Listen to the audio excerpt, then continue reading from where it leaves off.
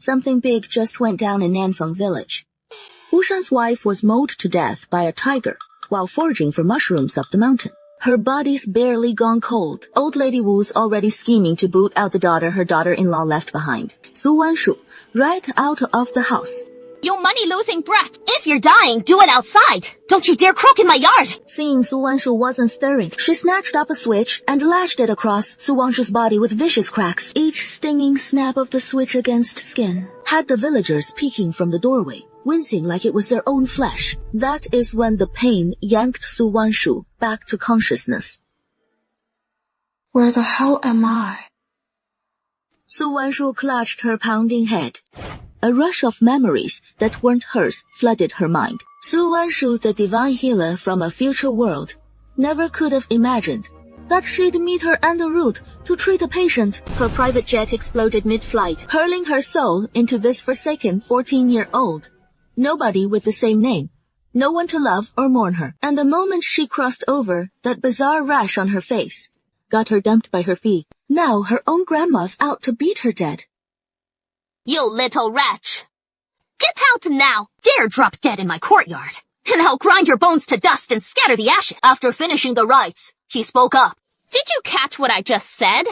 Seeing Su Wanshu stay dead silent, she lunged to grab the rattan switch in her hand and lash him again. The whistling rattan switch hurtling toward him didn't land on Su Wanshu, but was caught tight in his grip. Old Mrs. Wu gaped at Su Wanshu, utterly dumbfounded. He is grown this big already, and never once stood up to anyone. What has gotten into him today? Running a fever. That is addled his brain. Old Mrs. Wu. Since my foster mother has passed away, once I finish the funeral rites, I won't owe your family a thing anymore. Starting today, deaths are deaths. Roads are roads. Old Mrs. Wu yanked at the rattan switch, but it wouldn't budge, and she snarled viciously. Well, isn't that just perfect? Little Jinx always dragging down our family's luck just by being here. Now get the hell out, and stop being an eyesore! I can leave, sure. But the dowry my foster mother brought to the Wu family back then, I deserve a third of it as Su Wanshu. If you won't give me that third, I ain't going anywhere easy. Old Mrs. Wu never saw it coming. The usually timid Su Wanshu, who wouldn't even utter a peep, was now standing up to her, demanding Wang Kui's dowry. She felt a surge of rage boiling in her chest, nearly choking her to spit blood right there. You little rascal! The Wu family raised you from nothing for 14 whole years. And you can't even show a shred of gratitude! Now you want your foster mother's dowry too! Not a chance in hell! With that, old Mrs. Wu tried to swing at Su Wanshu again, but Su Wanshu wasn't one to be pushed around anymore. Su Wanshu! You little bastard! How dare you lay a hand on me!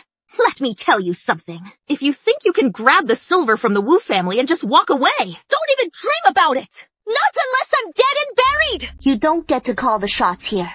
We'll let Li Zheng sort this out. Fine. Then go ahead and find Li Zheng. Our family's been sending him festival gifts every New Year and holiday. I'd love to see if Li Zheng takes your side. Old Lady Wu wasn't the least bit scared of Su Wanshu. She was just an orphan girl. What kind of trouble could she stir up? Li Zheng's got better things to do than meddle in some young adopted girl's mess. Aunt Wu, what is all this ruckus about this time? Old Lady Wu never dreamed Li Zheng would actually show up. Sanhu, what brings you here? Su Wanshu got dumped by her fiancé today. And now she's throwing a fit at home. Perfect timing. You can settle this for us. Su Wanshu's saying she wants to move out. Foster mother passed away, and we've got plenty of men in the family if she wants to leave. That is all well and good.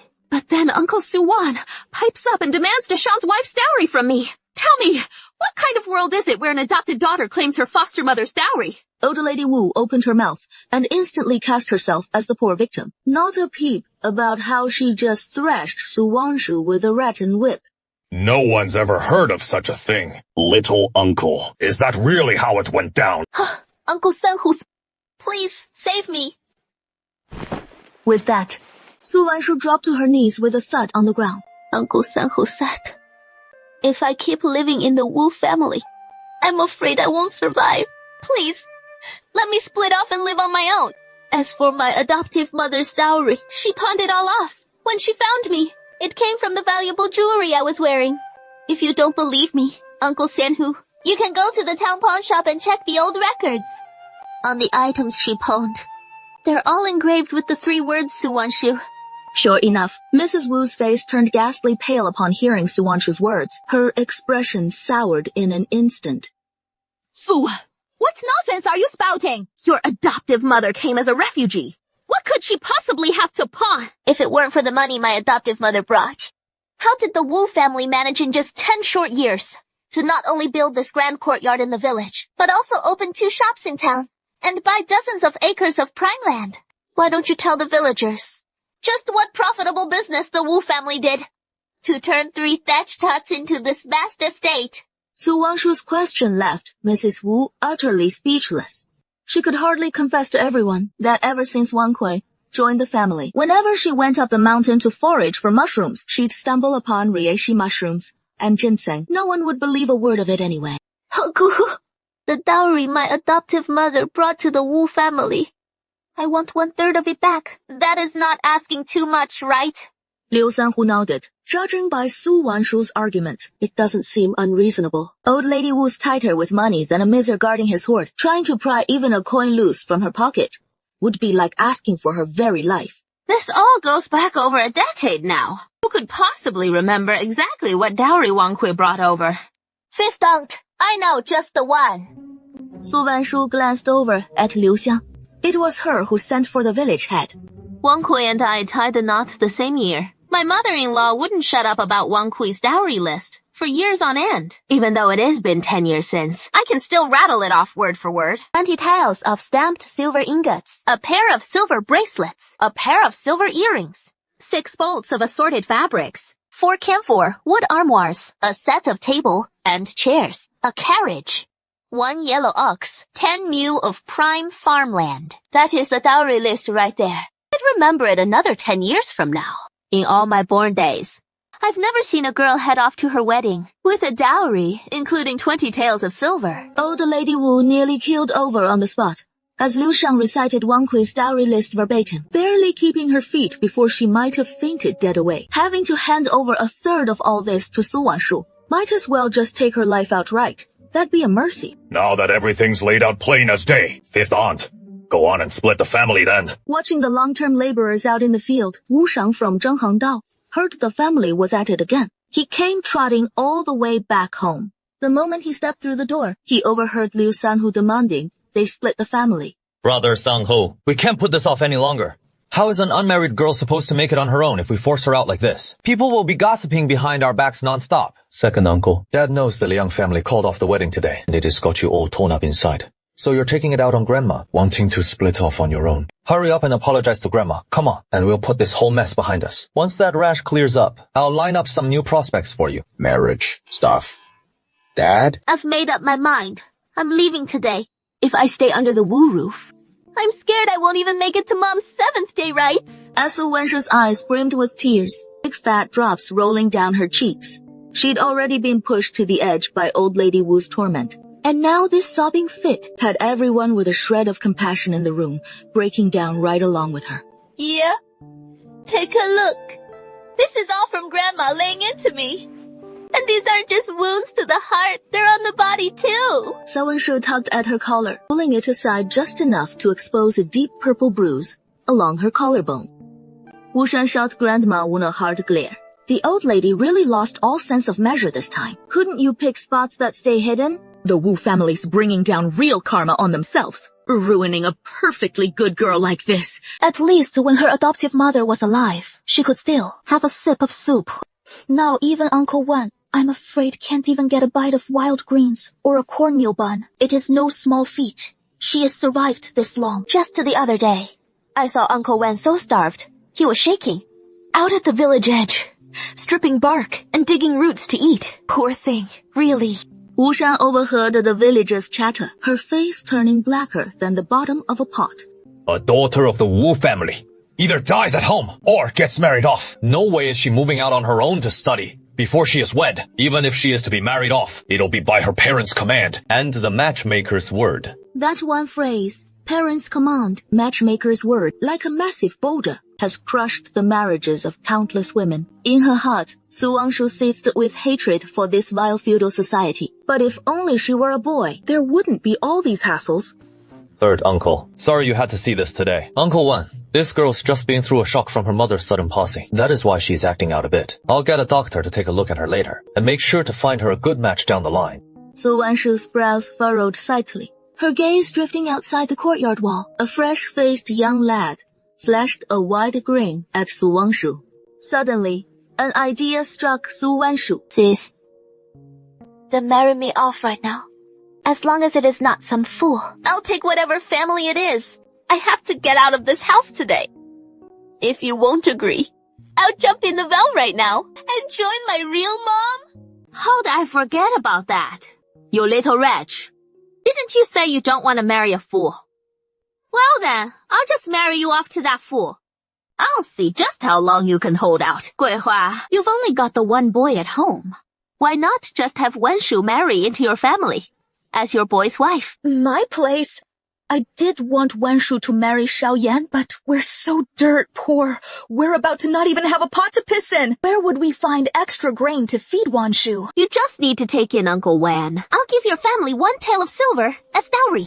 Then I'll have a bite to eat. Seeing young Guihua waver, old Lady Wu's smile deepened.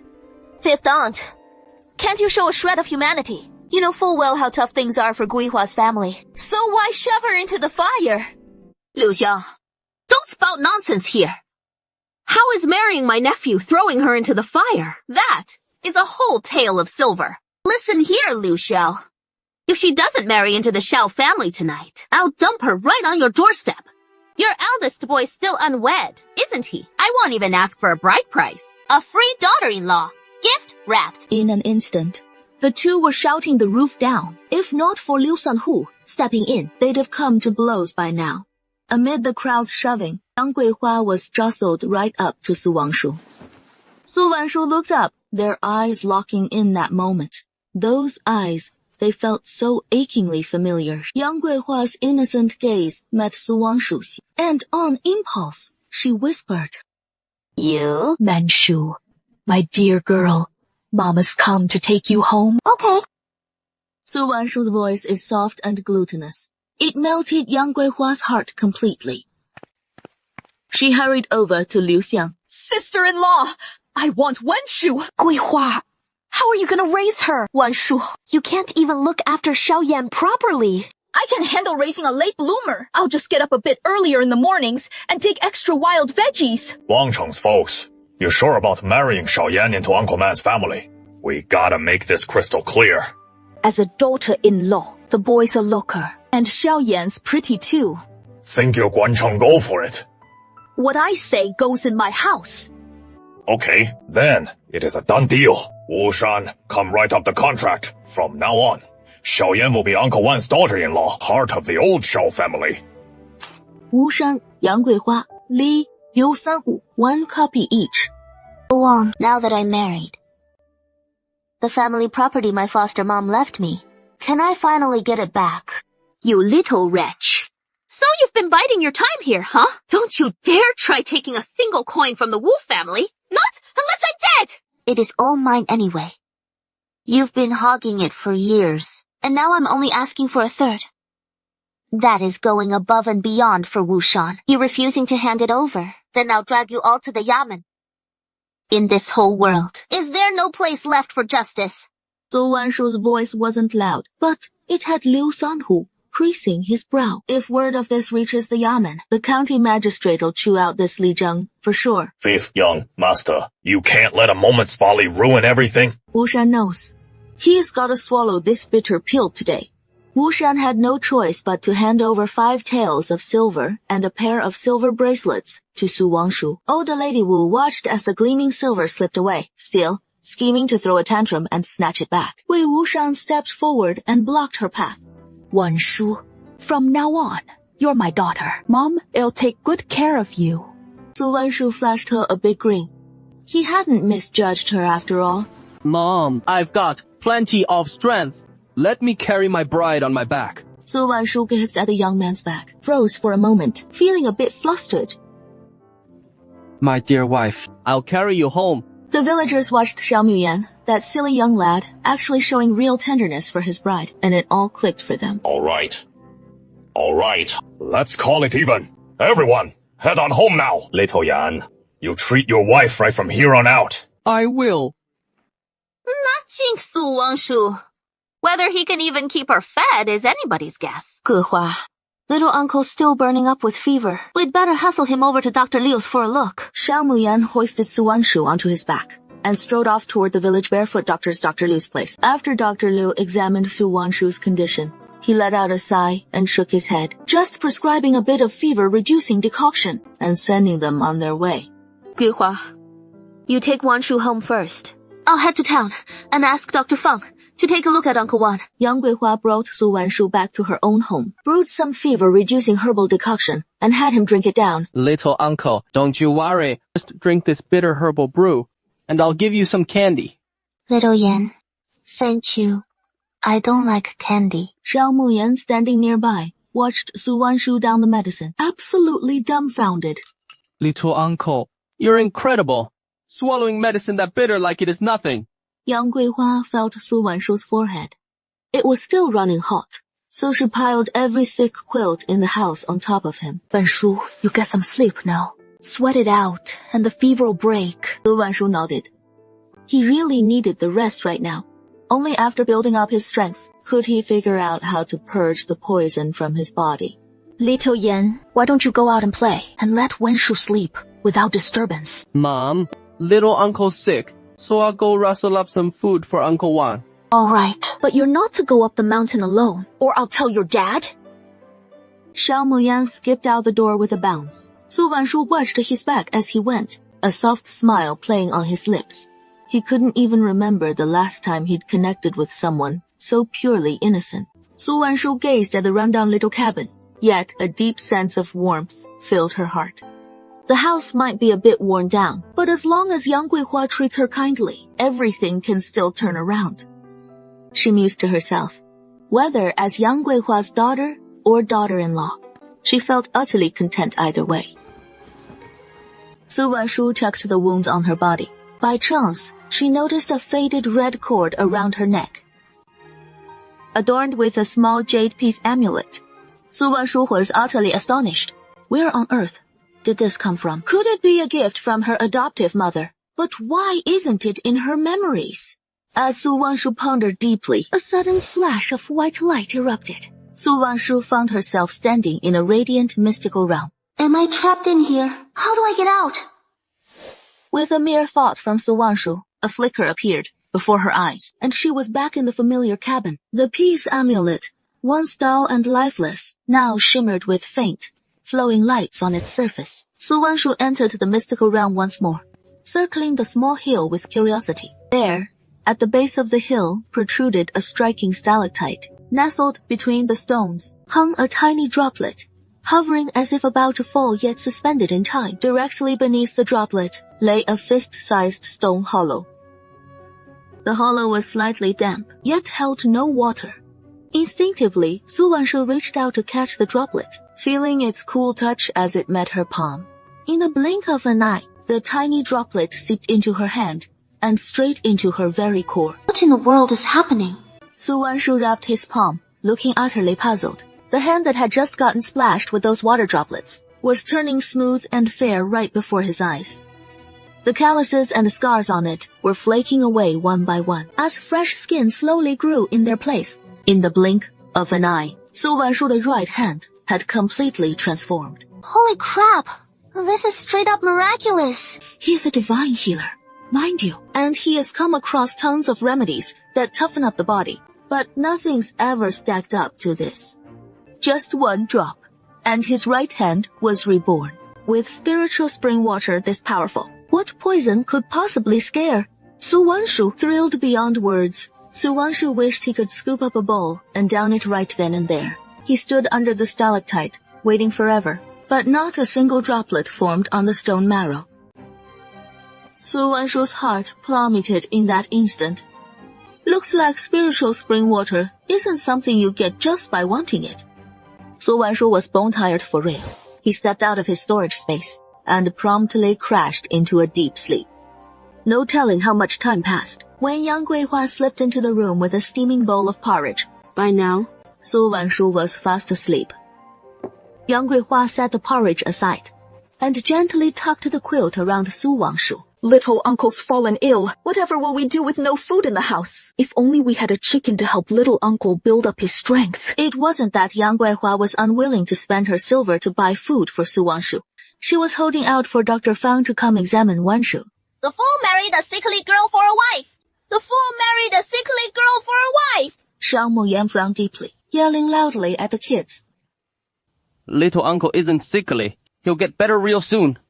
Don't you dare talk nonsense. If you say that again, I'll beat you up. The fool's gonna hit us! The fool's gonna hit us! Hearing Shang Muyan threaten to beat them, the kids took off running. Shang Muyan shouldered his basket and headed up Bluestone Hill.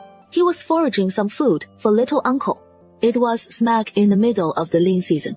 After scraping by through the winter, the farmers' rice jars were bone dry, so they had no choice but to head up the hills for wild greens and snare a bit of small game to fill their bellies. It was exactly because there was nothing to eat at home that Xiao Guancheng had set out early to hunt in the mountains. Otherwise, the whole family would have had to go hungry. Cluck, cluck, cluck, cluck. Xiao Muyan pushed forward a few meters when 2 reed pheasants charged right at him. The 2 pheasants, heaven knows why, were locked in a fierce scrap, trampling the tall wild grass flats. Wow. Pheasants. As Xiao Muyan let out a shout, the startled pheasants latched onto each other's necks and bit each other dead. Man, these pheasants are heavy. Not far from the pheasants, there were 2 nests of pheasant eggs. Shang Muyan scooped them all into his basket.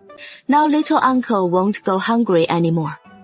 Shang Muyan made it back to the village, and plenty of folks spotted the pheasants in his basket. Xiaoyan, where'd you get this pheasant from? Xiao Muyan's auntie Wang Fang leaned in close, peering into Xiao Muyan's back basket. Xiao Muyan, heard your mom got you a wife. Can't tell at all. Your mom's pretty clever. Su Wanshu, that ugly gal, came with 5 taels of silver as dowry for you. You've struck gold. Little bro-in-law, she ain't ugly. Oh! Xiao Muyan, you little fool. Su Wanshu's face is covered in red rashes. Even if she pulls through, she'll be left with a face full of pockmarks. You're the pockmarked one. Your whole family's pockmarked. Xiao Muyan, you little dope. You've even picked up cursing. Keep it up, and I'll beat you senseless. Wang Feng grumbled, bending down to snatch a rock from the dirt, then glanced up, only to see Xiao Muyan had already scampered off, way down the path. Wang Feng glared at Xiao Muyan's back and sneered. 2 plump pheasants like that, I ain't letting Yang Guihua's full boy hog 'em all. Gotta go wheedle some back for myself. And while I'm at it, squeeze a few taels of silver out of them. That'd be the cherry on top. Dr. Fang, called in by Liu Xiang, was carefully checking Su Wanshu's pulse. Dr. Fang, give her a proper look. What is really wrong with our new bride? Alas, in all my decades practicing medicine, I've never come across a case quite like this. This affliction.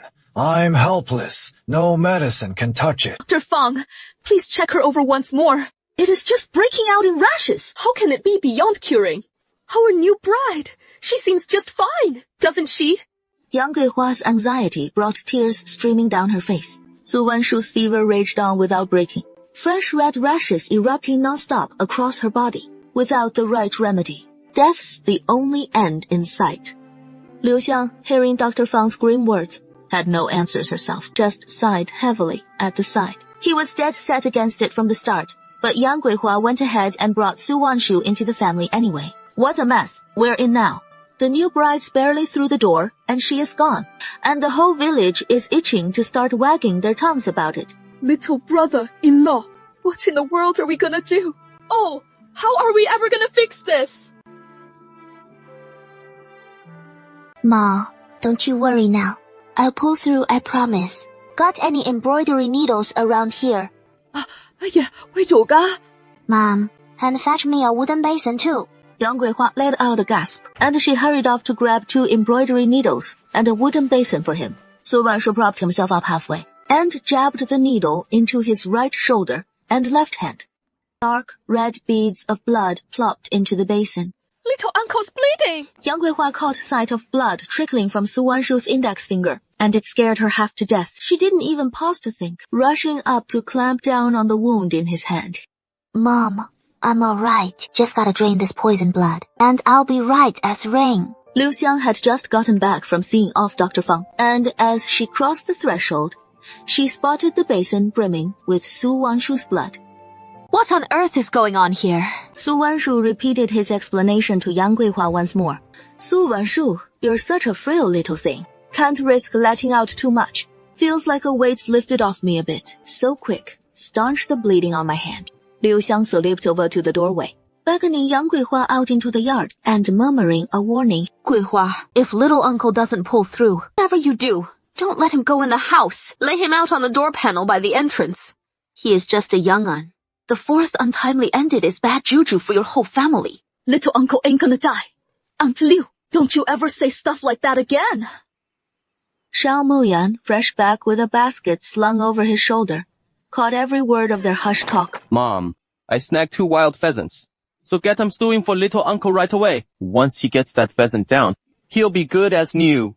Little Yan, you headed up into the hills. Mom, I didn't go. You said there were tigers up in the mountains. Little Yan wouldn't dare go there. I found a pheasant in the weeds down at the foot of the hill. Pheasants love hiding in those wild grass patches. After all, I always listen to Mom and Dad. This was picked from the wild grass patch. Guihua, you know, Xiaoyan, this kid never lies. Little Tree's mom was just mauled to death by a tiger. I'm scared. Mom, I don't have any more pheasants to give to little uncle, so little uncle will get better. All right. Mom, I'll go stew some pheasant for little uncle right now. The Shao family shack is tiny. Voices drifting in from the courtyard. Su Wanshu could hear every word. Right now, Su Wanshu's heart was a whirlwind of emotions. It hurt so much. In her past life, she was a revered divine healer. Everyone fawned over her. But deep down she knew, among them all, not one truly cared for her. It was all just mutual exploitation, each taking what they needed.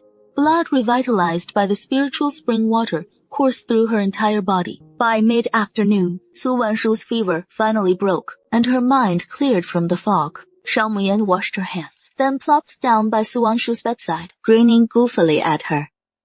Xiaoyan, why do you keep staring at me? 'Cause little uncle's so handsome. I want some water.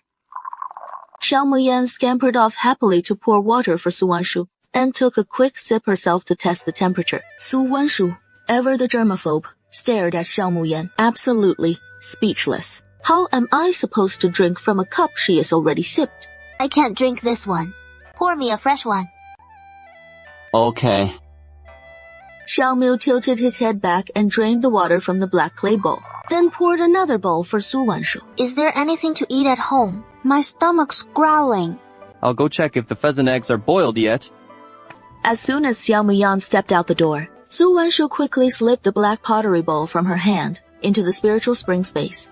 She set the big black bowl right in the pit beneath the stone marrow, and it fit perfectly.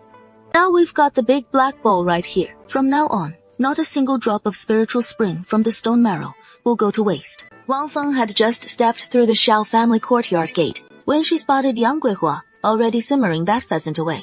Yang Guihua, you silly thing. Why'd you get a move on so quick today? Already got it on the stove, huh? Wang Feng's beady little eyes darted quick around the yard.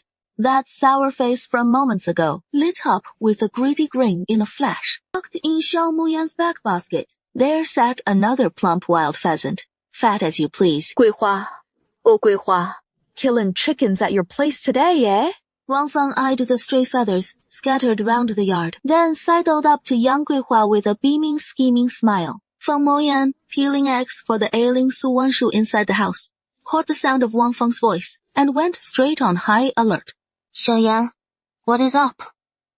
Uncle, Mom's a bad guy. She tricked me out of my candy. Quick, stash those eggs away. Don't let the eldest aunt catch sight of them. 'Cause Wang Feng ain't here for a handful of eggs. No, She has got her eye on those 2 wild pheasants we brought home. Eldest sister-in-law's here. I was coming back from the fields just now and ran into Xiaoyan with a pair of wild pheasants she'd nabbed. Our Jinbao's at the schoolhouse studying all day long, wearing his poor little brain out. So lend me one of those pheasants to build the boy back up a bit. And down the line, once Jinbao tops the imperial exams, lands himself a big government post, he won't forget his third aunt here. I promise ya. Wang Feng had pulled this studying kid routine plenty before, swindling all sorts of stuff right out of Yang Guihua's hands with it. To Yang Guihua's simple way of thinking, any kid heading off to school must be something special, bound for real success down the road. She could stand a little hardship herself, no problem. But no way was she letting a studying child go hungry. But not today. She couldn't. Those pheasants were for Savin Su Wanshu's life. Hand one over to Jinbao. That poor little uncle of yours is probably not gonna make it. Sister-in-law, this pheasant's for my little uncle to eat. Once Guangcheng gets back from the mountains, I'll bring some food for Jinbao too. Guanghua, you're such a fool. What the heck is Su Wanshu anyway? I heard what the doctor said. Su Wanshu's definitely beyond saving. You're wasting a fine pheasant like that on a dead man walking. Ain't ya?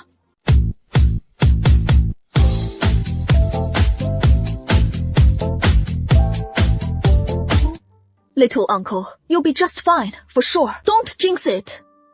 Wang Feng let out a snort, too lazy to bother arguing with Yang Guihua. She turned and snatched the pheasant from her basket. Eldest auntie, can't you show a little shame? Out of everyone in this yard, you're the healthiest and strongest, and you've got the nerve to take our stuff. What do you mean, our stuff? This clearly belongs to the Shao family. Anything from the Shao family. What is so wrong with me taking a pheasant home to eat? The old Shao family split up years ago. Eldest auntie, did that pheasant scramble your brains or what? It is all mush up there. You've forgotten already. You little wench! Who the hell do you think you are? I'm your elder. How dare you talk to me like that? I think you've got a death wish. Seeing Wang Feng acting so arrogant and bossy, Su Wanshu realized she'd bullied Zhao Muyan's family plenty of times before. Eldest auntie, look. Our family's gone months without a whiff of meat. How can you have the gall to come freeloading at our place? Aren't you scared all those rotten things you've done? We'll make heaven turn a blind eye no more one day. And come collecting. I'm just grabbing a pheasant for Jinbao to eat. Whether the old Shao family ever amounts to anything depends on my Jinbao. So he deserves a nice treat. Oh, you little wench. How dare you get rough with me? Eldest auntie, little uncle's not a little wench. Grandma said that is you, and she wouldn't get it wrong. Help! Somebody! Eldest auntie's gonna beat my wife to death! You little bastard. What the hell do you think you're doing? Xiaoyan went out and hunted that pheasant.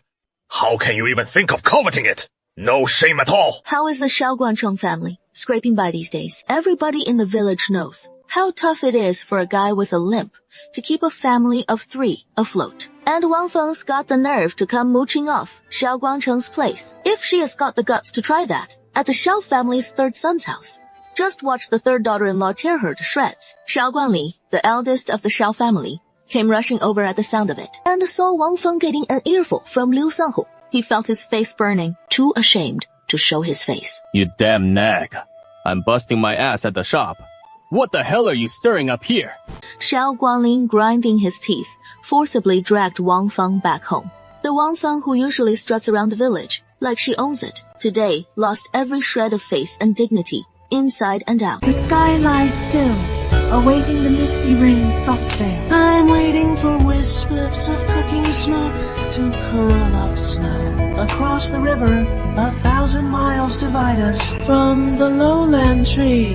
I watch your gaze drift free and light. Just call me the quiet hint of our paths crossing someday. Su Wanshu's already fragile after that fuss from Wang Feng. Her weak body spat up blood once more.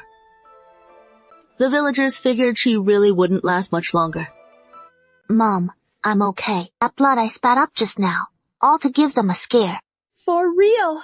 Yang Guihua clearly wasn't buying it. She is gone and spat up blood. How could that not hurt bad? Yan, I swear, I'm not fooling you. Didn't you stew up that pheasant for me? Right now, I could devour a whole big bowl of pheasant meat, and I'll be right as rain once I do.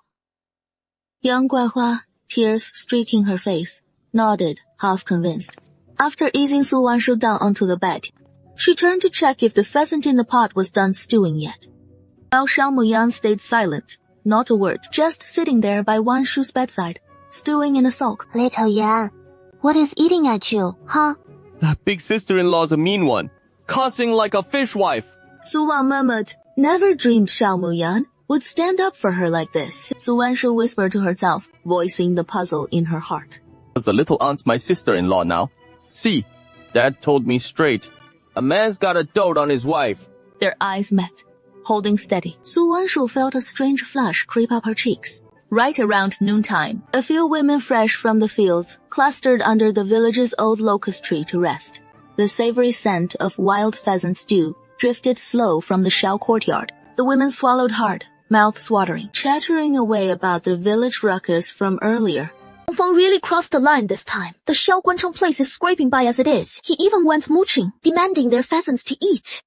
Who could argue with that? He won't let it go that easy.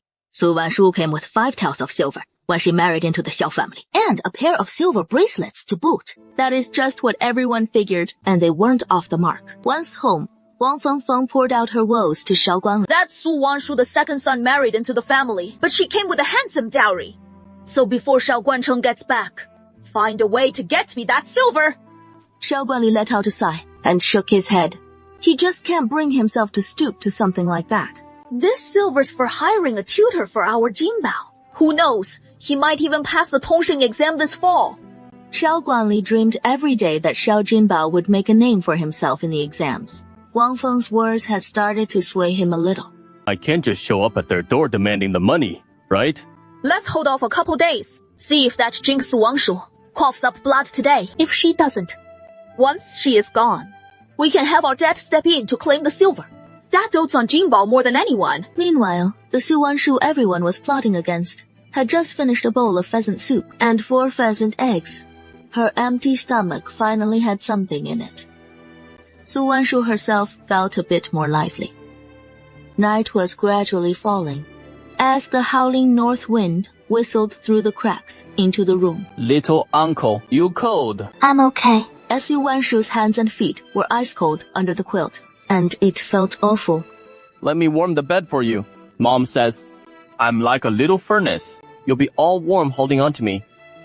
Xiao Muyan didn't wait for Su Wanshu to respond. He kicked off his shoes and socks and burrowed right into her bedding. The divine Dr. Su from her previous life felt no embarrassment, having never shared a bed with any man before. But even this half-grown boy Xiao Muyan left her feeling uneasy. Little Uncle Xiaoyan, you two get to sleep now. I'll work on some needlework for a while. Mom, I can't sleep in the same bed as you. Little uncle, you're my daughter-in-law, so you should share a bed with me. Little brother-in-law, so let Xiaoyan bunk with you. He's got plenty of warmth. He'll keep your bed nice and toasty. You won't feel the chill at night. Mother, you should turn in early too. That little oil lamp's too dim for the room. After all that sewing you've been doing all day. Little uncle, look what I brought back for you.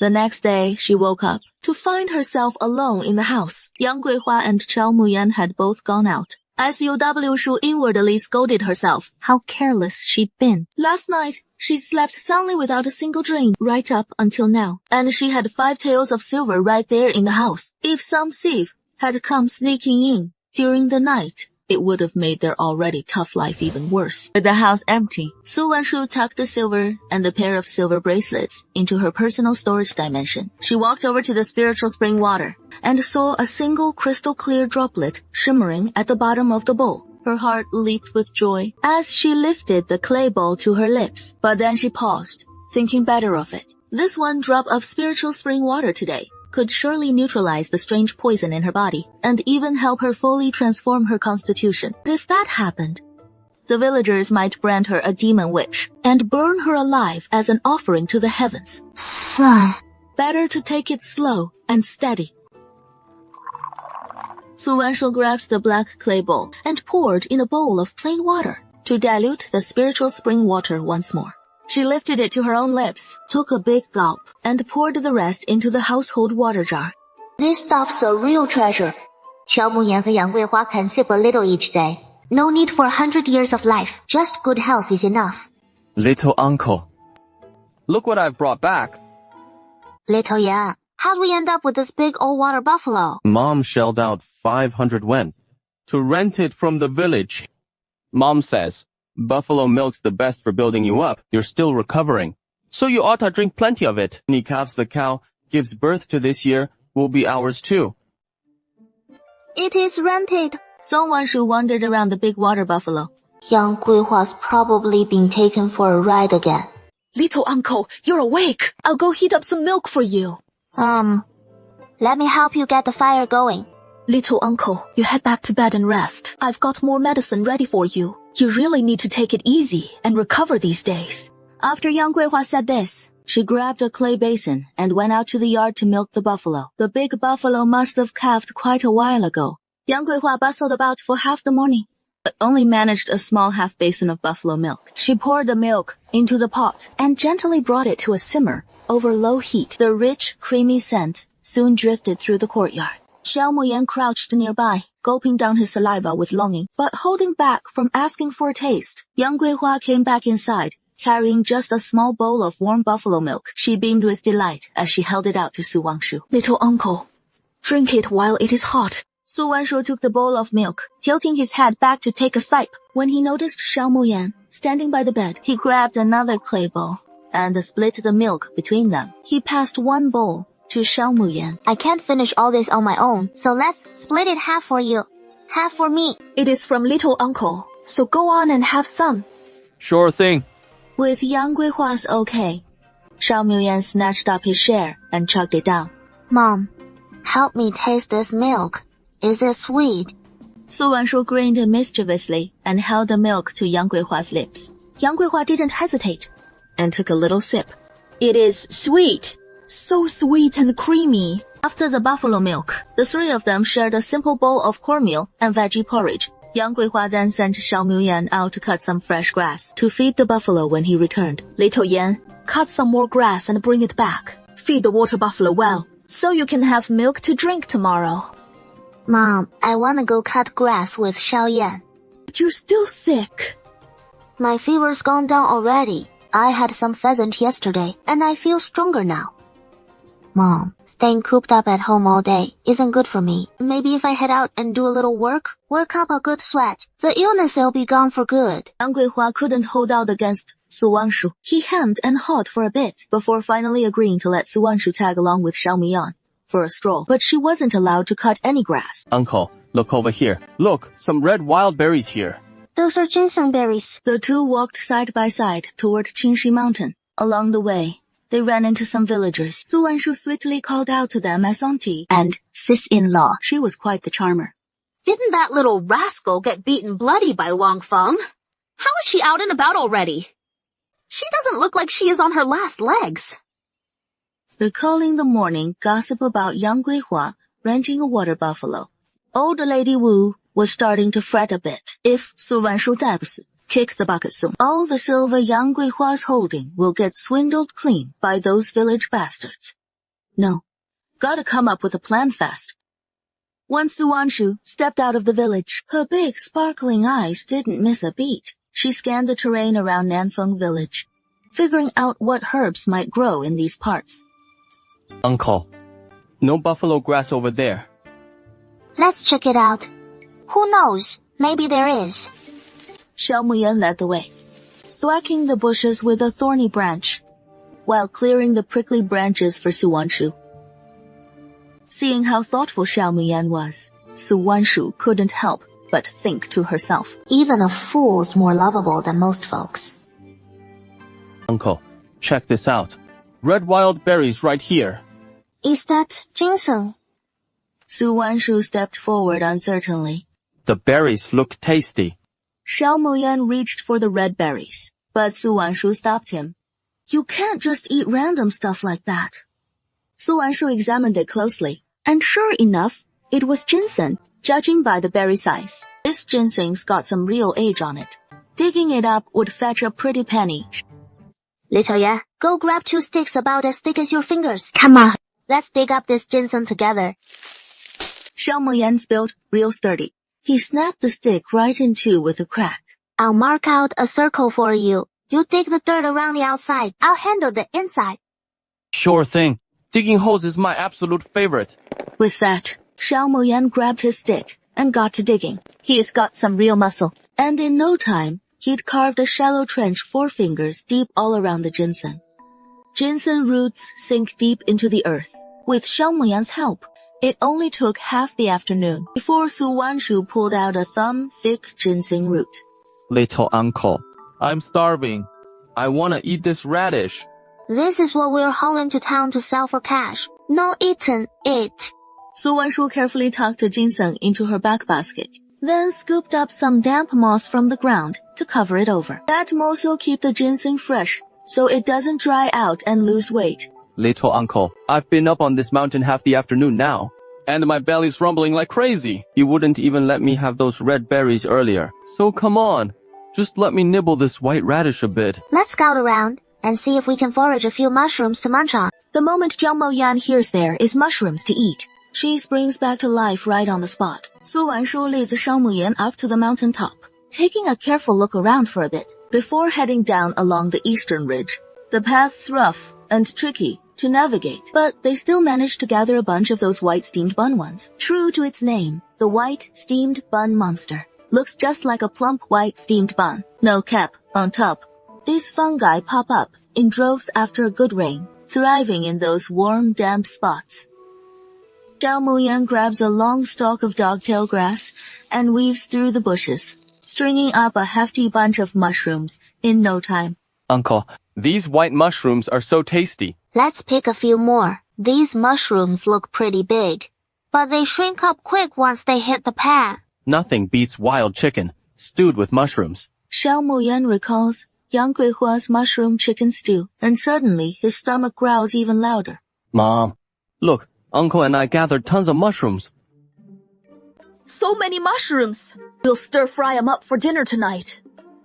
Mom, you gotta fry all these mushrooms. Don't hold back a single one. With this many, and just the 3 of us, we might not polish 'em off. These white steamed bun ones look hefty, but poof, they're gone in the pot.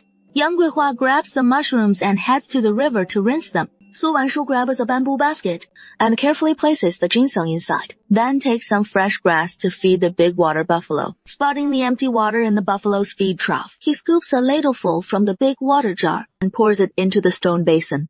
A buffalo won't give much milk on just a handful of grass like that, so he has got to give her a proper feed to build her up. Uncle, the way you're sipping that water is just so sweet.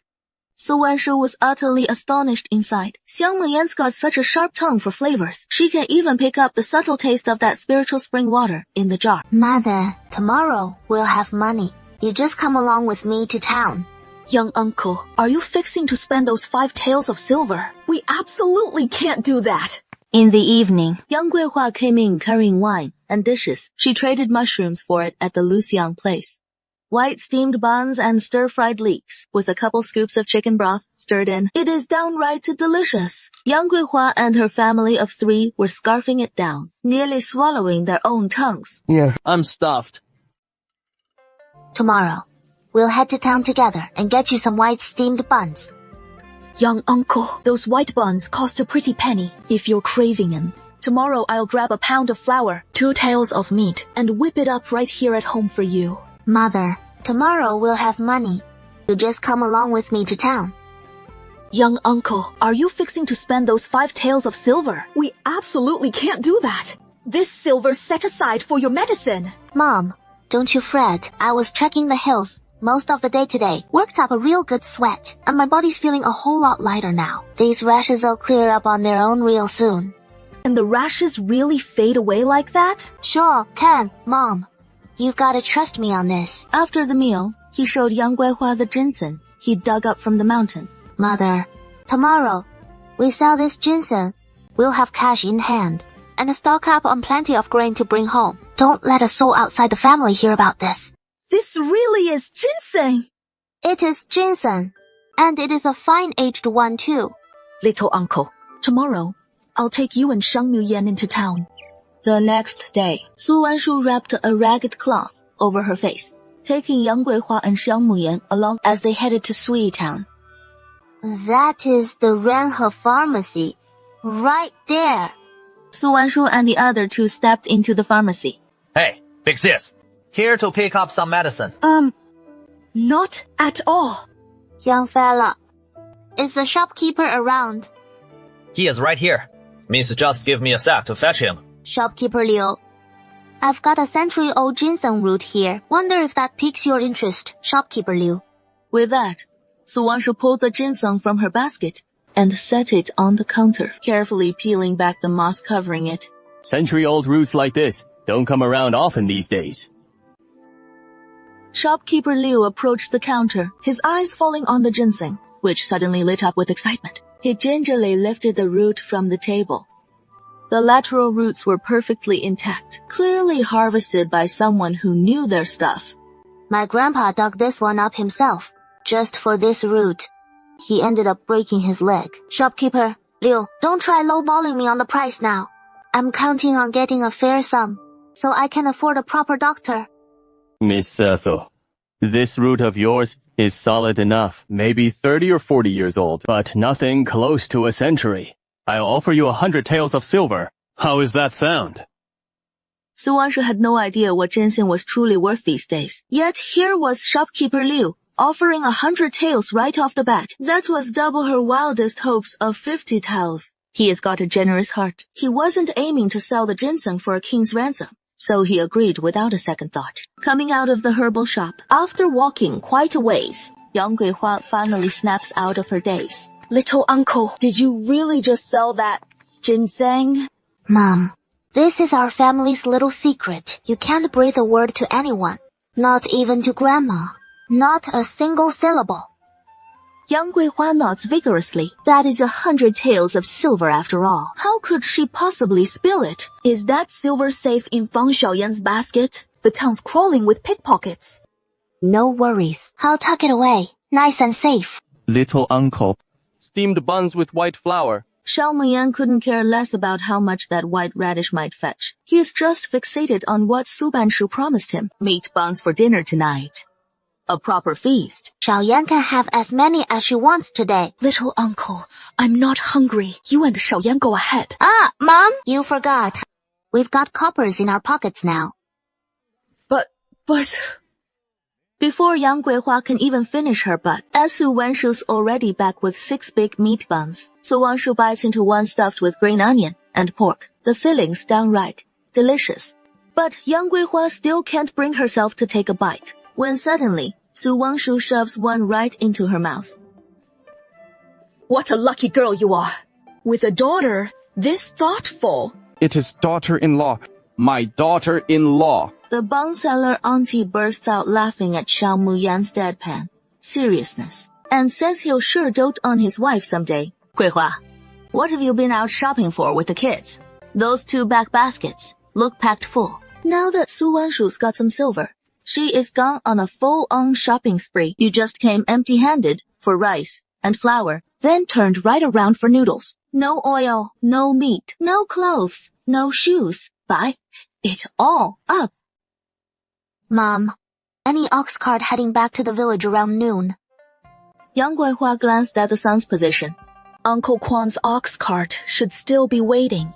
If we ride with him, it is 2 coppers ahead. Little uncle, maybe we ought to just walk back instead. 6 coppers get us 6 steamed buns, after all. Mom, I feel so weak. I can hardly move. And with all these things to carry, what if we run into bandits on the way? Yang Guihua nodded. Then LED Su Wanshu and Xiao Muyan to the ox cart. Uncle Quan's ox cart already had 3 village women on board. The moment they spotted Yang Guihua with Su Wanshu and Xiao Muyan, they all went dead silent. Wasn't Su Wanshu supposed to be at death's door? But she sure doesn't look the part. She even made it to town on foot by herself.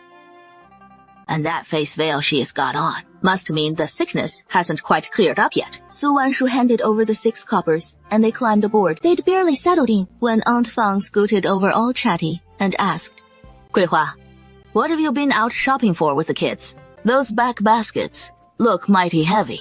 We're flat out of grain back home, so I grabbed a little something. Uncle Wan's on the mend, doing much better now.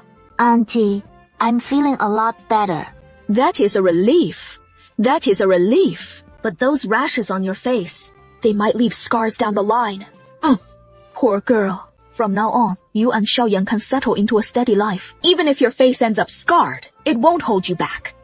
We've all scraped by through tough times in this village.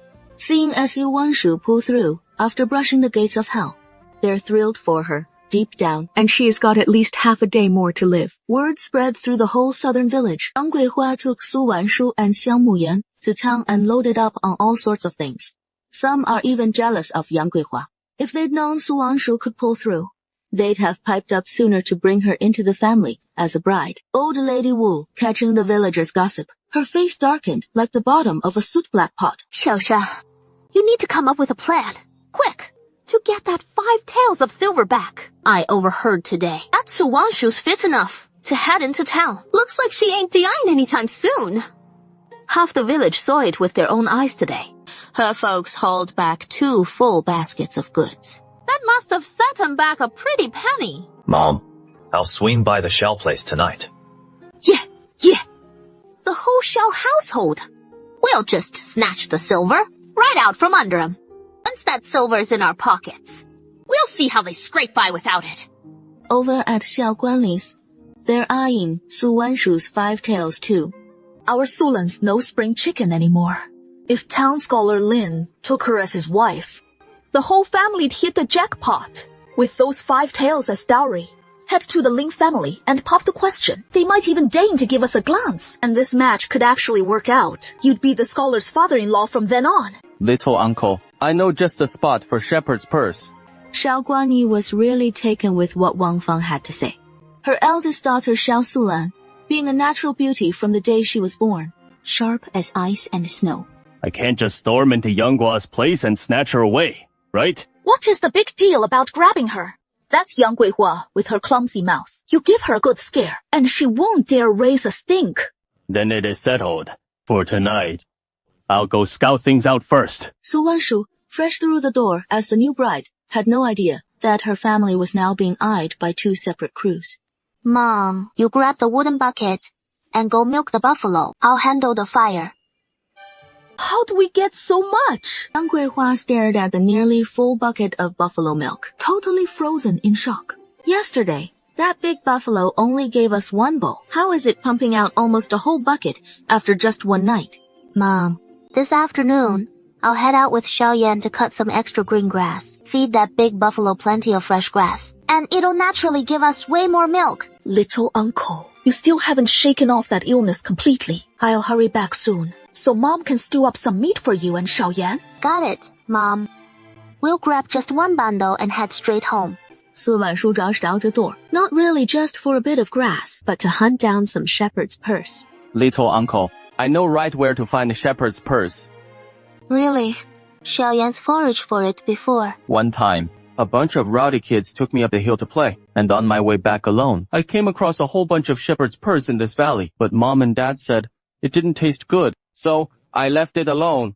Mom must have gotten it wrong. This shepherd's purse is so tasty. Let's dig up plenty more shepherd's purse today. Tomorrow, we'll wrap some shepherd's purse dumplings at home. What is up with the kid? Su Wanshu, basket on his back, walked side by side with Xiao Muyan along the winding mountain path, chatting as they went about how to make dumplings and all the different fillings you can use. Xiao Muyan hung on every word, drooling the whole way, nearly forgetting the route to that little hidden valley. Xiaoyan, you sure this is the way? Xiaoyan never gets it wrong. I know every trail up here, like the back of my hand. Seeing Xiao Muyan's full-on confidence, Su Wanshu couldn't help but chuckle. Sometimes it is nice when folks keep things simple. Little uncle, see, told you I had it right. Just head this way. Squeeze through that cave, and we're in the little valley. So how do we get back out? Just climb up these vines. Easy peasy. Sure enough, they reached the valley, but getting down meant jumping off the cliff. Why not just drop straight down from here? Nah, can't go that way. This side. With that, Xiao Muyan grabbed Su Wanshu's hand and led him down the narrow goat path. Her hand was big and warm, and Su Wanshu felt a bit awkward inside, but he didn't pull away. He had a touch of fear of heights. Little uncle, don't look down, and you won't feel scared. I'm not scared. You just keep moving. This place is seriously tucked away. Plump wild greens everywhere you look. Bet there is some small game around here. Might as well set a few rabbit snares. Su Wanshu was a man of his word. In no time at all, he'd woven 10 snares from tough vines. Xiaoyan, how'd you dig up so much shepherd's purse? Shepherd's purse dumplings are the best. Xiaoyan, you didn't just dig those up by hand, did you? Digging with that plank's way too slow. I'd dig it up quicker with my hands anyway. Xiaoshuo, are you staring at that bush for something? Su Wanshu figured the trap he'd set had snagged some prey, and he bounded over, all excited to grab the rabbit. But as they got closer, they realized it wasn't a rabbit at all. It was just a little beehive that had tumbled down from the tree. Uncle Blackhead Bee. Run for it. Those blackhead bees pack a nasty sting. Xiaoyan, don't worry. These blackhead bees aren't that scary. Su Wanshu stepped forward, nice and easy. He started humming softly under his breath, like a little folk tune, or maybe a gentle murmur. This was the tune Su Wanshu picked up in his past life, after patching up some big shot who slipped him the secret. Once he mastered it, no swarm of bees was too wild for him to tame. Xiaoyan, grab me a big leaf, will you? Now we'll have honey to sweeten things up. Zhao Muyan perked up at the mention of honey and lost all her fear, even with the bees going nuts. She scrambled quick as a flash and fetched 2 big leaves, then wrapped up the hive snug inside them. Su Wanshu and Xiao Muyan's outing this time turned out to be a real haul. Not just the wild greens they foraged, but a whole beehive and 4 wild rabbits to boot. Mom, what'd you whip up? Smells amazing. So good. Stewed up some pork belly. Just for you. Now wash up and dig in. Today, Yang Guihua whipped up a real feast for dinner, with braised pork belly, steamed rice, and a big bowl of veggie soup. The 3 of them dug in, laughing and chatting all the way. Yang Guihua then poured some warm milk for Su Wanshu and Xiao Muyan. Mom, you have some too. We didn't gather much grass today. We dug up loads of shepherd's purse. We'll toss a couple handfuls to the big water buffalo come morning. That oughta get the buffalo producing even more milk. Mom, I left that basket right on the east room windowsill. Whatever you do, don't touch it. There is a whole hive of black-headed bees in there. Give it a few months, and we'll be feasting on honey. All right, Mom. Got it. Su Wanshu and Xiao Muyan had been out running around all day, so they hit the hay early. Yang Guihua burned the midnight oil, stitching away at her embroidery. Past midnight, Yang Guihua zao silamp. Xiao Guanli vaulted over the low courtyard wall. He could barely contain his glee. Those 5 taels of silver were as good as his tonight. Xiao Guanli slunk up to the door and gave it a shove, but it held fast. Knife in hand, set to jimmy the wooden latch inside. When suddenly, Wu Shan's footsteps crunched up behind him from the shadows. Guilty as charged and scared half to death, Xiao Guanli let out a piercing triplia. That shadowy figure jumped at Xiao Guanli's holler, stumbling over something in the dark, and then came the angry buzz of wings. Before they could even make out what hit them, the black-headed bees swarmed them, sending the pair into wailing hysterics. Mom, let's hold off on heading out for a bit. Xiao Guanli and Wu Shan howled in agony from the black-headed bees' stings. Nanfeng village lay hushed in the dead of night, until the 2 men's slaughterhouse squeals ripped through the silence. That drew half the village in an instant. The black-headed bees got spooked by the firelight and buzzed back to their hive. Uncle, foster dad, how come it is you two? I thought it was some ghost stirring up trouble. Big brother, what brings you to my place so late at night? I had too much to drink. That is how I stumbled in here by accident, folks. Sorry to bother you all. Woke everyone up from their sleep. Zhao Guanli, hold it! Right there! You think I'm some kind of fool? Li Zhao, what is your game? Sneaking into Guan Cheng's house like this? Don't think for a second. I don't know what is going on. I'm laying it out plain and simple right here today. If anyone dares to creep around Guan Cheng's place again, don't come crying to me about village ties. I'll haul them straight off to the county jail. Village head, we messed up big time today. You won't see anything like this from us again. That is for sure. Normally, Wu Shan struts around the village like he owns the place, thanks to his family's bit of money, thinks no one matters. But tonight, getting caught red-handed by the whole crowd, he has lost every shred of face he had. You two better watch yourselves. Now get out of here, both of you. Who knows when Wancheng will get back? Hey, you all ought to barricade the door at night when you sleep. Keep the bad guys from breaking in. Thanks, village head. We'd have been lost without you showing up tonight. With something like this happening at home, Yang Guihua was scared out of her wits. She bolted the door shut, dragged the cloth chest over from inside the room, jammed it up against the door, and only then could she finally sleep. Yeah. When's Dad coming home? Your dad's been out hunting for 7 or 8 days now, Xiaoyan. He should be back any day. Once Dad gets back, let's rebuild the house. Make it proper. It is high time we built you and Xiaoyan your own rooms. Su Wanshu and Yang Guihua chatted now and then, dreaming of the good days ahead. Early yesterday morning, Uncle went down to the river last night to wash clothes. Little uncle, you missed it today. Jiao Guanli and Wu Shan's families both called in doctors. Word is, both their faces are swollen up like pig heads.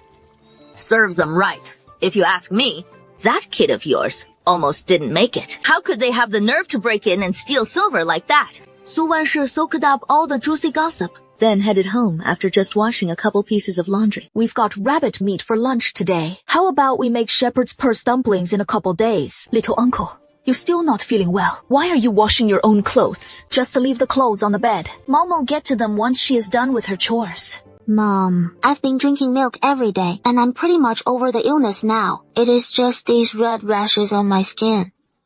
I don't know when they'll fade. Mom, I want some water and milk. Zhang Muyan's built like a sturdy little calf, and she chopped all this firewood in just one morning. Xiaoyan, you're amazing. Drink plenty of water and milk later. But this is our little secret about your super strength. You can't tell anyone outside the family. It is our little secret. Yeah, our little secret, me and little uncle. Mom, I want to eat shepherd's purse dumplings. Little uncle says they're super tasty. We've got rabbit meat for lunch today. How about we make shepherd's purse dumplings in a couple days? Yeah, we caught a bunch of wild rabbits yesterday, little uncle says. When stewing wild rabbit, toss in a few red chilies. Makes it even tastier. Mom, you know how to stew it. I'll stew up some wild rabbits for lunch. But you gotta help me out by turning over the veggie patch in the yard. We don't have any veggies at home, so he is planning to use the spiritual spring water to grow some. Sure thing. I'll go flip that veggie patch right now.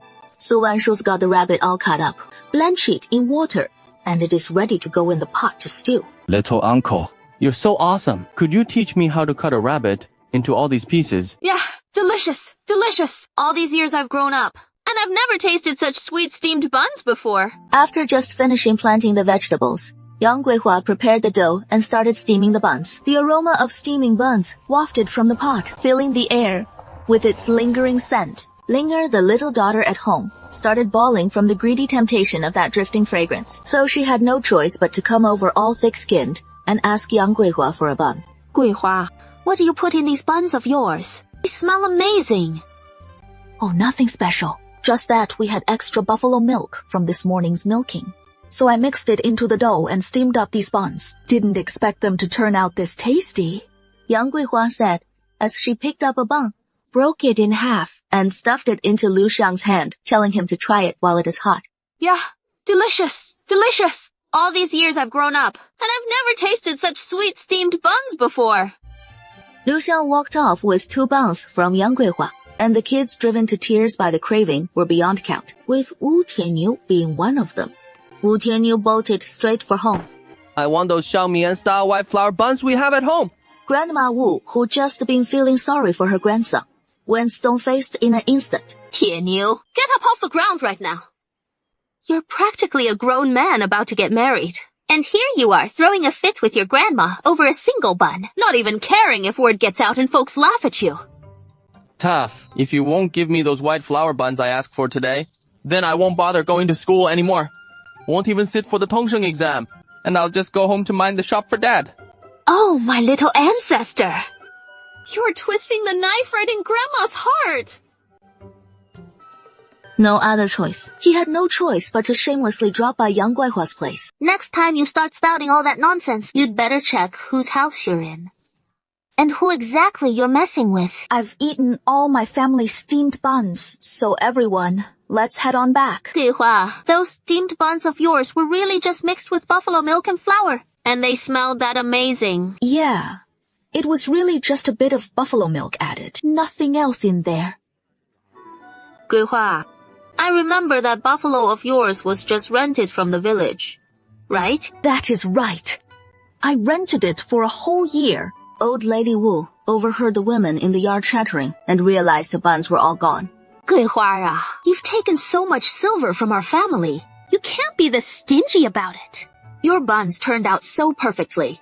Why not just steam another batch? It is not like you're short on cash anyway. Su Wanshu, resting with his eyes closed in the house, caught Old Lady Wu's words from the yard, and he was completely floored, thinking what on earth a pot of plain white flour buns could be worth. Fifth Grandma, next time you start spouting all that nonsense, you'd better check whose house you're in. And who exactly you're messing with. You little wretch. Don't think just 'cause you're married now that I can't put you in your place.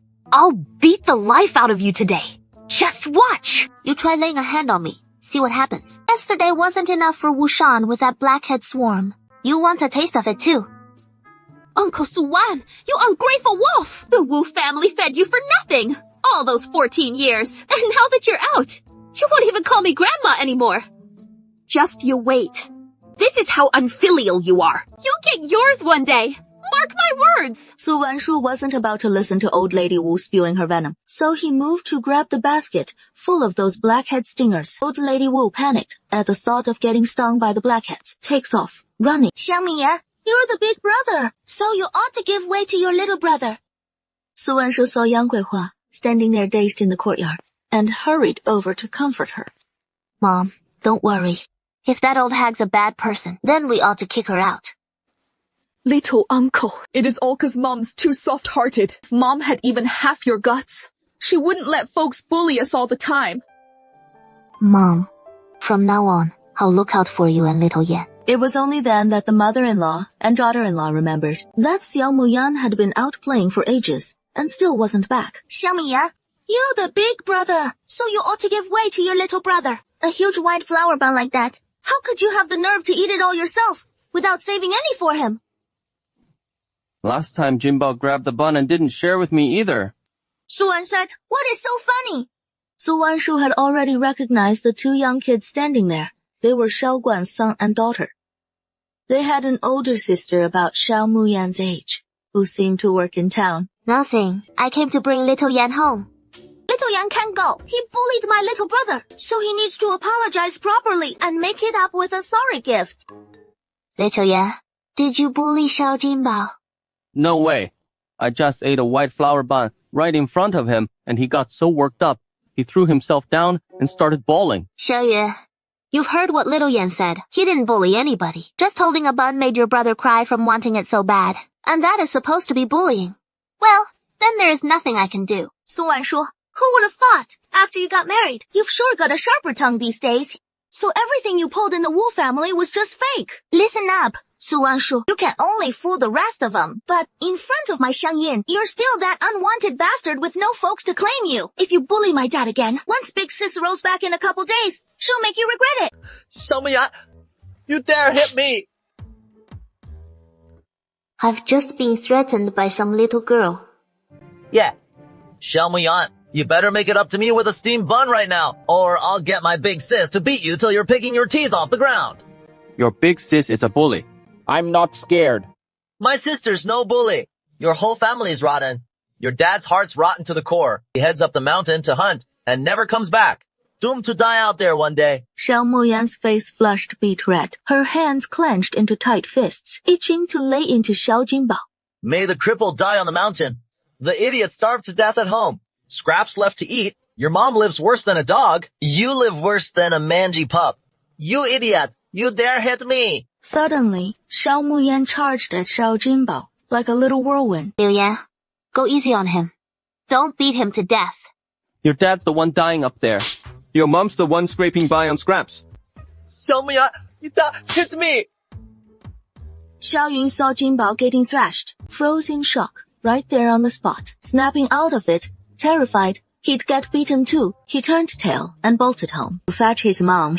Xiaoye, run! Seeing Xiao Yun sprint home for backup, Su Wanshu grabbed Xiao Muyan and bolted. Little Mo Yan, your dad's back! Your dad's back! 桂花, Guan Cheng's been up in the mountains for quite a spell now. If he doesn't come back soon, I'll head to old Zhang the hunter's place in the next village and ask around for you. See if he has run into brother Guanqing up there. It wouldn't hurt to check. I've heard the gossip floating around the village too. 桂花, don't pay those village busybodies any mind, stirring up trouble with their wagging tongues. Brother Guancheng's bound to come home safe and sound. Yeah, I know Guancheng would never abandon us. Me and the little one. 桂花, look. Those veggie seedlings you planted this morning, they've all taken root already. Something like this. Never happened before. 桂花, this is a good omen. So just relax. Brother Guancheng will be back before you know it. Just a few more days. After being away for nearly half a month, Xiao Guancheng finally staggered back into the village, all tattered and torn, with a little wild boar slung over his shoulder. Who knows how Yang Guihua and little Xiao Muyan managed to get through these past 2 weeks. Guancheng, you're back. Third, Grandpa must have just come in from the fields. Seeing how the villagers are treating her like this, it just goes to show his family's doing. Alright, wife and kid are safe and sound. Xiao Guancheng couldn't be happier. Kids have quick feet, and one dashed off to Xiao Muyan's place with the good news. Su Wanshu and Yang Guihua were at home, picking wild greens. Little lamb, your dad's back! Your dad's back! The kids' shout made all the greens tumble from Yang Guihua's hands to the floor. Little uncle, what was that kid yelling about just now? Guancheng, you're finally back! You're finally home! Mom, just now they said Xiao Yan's dad is back. The little flame emperor's back! He brushed the dust off his clothes, then hurried off toward the village entrance. From afar, she spotted Guancheng, all ragged and worn, and Yang Guihua couldn't hold back her tears any longer. Guancheng, you're finally back! You're finally home! I'm back. Hua, I bagged a wild boar. Guihua, don't cry. Let's head home. I'll whip up some braised pork for you. All right, Guancheng. This is Shu, the wife I found for Xiao Yan. Guancheng froze for a second, then stared at Su Wanshu in utter disbelief. He'd only been gone half a month. How'd his boy go and get married?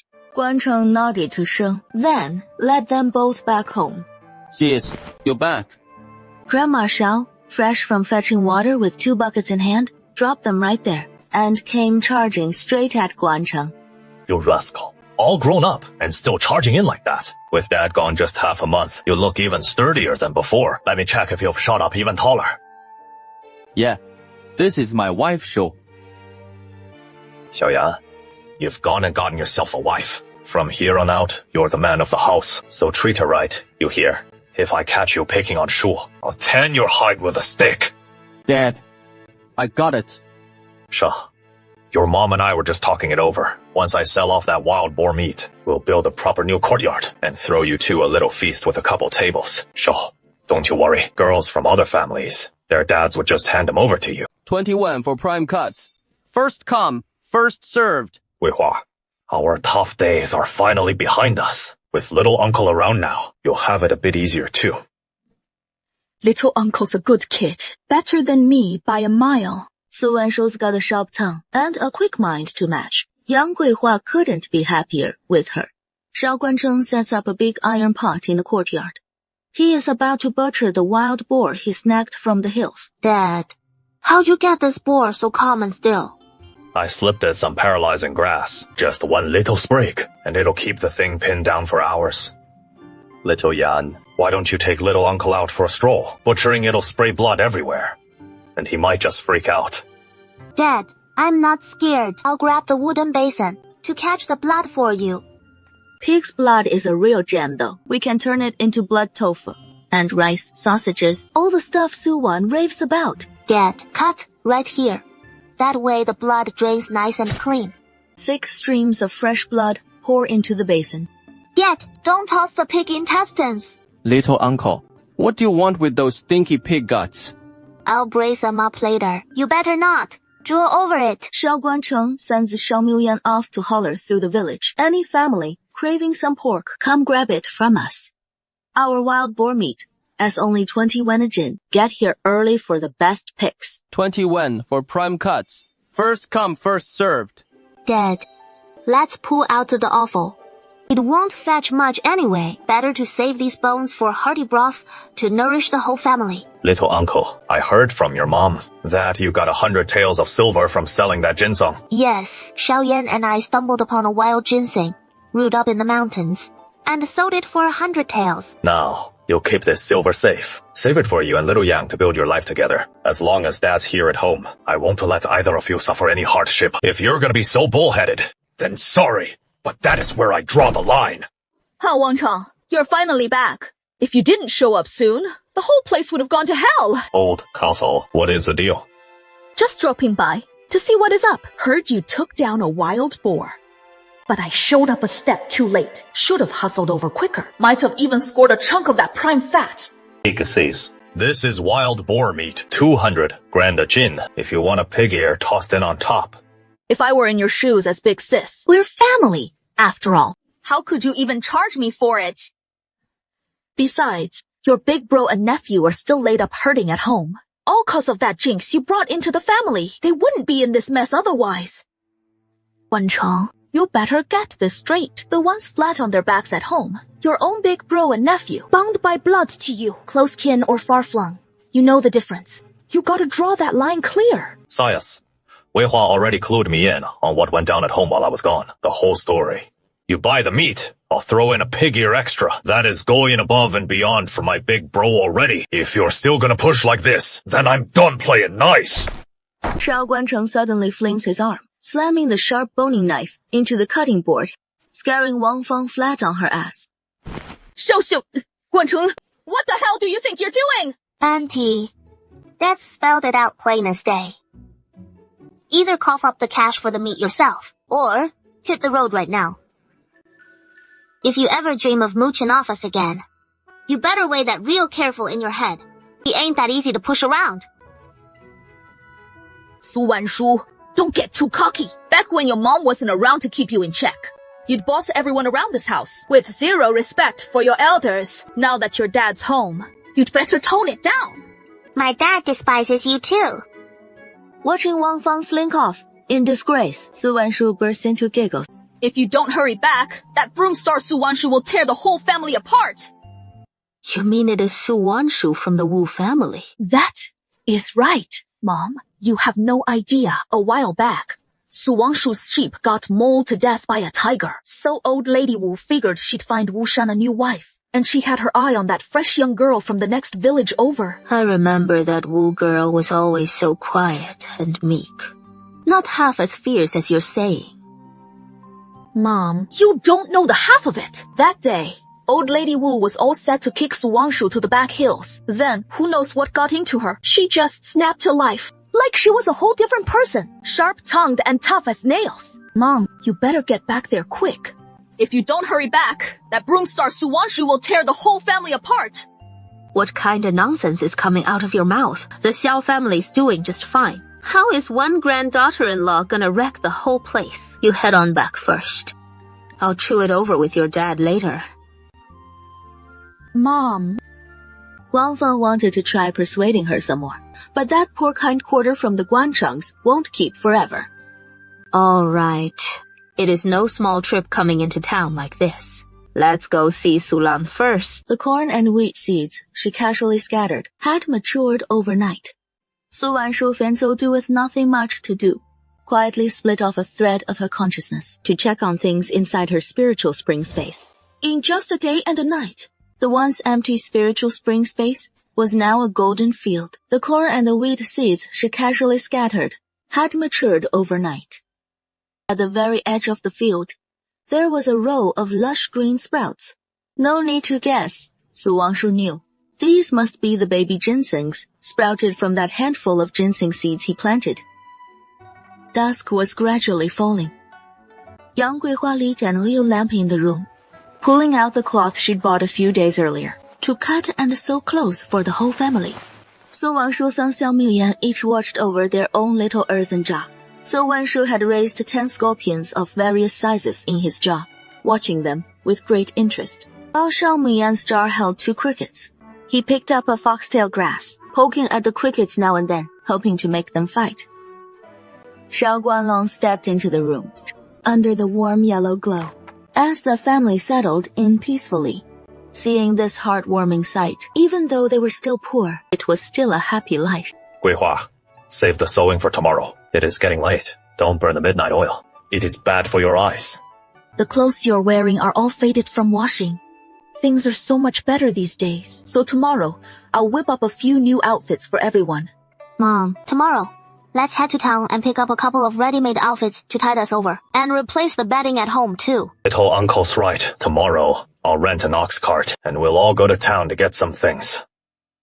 I'll ask around in town about the going rate for masons these days, and see how much silver it'll take to build us 4 new rooms. The next day, the family of 4 had finished their early breakfast, getting ready to rent an ox cart to head into town. Meanwhile, Grandma Xiao and her husband had returned to Nanfeng village with the 3rd son's family, heading straight for Xiao Guancheng's place. Guancheng, I heard Xiao Yan got married. This must be the little uncle, right? I heard from your auntie that a while back, the rash on your face hasn't cleared up. Have you seen a doctor lately? Su Wanshu blinked, a bit puzzled by the whole situation. Wasn't the Grandma Xiao from all the rumors the one who couldn't stand Xiao Guancheng's family?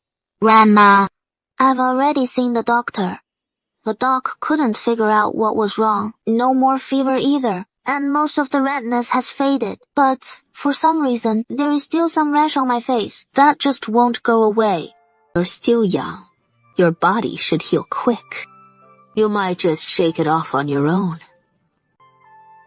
Guancheng, with an extra mouth to feed at home now, things must be tight for you folks, right? So just have Xiao Yan and the little uncle go eat over at your 3rd brother's. Mom, isn't the 3rd brother still in town?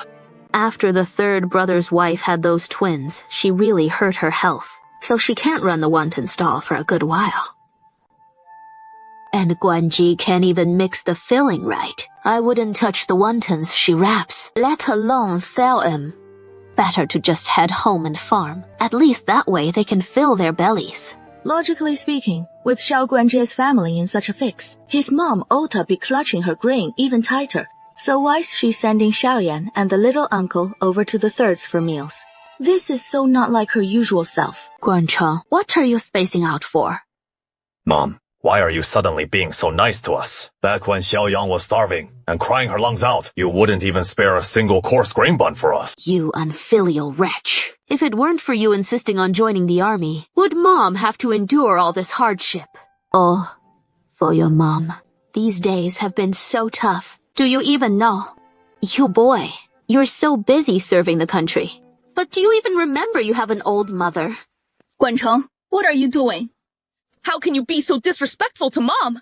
Mom just got back from town, so why don't you hurry up and bring some good meat and veggies to honor her? And you went and made Mom cry. That is just unfilial.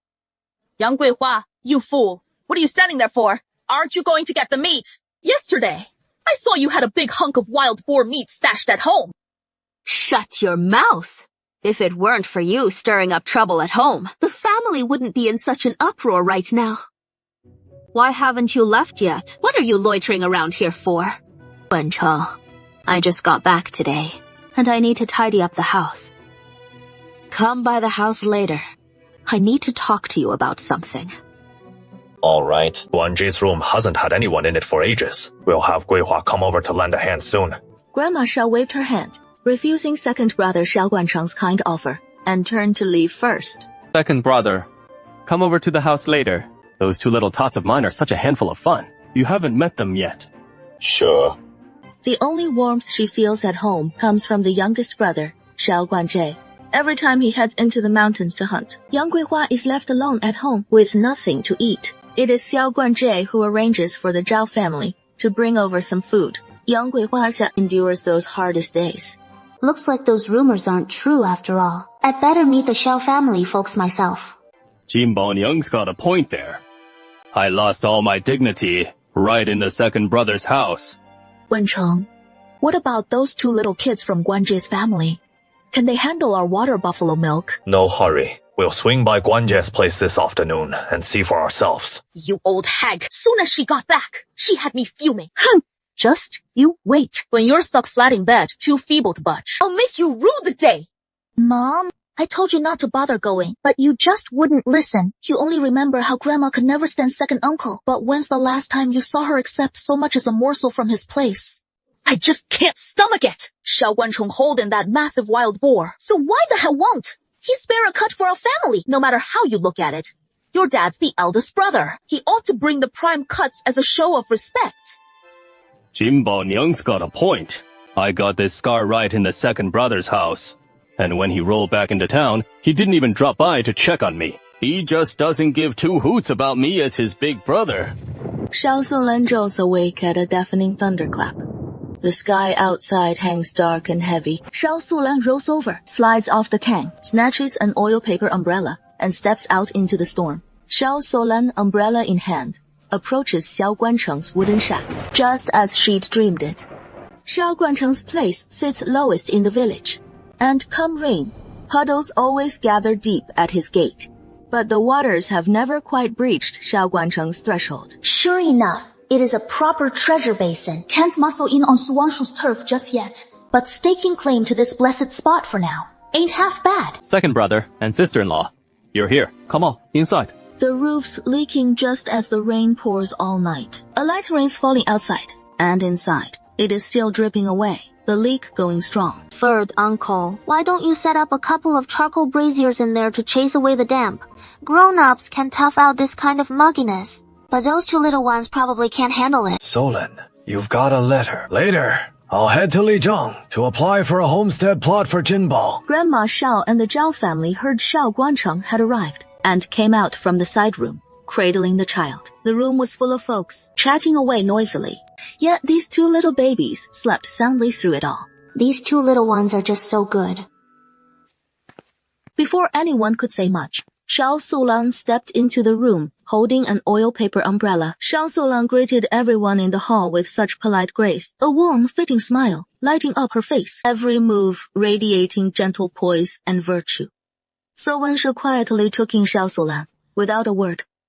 Xiao Sulan checked in on Grandma Xiao's health for a bit, then scooped up the two Zhao kids, calling them just precious. Grandpa, Jinbao studies in town are wearing him out, so I figured we'd better get that house built for him soon, so he can settle in and focus on his lessons. Solan, you've got a letter. Later, I'll head to Lijiang to apply for a homestead plot for Jinbao. Xiao Jinbao is the apple row, Grandpa Xiao's eye. Hearing Xiao Sulan wanted to build a house for Jinbao, the wrinkles on his face bunched up in a joyful grin. Grandpa, what do you think of this idea? Xiao Yan's gone and gotten married. Second uncle's place is bound to feel cramped now. So why not have them build a bigger new house too?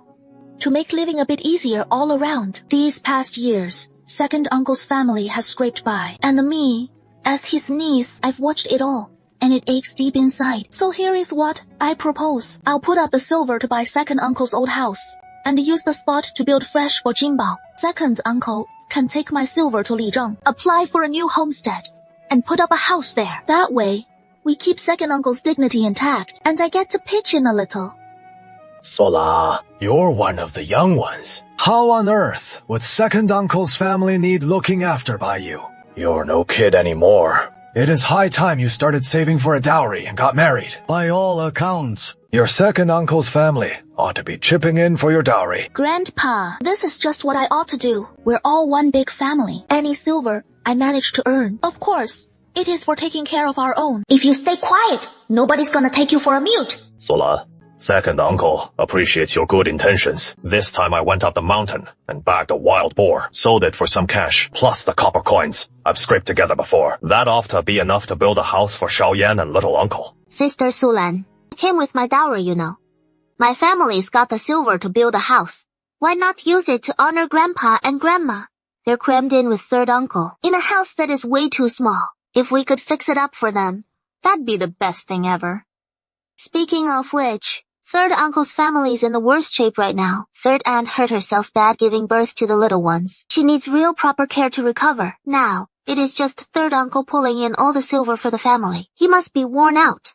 If you stay quiet, nobody's gonna take you for a mute. Uncle Ben, I remember you used to be the quiet one. How'd you turn into such a chatterbox all of a sudden? Get pushed around enough, and you get scared. Then you start pushing back. I've died once already. Opened my eyes to a whole lot. Anybody tries messing with me from here on out, I'll pay him back 1,000 times over. Little uncle, I've said I'd protect you going forward. And I want to protect my wife. I know I can do it. Little uncle, that is exactly how you should be. Anybody dares to bully you, you curse them right back. Fight them off. If you can't take them, just come find Grandma. Grandma's got your back. Second uncle. No matter how broke us Shas get, you can't touch our daughter-in-law's dowry. Stick to what I proposed. I'll buy your old place, and you can start fresh with a new yard. Sulan, we all know you're coming from a good place. You absolutely cannot buy your second uncle's old house. I'm still waiting for your second aunt to give me a grandson right there, in that old house.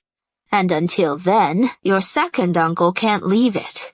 Mom, what is that supposed to mean? Seriously, why on earth can't I leave this old place?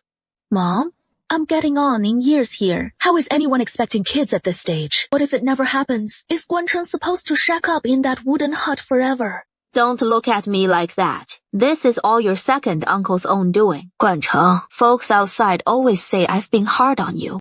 You 3 brothers all came from the same womb. How could a mother play favorites like that? There is a reason behind it all. It all changed the day Xiao Guancheng insisted on enlisting. When Grandma Xiao heard Guancheng was set on joining up, she was terrified. He'd never make it back, so she tracked down a wandering Taoist priest and had him read Guancheng's fortune. Your second son will make it home safe, hanging up his uniform for good. But he has racked up way too much bad karma from all the killing on the battlefield. He'll come back covered in wounds. And if you want him to pull through, he'll have to live in the Xiao family ancestral home. Whatever you do, don't renovate that old place. The more run down it is, the better. On top of the rough living, the old priest told Grandma Xiao to give Guancheng a good scolding now and then, to help ease that heavy killing aura clinging to him. Grandma, why make my dad stay in our old family house? Why not anywhere else? The old priest said our ancestral home is a blessed sight, and if your dad can just tough it out, he'll rise to great heights. Young uncle, Grandma wants to thank you too. That old Taoist said, as long as a girl marries Xiao Yan will pull through just fine. Your mom could still give the Xiao family another son and daughter. Mom, just because of what that old Taoist said, you've been treating your son so harshly for over a decade. What else was I supposed to do? Don't you remember how rough and ragged you looked coming back from the battlefield, covered in wounds and that killer aura? Even the village dogs would spot you, and you'd have to take the long way around. Wasn't it me who chased you out to the old house back then? Or you wouldn't have made it this far. Su Wanshu spat in disgust at Xiao Sulandeep in his heart. No wonder he suddenly wants the old house. Turns out that is where the issue lies. He must have heard from somewhere that the old house is a blessed land. That is why Zhang Xianshu so eager and generous about buying our old place. That old lady said it plain as day. The old house is a blessed land. If I go buying the old house now, she'll think I've got ulterior motives. Old lady. How come I never heard you mention this before? The old Taoist forbade me from saying a word. I can only spill it after Xiao Yan gets married.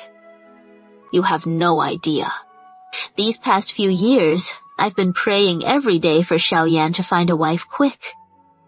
I even had it all planned out. Xiao Yan, if you still can't snag a wife, I'll just buy him one and bring her back to settle down here. You really want to renovate the old house? I've got a bit of cash on hand. Want to build a proper courtyard for Xiao Yang and his uncle. All right then, go ahead and renovate. But let Guihua, Xiao Yan, and his uncle stay over on Guanzhi's side. You'll still need to put up a thatched shack in the old house and bunk there at night for now. Mom, it won't come to that, will it? You little rascal. You've toughed it out this long. Don't throw it all away now. Listen up. Soon as you set foot in our village, you can only stay in the old house. The rules we've got to follow, we still follow. When can I hold a grandson in my arms again?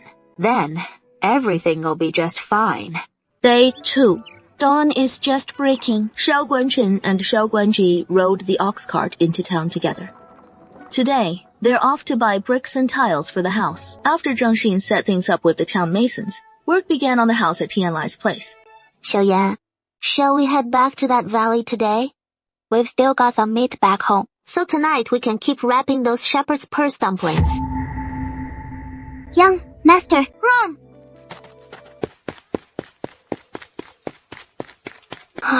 That scared the hell out of me. Your little uncle's not scared. If that snake dares show up, I'll rip it to shreds. In her past life or this one, she's never been this close to a man. Being coaxed like this, it feels kinda heartwarming. What am I gonna do? Little tree. Look, there's a wild rabbit over there. You're shouting so loud. You've already scared it off long ago. Didn't you say you wanted shepherd's purse dumplings for dinner? Hurry up and go dig some. I'll scout around for any medicinal herbs, hoping these centipedes show some reaction after absorbing the ghost blood. Otherwise, it'll be tough to pinpoint what poison's in play. Xiaoyan, I just grabbed a few ears of young corn, so let's roast them and dig in. The smoky, sweet scent of the roasted young corn drifted right under Xiao Muyan's and Su Wanshu's noses. The two couldn't even wait for it to finish roasting halfway before they started chowing down. That young corn was just too damn irresistible. They really couldn't hold out. I don't wanna budge. It is still early in the day, so how about we catch a quick nap right here? Sure. I'll wake you in a bit. Su Wanshu leaned against Xiao Muyan's muscled shoulder, settling into a cozy position for herself, and gently closed her eyes.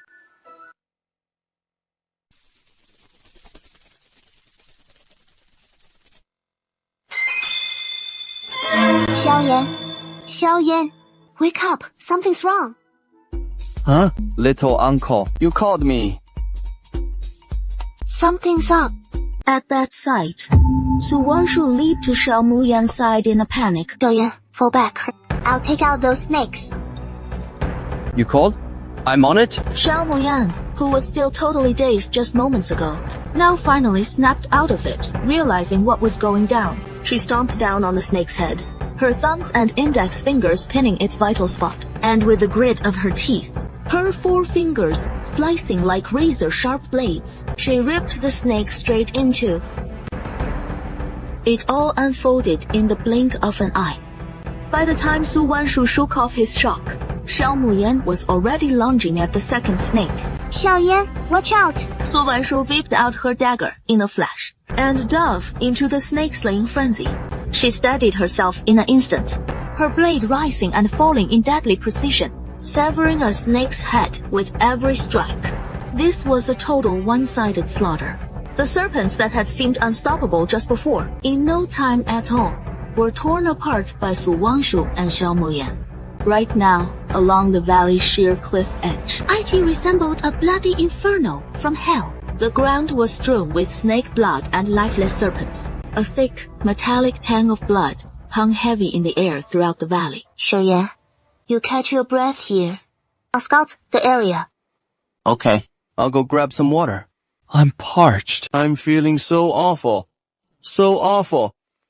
Su Wanshu snagged the treasure and headed off to the valley, totally pleased with himself, to find Xiao Muyan. The two of them were utterly wiped out today, not only soaked to the skin by that Shixian mess, but reeking of fish like nobody's business. Looking like this, better hightail it home ASAP. Little Yan, what are you up to? As Su Wanshu climbed down from the cliff, only to spot Xiao Muyan slurping snake blood right off the mechanism King Snake's body. Little Shuo, we're out of water. I'm parched. I need a drink, and I'm burning up. Su Wanshu couldn't help but wonder. They'd packed a full water skin today. How'd it run dry already? Su Wanshu stepped up to haul Xiao Muyan to her feet. He'd barely bent down when Xiao Muyan yanked him unexpectedly, sending him tumbling straight into her arms. Little uncle, I'm feeling so awful. So awful. With that, Xiao Muyan nuzzled against Su Wanshu like a big fluffy pup, rubbing up on him for all she was worth. Su Wanshu went rigid in Xiao Muyan's embrace, frozen solid, not daring to twitch. It was plain as day. Su Wanshu knew exactly why Xiao Muyan was whining about feeling so bad. Su Wenshu's face flushed hot in an instant. Right then, it finally clicked for him why Xiao Muyan had been going on about being thirsty earlier. She'd chugged too much of that coxcomb king snake blood. Little uncle, my little wife, I'm feeling so bad. What do? I want to drink water. Let go of me quick, and I'll grab some water for you. No way. Su Wenshu silently rolled his eyes, gave Xiao Muyan's hemp cloth a vicious pinch, and scrambled out of her arms like his life depended on it. What if I just can't bear to let you go? Su Wenshu had just filled half a water skin with fresh spring water when Xiao Muyan came stumbling over. Drink up quick. He gulped down every last drop in that half water skin. Li Fanga, I still feel so awful. What about you, my wife? Am I dying here? I feel so terrible. Xiao Muyan clung to Su Wenshu tightly, as if trying to pull her right into himself. I don't know either. You're a guy. So how come you don't know how to fix this? I'm definitely a goner. Wifey, what if I just can't bear to leave you? In the end, Su Wenshu gritted her teeth silently, reminding herself that she was just treating a patient. In Su Wenshu's eyes, the world held only patience, no divide between man and woman. Late spring brings early dusk. Under the veil of night, Su Wenshu and the delirious Xiao Muyan dragged over a dozen dead snakes down the mountain. Down the mountain, they were still a ways from Nanfeng village. Su Wenshu's keen eyes caught a lantern swaying in the breeze at the village gate. No need to wonder, Su Wenshu 有记着, it had to be Xiao Guancheng waiting for them. To keep those big snakes out of the villagers' sight, Su Wenshu told Xiao Muyan to stash the snakes in the roadside bushes for now, and they'd come back for them later. Dad, we're back. Yeah. If you want that snake stew, zip it. Otherwise, I'll hand out every last one of your snakes to the villagers, so you don't get a single bite. Little Uncle Yan, what kept you out so late? Dad, how many sacks do we have at home? Why do you need sacks for? They'll come in mighty handy. Baffled as can be, Xiao Guancheng heads home and grabs 10 sacks. Su Wenshu says that is not nearly enough, so he borrows 5 more from Xiao Guanjie's place. Under the cover of nightfall, Su Wenshu led Xiao Guancheng, Xiao Guanjie, and Xiao Muyan as they quietly slip out of the village. Little uncle, where do you even get all these snakes from? We'll talk once we're home. How were we supposed to haul all this? Truth is, I could have dragged it home solo, but little uncle wouldn't hear of it without you all pitching in. He is just fretting the villagers might catch sight of us. If they spot us, so what? What is there to see anyway? Fine, let's get home first then. Come morning, as the sun climbs up, Xiao Guancheng's place is all serene. The whole family snoring away inside. Clean white slabs of snake meat, neatly stacked in bamboo baskets. Before long, Xiao Guancheng gears up to hit the town with Xiao Guanjie. This tasty snake cut still a favorite for plenty of folks. Little uncle, you're awake. I've simmered up some snake stew. Come grab a bowl with me. Mom, there is snake stew right over there. I want some too. Okay. You little scamp. Hop up and wash your face quick. I've got a whole pot bubbling. Today's the day you all eat till you're stuffed. I guarantee. Snake meat carries that earthy tongue. As the stew simmers, Yang Guihua throws in heaps of ginger slices to tame the gaminess. Su Wenshu and Xiao Muyan each down just one bowl, and sweat starts beading on their foreheads. Honey, feels like I'm a tad under the weather again. It is aching a bit down there. Su Wenshu rolls her eyes to herself. It is chafed near to raw by now. How could it not smart? Drink a bit less water today. It'll sort itself out in a couple of days.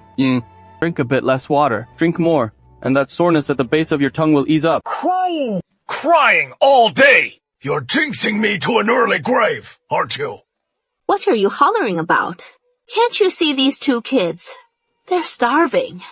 You stubborn old coot. Hurry up and help me light the stove. I'll whip up some rice soup for the little ones to have. These 2 little jinxes are howling so loud it is splitting my head. You just fend for yourself then. You blind or what? Can't you see I'm holding our ball right now? Grandma, little uncle's here to see you. Little uncle, just in time. Quick, take your little brother for me. while I fix some rice soup for these two little rascals. And in a bit, Grandma'll dish up big bowls for you, and Xiaoyan too, to tide you over that hunger. Grandma, look what my mom brought over for you. What is that? Mom, this is buffalo milk. A while back, I rented a water buffalo from the village, just figuring it'd plow the fields. But who knew the big guy's churning out loads of milk too? Guihua, that is so thoughtful of you. You head inside and keep your third sister-in-law company for a spell. I'll get this buffalo milk boiling first. Mom, take it slow. Don't go dropping little Erbao. In the west room, Zhao Zhao cradled the starving, crying Dabao, softly soothing him. Her eyes were all red and swollen. Back when Grandma Xiao and Grandpa Xiao were bickering earlier, she must have had herself a real good cry. Third aunt, Mom will keep bringing the buffalo milk. Tomorrow, from here on out, the little ones won't have to go hungry anymore. Little uncle, second sister-in-law, Zhao Zhao will never forget the kindness you've shown us today. Sister-in-law, our big water buffalo can give a whole bucket a day of milk. That is more than enough for the two kids. You need to get your strength back soon. The two kids are counting on you to look after them. Second, sis-in-law's spot on. Tough times always see a brighter day. Little uncle's handing. I'm out. This is that malt candy from town. So darn tasty. Thanks, third aunt. Little Yan, how are we gonna share this candy? Of course, 1 piece each for everybody. Second, sis-in-law, you haven't even let those two consummate yet. Not rushing things right now. How could we not be in a hurry? Those two aren't kids anymore. Time to carry on the Xiao family line. Third aunt, Dad said we'd wait till the new house is built.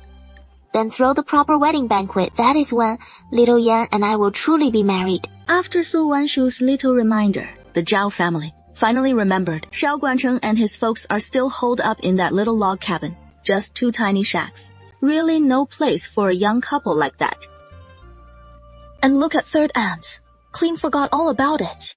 Third aunt, you have a bowl of buffalo milk too. It is packed with good stuff. Little uncle, you and little Yan, go ahead and drink. Third aunt can just sip some veggie soup later. Third aunt, drink it while it is hot. That buffalo milk you were saving ended up going to the little ones anyway. Drink a bit more, so they can fill up too. Ode third, daughter-in-law, just go on and have it. Look at you these days. Skin and bones, that is what. The Zhao family, thinking of those 2 young ones, ended up thick-skinned enough to down the buffalo milk after all. Oh, the lady. Got any more buffalo milk left? Scoop me another bowl. You old coot. This milk's meant for the grandkids. How'd you go and drink it? Grandma Zhang had stashed 2 bowls in the main room. She'd planned to save them for the kids. For when they wake up from their nap. Well, that is just great. Grandpa Xiao drank it all. Shame on you, old man. Chugging your grandkids' baby milk. Xiao Moyan's voice rang out loud and clear. Standing in the courtyard hollering like that, all the neighbors heard every word crystal clear. Grandpa Xiao came shassing out with a broom. Shame on you, old man. Chugging your grandkids' baby milk.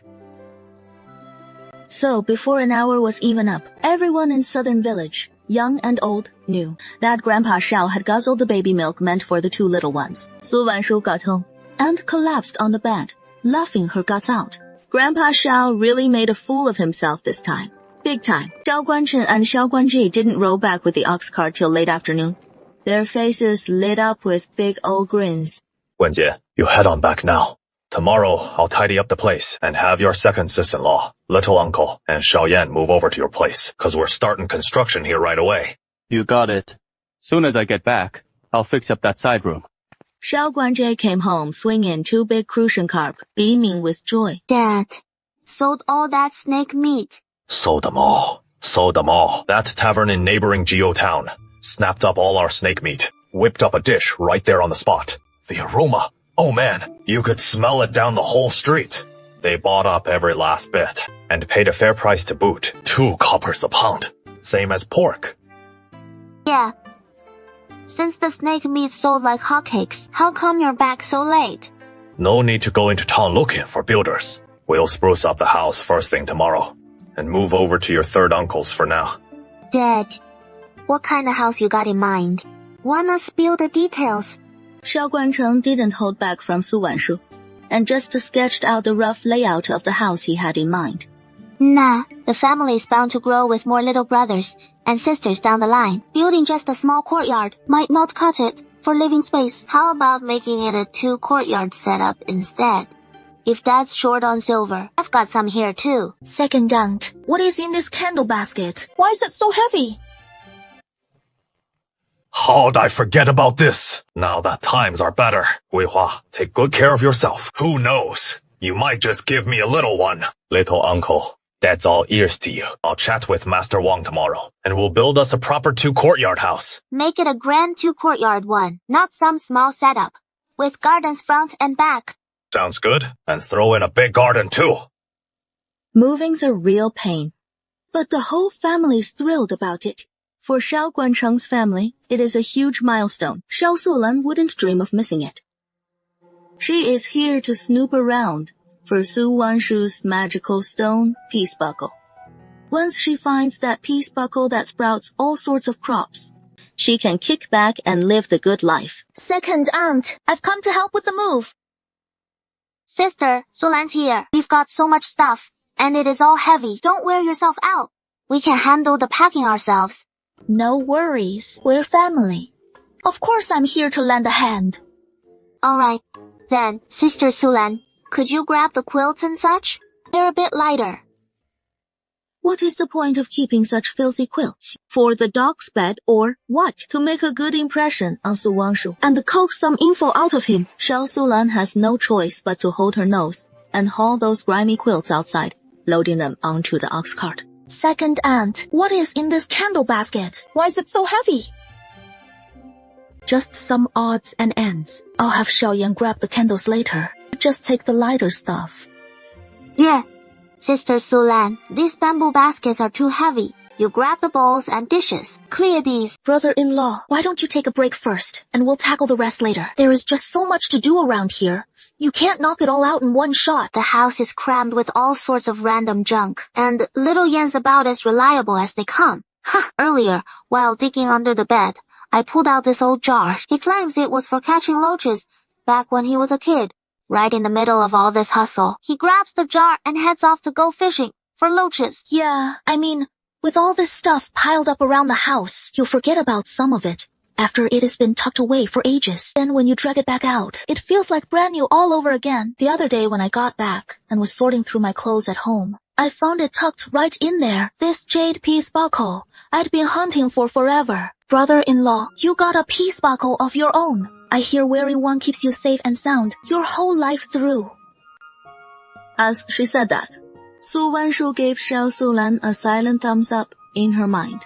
She figured, why else would Xiao Sulan show up out of the blue to lend a hand today? Turns out he'd set his sights on her all along. He'd been dropping hints about that peace buckle, subtle and not so subtle. Did he know about the space's secret too? Back then, the family was so broke we could barely put food on the table. Where would we even get a peace buckle? You didn't turn up anything like that while tidying up today. I remember those itinerant peddlers who used to roll through the village. You could trade a pound of corn for 3 stone peace buckles. You never snagged any back then. Su Wanshu shook her head. Next time, one of those peddlers swings by, I'll trade for a bunch more. Who knows, maybe even score a system or something. Zhao Sulan watched as Su Wanshu just stood there, like a block of wood, not giving an inch on anything. He nearly ground his pearly whites to dust. Little uncle, come take a look at this wooden box. Ain't it just fantastic? Here we go. Xiao Sulan watched as Su Wanshu dashed off, and he wasn't in any rush to head out. In a bit, he'd circle back and sound out Yang Guihua some more. Yang Guihua was as guileless as they come. If she'd laid eyes on that jade peace buckle, it'd stick in her mind for sure.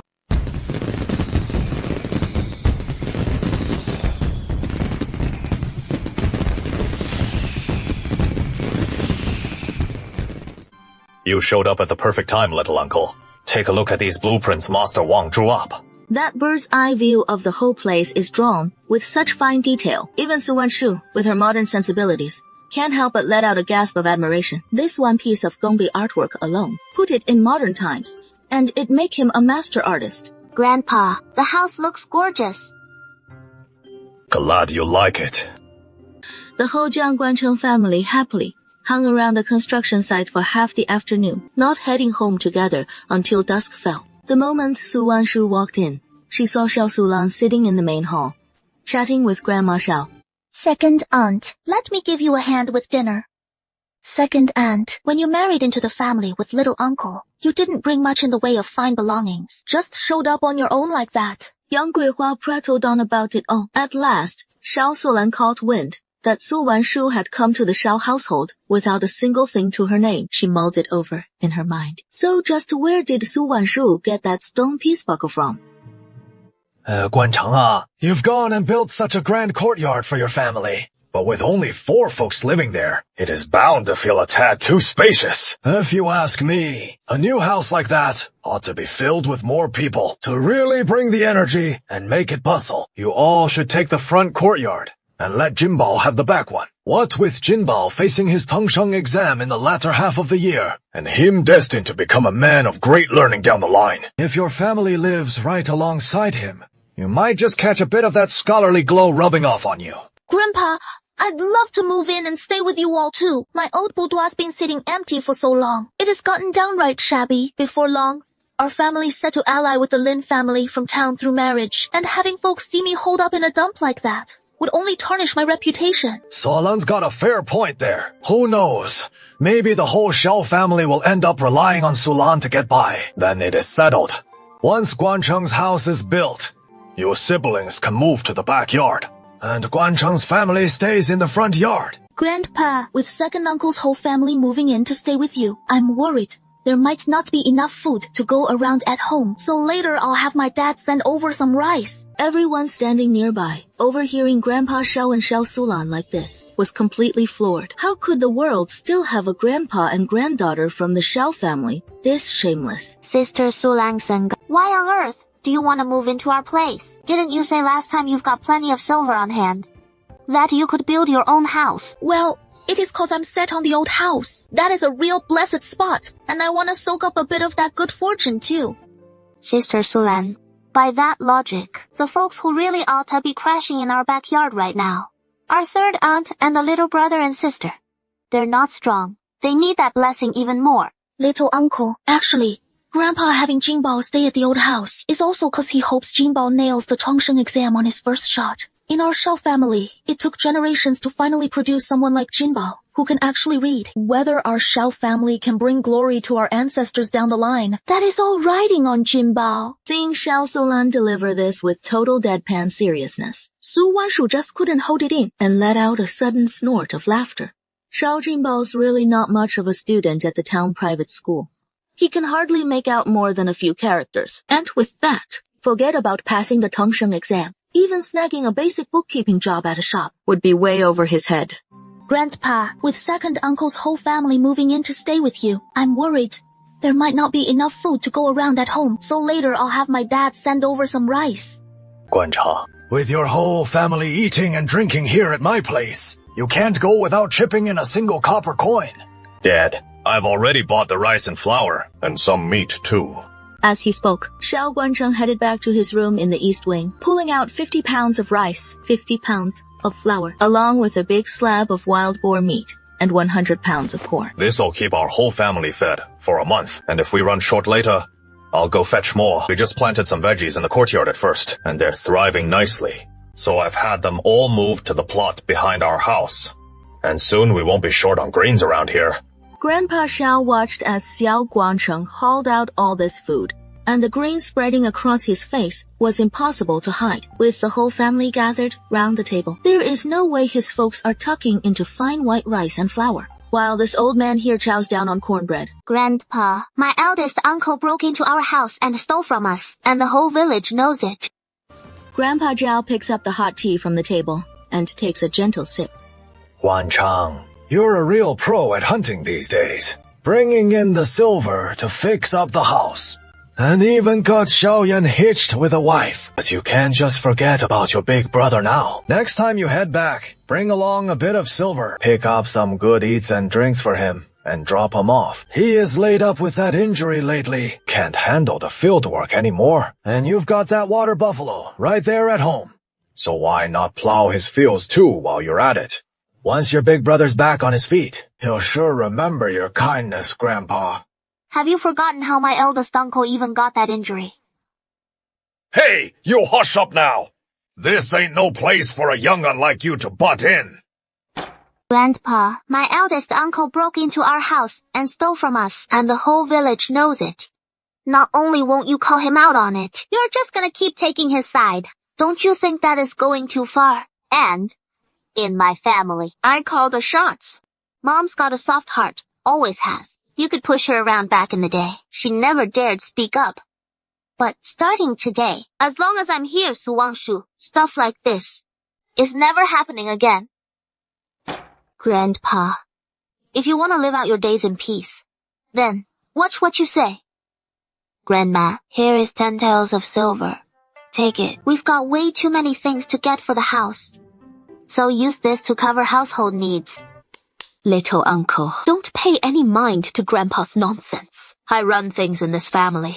Got any issues? Just tell Grandma about 'em. Grandma will stand up for you, no doubt. Grandma, you like shepherd's purse dumplings. Later, I'll go pick some shepherd's purse, and we'll wrap them into dumplings together. Okay. Uncle's the one who truly looks out for Grandma. Grandma and her grandchild chatting and laughing together. Grandpa Shao, chest tight with frustration, turned and headed back to the inner room to stew in his anger alone. Mom, I talked it over with village head Lai today, and I am thinking of buying 10 acres of dry land. It is too late now to plant wheat or upland rice. But once Muyan and I turn over that dry land, we'll sow it with corn. This winter, even if we don't have much wheat flour to go around, at least we'll have some corn cakes to tide us over. When Grandma Shao heard that Guancheng had bought 10 acres of wasteland, she didn't call him crazy. Instead, she got Guan Jie to pitch in and help him plow and plant the corn. She said, plant whatever you can, every little bit counts. If it is more than you can handle, just pick up some fruit tree saplings and plant those in the wasteland too. Grandma, how about I take you tomorrow to watch Moyan planting corn? I guarantee it'll blow your mind. Grandma Shao was puzzled. What is so surprising about Muyan helping out in the fields? She is just pitching in like everyone else. Still, seeing how eager her granddaughter was to invite her along, she figured she'd go take a look for herself. And while she was at it, she'd lend a hand with the corn planting. 10 acres of wasteland, that is a lot. And with just 3 men in the family, they might not even finish an acre in a whole day. Any help she could give would be welcome. Dinner was whipped up by Yang Guihuang, a big pot of steamed buns, and a huge bowl of stir-fried taro with pork. It had been ages since they'd had any meat on the table, with those fluffy white buns and thick slabs of pork belly staring them down. Everyone tucked in with real satisfaction. Even Grandpa Shao, who was always quick to grumble, didn't let loose with any of his usual appetite spoilers this time. He just kept his head down and shoveled it in. Mom, that taro you cooked is delicious. These are last year's taro. Been sitting around so long, they're not as fresh anymore. Tomorrow, I'll hitch a ride on the village ox cart into town and pick up some veggies to bring back. Mom, are you going by yourself? I'll tag along with you, Liu Xiangyi. She is a pro at bargaining. Little uncle, wanna have a baby for me? I want to. Cute little ones just like Big Treasure and Little Treasure. Little Yan, you two head to bed. I'm so sleepy. Su Wanshu takes Yao Moyan's hand, stands up, and bows to everyone in the main hall. Then, they head back to their room. Little Yan, which color quilt do you like for the bed? The peony pattern one or the Chinese peony one? I want to share a quilt with little uncle. You take up the whole quilt all by yourself. How am I supposed to squeeze in? Better for each of us to have our own quilt. Jinbao says, you're my wife. So you ought to share a quilt with me. And he said, you're gonna have babies for me. When did you run into Xiao Jinbao? When we were catching loaches down by the river. What else did Xiao Jinbao tell you? Little Yan's cheeks suddenly flush red. She stammers on for ages without getting a full sentence out. Little Yan, look at me. You can't pull one over on Jinbao. Jinbao says, if you won't have babies for me, then Yongqiang Yao showed me those pictures of a couple getting frisky. Little uncle, don't worry. I swear, I won't listen to Jinbao and mess with you. Su Wanshu's fit to burst with anger. Xiao Jinbao's barely out of diapers and already going astray. A naughty little rascal like that, dreaming of passing the Tongsheng exams. That is just pie in the sky for him. Keep your distance from Xiao Jinbao from now on. Hang around him too long, and it'll rub off. You'll turn dim-witted. I ain't playing with Xiao Jinbao anymore. Little uncle, wanna have a baby for me? I want two. Cute little ones, just like Big Treasure and Little Treasure. Look at third aunt. She slimmed down a ton having Big Treasure and Little Treasure. Do you want me to end up like that too? Xiao Muyan thought of how the Zhao family turned out, his little head shaking like a rattle drum. He didn't want his little aunt to turn out like the Zhao family. Well, that settles it then. Now get to bed. Quick, tomorrow. We've got to plow the fields at home, and you're our main muscle. Xiao Muyan got an earful from Su Wanshu, and never dare dream of her having a baby for him again. Old lady, you're not running the house right anymore. Yesterday, you said these eggs were saved for the third daughter-in-law. How come you've let them all get gobbled up today? Today, Guan Cheng and Guan Jie are heading out to reclaim that wasteland, so I gotta whip up a hearty breakfast for them. Or how else are they gonna have the strength to work? Xiao Guancheng, you got no respect for your old man anymore. Something as big as buying land, and you don't even tell me. You trying to start a rebellion or what? Dad, I'm telling ya. Would you even let me buy it?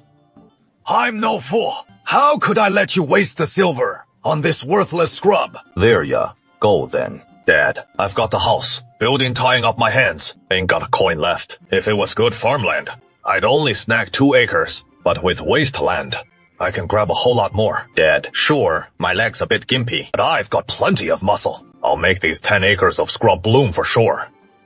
Grandpa Xiao wouldn't hear of it. Silver's already spent. No talking, it back now. Xiao Guangcheng never figured Grandpa Xiao to join in on that hearty breakfast. Anyway, everyone in the family but Zhao headed out to reclaim the wasteland and plant corn. Dad, all these weeds. How are we gonna clear them out? Your third uncle, and I'll start by chopping down those trees. You all take sickles to the weeds. Hand the little shrubs off to Xiaoyan. He has got the brawn to hack 'em with a sickle. Xiaoyan, come try this. See if you can yank out this little shrub. Xiao Muyan, knee-deep in the grass chasing grasshoppers, heard Su Wanshu calling, and came scampering over all excited. Little uncle, you step aside a bit. It is full of thorns up there. Watch out, don't snag your new clothes. Little Yan, how about we strike a deal? You pull up one little shrub, and I'll get you a barley candy. The more you pull up, the more candy I'll buy you. For real. Let's get started. Once you're worn out from pulling, we'll tally them up. You got it. Jiang Muyan was like a wild horse that had broken free from its reins, cheerfully charging into the barren field. Whichever bush is the biggest, he yanks out first. Little uncle, what is going on here? How did Xiaoyan suddenly get so strong? He was never like this before. Dad, remember that night? Xiaoyan and I came back late from the hunt. One of the snakes we killed that day was a mechanism king snake. Xiaoyan nearly drank every drop of that snake's blood, and that is how he ended up like this. While they were chatting away, Jiang Muyan had already uprooted 5 little bushes. Looking at how effortlessly he is handling it, even if he pulled up every last one of these little bushes, it wouldn't faze him one bit. Little uncle, is the blood from that mechanism king snake really that potent? Third uncle, the snake blood's all gone, but we've still got some snake meat back home. I'll whip some up just for you when we get back, though I can't say if it'll pack the same punch. Sounds good. Ma, make me some snake meat for lunch today. Little uncle, come count 'em. How many little bushes we got? Xiaoyan, you're incredible. Xiaoyan, you tired? Nope, little uncle. Hurry up and count. How many we got? You better not cheat. Or no malt candy for me. Xiaoyan, no need to count. I'll get you 10 pounds of malt candy. Enough to stuff yourself, deal. Jiang Muyan had no clue what 10 pounds even meant. In the end, Su Wanshu chimed in about filling a whole bamboo basket for her, and that is what sealed the deal. Xiao Muyan declared he wasn't tired one bit. Then he joined Su Wanshu in cutting the fresh grass. Xiaoyan, take a break. Grandma can't keep up. Grandma, have a seat. We've bundled up all this grass. It'd be great if we ran into a few pheasants or hares. Your grandpa's a rabbit in the zodiac. He never touches hare meat. We used to catch some around here, but he always sold them off. He wouldn't eat it, and wouldn't let us have any either. Last night, as Shu listened to Grandma Shao, she thought to herself, then I really ought to snag a wild hare. Put a drop of spirit spring water in there, and that'll have the old coot drooling his head off. Thanks to the mountain god watching over our family, we'll head to the mountain god's temple real soon and lay out the finest offerings for him. Xiaoyang, come here quick. Here is a wild hare for you. Why am I hearing a pheasant calling out? What is the deal with today? These pheasants and hares all lost their minds or something. Pheasant. You little rascal. All you can think about is scarfing down these pheasants. Save some for your third aunt. Ain't the rabbit meat filling you up? Guihua, you notice how slick you are with your words these days, and how you're thinking things through so well. Yeah. Really? Thanks to the mountain god blessing our family, we'll head to the mountain god's temple real soon and lay out the finest offerings for him. Wei Xiao Guancheng's family wrapped up their morning work and headed home. They hauled back all this game. It called to the villagers' eyes right away. The villagers figured that patch of wasteland at Xiao Guangcheng's place hadn't seen a soul in years, so a bit of game turning up ain't all that surprising. Mom, let me help you with the cooking. All right. You tend the fire for me and let Grandma go rest inside a bit. She is worn out from the whole morning. Fresh, tender rabbit meat just needs a good simmer in the big iron pot for 20 minutes. And it is ready. With the rabbit meat all cooked up now, the Shao family's getting set to dig in. Everything set with the bowls and chopsticks. Grandma Shao finally piped up, catching on late. Where is your dad, Guancheng? He head over to Big Brother's for lunch. Mom, we've been busting our tails all morning. Everybody's starving. Let's eat first. Dig in, everybody. The Shao family keeps very strict house rules. With the head of the house not back yet, they sure as heck won't start dinner without him. That little rascal Xiao Guancheng, always picking fights with him, so I'll just let him skip a meal. In a bit, I'll see if he can still strut around like that. Grandpa Xiao's just reaching his own doorstep. A thick, savory wave of meaty aroma hits him full in the face. He can't help swallowing hard. Looks like the family's whipped up a big old meat feast again. Huh, what a pack of spendthrifts. We just scraped together a little silver from hunting, and you're blowing it all like this. Won't be long before we're right back to starving our guts out. Oh, the lady. Why didn't you hold off and wait for me to get back for dinner?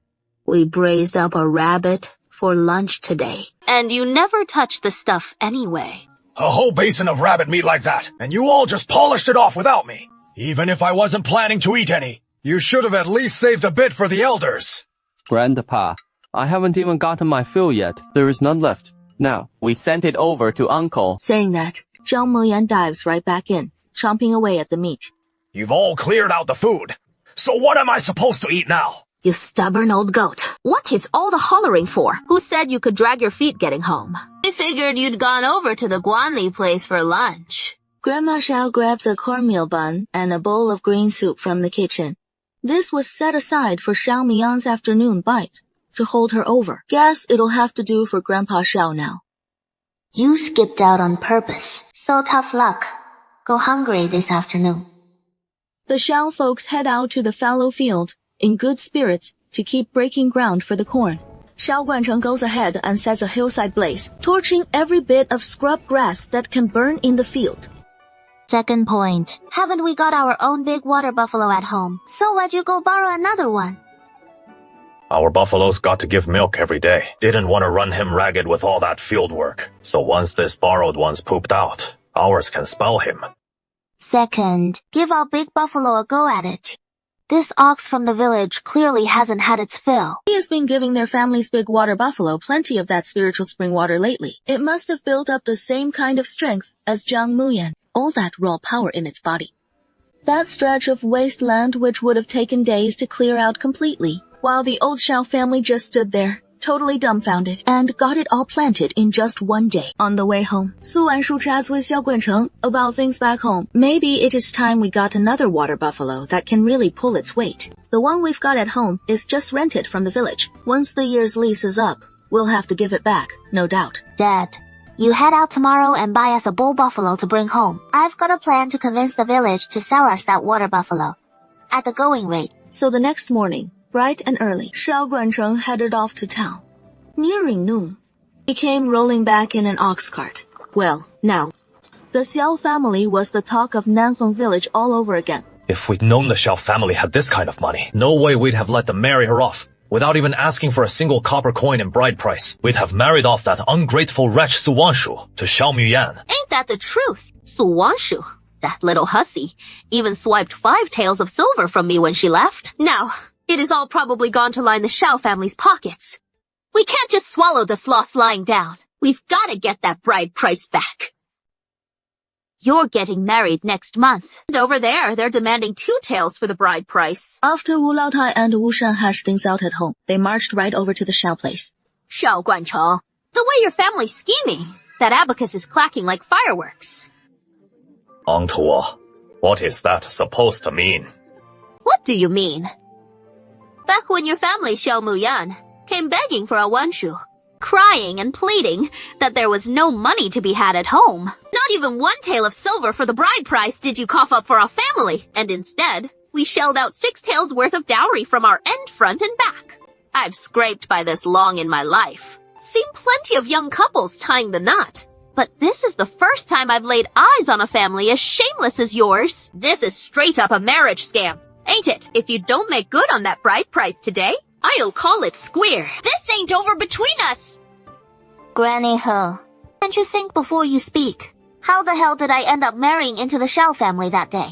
You're already forgetting that so soon. 5th aunt.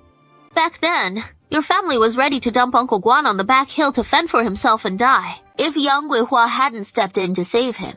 Now, Su Wan, he'd probably just be a pile of bones by now.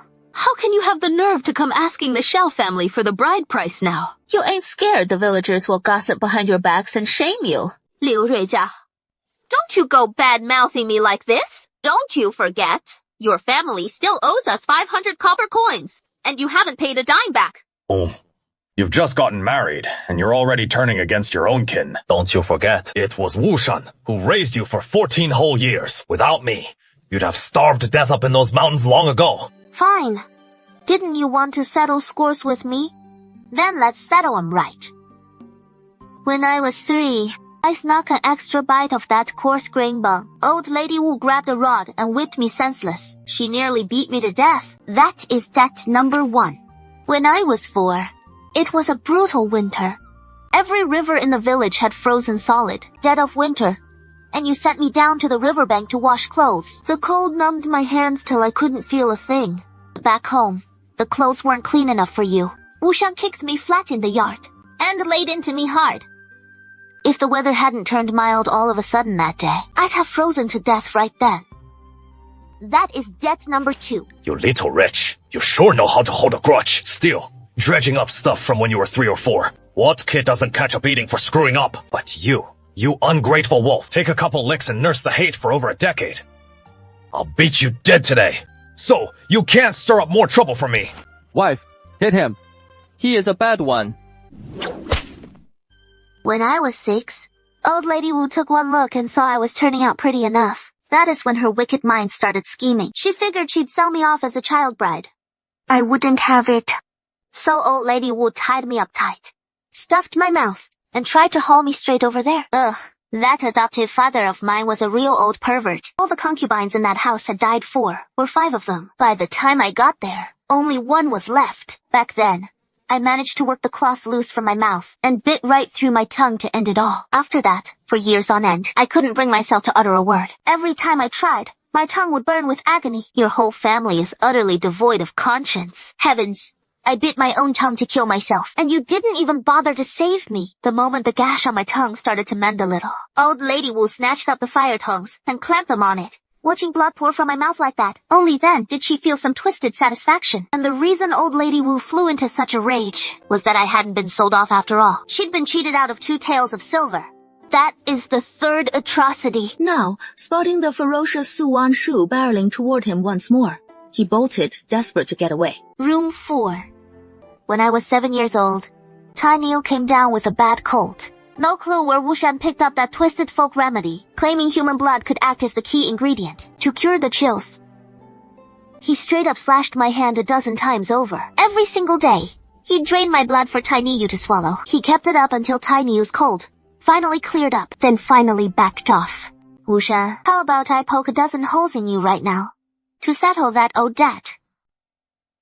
Once you've paid up what you owe, I won't come after you for anything else. Hell, I'll even make sure the Xiao family coughs up a proper bride price. Sound fair to you?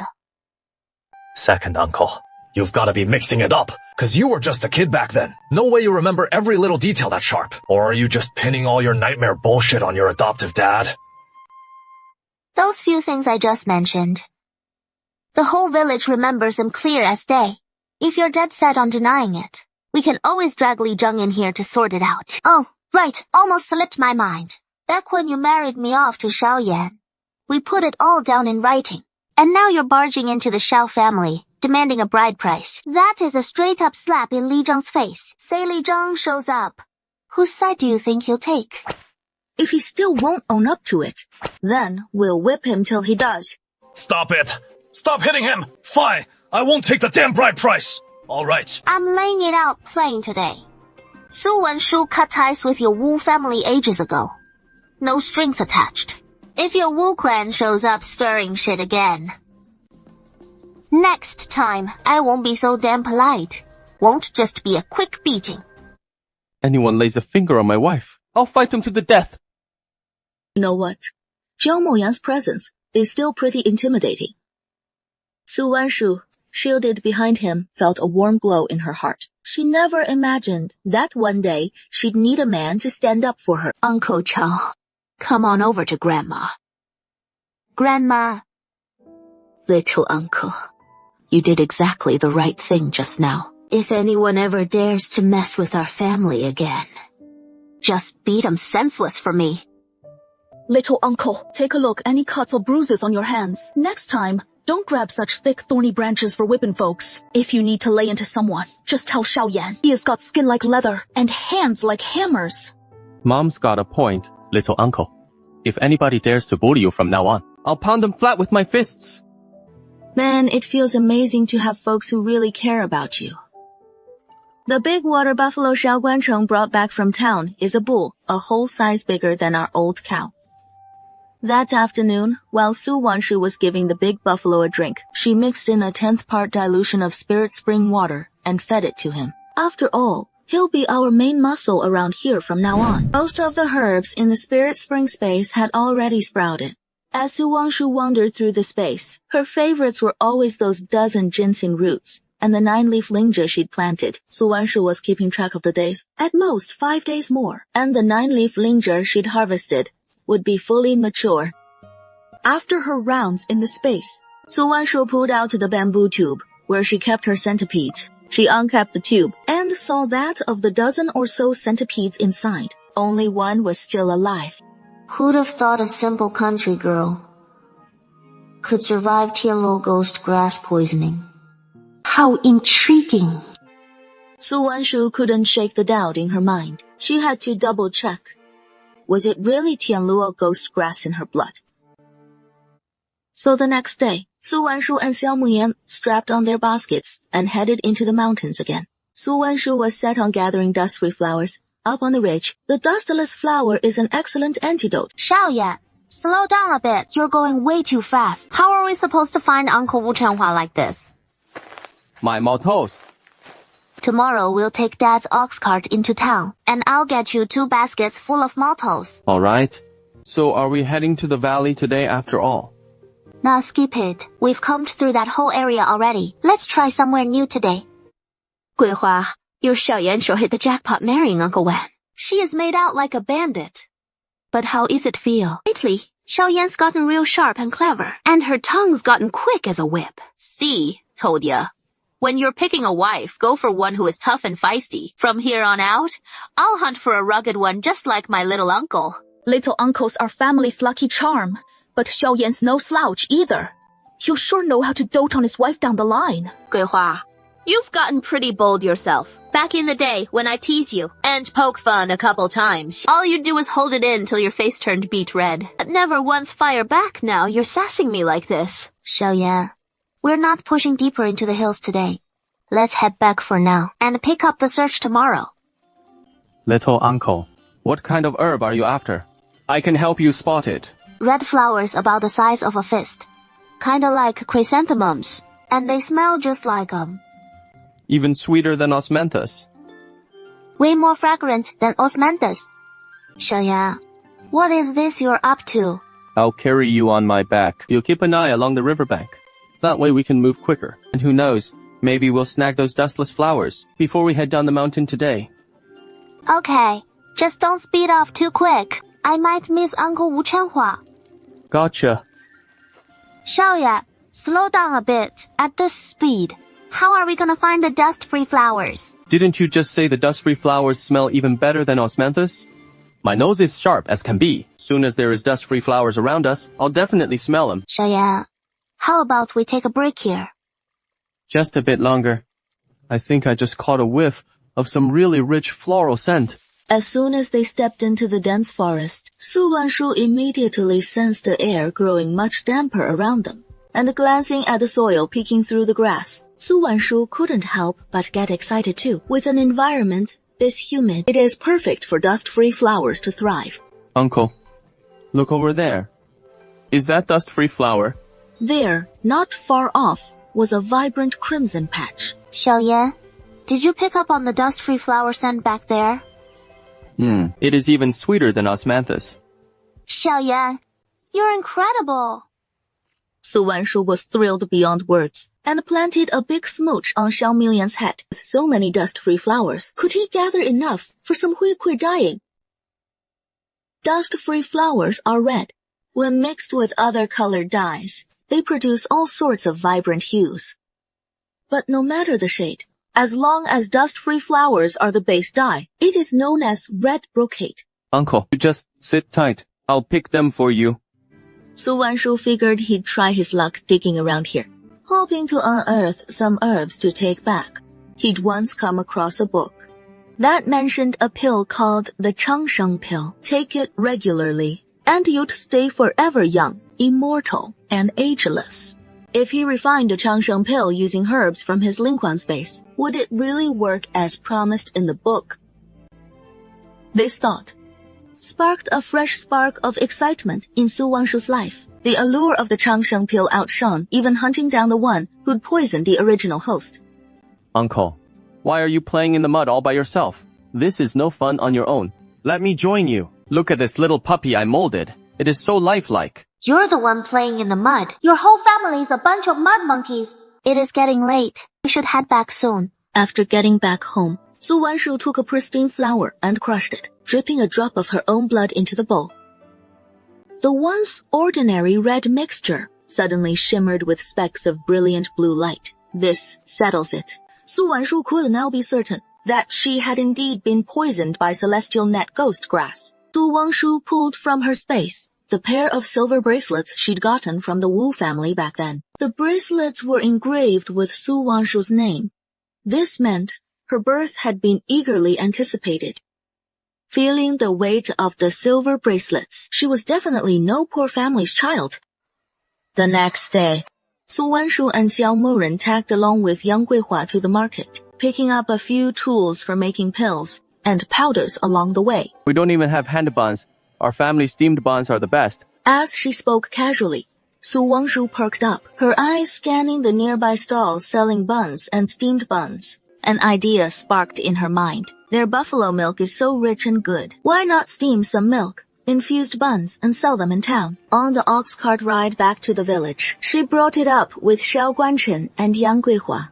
That is a solid idea. Just the other day, I steamed a pot of those buffalo milk buns, and folks from the village all came asking. I got so spooked. I haven't dared make more sense. Let's chat with your third uncle when we get back. He used to run a stall in town selling wontons. And if he thinks it is doable, we could set up our own stall there too.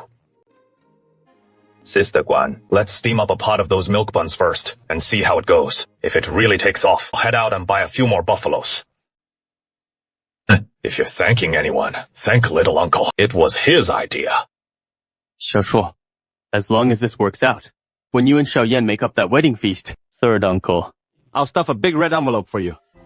Steaming milk-infused buns isn't any big technical feat. It didn't take long at all. A whole pot of steaming hot, milk-infused steamed buns, rich with that creamy aroma, came right out. They're absolutely delicious. In all my years, I've never tasted steamed buns this soft and fluffy.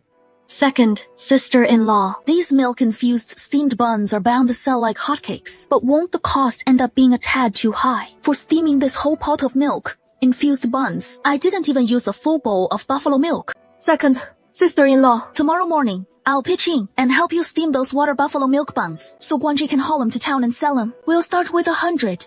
If they sell well, we'll whip up 200 more tomorrow.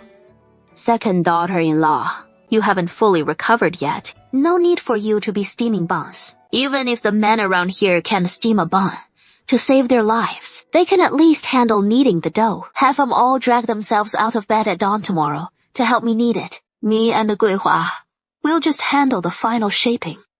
You get up with your 2 boys and steam the buns. But don't count on me. I'm out at the site every single day, watching the workers build that house for Guancheng. And it is exhausting. I just can't haul myself up that early. If you won't help steam the buns, then you don't get any. How could Grandpa Shao pass up water buffalo milk buns? He pursed his lips and strolled off with his hands clasped behind his back. Grandma Zhang was so steamed her teeth ached. If it weren't for her son and daughters-in-law being right there, she'd have marched right up and given Grandpa Shao a good walloping. The next day was market day in town. Before the crack of dawn, the Shao household, everyone but Grandpa Shao, was up and at it, steaming up those water buffalo milk buns. Steaming perfect buns calls for careful kneading. If you rush the kneading, they turn out tough and no fun to eat. The town market rolls around every 5 days, and come that day, hawkers from all over flock to set up shop. Su Wan, Shu Mei, and Yang Guihua pitched in to mind Wang's stall, while she tugged Xiao Muyan into the bustling crowd, just wandering the fair at their leisure. Step right up, folks. Don't miss out. We've got the trendiest velvet flowers right here. The prettiest gobs. And the widest range of colored threads. All you young ladies. And all you aunties, come on over and take a peek. There was a peddler with a whole pile of assorted odds and ends spread out in front of him. And in a flash, as Su Wanshu's eyes caught sight of a bunch of little trinkets tucked among the jumble, including some peace buckles that looked just like the one dangling from his neck. How much for this peace buckle? Oh, you've got a sharp eye, miss. This peace buckle's carved from pear blossom stone, handpicked right off Kunlun Mountain, just to wear this peace buckle. And it'll keep you safe and sound for life. This one's 10 coppers. Take your pick. I'll take all 10 of these, so give me a good deal on the lot. The peddler never figured Su Wanshu for such a big buyer. These stone peace buckles aren't worth a thing, really. Kunlun pear blossom stone. That is just a load of nonsense. The peddler and Su Wanshu going back and forth, haggling away for what felt like forever, until Su Wanshu finally snapped up the whole batch for 5 coppers apiece. This one's for you. Don't go losing it on me. Shao Muyandang, grown up like this, had never once gotten a gift from anyone else. Her rough, calloused hands gently caressed the peace buckle. A gift from my wife. No way it'll get lost. Didn't you used to call me little uncle? How come you're always calling me wife these days? That is how my dad called my mom. He said Osmanthus was her name, and sure, others could call her that. But, wife, that is his and his alone. Grandma, our buffalo milk buns are flying off the shelves. Huh? You should have seen it. 4 of us scrambling to take the money, and we still couldn't keep up. Someone to buy one, take a bite, and find it delicious, then hightail it back for 10 more. Especially the families with kids. 1 whiff of our buffalo milk buns. Even if they're short on cash, they'd still snag a couple for the little ones back home.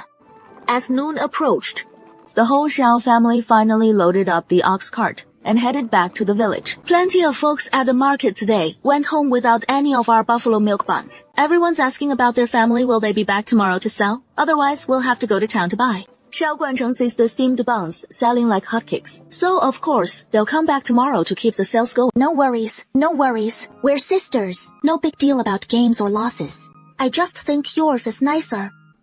Sister Shulan, haven't seen you in a couple days. Why haven't you been out and about? I've been doing embroidery at home. these past couple days. That is why I haven't gone out. You're so bold. Yeah, it is actually a ton of fun. I wandered around so much. I didn't want to head home. Oh, right. Look.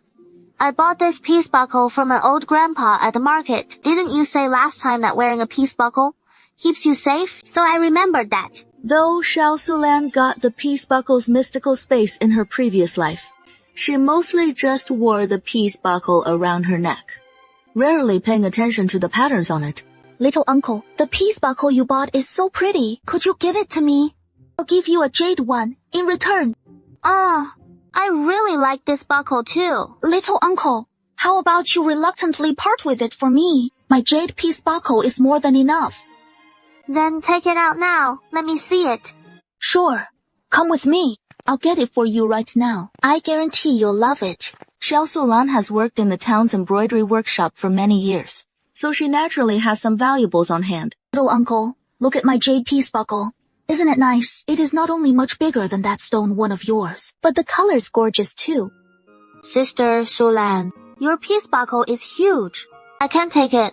You'd be losing out too much. No worries. No worries. We're sisters. No talk of gains or losses. I just think yours is better.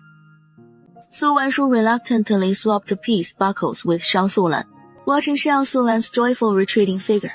A slight curve tugged at the corners of Su Wanshu's lips, revealing a mischievous grin. This time, she was absolutely sure that Xiao Sulan really knew about the mystical space hidden inside the stone peace buckle.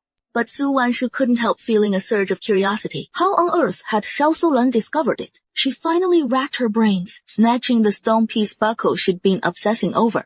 Her eyes fluttered shut as she poured every ounce of focus into the peace buckle.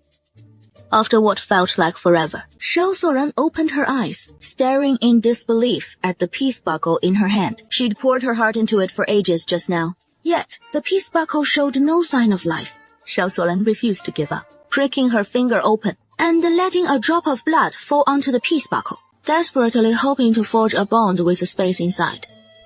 But even stained with her blood, the peace buckle remained utterly unchanged. Now, Xiao Sulan was utterly baffled. Could this peace buckle really have no space at all? How could that be? In her dream, this was the very stone peace buckle she'd seized from Su Wanshu. So why, now that she was awake, did the one she'd claimed hold no space? Xiao Sulan swallowed her seething rage and headed back to Uncle Xiao Guanzhe's house. Auntie 3, I've picked up 10 peace buckles today, and these 2 are for the little ones. Let's hope they bring us all some good luck. The jade peace buckle she'd traded away. It'd gotten her nothing but a worthless rock. Xiao Sulan couldn't shake the doubt. Was the space-bearing peace buckle still with Su Wanshu? After wrestling with it, Xiao Sulan made up her mind. She'd seek out that demon monk from her past life, Monk Wuqing. For the sake of her future, Xiao Shuan set out at dawn the next day, under the guise of offering incense, heading alone to Fragrant Leaf Mountain. Lanruo Temple perched halfway up Fragrant Leaf Mountain, a sprawling complex, with its front courtyard teeming with pilgrims, burning incense and paying homage. Master, this humble girl has a favor to ask. Please, grant me an audience. Miss, do you know the rules around here? This humble girl begs the master's aid to divine a lost item, and should the master reveal its whereabouts, I'll consent to any terms he demands. Monk Wuqing arched an eyebrow and gestured for Xiao Sulan to enter the chamber. Can you write, miss? Then go on and do so. Why not commit your secret thoughts to paper? Drop it into this basin of water, and this poor monk shall divine the truth for you. It is sweltering in here, though. You'd best slip off that outer robe, miss. Since Xiao Sulan had come this far, she saw no point in feigning virtue now. Not before Monk Wuqing, and shed her outer garment without a fuss. The air had grown thick with summer's heat. Xiao Sulan was already lightly clad, and with this simple act, only her thin inner robe remained. Monk Wuqing appraised her like a merchant eyeing wares, his gaze lingering over Xiao Sulan's form again and again. Clad now in just her undergarment, Xiao Sulan took her seat, picked up the brush, and inscribed her burning question. Then folded the sheet neatly and placed it in the basin of water prepared atop the altar. The ink marks on the paper dissolved slowly into the water, the clear liquid refusing to darken but instead taking on a faint crimson hue. The matter you inquire about is no trifling thing. It'll drain a good deal of my magical power. I'm afraid you'll need to return here thrice, miss. How can I prevail upon the master to aid me? She dipped a finger lightly into the bowl's water and brought it to her palm, her eyes fluttering shut as incantations murmured from her lips. In the span of a single cup of tea, Monk Wuqing's eyes snapped open. The item you seek lies in the grasp of the one you hold faith in. However, if you wish to reclaim this possession, I'm afraid it won't come easy. Master, is there a way to break it? I need to get that item back right now. Of course, there is a way to break it. That depends on whether you're worth me expending my magical power for you. Xiao Sulan knew exactly what the ruthless monk was getting at. Xiao Sulan clenched her teeth and handed the ruthless monk his payment. She was silenced by the ruthless monk's hand over her mouth and dragged mercilessly into the secret chamber. Xiao Sulan was carried back home in a sedan chair at dusk. Someone asked. Xiao Sulan claimed she'd run into an old acquaintance, a noble lady in town, and the lady had taken pity on her, so she lent her the sedan to bring her home. Once home, Xiao Sulan didn't step out for 5 or 6 days. She'd come back covered in wounds. If it weren't for Master Wuqing feeding her that potent pill, she might not have even crawled her way back. To track down the space's whereabouts, Xiao Sulan pulled out all the stops. Once her wound started healing a bit, she went straight to cozy up to Su Wanshu. The space was still in Su Wanshu's grasp, so she'd rounded up all the other stone safety buckles she could find. What about Dabao and Arbao safety buckles? Those smoke buckles were too heavy. She'd have to swap them for 27-gram Priya ones. Looks like Xiao Sulan had figured it out. That emerald safety buckle she'd swapped last time. Total fake. Then came a loud clank. A perfectly good safety buckle, split clean in two. No way. And there is even a hidden compartment. Xiao Sulan 是领受住 the short straw. She hadn't even noticed the sandwich layer inside. Su Wanshu, you little wretch! Where the hell did you stash my space? Xiao Sulan was fresh out of moves. So when the day came for her second visit to Master Wuqing, she tidied herself up and headed back to Lanruo Temple. Little lady, no idea. Did you track down what you lost? Not yet. I went to a lot of trouble, but I still couldn't pry it loose from her. Any chance you've got a way to crack this, Master? If you can help me get it back, I promise you won't go unrewarded. As for me, I always chase the new and tire of the old. A type like you, I wouldn't keep around forever. Master, this foolish woman, pray, enlighten me. Just what must she do to earn your help? Then you'll need to put real effort into pleasing me. Just keep me satisfied, and I won't cast you aside just yet. This woman will follow your every command, Master. Seeing how sweetly obedient you are, I'll see about finding a way to break the seal for you. Do you know the woman's birth chart? She nodded. Following the heartless monk's instructions, she wrote Su Wanshu's birth details on a slip of paper. Right before Xiao Sulan's eyes, the heartless monk burned the slip to ashes. He dipped a finger in the incense ash, tracing a circle in his palm. Then he pressed his palms together, silently chanting the incantation. After a moment, the ruthless monk opens his eyes and gazes at Xiao Sulan. You've never managed to reclaim what is yours, because your fortune thread has run dry. Not long ago, you faced a life and death calamity, and all your fortune thread was spent pulling you through it. That is why, now, whatever you try, nothing ever goes your way. Master, what am I to do then? Is it too late to cast the spell now? The ruthless monk shakes his head. Accumulating merit through good deeds can't be achieved in just a day or two. Then what? Must I wait a decade or two before I can snatch back what is mine? There is another way. That is to seize that person's fortune thread. Once your fortune thread surpasses theirs, reclaiming what is yours will be effortless. Seizing the fortune thread. If Su Wanshu falls on hard times, mine will grow. Ah, so that is her name, Su Wanshu. A fine name, indeed.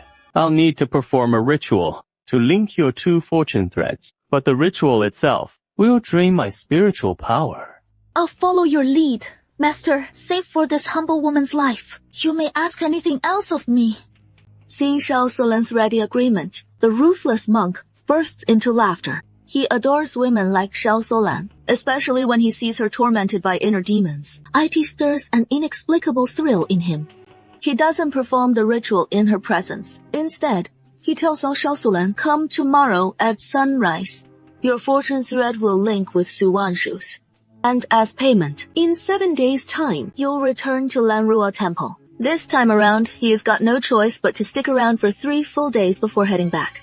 These past few days, Su Wanshu's been heading up the mountain every single day to gather herbs. Once she has unearthed the roots, Su Wanshu and Xiao Miuyan shoulder 4 bundles of fresh greens and make their way back to the village, all smiles. Listen here, I'm telling you, that Su Wanshu's a straight-up broom star. Her foster mother was cursed to death by her, plain and simple. Sure, the Shao family's hawking water buffalo milk and steamed buns these days, scraping together a bit of silver. But long as Su Wanshu still hold up in that house, it won't take much time at all before the whole venture crashes and burns. No way. From what I see, the Shao family's business is holding up just fine. Holding up? What is so fine about it? It was decent those first couple of days. I'll give you that. Now the biggest steamed bun joint in town is peddling water buffalo. Milk buns too. Hawking M from dawn till dusk. And the Shao family's left with zilch. Mrs. He, you call me a jinx. Why not turn that mirror on yourself? If my foster mom hadn't married into your family, she might not have ended up mauled to death by a tiger. It is all 'cause you're the one with that cursed fate. You brought her down and got my mom killed. Mrs. Wu, I'd suggest you show a little kindness, or you'll end up wiping out that hard-earned nest egg your Wu family scraped together, till there is nothing left. That sting from the thorny switch, whipping you that day, it is burned into his mind. He didn't utter a word, just slunk off home in shame. The big buffalo grazed on that special grass from his hidden patch, pushing the milk quality up another level. Sister-in-law, don't you think today's buffalo milk buns taste even better than the last few days? Huh? Yeah, they're even sweeter and more fragrant.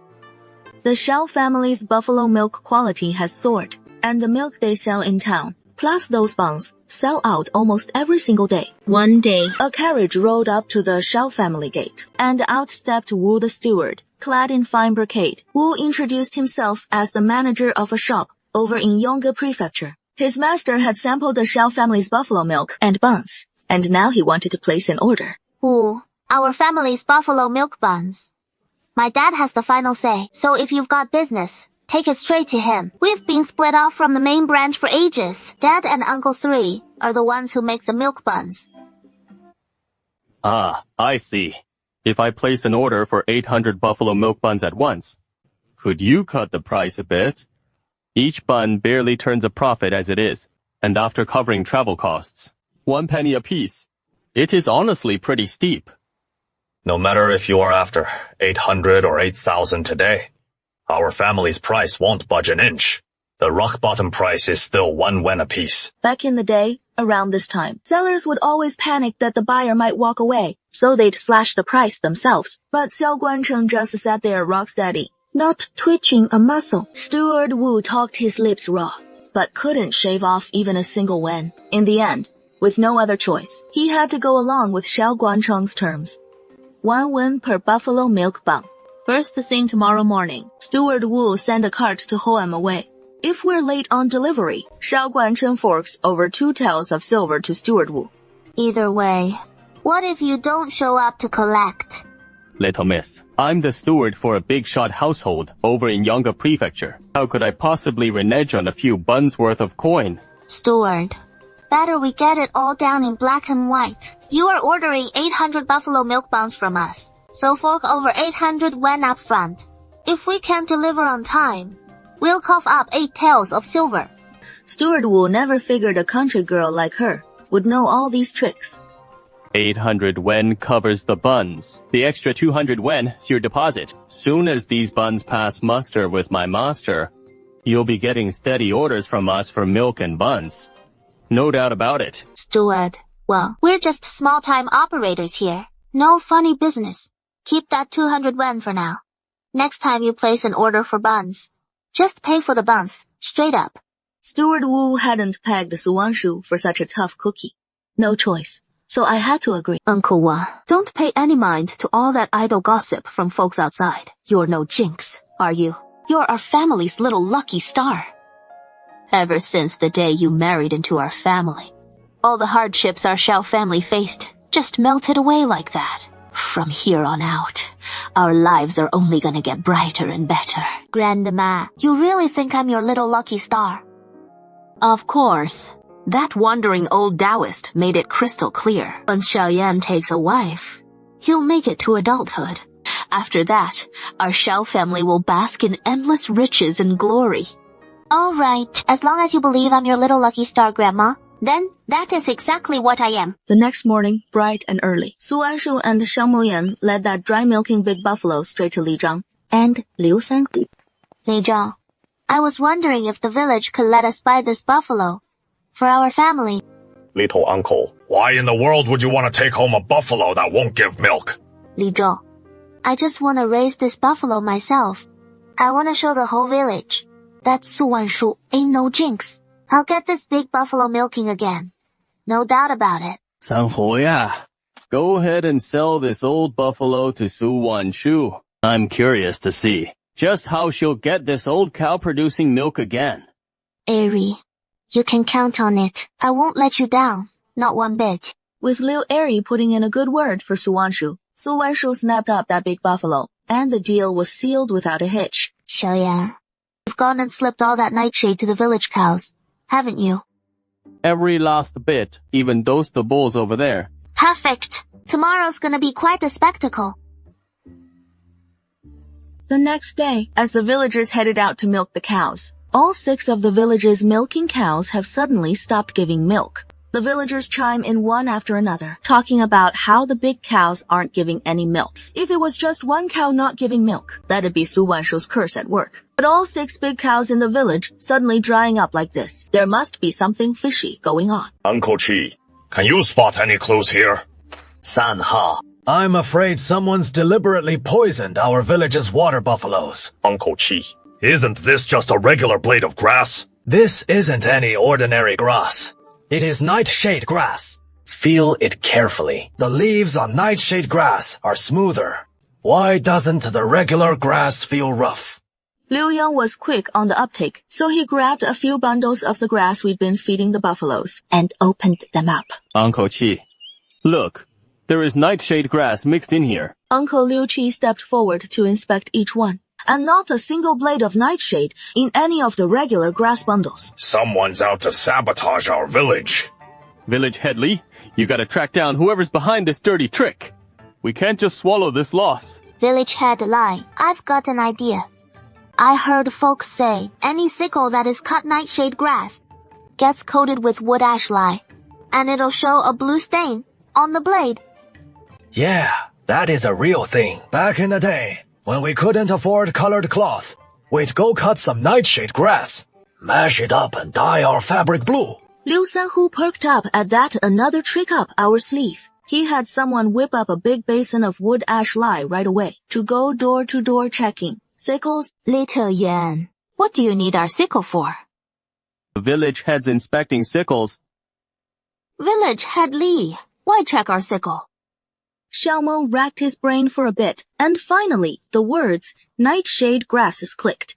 Village head Li! Our sickle's been sitting in the shed all along. Hasn't been touched in days. How could it have cut nightshade grass? The village buffaloes got poisoned! Xiao Sulan's back in town. Let him speak. Li Zheng, my hands are made for embroidery work. Normally, my mom won't even let me wash the clothes. So how could I go cutting nightshade grass to poison the village's big water buffalo? Besides, I've got no grudge against the village at all. No reason to go stirring up trouble like that for nothing. Xiao Sulan figured no one saw her cutting those 2 handfuls of nightshade grass that day. But 4 or 5 young lads all stepped forward at once, swearing it was Xiao Sulan who cut it. Sulan, How could you be so foolish? A whole village is counting on selling that buffalo milk to raise silver for fixing up the ancestral hall. How can you face our ancestors after pulling something like this? 李正, Xiao Solan's got such a venomous heart. You can't go easy on her now. With the losses from not being able to sell buffalo milk for the next half year or more, her family ought to foot the bill. Yeah, we never would have guessed. Xiao Solan with that pretty face of hers, but a heart black as coal inside. Any man who marries you, his whole family's in for a world of bad luck. You little snake. You nearly forced the villagers to cough up their own silver to cover the buffalo milk shortfall. I'll beat you to death at your age. Not learning right from wrong. How'd you pick up these twisted, underhanded tricks? No, I swear, I didn't feed nightshade grass to the village's big water buffalo. That day, I only cut 2 handfuls of nightshade grass and fed it all to the water buffalo at Su Wanshu's place. Xiao Solan, cornered and desperate under the onslaught, couldn't hold it in anymore and blurted out the whole truth. You really are some sister, aren't you? What the hell did our family ever do to you?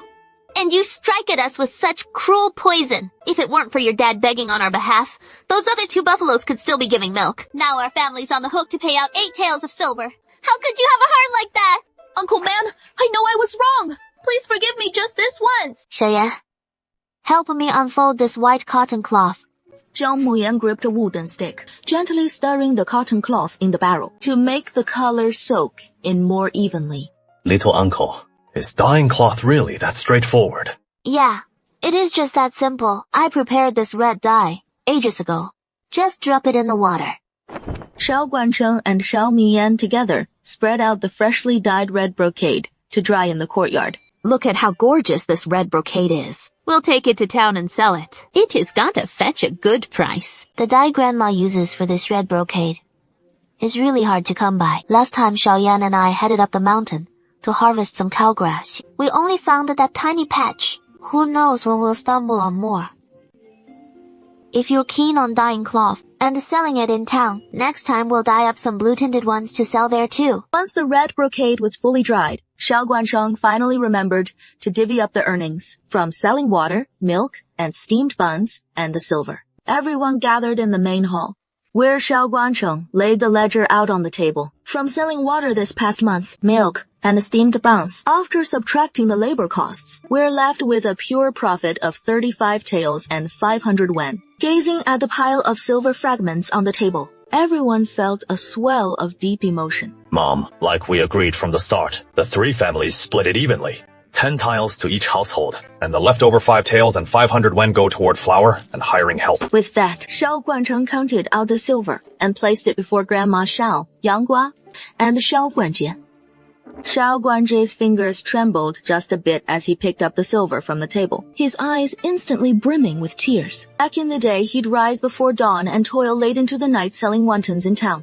That is just a few hundred wen after a whole month. Now she pulls in 10 taels of silver a month. He pinched his own arm hard. His arm stung like crazy. But this ain't no dream. Third uncle, seeing all this silver got you beaming, huh? Xiao Guanjie nodded vigorously, practically bursting with joy.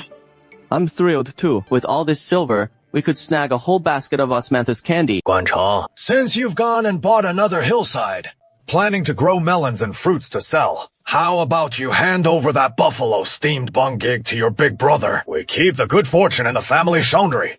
All this business in and out of the field stays right here with our own kin. Dad, have you forgotten who it was that fed our family's buffalo, those wild orchids? Oh dear. That was just me, Sudan, being foolish in the moment. Our buffalo milk steamed buns are selling like hotcakes. And just look how hard your big brother's family is scraping by. As his little brother, if you can lend a hand, why not? You stubborn old goat. If you keep spouting that nonsense, you can just pack up and go live with your eldest boy. What I'm saying ain't wrong, even if we've already split the household. But why hold back like that? If the eldest had himself a real moneymaker, you tell me, deep down, would he let the second or third son muscle in on it? You old mule, if you still can't get it through your thick skull, don't come crying when I turn on you cold. Back when I kept the second son at arm's length, it was 'cause I feared his fate carried too much bad juju, like he wouldn't last long. But now everything's turned out alright. So don't think I'll keep acting like before.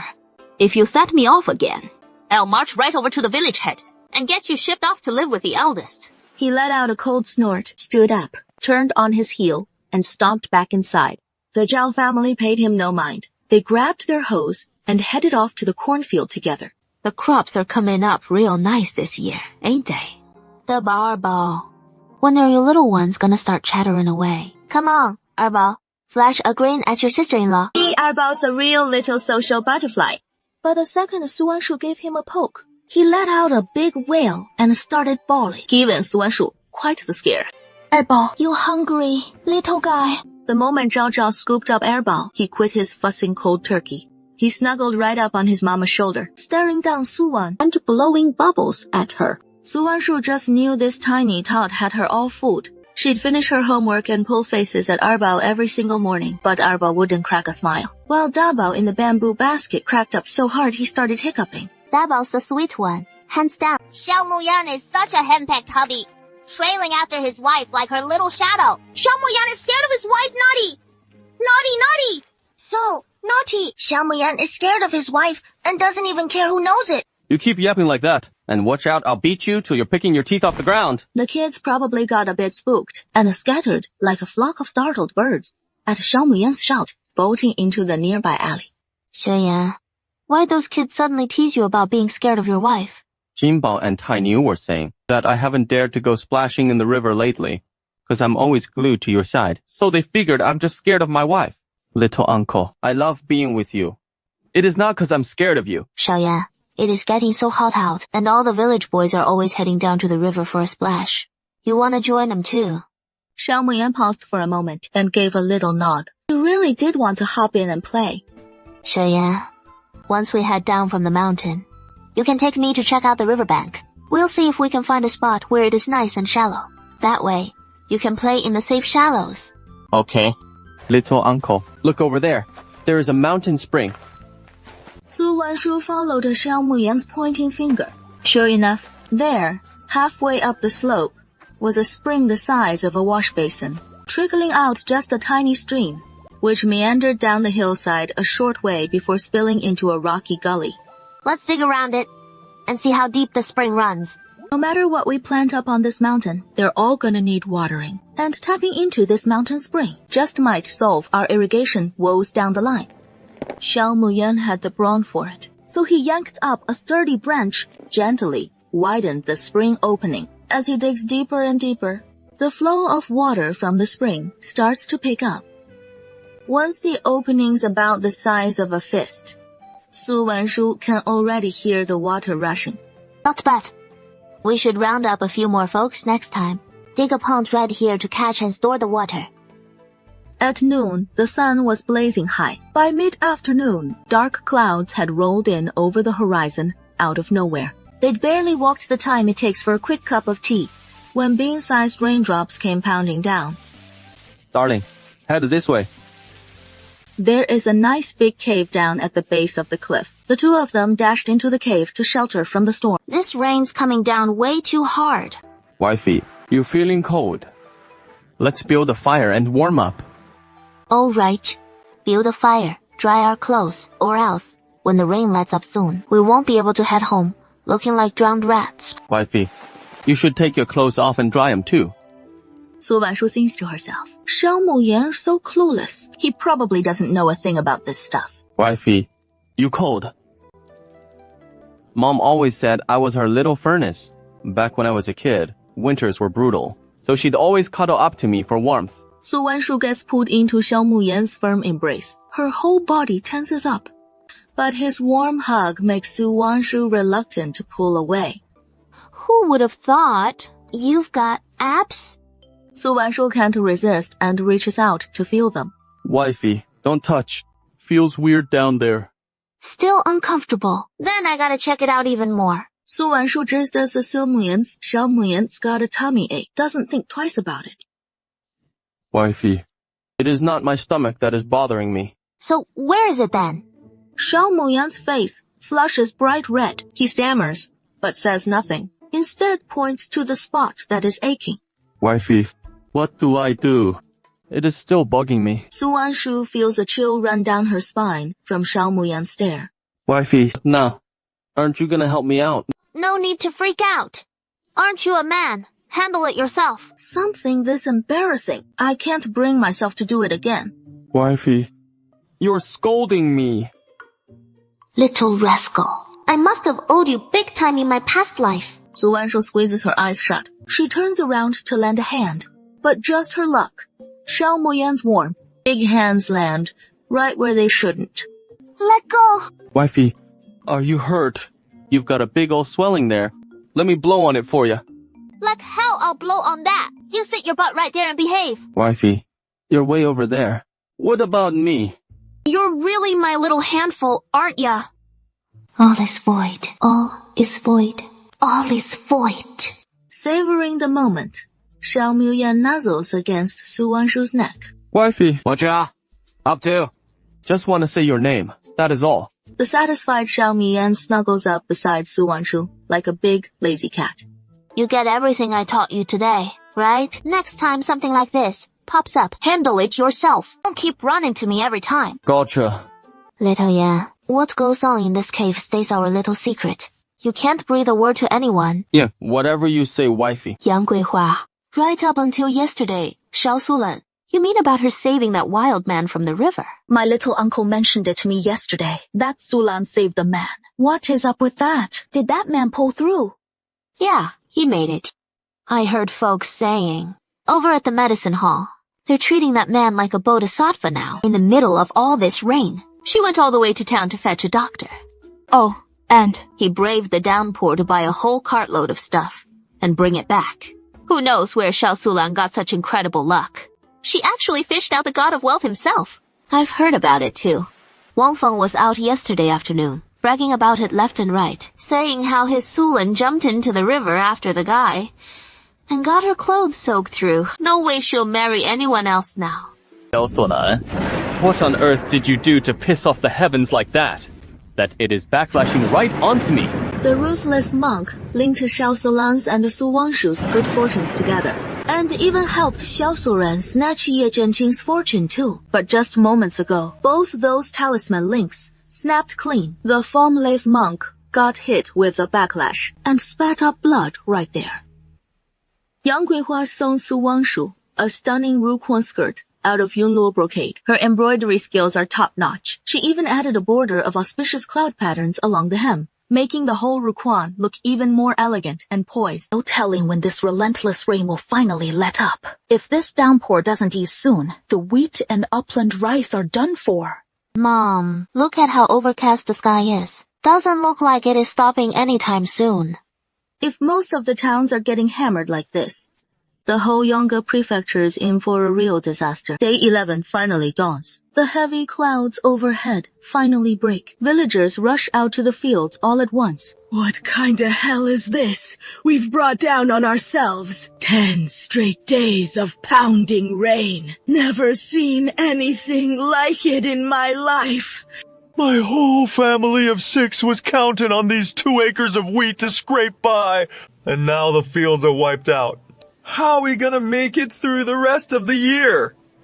It is not just Nanfang village that is hit hard. Most of Yonge prefecture got swept away by the downpour. A few days later, the Xiao family's big 2-courtyard house is finally all patched up. When Xiao Guancheng brings up moving out, Grandpa Xiao shuts it down cold. Xiao Guancheng says, if we're moving, we gotta take most of the stored grain from the warehouse, naturally.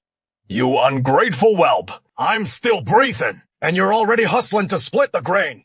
You trying to wish me into the grave! Grandpa, didn't we split the family a long time back? So why can't I take my share of the grain? What would a dope like you know about it? Hey, that grain in the storeroom, how exactly you planning to carve it up? Our side grabs half. The other half splits straight down the middle, between your grandma and third uncle. Second brother. I can't take that much grain. Back when you were selling buffalo milk and steamed buns, you already cut me in on the profits. And that corn in the warehouse, it is all from the wasteland you bought and planted yourself. I don't want a single pound. You little punk. You even grasp what you're spouting. You turned down the grain. How is your wife and kids supposed to eat? It ain't mine to claim. I ain't tucking it. The whole clan's turning red-faced bickering fierce over splitting the grain. Right about then, 萧冠丽向了萧素兰 step into the courtyard together. Su Wanshu spots the two carrying a pair of empty bamboo baskets. She wonders if these two are here to borrow some grain. Sister, what brings you two here? When Shao Guangli hears there is still a good stock of grain in the family warehouse, his eyes light right up. Switch. That is where you're wrong. With you and Mom still around, who will ask for your 2 cents. That's where it is still law in this house. Uncle, if you got nothing nice to say, keep your mouth shut. Nobody's tacking you for a mute. That grain in the storehouse ain't got a dime to do with you. You sticking your nose in like this. Ain't that just asking for trouble? Grandpa, I've got just the idea. You've been feeling out of place here anyway. Right. How about you move in with your eldest uncle? Sure. Go live with your uncle there. And we'll naturally set aside some grain for you. How much we talking? 100 pounds of dried corn. From here on out, Grandpa stays with the eldest uncle, and Grandma comes to live with us. It is settled. Whether it is churning buffalo milk, or steaming buns, or planting corn come summer. Stubborn old coot, you ain't lifted a finger to help. Besides, didn't you say the eldest son's place treats you fine? So, from now on, just bunk down with the eldest family. But 100 pounds of corn's a bit stingy. Stingy? If Grandpa ain't on board, then keep crashing at third uncle's. Our house won't spare you a single pound. 萧冠丽向素兰 exchange a knowing glance. They figure they'll take the 100 pounds of corn first, and sort the rest later. Xiaoyang, don't go running around the village these days. If you catch that wind cold bug, you'll have to choke down some really bitter medicine. Sis, stuck at home all day, it is driving me nuts. And my wife's not even in the mood to fool around anymore. Can't you see your wife's got her hands full? And you're not lifting a finger. Yet here you are, holding her back like it is no big deal. I was gonna help out, but she just rolls her eyes at me. Says I'm all thumbs and no good. Always the drama with you, kid. Go help your mom fire up the Kang instead. We're moving into the new place tomorrow. Dad, we're moving tomorrow, so shouldn't we set off a bunch more firecrackers at home? I've got the firecrackers ready already. The whole village has been so gloomy lately, hoping these will scare off all that sick energy. Early the next morning, Shao Guancheng lit up a string of 10,000 red firecrackers right at the courtyard gate. The whole Nanfeng village perked up from the Shao family's fireworks show. Folks in the village, I've got a solid formula here for treating wind cold, and it works pretty well. So if anyone's come down with it at home, feel free to swing by my place and grab a copy. Uncle Wan, it is not the formula we're short on in this village. It is the herbs we can't get our hands on. You wouldn't believe it. But the clinic in town these last couple days forget about wind-cold remedies. Even stuff for headaches and fevers got snapped up in no time flat. Tell me about it. I got up before dawn this morning and lined up at the clinic to grab some meds, but halfway through, they announced everything was sold out. Looks like we won't see any shipments for at least a couple more days. I've spotted a few kinds of herbs up on the mountain. If you trust me, then come along with me to gather them. As long as we've got medicine to take, this wind-cold flu in the village will be beaten back in no time. Uncle Han, you know your herbs. We're all just rough country folk. Wouldn't know one if it bit us. Of course. Come up the mountain with me, everyone. I'll show you one by one how to spot the right herbs. Oh gosh, Su Wangshu, you can't let a pretty face cloud your judgment. The first thing Su Wangshu did after moving in was to heat up a big tub full of hot water just for herself. Xiaoyang, put those 2 buckets down. Go sit with Mom in her room for a bit first. I'll call you back in once I'm done bathing. Why can't I stay in the room? While you're bathing. Does that mean I can't even stay? I told you to go to Mom's room, so just go. No need for all that chatter.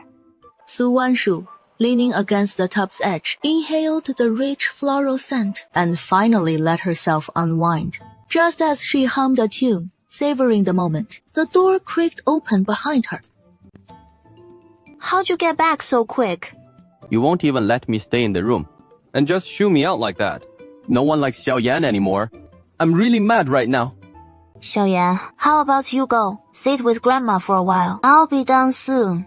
You all don't like Xiaoyan anymore. Won't even let Xiaoyan stay in the room. Xiaoyan's super mad right now. Then, turn around. No peeking. Grab the clothes from the bed for me. Oh, Didn't I tell you not to turn around? if I don't turn, how am I supposed to hand you the clothes? She hurriedly threw on her clothes, leaving Su Wanshu utterly drained.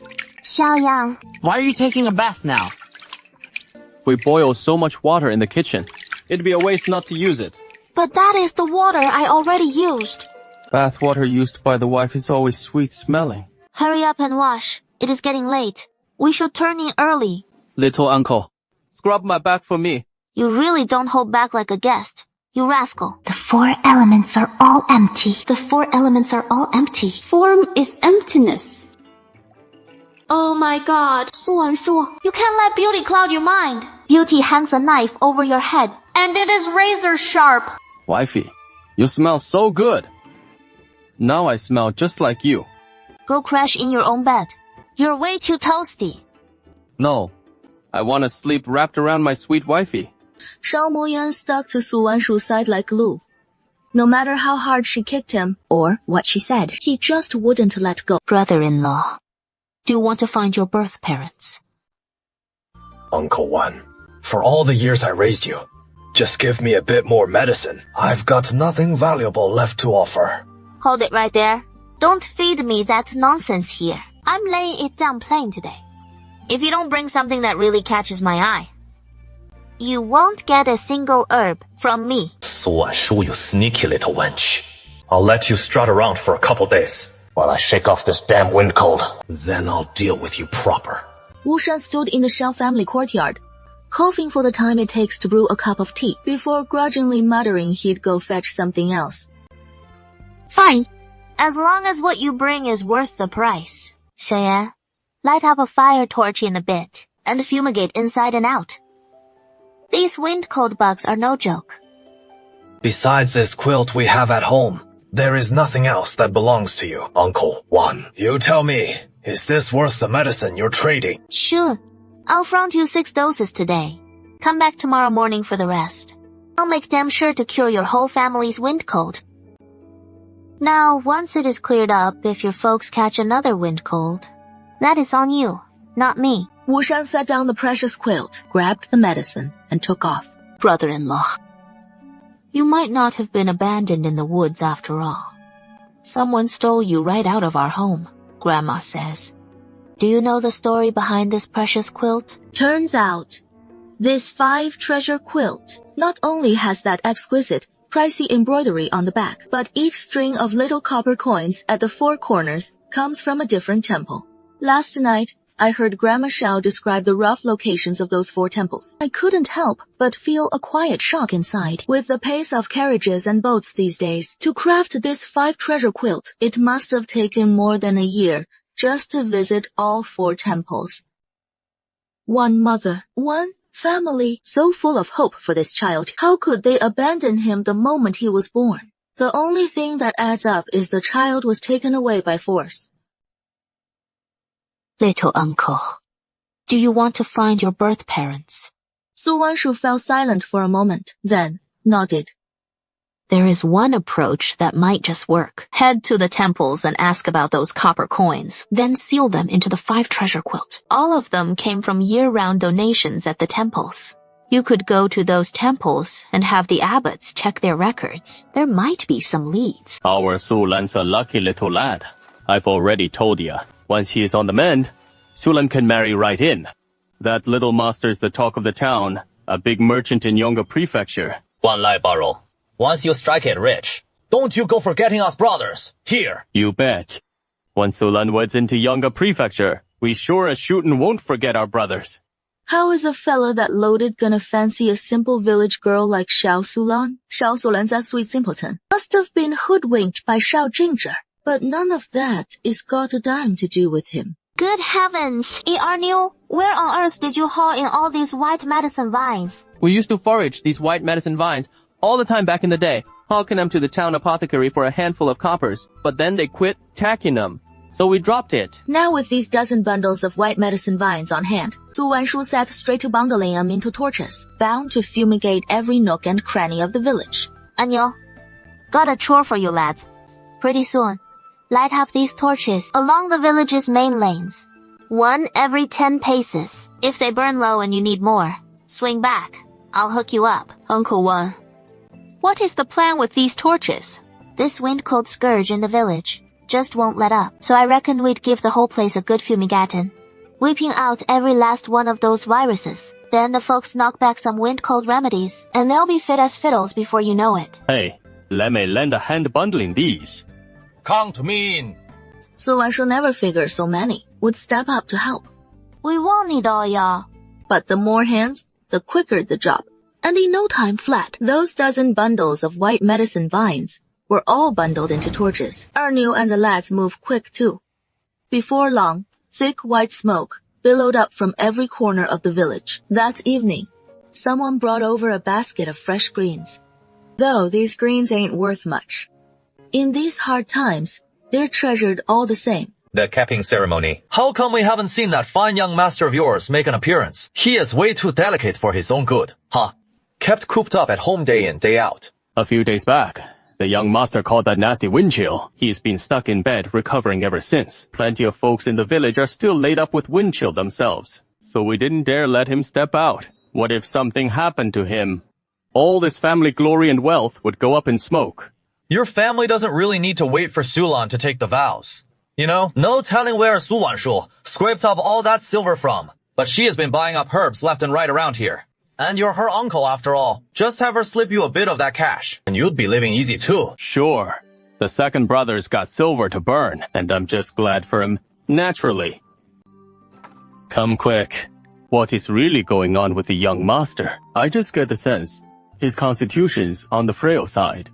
Folks around the village with wind chill, most of them bounce back fine. Even the ones who look like a stiff breeze could knock them over. A few doses of medicine and some rest, and they're good as new. But young Master Xiao, he is not getting any better. If anything, that cough's gotten fiercer these last couple days. Father, no need to fret. Young Master Xiao's wind chill is bound to clear up soon. Ever since Xiao Sulan saved Xiao Jingzhi's life, she hasn't set foot in Lanruo Temple again. But Xiao Jingzhi's wind chill just won't let up, leaving Xiao Sulan with no other choice. She steels herself and heads back to Lanruo Temple to get answers from the Heartless Monk. Worst case, she'll have to pull out a few more tricks and keep the Heartless Monk company a time or two more. Xiao, my benefactress. Truth is, I really can't help you this time. No idea what heaven hating, people cursing deed you've gone and done. It actually brought down a natural disaster. I performed those 2 rituals for you, and they all went up in smoke, and I ended up with internal injuries myself. Master, so could you lend a hand one more time? I promise I won't let you do it for nothing. With that, Xiao Sulan began to slip off her outer robe. Benefactor Xiao, if you want me to step in and help again, a tarnished flower like you hardly qualifies. Besides, I'm done performing rituals to steal fortune for you. This damn monk's had his fill. Now, he just wants to toss her aside. Master, how about we trade some heavenly secrets to divine what is blocking my path ahead, and I'll glimpse where your own road leads in the future. You can see my future. Lately, someone's been urging you to head to the capital, haven't they? So, Benefactor Xiao, what do you want to know? There is one thing weighing on my mind, and I just want to check if I'm right about it. Benefactor Xiao, you really can't judge by appearances. With just a stir in your heart, it is a matter of one person's life. But indeed, that life is standing in the way of your fortune. If you eliminate it, it'll rewrite your destiny. But at the same time, if that person truly vanishes, the whole realm could plunge into chaos. Xiao Sulan fell silent at the ruthless monk's words. Since someone's come to invite you to the capital, there is no need to hesitate, Master. Once you reach the capital, you'll be one step closer to becoming the Imperial Preceptor. With that, Xiao Sulan turned and walked away. Becoming the Imperial Preceptor had long been the ruthless monk's burning ambition. Yet, he'd never whispered a word of it to anyone. So how did Xiao Sulan know? He was finding Xiao Sulan more and more intriguing. With a face that looks so utterly innocent and harmless, yet her mind is always plotting to claim others' lives. Someone so delightfully twisted, and he actually rather likes it. Xiao Bingsheng, have you forgotten to send meat to your big brother today? No need for you to deliver it. Just cut me about 10 pounds right now, and I'll take it myself. Right. I've never once thought about sending me to Xiao Guanli's family. Way back then, he just stood by and watched as Gui Hua and Xiao Yan nearly starved to death, not even willing to spare them a single sweet potato. From that day on, whatever brotherly bond we had was shattered for good. All these years, it is only out of respect for you and mother that I haven't completely cut ties with Xiao Guanli. But Xiao Guanli keeps pushing his luck, thinking I'm some easy mark. I just can't hold back anymore. You unfilial wretch! You think you can just brush off your big brother with a few glib words? Let me tell you, fat chance. If you dare hold out on that meat today, I'll march straight to the village head and report you for being unfilial to boot, and I'll be there to watch him sort you out. I can give you some meat, sure, but to my big brother, over my dead body. Yang Guihua, fill a bowl of meat for Dad to take along. Hold on a minute. Grandma Xiao steps out from the west room, calm and steady. Xiao Bingsheng, how do you have the nerve to show up here demanding meat? Xiao Bingsheng isn't Guancheng's real big brother. So why should he hand over meat to him? Hey, you old bat! What the hell are you spouting? Back then, it was all for the sake of my 2 boys and keeping the family's name clean. I swallowed my anger. I meant to take that secret to my grave. But you've been hounding Guancheng over and over, always scheming to grab every last good thing for Xiao Guanli. Like Guancheng and Guanji deserve to scrape by forever. Xiao Bingsheng, you try showing your face here again, and I'll spill everything about Xiao Guanli. I'll make sure everyone knows you had an affair with another woman and fathered that illegitimate child. We'll see about that. Whether your little fling can even survive this. Miao Chun, what the hell are you rambling on about? Little Bingsheng, you dare show your face here again. See if I won't spread this all over the village. Miao Chun, you better watch your mouth. If you dare tarnish Xiao Qing's name, I won't let you off easy. Grandpa Xiao stormed off in a huff. Grandma Xiao, who just moments ago was full of fire, suddenly deflated like a punctured ball. So, what exactly happened? It is just some ancient grudge, old as dirt. Best left buried. You just need to know this much. Xiao Guanli isn't your real brother. He is your father. That illegitimate child he got on another woman in secret. Your ma had no choice but to raise him. Uncle, where do you get all this silver from? Yeah, I made all this selling herbs. 1 pack of herbs for a tael of silver. That is 65 taels altogether. Way more than I figured. Uncle, so this is the profit from buying up herbs with 10 taels and flipping them. As Yu Wanshu nods, besides the herbs I picked up with those 10 taels, I tossed in a bit more from the ones grown in my space. Dad, I told the villagers to keep bringing herbs my way, but this round, just up to 20 taels worth. Uncle, herbs are turning a nice profit, why not stock up more? The days are heating up. Even if we don't go out of our way to fend off the chills, they'll start fading on their own. Come summer, the town clinic will reopen and flood the market with bulk herbs. Hoard too much, and we might end up stuck with it all. Stay level-headed, no greed, and you won't take a loss. That afternoon, folks started trickling in with fresh herbs. The Xiao Guancheng place got slammed, so they called over Xiao Guanzhe and Zhao Jia to pitch in. Grandma Xiao was watching the 2 little ones in the main hall. Hey, little uncle, why don't you and Xiaoyan give me a cute pair just like this next year? Mom, I'm way too young for that. Gotta wait at least 5 or 6 years. Oh, my little uncle, 5 or 6 years. You'll turn into an old maid. Better to start young. Got that sturdy build. Makes it easier all around. Don't drag your feet like Third On did. Waiting till you're this age. Popping out these 2 little terrors nearly took my last breath. Daughter-in-law, why is your face all flushed like that? It is hot. Then let me fan you off, my dear wife. No need. It'd be so awkward if Dad and the others catch us like this later. As you, I've put you through so much these past few days. Young Master Xiao, Your condition's gotten worse. You've been footing the bill for all the medicine, and I haven't been much help myself. I have no idea what is happening out there anymore. Between the floods and this relentless chill, Yongge Prefecture must be in utter turmoil.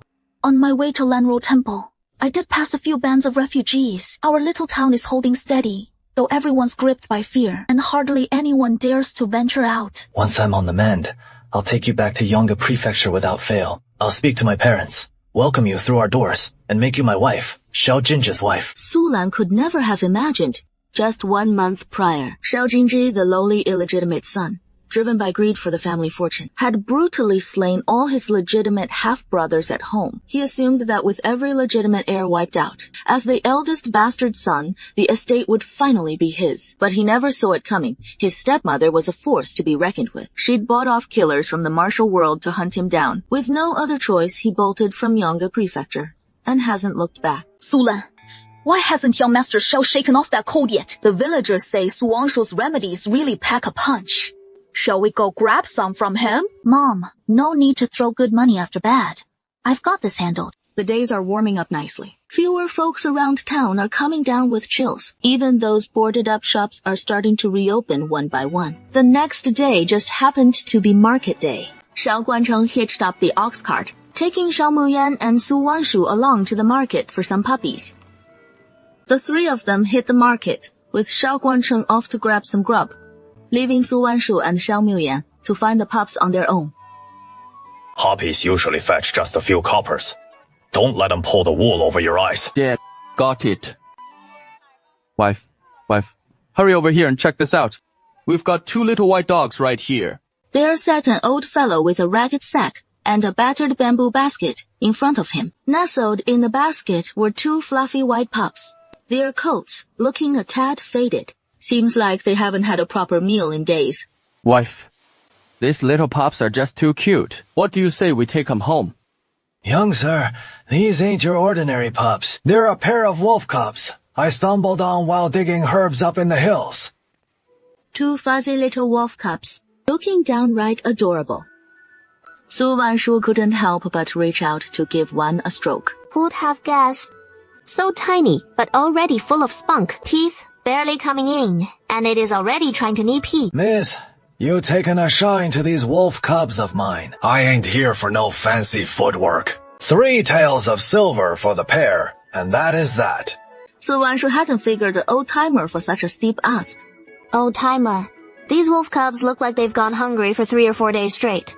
You're probably at your wits' end trying to feed them. That is why you're hawking them now, right? So don't try to string us along. For these 2 wolf cubs, I'll give you 100 coppers. If it were just a mutt, 100 wen would be an absolute fortune. This old-timer would have snapped it up without a second thought. When the old man heard Su Wanshu offering just 100 wen, his beard practically shot up in fury. Little miss, these are wolf cubs, not some puppy pups. For 100 wen, I might as well roast them both up for a feast. Wifey, that is downright cruel.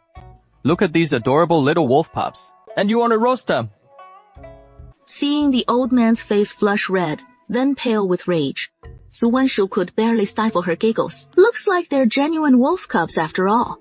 Su Wanshu was about to haggle further with the old man, when her eye caught the tattered sack beside him, piled with a heap of herbs. They were just loosely sorted, but amid them, Su Wanshu spotted 2 rare herbs she'd been longing for. Old-timer, how much for these herbs? 35 wen per catty. Miss, do you know your herbs? You can't just buy and brew these willy-nilly. One wrong move, and you might lose your life over it. I've apprenticed under a master for a few years in medicine, so I know a bit about herbs. Hand over all these herbs, along with these 2 wolf pups, and I'll give you 4 taels of silver. Deal. The old man agreed without missing a beat. Daughter-in-law, folks in our village sell you their dog, up herbs for 21 a catty. So why pay this old-timer so much? 'Cause he is getting on in years. Ain't easy climbing mountains to dig 'em up. We gotta respect our elders and cherish the young. That is why I offered him a bit more. Oh, got it. Wifey, You hold on to it. Xiao Muyan tossed those herbs on the ground-broken sack and all straight into the basket. Scoop up those 2 wolf cubs and let's hightail it out of here. The old man glanced down. What do you mean? 4 tails of silver shards in his hand. It is clearly a 10-tail silver ingot. Hey, young master, you've given way too much. Honey, I'm a good kid who honors the old and cherishes the young. Xiaoyan, notice anything? It has only been a few days, and that little wolf pup's already put on some weight. Yeah, it is filling out nice, and its fur is looking shinier too. After messing around with the little wolf pup for a bit, Xiao Muyan headed up the mountain again with Ernu and the boys. Su Wanshu stretched lazily. The 2 little wolf pups at his feet were whimpering and fussing. They must be starving. Only then did Su Wanshu snap to. It was already noon. Xiaoyan, why isn't he back yet? He always used to show up right on time for lunch. Auntie, Shujie, it is bad. Xiaoyan fell in the river. Su Wanshu's hand shook, and the buffalo milk splashed everywhere. He didn't stop for anything, just bolted to the front yard. Ernu, you just said Xiaoyan fell in the river? Which river? That spot where we usually fish. Su Wanshu broke it to Rongcunwei village. Outskirts, warm wind whipped past his ears. The world ahead blurred into streaks. One thought pounded in his head. Get to the river. Now, Xiao Muyan has to be okay. The riverbank was abuzz with folks gathered around. As Su Wanshu raced up, Liu Yujiang and the others had just hauled Xiao Muyan out of the water. Su Wanshu shoved through the crowd and lunged forward. One hand felt for Xiao Muyan's pulse. The other checked his breath. No pulse. No breath. Liu Yujiang nearby quickly draped Xiao Muyan over his knee, slamming his back with firm slaps, desperate to make him cough up the water in his lungs, but it wasn't doing much. Uncle Liu, let me handle it. 2 sharp slaps. Su Wanshu pumped Xiao Muyan's chest without stopping, but there was still no sign of life. It is too late. Don't waste your strength. Xiaoyan fell into the river and wasn't fished out till it'd been the time to brew a whole cup of tea. He was gone, completely lifeless. Just as Yang Guihua and Grandma Shao came rushing over, they caught those heartbreaking words. Where is Xiaoyan? How could you run ahead of Grandma like that? All these years, Grandma's been treading so carefully, day by day, all to store up blessings for you. How could you just go like that, all of a sudden? How is Grandma supposed to keep living now? Xiaoyan! Mom's here! Say something to me! Please, just answer, Mom! Su Wanshu couldn't spare a thought for Yang Guihua. He kept right on with CPR for Xiao Muyan without a pause. The villagers saw just how doggedly determined Su Wanshu was. A bunch of them stepped up to try talking him down. He is not breathing at all, been half an hour already. No way he is coming back from this. Our little uncle's got real healing skills. If he says Xiaoyan can pull through, then he will. Seeing how the Xiao family held firm, the crowd didn't press anymore. They got the Xiao family's anguish deep down. Su Wanshu saw Xiao Muyan Wenyan wasn't responding at all. His heart was burning up, antsy as bugs on a sizzling pan, right when he was about to drip one more drop of mystical spring water into Xiao Muyan's mouth. Suddenly, Xiao Muyan broke into fierce, hacking coughs. Big gulps of river water came surging out of Xiao Muyan. Xiaoyan, you okay? Uncle, let's get Xiaoyan carried home first. The family scrambled to carry Xiao Muyan back home in a panic. They changed his clothes and forced some ginger soup down his throat, just when everyone thought Xiao Muyan was about to wake up. But he just lay there on the cane, completely unresponsive. After Su Wanshu examined Xiao Muyan carefully, he'd been underwater for way too long. He must have some cerebral edema. Dad, Mom, Grandma, Xiaoyan will be just fine. I'll go brew some medicine for Xiaoyan right away. By tomorrow morning for sure, Xiaoyan will wake right up. I'll grab the clay pot for you to stew the soup. A huge clay pot brimming with herbs simmered slowly for a full hour, until finally, just one bowl of decoction was ready. He swallowed the whole bowl of herbal soup. After about the time it takes to sip a cup of tea, Xiao Muyan finally stirred and woke up. He looked like he'd just woken from a deep sleep. His gaze was still a bit blurry and unfocused at first. Xiaoyan, do you feel any discomfort anywhere on your body? Wife. I gotta use the outhouse. With that, Xiao Muyan flipped over and hopped off the cane, then bolted straight for the outhouse. Mom, hurry and boil some more hot water, so he can wash up real good when he comes back. The whole family waited anxiously in the courtyard, and suddenly, a hot gust of wind swept through. Everyone there felt like the stench was gonna suffocate them. The 2 wolf cubs that had been wandering around the yard just moments ago, upon catching that foul reek, they fled to the backyard like their lives depended on it. Xiao Guancheng stood there completely dumbfounded, with no clue what in the world was going on. Dad, don't worry. That medicine I just gave Xiaoyan, it has got strong detoxifying effects. It is flushing all the toxins right out of Xiaoyan's system. Oh, I see. How much poison did Xiaoyan even have in him to make such a mess? After what felt like forever, Xiao Muyan just came out from the outhouse. Su Wanshu pinched her nose and quickly ushered Xiao Muyan inside to freshen up. Little Yan, how on earth did you end up falling into the river? Haven't I told you 1,000,000 times not to go swimming in the river? On my way back from cutting grass up in the mountains, I ran into Jinbao halfway. Jinbao said, "You were washing clothes by the river and asked me to come get you." So I did. Xiao Jinbao tried inviting Xiao Muyan to swim by the river once or twice, but never succeeded. He actually resorted to such a low-down trick to fool Xiao Muyan. That is just despicable. You idiot. The moment you saw I wasn't there, you went jumping in the river with those little rascals. Nothing like that. I always listen to my wife. If my wife says no river for me, then no river. But since you didn't agree, so how'd you end up in the river? Don't tell me someone pushed you in. I don't know.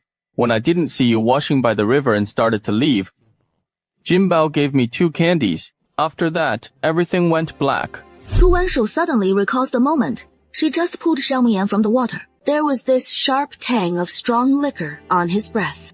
What kind of candies do you remember? Sweet on the outside, but spicy inside. Little Yan ate them right away. I felt dizzy and queasy, then nothing. When I came to, there you were, my wife. Now hurry up and wash off. Then get to bed and rest. Mom, Dad, Grandma. Xiaoyan nearly drowned this time, falling into the river. It has gotta be tied to the Xiao Guangli family somehow. They're downright heartless. What on earth did the Xiaoyan do to cross them? And they actually went after Xiaoyan's life. Dad, keep your cool on this one. We can't tip our hand just yet. To outsiders, we'll say Xiaoyan's still sick and hasn't woken up. I'll head over to their place and feel things out. You drank all that spiritual spring water I gave you. And this little noggin of yours, why hasn't it gotten any smarter? Wife, what is this spiritual spring water? You little rascal. Quit prying. Come here. I got something to tell you. Wife, let me handle it. I've got the strength. You're really useless. When we picked the spot back then, why didn't we go for a deeper stretch of river? Now look at him. Half dead and clinging on. What a fine mess. Sulan, Jinbao didn't mean for it to happen. Who'd have thought Xiaoyan was so tough? Bobbing in the water half the damn day, and coming out without a scratch. But now, he is laid up in bed, half dead, right? I haven't seen the Erzhu family call a Dr. Xiaoyan's probably not long for this world. You've got the nerve to bring it up. Go snoop around for me. Find out exactly how Xiaoyan's holding up. See if this roadblock's gonna stick. If Xiaoyan kicks the bucket, young Master Xiao's illness clears right up. But why does that whole thing feel so off to me? Mom, I had a master divine it, said Xiaoyan's fate clashes hard with the young masters. Only one of them can make it out alive.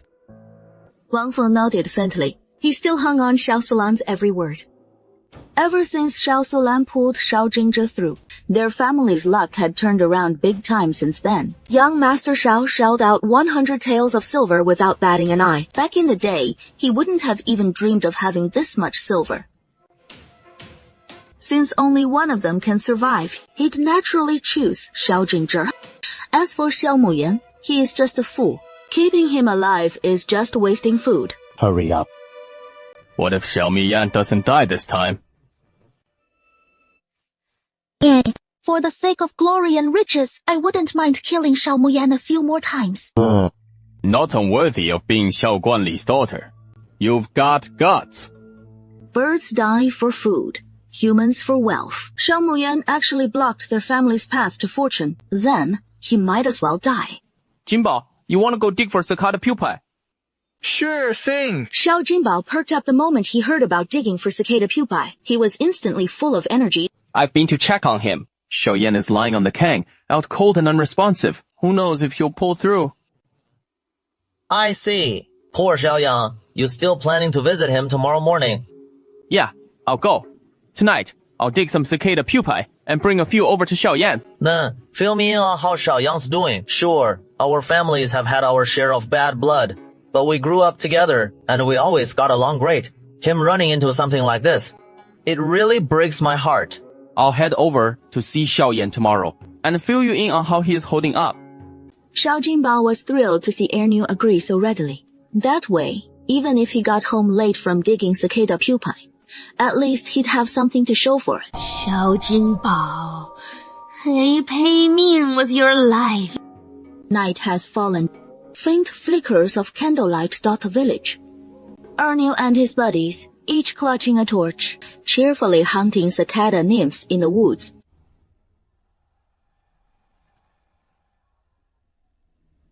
Just beyond these woods lies the desolate graveyard. There aren't any ghosts around here, right? Xiao Jinbao, why did you murder me? You owe me your life. 小母羊，我没有在 didn't hurt you. Don't come after me. Go home, Xiao Sulan. Instead, it is she who craves your life. I bear no grudge against Xiao Sulan. Why would she want to harm me? You're just making this up. Xiao Jinbao, repay me with your life. Repay me with your life! Xiao Sulan said that if you die, young Master Xiao's chills would be cured. That is why she wants you dead. It really has nothing to do with me. If you don't believe me, go ask my folks. Ask my grandpa. Little Yan, why aren't you home? Stay put. What are you doing sneaking out this late? Mom, I went to catch some cicada nymphs. Look. You rascal, always giving your mom grief. Go wash up and eat your dinner.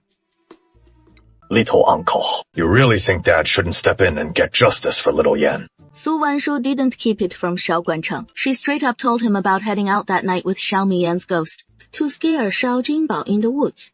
The Xiao Guanli clan. They're trying to drive us to our graves. I'll go reason with Xiao Guanli right now. If he doesn't clear this up for me today, even if it costs me my life, I'll demand justice. Hey, don't rush into it. Hear me out first. Uncle, this is serious. We gotta go to the Xiao Guanli family and make them give us some answers. Little Yan fell in the river and nearly drowned. I can't let this slide, no matter what. Guihua, you need to stay this tough. The tougher you get, the less those snobbish lowlifes will dare mess with us. I say we just go straight to the magistrate. Let the county lord settle this mess. Dad, Mom, Grandma, just hear me out first. Just now, Xiaoyan and I scared Xiao Jinbao half to death. Slipped it right onto him too.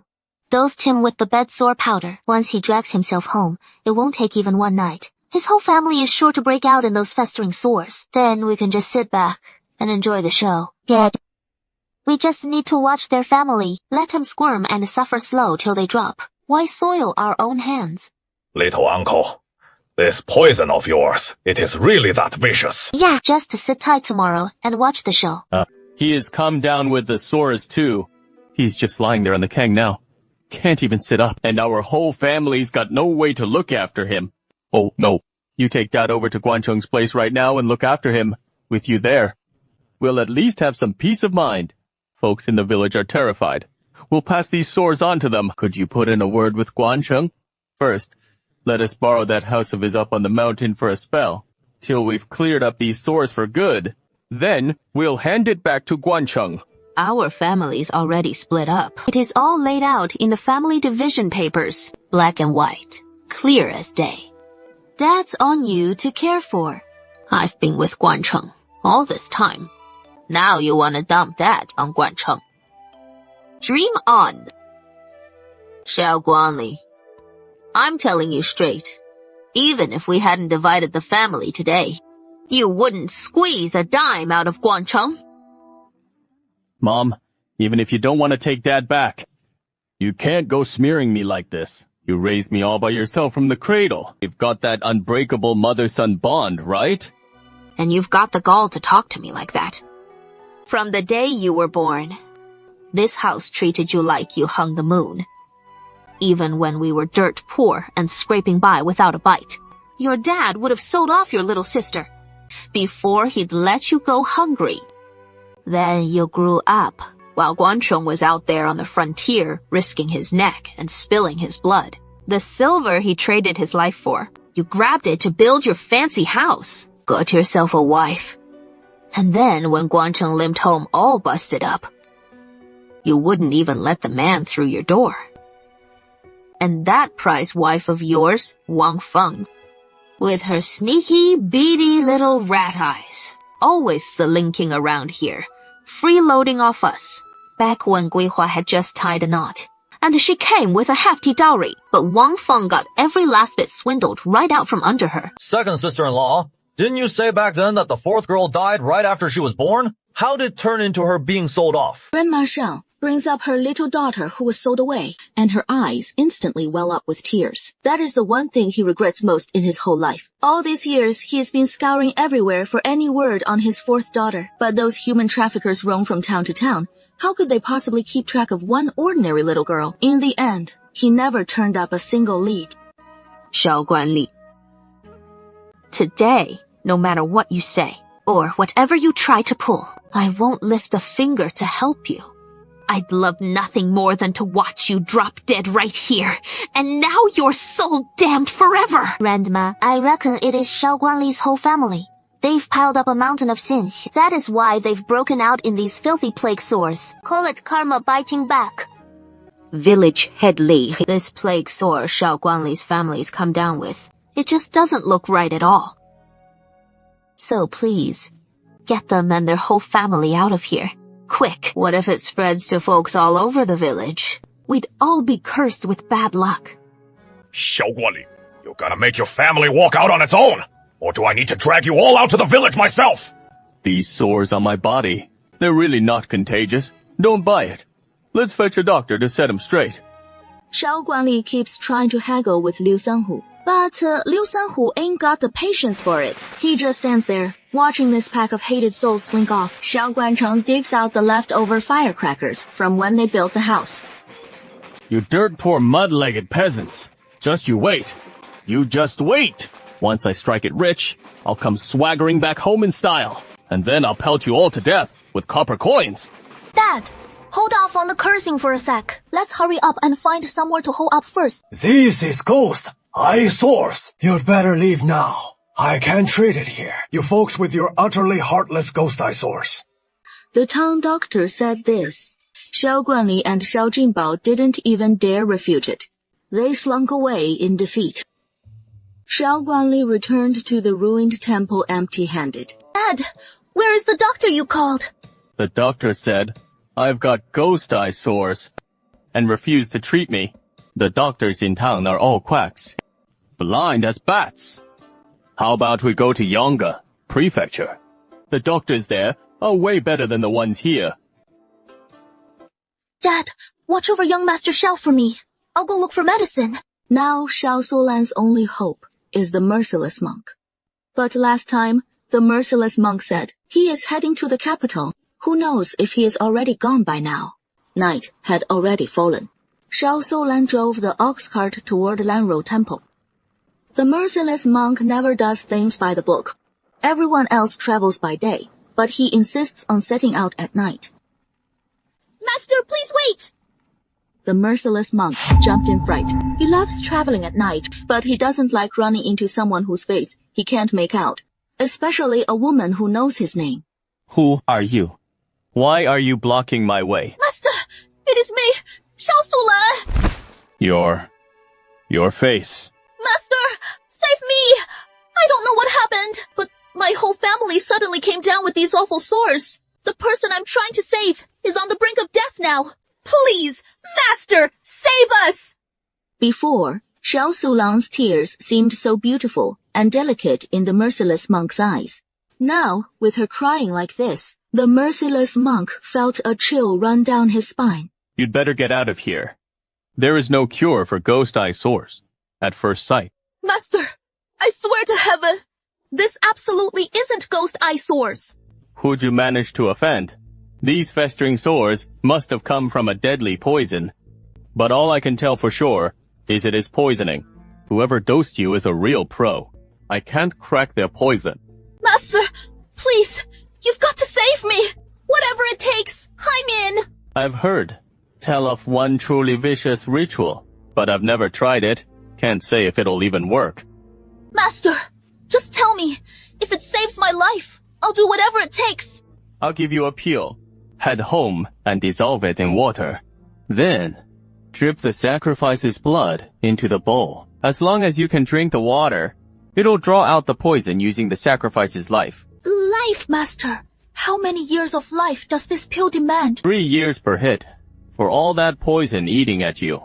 Trading 3 years should cover it nicely. Master, so what do I trade you for this pill? If the sacrifice dies, all their merits from past lives, and this one flows straight to me. So please, Master, hand over the pill. Wu Qing the monk casually draws a red pill from his medicine pouch. He cradles it in his palm and murmurs an incantation. The pill suddenly shimmers with golden light. As the glow fades, Wu Qing passes the pill to Xiao Sulang. Wu Qing rides through the pitch-black night. All around dead silence. Chilly white moonlight spills over him. Suddenly, golden light erupts around Wu Qing. He quirks a lip in faint surprise.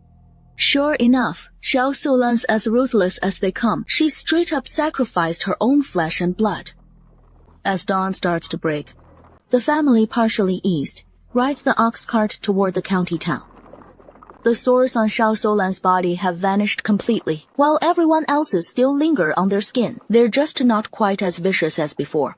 And on the ox cart, Grandpa Xiao is the only one gone, with Xiao Guanli's family gone from Nanfeng village. Su Wanshu feels the air's a touch, fresher now. Big brother, can we keep up our buffalo milk steamed bun business? I've been asking around in town, and white flour prices have settled back to normal. We can whip up small batches, but this year's weather's acting strange. No rain for over a month in the rainy season. It is downright unsettling. Dad, how about we quietly stockpile some grain? Xiao Yan and I can head into town every few days to grab some wheat and rice. They won't go bad if we keep them stored at home. Little uncle's spot on. All the grain's shipping in from elsewhere now. If disaster strikes and supplies dry up, we'll be staring down another famine right here. We can't just sit on our hands, right? Third uncle, we've got that hillside of ours. Right now it is just a few fruit trees. The terraces hold some sweet potatoes and potatoes, but there is a massive stretch still lying idle. If you've got nothing pressing, come lend a hand planting. Goji berries and wild briar. I'll pay you 1 tael of silver a month. Little tree. What do you plan on planting? Just give me a shout, that is all. What need is there for silver between family? Third uncle, this ain't just a patch of something small. I've got it all figured out already. Once the goji berries and wild briar are set, I'll carve out more terraces. When autumn plowing rolls around, we'll sow some grain crops. Little uncle. That barren hillside soil is mighty poor. You reckon you can really grow all that? Even on the rockiest ground, I've got ways to coax grain out of it. Xiao Guancheng raises both hands in full support of Su Wanshu's idea. In just one morning's hard labor, Xiao Guancheng has rounded up 10 sturdy young laborers for Su Wanshu. Su Wanshu is paying them 1 tael of silver a month in wages. Novel. You're set on ringing the hilltop with wild briars. What is the point of that? It is nothing but thorns, out to touch, and you can't even eat it. That is precisely why it is so useful, the thorns. All the treasures up on my hill one day. What if thieves come snooping around? That is why we'll plant extra wild briars, to fend off any lowlifes. So Su Wanshu and the crew laid out spots for planting the goji berries. Then she set off for town with Xiao Muyan. The moment they got to town, she caught sight of refugees huddled in small groups at the gate. Once they were inside the town, beggars had started crowding the streets too. Right as Su Wanshu was glancing about, a pair of soldiers in full armor strode by on the street. Granny, since when do we have soldiers patrolling our town? I've never spotted them before. Young lady, it has been ages since you last came to town, right? Just 5 days ago, that is when the soldiers rolled into our town here. A good number of them. At the start, everyone was downright spooked by the sight. But that was days ago now. And the soldiers haven't laid a hand on any townsfolk, so folks have just gotten used to it. Young sir, care for a velvet flower. It is a family heirloom craft, passed down through generations, across all of Sui Town. You won't find hands finer than mine. Wife, this one's sure to look lovely on you. The old woman hawking velvet flowers overhears Xiao Muyan call Su Wanshu wife. She purses her lips in a knowing smile. Young lady, seeing as you're married now, you should wear your hair in a proper married woman's style. Su Wanshu bandages an awkward smile. She is still just an innocent, unmarried girl. After all, What married style? Grab 2 more for Mom and Grandma too. Attention! You've got to come up with something. In our family's fields, we'd only planted that tiny patch of potatoes. And wouldn't you know it? Those refugees came and dug every last one up. How is our little family of 3 supposed to get by now? Xiang Yi, what is going on here? Did someone steal the Wu family's potatoes? Little uncle, you just got back from the hills. Run into those refugees on the way. No telling where they came from. A whole swarm of refugees. They didn't make it into the village, but they've been lurking just outside. The Wus had planted a whole field of potatoes, waited forever to harvest them. Talk about bad luck. They spotted it right then.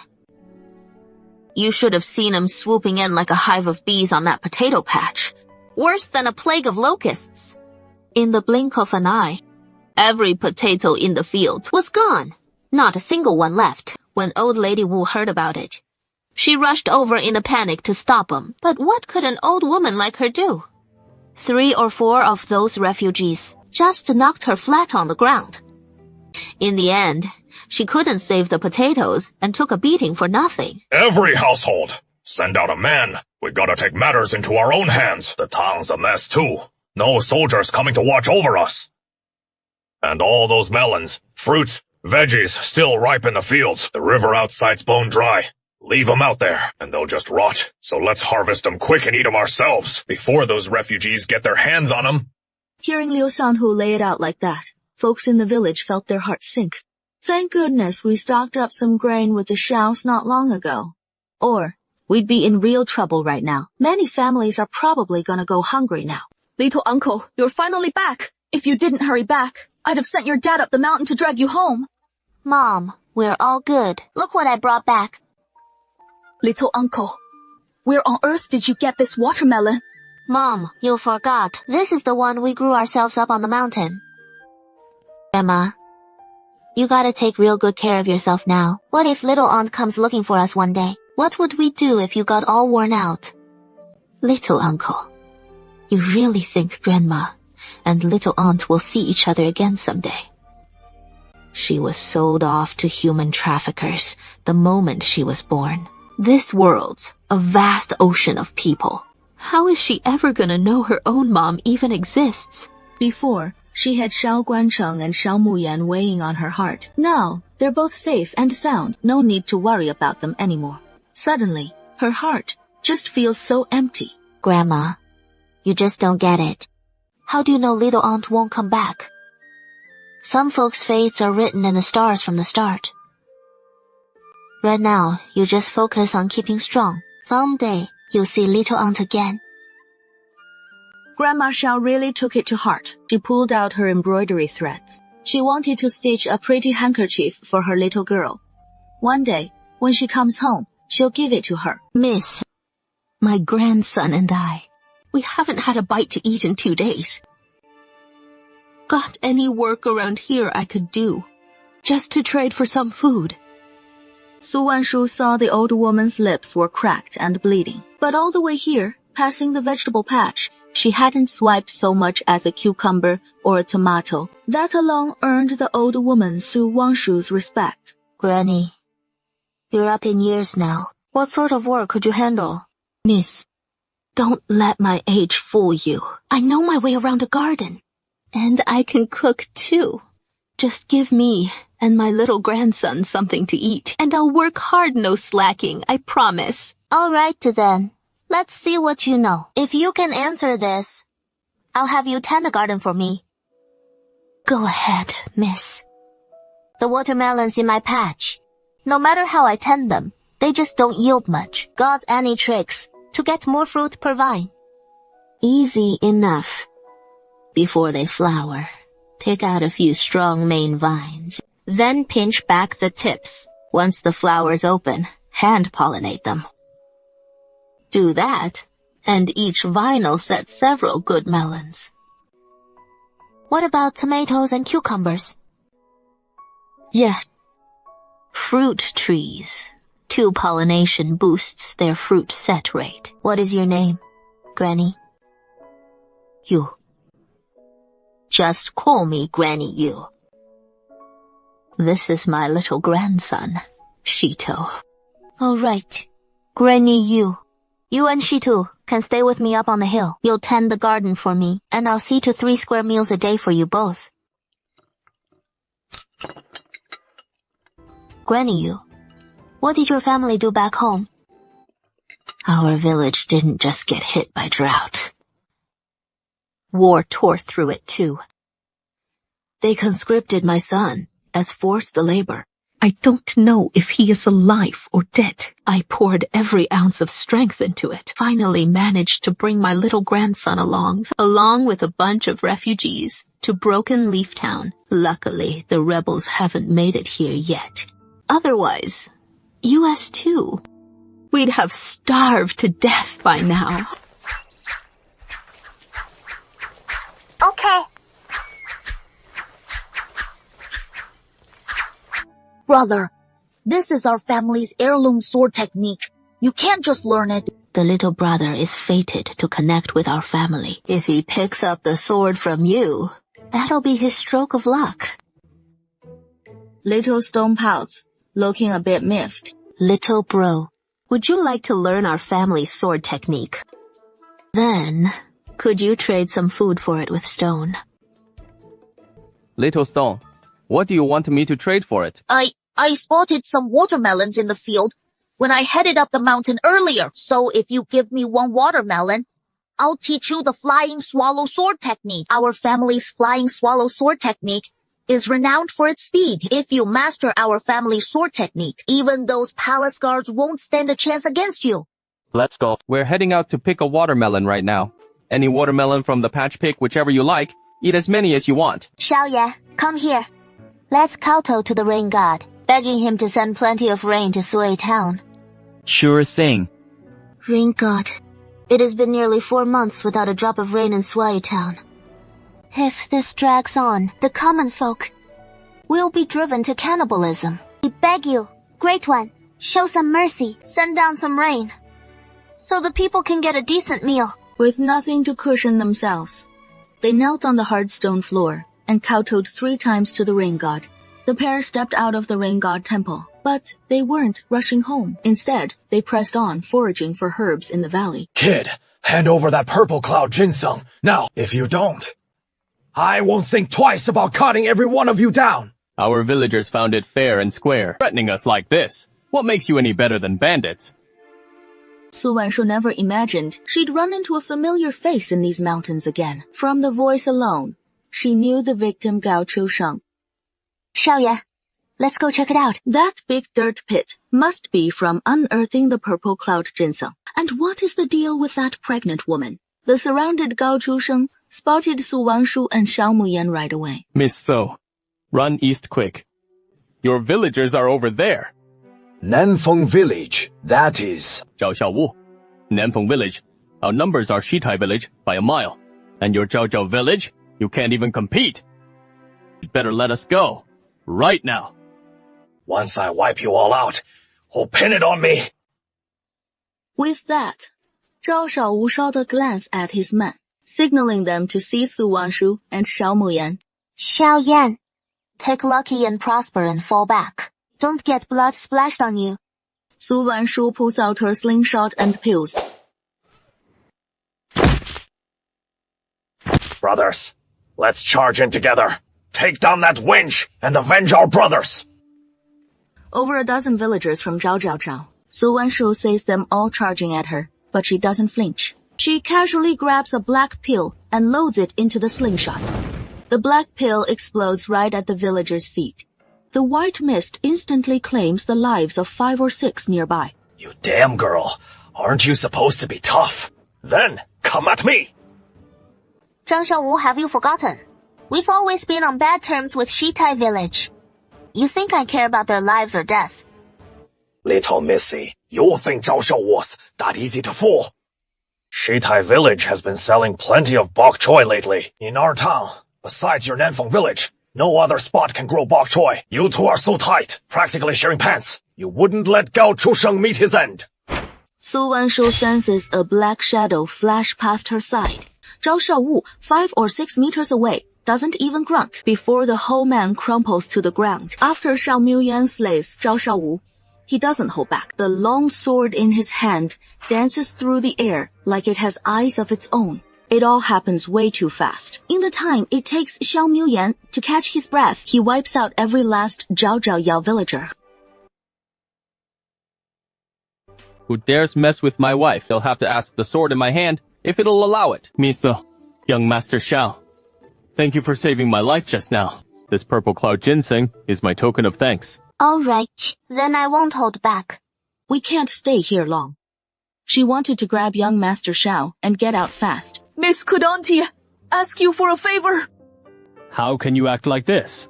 We don't even know you. You expect us to go rescue your daughter from those bandits? Isn't that just sending us to our deaths? Mr. Li, what is really going on here? This woman fled here from Yongge Prefecture, her hometown's back, in Suoye Town, dragging her whole family over mountains and ridges to join relatives. 2 days back, they ran into a gang of bandits fleeing from Yongge Prefecture. The bandits spotted her pretty daughter and snatched her away. Herman, out here in these wild, desolate hills, the bandits have already moved on. Where do you expect us to even look? I overheard the bandits heading south. They're aiming to claim a peak over there and set up as kings of the hill. Going south, that is straight toward Nanfeng village, isn't it? Damn it. These bandits aren't fixing to take over our backwater hills, are they? Ma'am, what is your daughter's name? Yang Bao'er. All right, I'll keep that in mind. Su Wanshu and young Master Xiao pressed south. They stuck to roots near water. Sure enough, after just half a day's march, they spotted signs of a big group camped by a stream. Half a day on these damn trails, I'm wiped out. Gotta shake off this weariness first. I'll scarf down extra meat later. Go easy, Wilya. You've already wrecked all those soft, pretty girls. Brothers, there won't be any left for us. Su Wanshu nearly gagged at the sound of it. If it weren't for the bad timing, he'd poisoned the whole lot of them silent. Why aren't you screaming today? Back when I grabbed you before, weren't you hollering your head off? No matter, in a bit, this old man's gonna make you scream till your throat's raw. Little Yan, come on, help me take down those thugs with these pills. Amid faint popping sounds, the bandits lose it in a flash. Today, these bandits are living their lives right here with him. You folks, better get out of here quick. Lately, plenty of folks have been heading into these mountains looking for the Rain God Temple. You might run into him anytime now. Miss, he is begging you to show some mercy. Let us tag along with you down the mountain. I'm scared half to death. Can't trust anyone else we run into up here. What is your name? I'm Yang Bao'er, from Yangshu village in Yongge Prefecture. Su Wanshu perks up. The girl before her is Yang Bao'er. She suddenly recalls that wealthy fellow from a couple days back, the one who begged her to track down his daughter. Your mass name wouldn't be Xiao Zhilang, would it? Miss, do you know my mother? Yang Bao'er never dreamed she'd hear her mother's name again. She figured she'd never lay eyes on her ma again in this lifetime. A couple days ago, I chanced upon your mother up in these hills. It was your ma who tipped me off about the bandits' hideout and sent me to rescue you. Yang Bao'er didn't shed a tear even facing down those bandits earlier. But hearing her mother's name, her eyes well up despite herself. My ma still carrying a child. No telling how she is holding up now. Huh. Hey, no crying now. When I ran into your ma, she was doing all right.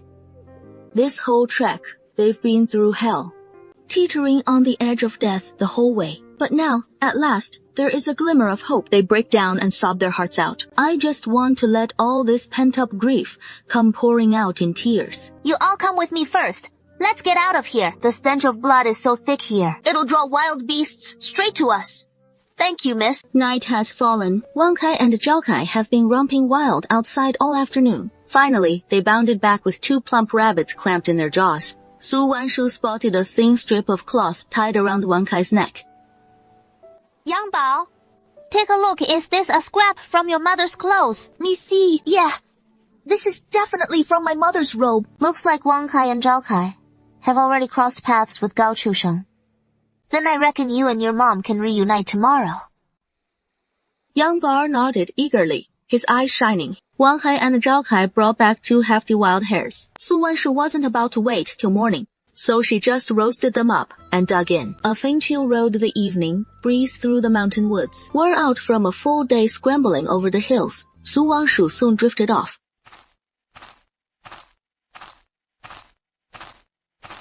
Sounds like someone's coming. Yang Bao clutched a sickle in his hand, staring tensely into the shadows ahead, the pitch-black woods.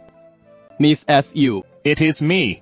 Gao Chusheng's voice drifted in from the forest. Su Wanshu's heart lodged in her throat, dropped back into place. Sure enough, it wasn't long before Gao Chusheng appeared, raising a torch high. He led several others, stumbling out from the trees.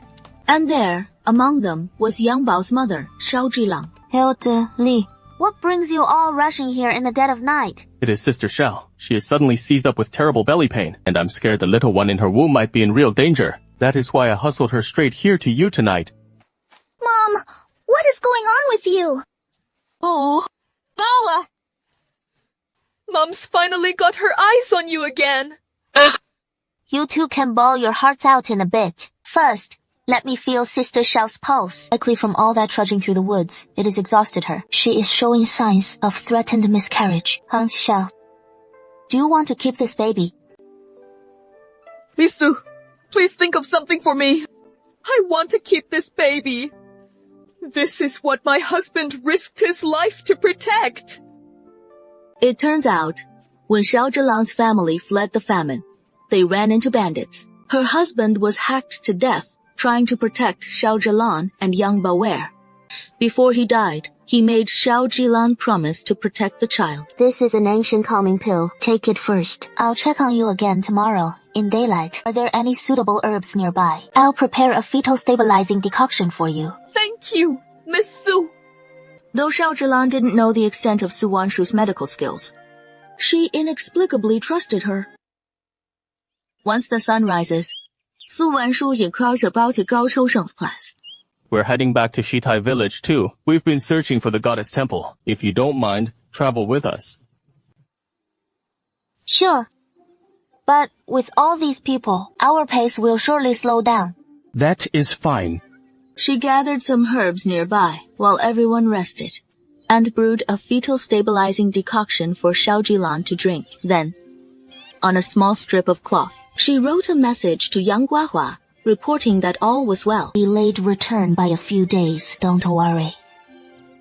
Little Sparrow, take this cloth strip to Granny Yu. The little sparrow chirped and circled twice over Su Wanshu's head, then swiftly flew off. There are 2 paths down the mountain. The left path leads to town. The right one goes to our Nanfeng village. Where do you all want to go? Pick whichever one you like. Missy, you saved our mother and daughter's lives. From now on, our lives are yours to command. If you're willing, Miss Su, we can sign a deed of servitude and spend our lives toiling like oxen and horses to repay your kindness. Seeing Shao Zhilang speak so earnestly, the crowd knelt as one before Su Wanshu. Miss Su, we're willing to sign a deed of servitude too. All right. I don't need you signing any deeds of servitude with me.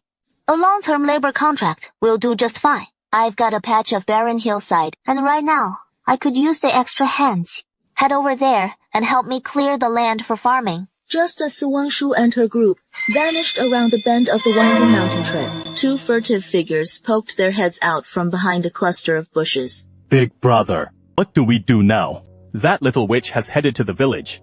Snatching her back will be even tougher now. They might flee like monks, but the temple stays put. We've got to get that tiger tally out of her hands. General Zhao's counting on it to muster his troops. It is all because Zhao Feng's such a lecher. If only he'd kept his urges in check, she wouldn't have been the first one that witch took down. At that moment, Su Wangshu had no idea the storm she'd stirred up.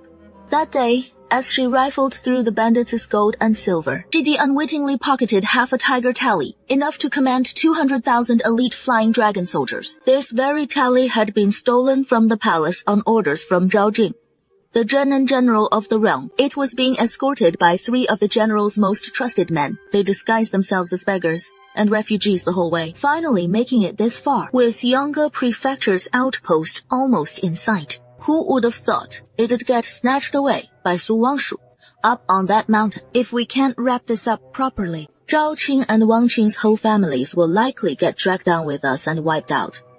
So what do we do now? Down the mountain. Let's head to town first and scope out the situation. Granny Yu, I'm back. Miss, this is Granny. These folks are all here to help you out. Take them back with you in a bit, and figure out where to put him up. I'll head home first. Been away from home all these days. Mom and Dad must be worried sick. Mom, we're home. Little uncle, You're finally back. Mom, let me give you a hug. Oh, go on. Put that basket down first. You two. I don't even know what to say. Told you to come back sooner, and you show up this late. I've been worried to death. Mom, you have no idea the mess we ran into up on that mountain. I'll fill you in on every bit later. All right. I'll go whip up something good for you right now. You must have had it rough up there. Oh, my little uncle. Look at you. You've slimmed down so much since the other day. Come on, let's head inside with Grandma. Grandma's baked up a ton of milk biscuits. Grab a couple to tide you over. In a bit, Grandma'll make you some tasty braised chicken. While Xiaoyan and I were foraging for herbs in the valley, we glanced up and spotted it on the hillside. There was this run-down old temple. At first, we didn't think much of it. Little did we know, it was the Rain God Temple. While we were talking, Su Wanshu pulls out the little stones from the Rain God Temple and shows them to everyone. These are the real deal from the Rain God Temple. Feel how damp they are. Yeah, no doubt about it. I saw the words Rain God Temple, clear as day. Yeah, tomorrow, we'll head to the county seat and trade them with the county magistrate for 1,000 caddies of grain. Okay. We should get on this right away. If someone beats us to it, you'll have come all this way for nothing. The next day, before the crack of dawn, the Shao family hit the road with their ox cart. Ox carts into the city, 5 coppers per cart, and 1 copper per person entry fee. Shao Guancheng hands it over without hesitation. You country folk with your ox carts, keep 'em off the streets. Wouldn't want you bumping into any important folks. Once inside, park 'em at the livestock market west of town, where folks will watch 'em for you. Thanks for the heads up, officer. Shao Guancheng keeps his head bowed low. They're far from home, all for a bit of peace and safety. Master Wan, sir. I'm here to turn in a Rain God Temple stone. Would you kindly announce me? Everyone claims they've got a Rain God Temple stone. This morning alone, I've put up that notice nearly 20 times.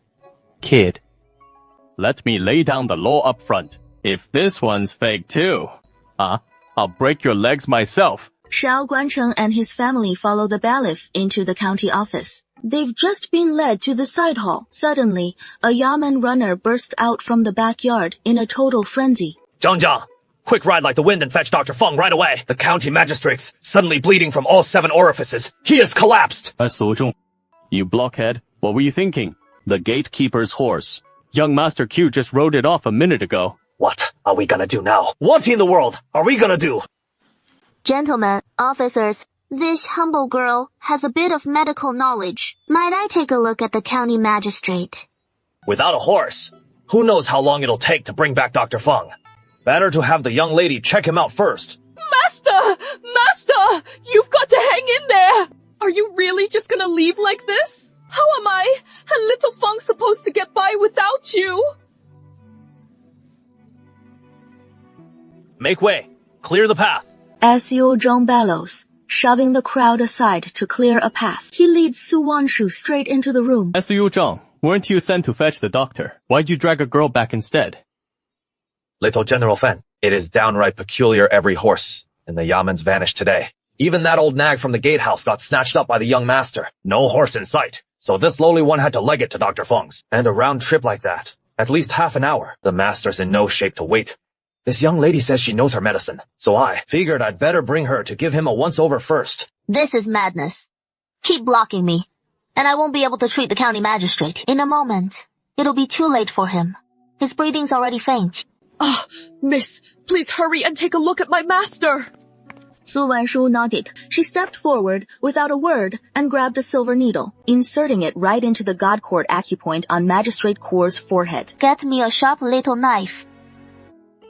Su Wanshu took the knife, making small incisions on Magistrate Kuo's chest, fingers, and toes. His blood had already turned from bright red to dark red. Even those present, who knew nothing of medicine, could see that Magistrate Kuo had been poisoned. Su Wanshu fetched a bowl and drained half a bowl of blood from Magistrate Kuo. The magistrate, who had been breathing faintly just moments ago, finally stirred awake. Hand me a brush. I'll jot down a prescription first. Hurry and fetch the herbs. I've got an antidote pill right here. It'll hold the poison at bay for now. After swallowing the antidote pill, Magistrate Kuo took several deep, heaving breaths, then finally exhaled a foul breath and slowly came around. Damn it! Who the hell poisoned me? The magistrate, who had nearly died just now, was suddenly full of vigor and cussing like a sailor. Everyone there let out a huge sigh of relief. My lord, don't get all riled up just yet. We'll look into this nice and easy. Miss Sasu, magistrate, a few doses of that medicine, and you'll be out of the woods. Yes. Take the meds from my prescription for 2 days straight, and it'll flush every last bit of poison from your system. Misa, you just saved my life. Of course I'm grateful. Whatever you need, just name it. As long as it is in my power, I won't let you down. Su Wanshu didn't mince words with the magistrate. She got right to the point. Never thought the Rain God Temple was real. I figured it was just some old tale. Miso, let me take a look at that stone quick. Su Wanshu pulls it from the cloth pouch she carries with her and takes out a floral stone, handing it to Magistrate. This is truly miraculous. Magistrate Kuo passes the stone in his hand to Fan Haiqing, asking them to pass it around. Since we've already got our hands on that Rain God Temple stone, we'll drop it into the incense burner the National Advisor sent right now. Look at me. How could I forget something this huge? Someone, quick, fetch my official robes. The county Yamen gates are packed, 3 deep crowds of folks buzzing to see the show. Hey, Uncle Guan. So what is the deal with that stone they took in earlier? Real or fake? I'm just the gate guard. How should I know? Back off, all of you. Your lot itching to sneak a peek inside. See what the county jail looks like up close. Why is everyone shoving their way in? Settle down. Everyone, today, Miso from Southern Village brought over this stone. Says it is from the Rain God Temple. I'll verify it right here in front of you all. No need to belabor the rules. This bronze censer came straight from the National Advisor. Drop in a real temple stone, and it'll start smoking on its own. Just like that. Fake one from anywhere else. Nothing happens. Big brother, who'd have thought that little witch actually paid a visit to the Rain God Temple? Who cares if she did or didn't? Crowd's thick here. You ignore whether that lousy censer smokes or not. Just stir up the folks and shout it is a fake. Say magistrate cooked it up to calm the masses. Get the townsfolk riled up in a frenzy. Then in the chaos, we snatch that little witch away. Once our guys show up, we'll have the tiger tally in our brother's hands for sure. The county magistrate, Shu, spouted a few lines of empty official jargon. Without wasting another moment, he instructed Su Wanshu to place the stone in the incense burner herself. Once Su Wanshu stepped back a few paces, the incense burner, which had shown no sign of life before, suddenly crackled with a burst of pops and snaps. Wafts of white smoke curled slowly upward from the burner's vents. The crowd of onlookers held their breath. This was the first time they'd seen the burner respond. And they all burst into wild, excited shouts. Your Honor, we've scoured the land with search parties from every corner of Chengtai County for that rain god temple. 8,000 strong, if not 10. And all this time, we've had plenty deliver stones, but not one soul's brought down a drop of rain for us. Aren't you just scared stiff, with no real answer to give the people? So you whipped up this phony rock to pull the wool over our eyes. Word has it the rain god temple's buried deep in those wild mountains. How is a wee lass like her ever gonna hike in there and bawl to the rain god? Gotta hand it to that brother, he's onto something. What if the magistrate cooked up this fake just to string us along? No rain for ages now, and Chengtai County is on pins and needles, with refugees flooding in from beyond the walls. Yet the magistrate's not lifting a finger to sort it out. No, he has got time for these smoke and mirrors games. It cuts deep for us plain folk, I tell you. Give one person the nerve to speak up, and you'll always find a crowd itching to chime in, anytime, anywhere. Some are driven by nothing but sheer envy, and spite Su Wanshu's on the verge of claiming that 1,000 catties of rice and 500 taels of silver, if they can't snag it themselves. They sure as hell don't want her to. The one who just said I'm too young to brave the deep woods and track down the rain god that. Uncle over there. You know why the stories say only the chosen ones can approach the rain god and beg for rain? It is folks like you, cut off from fate entirely. No one without the fate for it will ever lay eyes on the rain god temple. That day, I was up in the mountains gathering herbs. I wasn't even thinking of praying to the rain god. But just like that, I looked up and there it was. The 3 big words, Rain God Temple. The Rain God Temple clings to a sheer cliff face. Unless you're the one with the fate for it, you couldn't climb up there at all. But I was small and nimble, so I managed to scramble on up. Once I stepped inside the Rain God Temple, the ground was scattered with stones just like this one. Little miss, stop spinning tall tales with a straight face. These fake little stones of yours, any old antique peddler could whip up in a heartbeat. It is only fooling the clueless folks. Uncle, if you don't believe me, why don't you come up and test it yourself? See if it is the real deal. You'll know the moment you touch it. Just you wait, you little witch. Once I get my hands on that tiger tally, I'll show you what for. As Wang Qing pushed her way out of the crowd, she'd just passed a massive locust tree that took one man to wrap his arms around. Suddenly, the clear sky erupted in a blaze of golden light. After months of drought, Chengtai County finally received the rain god's blessing. Excellent. Quick! Help this official back. I'm about to drown out here. The Shao family's not going anywhere today. Go tell the magistrate to have the servants prepare a courtyard for the Shao family to stay in. He hands 500 taels of silver to Su Wanshu first. As for those 1,000 catties of rice, we'll wait till the rain lets up tomorrow. Then he'll have the rice packed up. Get some yamen runners to escort it all home. Dad. This time, we've escorted 500 taels of silver. On the way home, we should pick up some extra cloth. Xiao, they're all gonna need to get some bedding clothes and the like. All right. Let's see when this rain eases up. If it stops this afternoon, we can head out and stock up on more stuff. Miss Suko, all the fabrics right here. I'll have the waiter deliver it straight to your estate. No rush. Shopkeeper, Gi, there is something I'd like to ask you about. Do you take red law brocade here? Dyed from real silk or plain brocade? Not the kind I dyed from this cotton I'm wearing. How much for a bolt of red law brocade, dyed from plain brocade? Can you make the color a touch redder? Dyed that festive red for a bride. For a wedding gown though, bright red cloud brocade suits better. Red law brocade looks lovely, but it is not grand enough for a wedding dress. Shopkeeper Ga gave a wry smile. How could he not know? But there is this young miss who couldn't care less about that. She insists on that vibrant red luo brocade dyed from plain silk for her gown. 800 taels, a bolt, red luo brocade from plain brocade. 5 days later, I can bring it to you then. Deal! Then I'll be waiting for Miss Su to deliver the red law brocade. Shopkeeper Ga was over the moon, practically floating on air. Who would have thought for one bolt of red law brocade? He'd nearly worried himself bald. Miss Su, you're back. I'm back.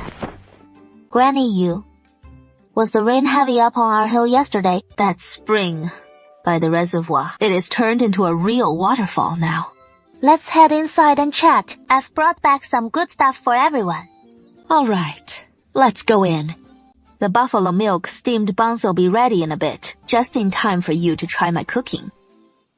Granny, this batch of indigo and camels for you, and this boat of bamboo green for Little Stone. The weather's getting chilly. You can stitch up a few warm pieces. Miss Su, no, you mustn't. An old lady like me, Why would we need such fine cloth? A simple hemp shirt will do just fine for me. Granny, if I tell you to take it, then take it. Hemp clothes won't keep you warm in winter. I've brought plenty of cotton back with me this time too. So go ahead and use it without a second thought. Make sure those winter clothes are nice and toasty. Thank you, Miss Su. Aunt Xiao, here are 12 finished garments and 8 bolts of fine cloth. You all divide up the garments yourselves. As for this fine cloth, give it to the kids to make them some outfits. Use the leftover fabric to make quilts.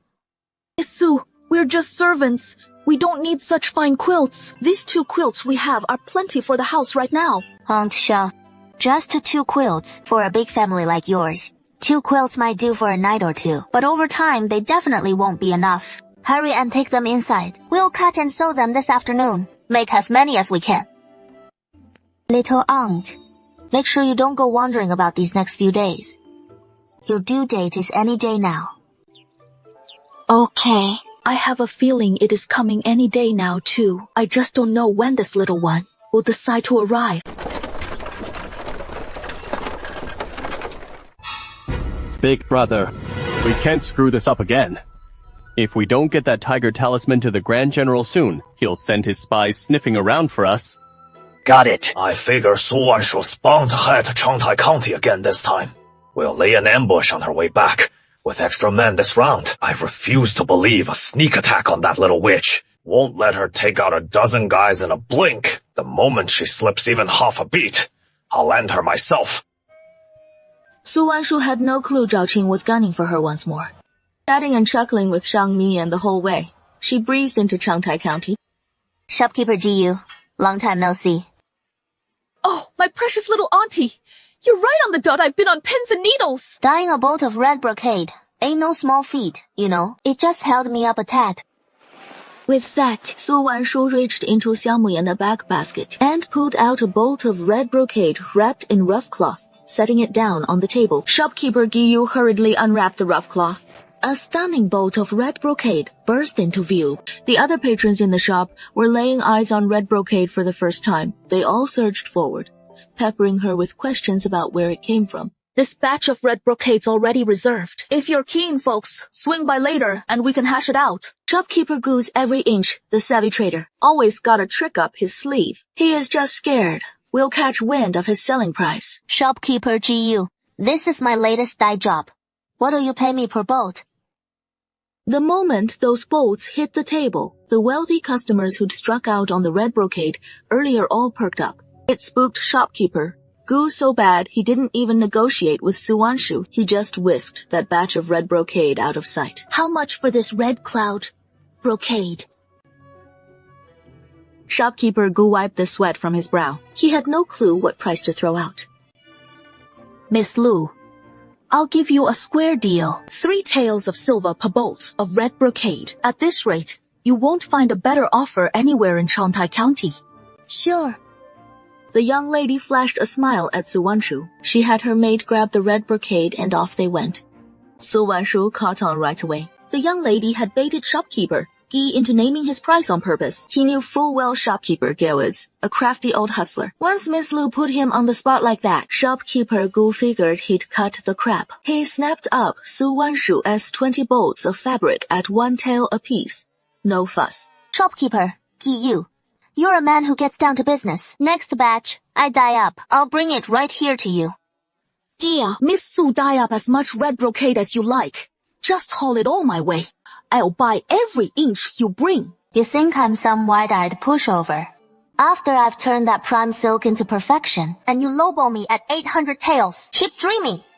I'd sooner wear it myself. I have no idea which jerk came up with these spicy rabbit heads. They're just way too delicious. Xiao Yan, Mom loves spicy rabbit heads too. Let's grab one for Mom on our way home. As Su Wanshu chatted, she strolled into the herbal market. Honey, you gotta stop talking about it. Now you've got me craving it again. That is all the willpower you have. The couple wandered through the bustling stalls. Suddenly, from behind a herbal shop, Su Wanshu caught the sound of a woman sobbing softly. She quickened her pace and circled around to the back of the shop. There she saw 4 masked thugs dragging a young girl toward a rundown firewood shed. Scram if you don't want to die.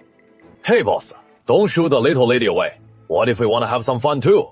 She is a tad dark-skinned, but hey, she has got a nice look to her. True to her style, Su Wanshu struck without a word.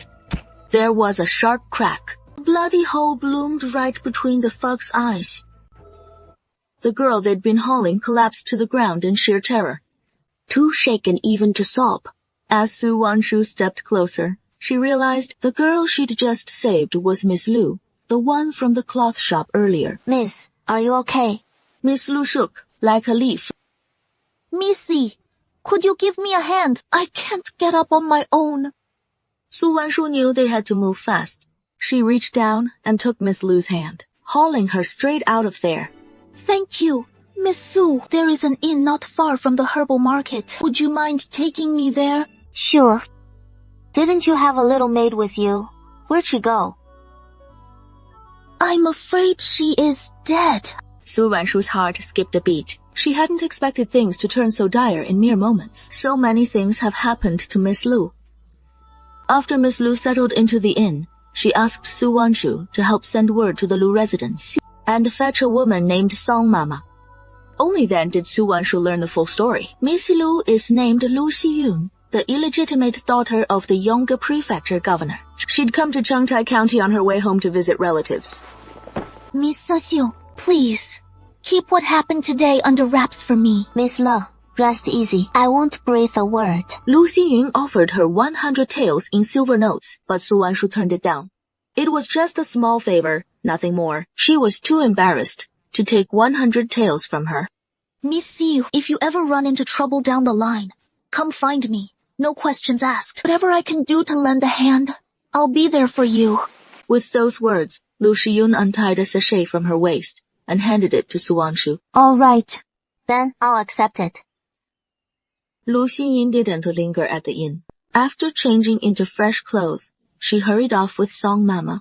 Su Wanshu didn't stick around either and kept browsing the herbal market. In the end, Su Wanshu loaded up half a cart with food and headed home on the ox cart with Xiao Miyan. Zhao Qing and Wang Qing had already set up an ambush along the road. From afar, they spotted the couple's ox cart rolling in. He quickly signaled to the men lurking in the bushes. Little demoness, I refuse to believe I can't take you down.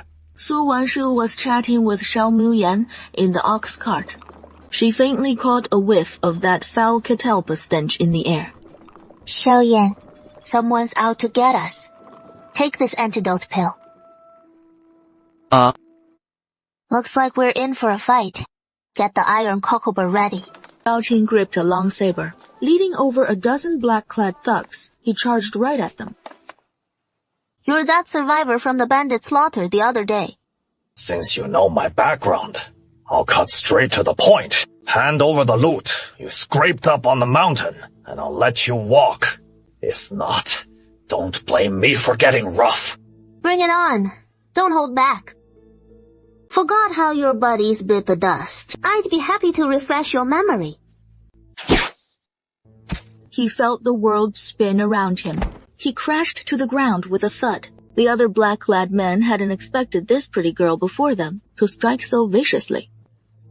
They'd only taken a few taels from Zhao Qing, but had no intention of losing their lives over it. A bunch of good-for-nothings. And to think they can play at being bandits, without even checking if they've got the guts.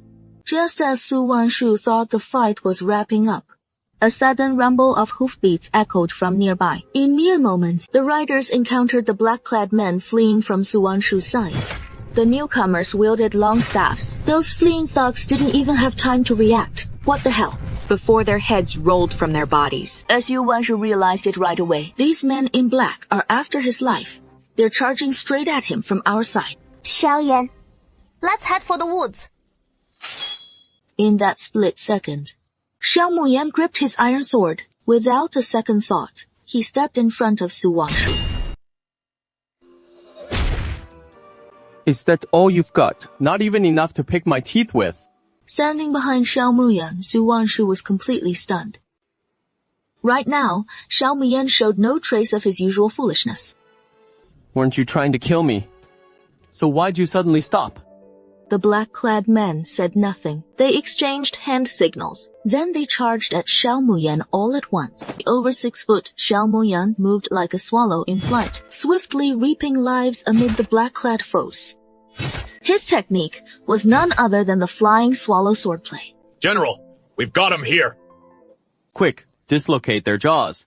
These guys always hide poison in their mouths. Su Wanshu turned at the sound. Never thought we'd run into General Fan here. General, these are all northern barbarians. They got hit with iron celandine poison. That is why they dropped. Good. These northern barbarians are trying to exploit the famine in Yonga Prefecture by stabbing us in the back. Lock them up in the county jail first, and post heavy guards. Understood, sir. Fancy running into you two, Miss Susyu and young Master Shao. If young Master Shao hadn't held off those northern barbarians single-handedly just now, they'd have bolted by now, vanished into thin air. They were after my wife. I won't let them get away with it. Young Master, I just saw you cleave a horse clean, in two with one swing of your sword. That brute strength of yours, is it something you were born with? Yeah, I've always packed a punch. Fan Haiqing was itching to probe a bit deeper, but his gaze snagged on the sachet, dangling from Su Wanshu's waist. Miss mind if I take a peek at that sachet of yours? Sure.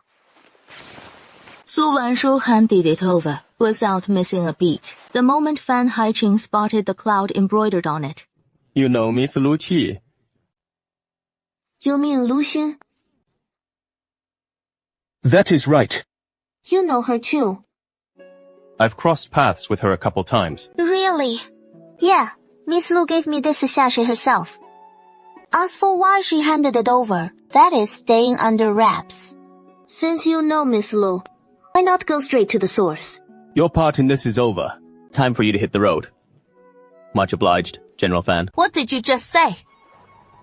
The thugs you sent out. They never fail a job. General, we found a few men in black. They're not northern barbarians. Some were hacked to death by northern barbarian sabers, while others had their skulls and hearts pierced clean through by iron pellets. Fan Haiqing listens intently to his subordinate's report, then turns to gaze toward the end of the official road. To shatter a skull with a single iron pellet. That takes more than raw brute force. Looks like I underestimated Su Wanshu and Xiao Muyan. We'll only take the northern barbarians, bury the rest in a pit. General, so after this county office or straight to the old madam's? Shen Xiaoyu, your sense of timing's getting worse by the day. Can't you see, I'm swamped with official duties. General, the old madam was very clear. Now that we're back, you have to stop by. If you keep dodging her, she'll have you tied up and dragged to marry Lu Jizhou's legitimate daughter on the spot. Grandmother's lost her marbles. That brainless Lu Xingye. She's got no business being the matriarch of the Fan family. You're right. General, no matter how perfect Miss Lu the eldest is, she couldn't hold a candle to even Miss Lu the seventh's pinky. Beat it. Get this place cleaned up, now. I'm heading out first. With that, Fan Haiqing swings onto his horse and gallops straight for Changtai County. Don't forget to drop by the old madam's or tomorrow. You'll be the groom whether you like it or not. In Changtai County, at the Lu residence, Lu Xinye, as Lu Zhizhou's eldest legitimate daughter, has been pampered and spoiled since childhood. Whatever she sets her sights on, she always gets. She believes her noble birth entitles her to a lifetime of effortless luxury. Little does she know, her choice of husband has gone terribly awry. Lu Zhizhou wanted to curry favor with General Fan Konglu of Zhanxi. So, when Fan Konglu's legitimate eldest son, Fan Haiqing, arrived to garrison Yonga Prefecture, he planned to marry off his own legitimate daughter to Fan Haiqing. To that end, he specially invited Fan Haiqing to a banquet at his residence. He even staged a chance encounter. In Lu Zhizhou's eyes, his legitimate daughter Lu Xinye was exceptionally striking in appearance. As long as Fan Haiqing wasn't blind, he'd surely fall for his legitimate daughter. But fate twisted things. Fan Haiqing didn't take to Lu Xinye at all. Instead, he took a liking to the Lu family's concubine, born daughter, Lu Xiyun. This left Lu Zhezhou caught in a real bind. His legitimate daughter could enter the Fan family as the principal wife, but a concubine-born girl, like her, would only end up as a secondary wife. Naturally, he'd prefer the former. Lately, the two families have stirred up no small amount of trouble over this. As Eula, you think this'll really work? Those ruffians won't screw it up, right? I sure as hell don't want that little wretch Lu Xiyun sleeping back here in one piece. Miss, the ruffians I hired are all from Qingshui County. Every one of them's got blood on their hands, actual lives taken. Desperados like that won't fail. No doubt about it. It had better be. I hear general fence due in Changtai County any day now. I can't afford any more slip-ups. No sooner had Lu Xinye finished speaking than an old servant woman hurried over from the moon gate. Miss, Lu Xiyun's back回了妈妈上. Word from the others is Lu Xing got separated from her personal maid. They're sending people out to search for her now. Upon hearing this from the old servant, Lu Xinye smacked Xiao Solan's cheek with a fan in her hand. What exactly did you just say? You said the ruffians you sent never missed their mark. So, what about today? Lu Xingyin is just a delicate woman of the inner chambers, too frail to even trust a chicken. How could she possibly take on 4 bandits? Miss Su, hurry! My mother's in labor! Isn't there a midwife? Why come running to me? We called the midwife last night, but she still hasn't given birth. Miss Su, please save my mother! Hurry, come back with me to check on her. Miss Suk, the midwife says the baby's position is off. It is transverse, lying sideways in the belly. Not a big problem. Little Shilan, don't push too hard just yet. Shilan, save your strength. On to you. Slice the purple cloud ginseng. Nice and thin, right under the stove there. Tuck it under Shilan's tongue. Slice half a root and decoct it into a tonic. Zhelan's been in agony all night with her belly pains. Right now, her face is ashen white, her whole body drenched in sweat like she was just pulled from the river. Little aunt, hang in there just a bit longer. The baby'll be here safe and sound any moment now. Yang Guihua and Grandma Xiao heard about Zhelan's difficult labor and hurried up the mountain with young Bao'er to help. The three arrived just as Su Wanshu was turning Zhelan's baby. Those piercing screams made their hearts clench. Little aunt, hang in there. Su Wanshu soothed Zhelan as she worked to reposition the baby, forcing that little one to shift inside her. What ordinary soul could bear that kind of torment? Grandma Xiao, who'd birthed several children herself, knew all too well the agony Zhelan was enduring. Zhelan, dear, save your strength. Even if it hurts now, you gotta grit through it when it is time to push. Give it everything you've got and bring that baby out. No more suffering after that. Seeing Zhelan soaked in sweat, Grandma Xiao called for hot water. She soaked the handkerchief in hot water to wipe the sweat from Xiao Zhilan's face and neck.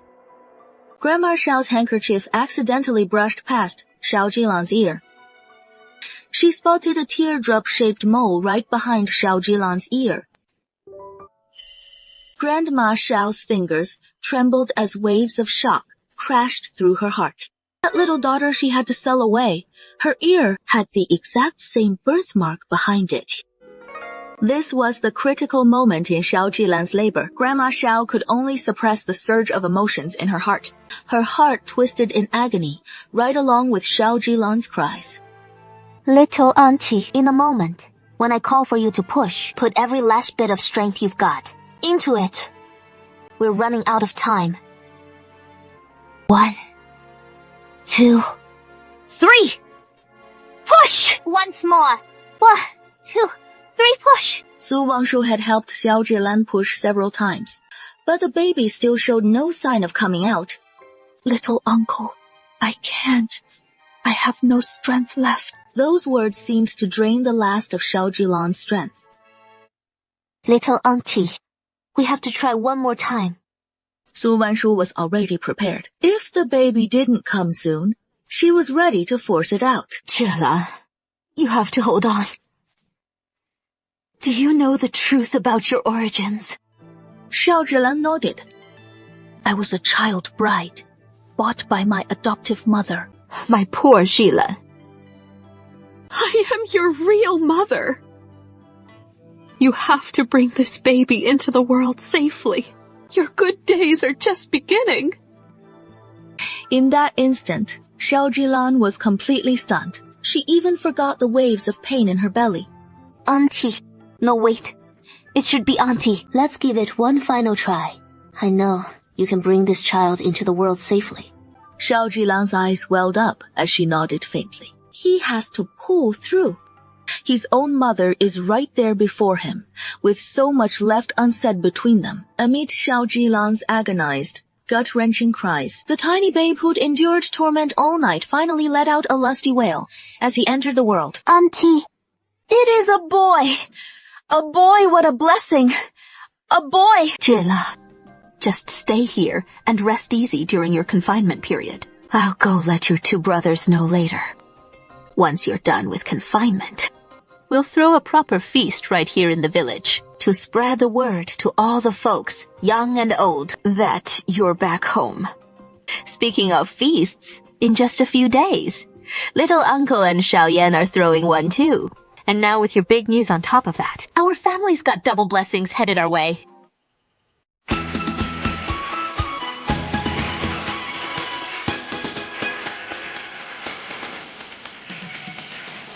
Right now, Su Wangshu's heart is brimming with joy as she spends time with Xiao Muyan. Over all this time, she has been healed by his pure, kind soul. She knows that once they tie the knot, their days ahead will be full of harmony and ease.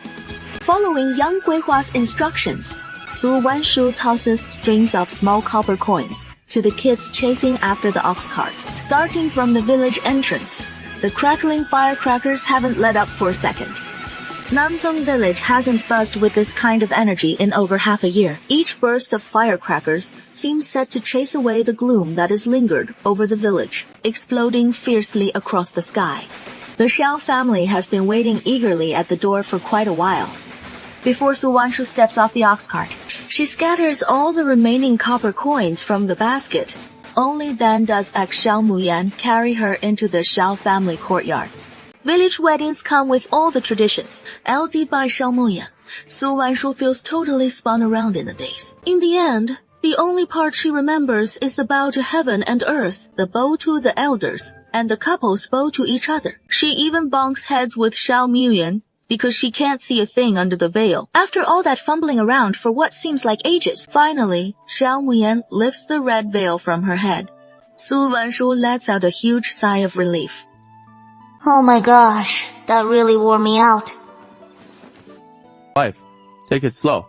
Let me help you.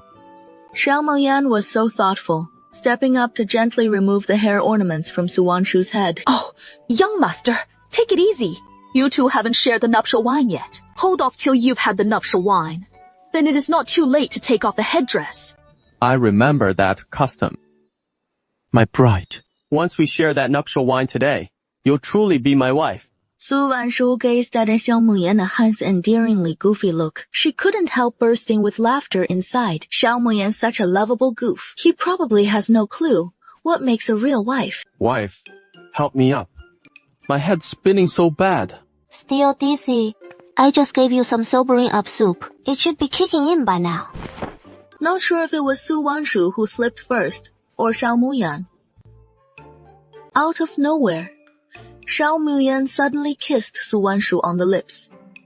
Just as Xiao Muyan thought he was about to get away with it, Su Wanshu suddenly sobered up. Xiao Yan, it is you again! You bastard! Su Wangshu, Xiao Muyan and Xiao Yan are the same person. Okay, what are you doing? Don't split us apart. The era when we met was my second life. My first life was as the silly boy from Nanfeng village. Xiaomiya, so how did you get here? I told you. I got struck by lightning and came here. You believe me. With all the rotten things you've done, heaven wouldn't smite you in a heartbeat. Recalling all the messy history between them, Su Wanshu just wanted to strangle the Xiao Yan right in front of her. Wife, Don't give me that look, or I'll get the wrong idea. You want me to kiss you? What about Xiaoyan? Where'd he go? Aren't I right here? Speak like a normal person. Or I'll send you back right now. Turns out, the first time Xiaoyan killed, he'd already shown up in Xiao Moyan's mind. The two of them were one and the same all along. Xiao Moyan was born missing a soul and a spirit. That is why he is such a fool. So you're the tonic after all. Wife, that is just too harsh. Whether it is Xiao Muyan or Xiao Yan, it is all me. We've got some serious fate to lifetimes worth. And you've been my wife both times. You're just a damn tonic, you know that. Are you even human? When Su Wanshu's hand lunged straight for his neck, Xiaoyan shamelessly tugged at his undergarment. It took less than 2 rounds before Su Wanshu surrendered, pinned down onto the bridal quilt by Xiaoyan. That dimwit Xiao Muyan. How would he ever know the magic of our wedding night? Guess I'll have to show him myself. In your dreams. Xiao Moyan loomed over Su Wanshu. A sly grin tugged at his lips. He was crazy about Su Wanshu, down to his very core. Of course, he'd never force her. But he had a few tricks up his sleeve. Hey girl, why so worked up? I'm no tiger. I don't bite. On such a perfect wedding night, you wouldn't seriously waste it with that fool. Just huddling under the covers to sleep, would you? Without a word, she swung her leg and kicked right at Xiaoyan's groin. Wifey, you trying to kick me into a eunuch or what? Careful, you'll kick your own happiness goodbye. What about the rest of your life then? How you gonna get by? Shut up! Su Wanshu 照着Xiaoyan一 a fierce glare. She turned back to the bed. Right where Su Wanshu had just been lying, a small stain had appeared. Su Wanshu stepped forward, touched it, and wailed inwardly. Her period had crashed her wedding night. What fresh hell is this? Little uncle. You've got your period. Xiaoyan's face twisted in utter disappointment. His big wedding night. Poof down the drain. Like hell. Go grab fresh sheets and change them. I'm gonna change clothes. I'll be right back after changing. While Xiaoyan fixed the bed, Su Wanshu sneaked up and ambushed him. You little soul tonic. Still thinking you can get fresh with me. Fair chance. With every ounce of strength, Su Wanshu shoved Xiao Moyan deep into the bed to crash. He tossed and turned on the bed, but sleep just wouldn't come. Xiaoyan's always popping up out of nowhere. Who knows when he'll surface next? To avoid any more surprises tonight, she decided to give her first kiss to this little dimwit Xiao Muyan. There, your first kiss is history. And so is mine. Now we're even. Turning a perfect wedding night into this mess, Su Wanshu was wiped out too. She drifted off in a foggy haze. Su Wanshu remembered the matchmaker's instructions. She got up early the next morning. She pulled Xiao Muyan along to offer tea to Xiao Guancheng and Yang Guihua. From that moment on, Su Wanshu was truly the daughter-in-law of the Xiao family. Folks in the village aren't so fussy about formalities. After sipping the tea, Yang Guihua headed off to her chores. Meanwhile, Su Wanshu slipped quietly back into the house to fetch the sheets they'd soiled the night before and give them a wash. Yang Guihua's big brother and sister-in-law from back home arrived yesterday. They're bunking temporarily over at Xiao Guanling's place. Yang Guihua's family home is quite a trek from Nangfeng village. To make better time on the road, they want to set off early today. Yang Guihua had steamed 3 baskets of buffalo milk buns first thing that morning. To pack some up for them to take home, she just dropped them off and come right back, stepping through the back gate. When Yang Guihua spotted the sheets hanging out to dry over at Xiao Muyan and Su Wanshu's spot, Yang Guihua had been through it all herself before. One glance at those sheets, and she got the whole picture. She couldn't keep the grin from spreading across her face. Who knows? Maybe next year their family will welcome a little bundle of joy. Mom, we've got loads of dried fish at home. How about we stew some up for lunch? Sure. These dried fish taste great, but they sure guzzle up the oil. Hearing Xiao Muyan craving some, Yang Guihua didn't bat an eye at the oil cost, so she reached for the fishing rod in his hand. But the moment her hand brushed the rod, her stomach suddenly flipped upside down. Yang Guihua started retching. What is the matter with you? Where is it hurting? Yeah, it is nothing. Just keep that dried fish farther away. The fishy smells too strong. It is turning my stomach. Daughter-in-law, hurry over and check. Mom's not feeling right. Su Wanshu, who was sorting through herbs in the house, perked up at the news that Yang Guihua felt off, dashed out in a flash. Yang Guihua was just starting to feel a bit better in her stomach. Xiao Muyan came back, carrying his fishing rod again. Little Yan, quick, take the dried fish to the kitchen. We'll have your grandmas do it later. At first, Su Wangshu figured Yang Guihua must have upset her stomach from all that feasting yesterday. But the moment she touched Yang Guihua's pulse, she was completely stunned. Little uncle, what is going on with me? Don't just stand there quiet like that. You're scaring me. Mom, easy now. It is good news. I just checked your pulse. It is a joyful pulse. What? A joyful pulse? Mom, you're pregnant. By the pulse, you're already 2 months along.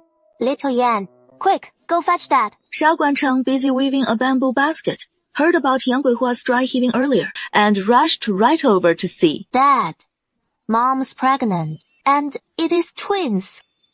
Oh, heavens have finally smiled on us. Sure, he had Xiao Miyan right there with him, and always treated the boy like his own flesh and blood. But blood ties were missing after all. For him, this beat finding a golden nugget dropped straight from the sky. Guihua, quick, head to bed and lie down. It is only a couple months in. Why lie in bed already? My brother just stopped by asking to borrow some grain. I was gonna deliver it myself in a bit. Guihua, I'll handle the delivery. No need for you to go. From today on, you're staying right here at home. No stepping out. You've got 2 little ones in there, so we gotta take good care. Mom, Dad, no need to argue. Little Yan and I will take the grain over to Uncle. Little uncle, hold on a minute. I haven't run this by your dad yet. What is there to discuss about it? A few years back, our family was really struggling. If it weren't for my brother-in-law pitching in every few days to help us out, who knows what kind of shape we'd be in. Now it is their turn to hit rough patches. So naturally, we've gotta lend a hand. Guihua, how much grain does my brother-in-law need over there? I'll go grab it from the storeroom right now. Yang Guihua's family home lies on the vast plains. Every household tends large stretches of farmland. Even in a famine year, folks could hold out for a spell. Now that Uncle Yang's come begging for grain, things at home must be desperate. They truly can't make it anymore. Xiaoyan, go fetch Uncle and Auntie over to the house. We'll get the full story out of them. What is really going on over at Uncle's place? Zhang Muyan is quick on his feet.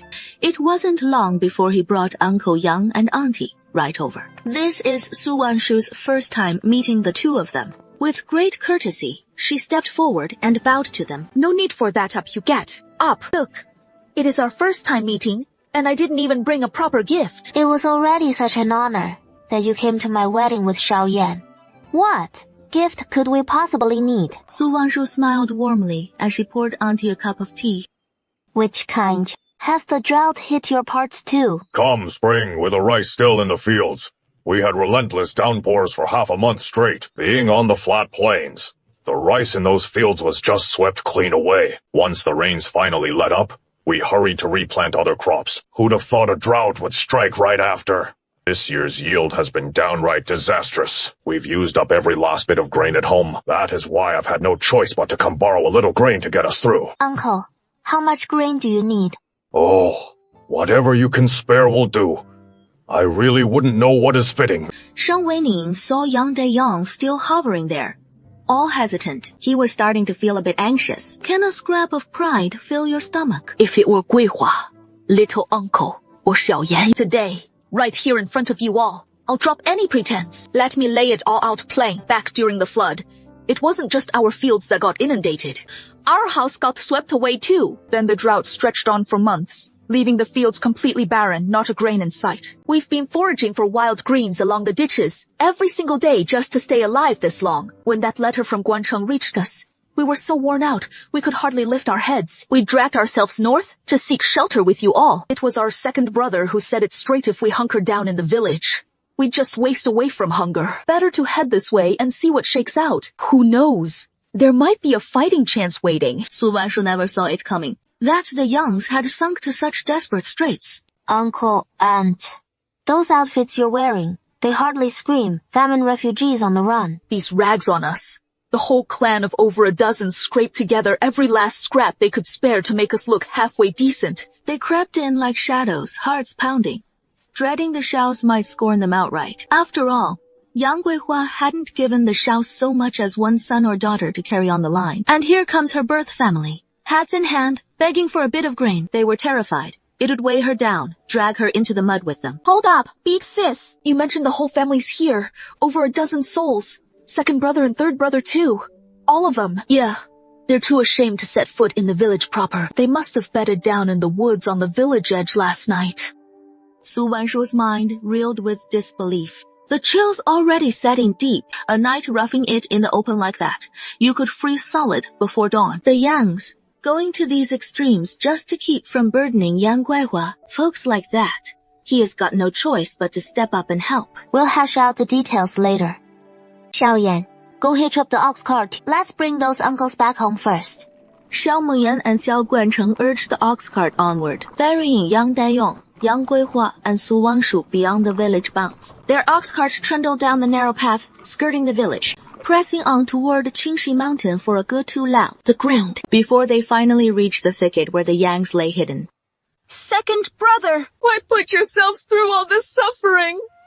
Even if you're down on your luck, do you really think I'd refuse to share a simple meal with you here at home? Yang Guihua sees her own kin reduced to such desperate straits. With a thud, she drops to her knees and bursts into sobs. Back then, she suffered a head injury. It left her mind a little foggy.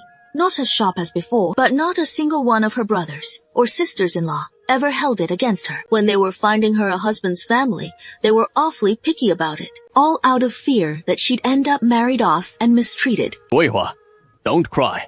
We've all come seeking refuge with you like this. Aren't we just dragging you into a world of trouble? Brothers, seeing you living well is satisfaction enough for us. Second brother, pack up your things and come back home with me. Though we've been hit by the disaster here too, we can still scrape by. Wancha, second brother knows you're a good man, but in these hard times, no matter how much grain your family's got, it won't be enough with all these mouths to feed. We've already talked it over.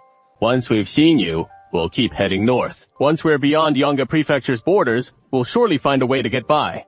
Husband, tell everyone about it. Yesterday I threw a feast for our 2 little ones. Wasn't there pork on the table? And lamb, plus all those fancy dishes whipped up by the cooks we brought in from town. And didn't the rice on every table fill folks right up yesterday? Yeah, Guancheng's right, Ernio. Our little sister's family is doing way better than we figured. How about we settle here for a spell? If we can land some work, U.S. brothers have all the muscle in the world. We sure won't let the family go hungry, right? The young folks had just heard Xiao Guancheng go on about all those mouth-watering dishes. It left them all starving for more. In the end, that hunger won out, and they decided to stay on for now. At least they could tuck into a proper belly-filling meal first. We ain't got a heap of ready-made clothes at home, but there is plenty of fabric to go around. Once the sisters-in-law finish their meal, let's all pitch in and sew new outfits for the whole family. Guihua, no need to fuss over it. These clothes of ours will hold us for now, uncle. Second brother's here now in my house. You all do as I say. You folks find a spot to bunk down first. I'll pop into the kitchen and warm up those steamed buns. She got half a pot of water boiling on the stove, with milk buns steaming over the hot water. Once the water was bubbling, Yang Guihua scooped a big bowl of cornmeal and dumped it right into the pot. She gave the corn mush a good stir. Then, quick as a wink, she chopped up some greens and tossed them in too. Just as it was about to come off the heat, she cracked a few more eggs and stirred them into egg flowers. Grandma Xiao heard about what was going on at the Yangs. She still remembered the kindness the Yang family showed back when they rescued Yang Guaha and Xiao Muyan. She hurried over to lend a hand. Guihua, you carry it to the front yard. I'll dish it up here. Thanks, Mom. Yang Guihua's eyes welled up again. She must have been a great virtuous soul across 10 lifetimes in her past life. That is why she is surrounded by so many loving family members in this life. Yesterday, Su Wanshu and Xiao Muyan tied the knot. The family still had half a pig and a leg of lamb tucked away. Su Wanshu hauled it all straight to the kitchen to whip it all up for lunch, so everyone could tuck into a proper hearty meal with real flavor and fat. Su Wanshu wasn't exactly a master in the kitchen. In the end, it was the Zhao family and Grandma Shao who stepped in to help. That is how they managed to turn out a massive pot of braised pork belly and clear braised lamb, all at once. Potato stewed ribs and cabbage, stir-fried with pork. Every dish went into big serving basins. And the rice. They steamed up half a potful right there. By the time it was all done, Su Wanshu's little face was flushed rosy from the heat. Wife, wipe that sweat off your brow. You sit right here and catch your breath. I'll carry the dishes out front. Our little Yan sure knows how to dote on his wife. It is enough to make anyone jealous.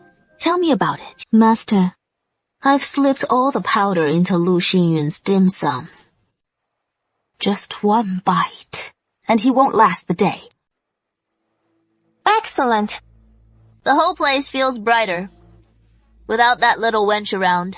Even the flowers smell sweeter now. Congratulations, miss. The young master's hosting General Fan tonight. You should do yourself up real nice. Those words hit Lu Xinyue's ears to her. That meant taking the lead and reeling in Fan Haiqing. Once it is done, Lu Xinyue won't skimp on rewarding Shao Sulan. Is that so? Sounds like a prime chance. Miss, there is a saying, once the rice is cooked, you can't uncook it. Shao Sulan Yuda adds slyly.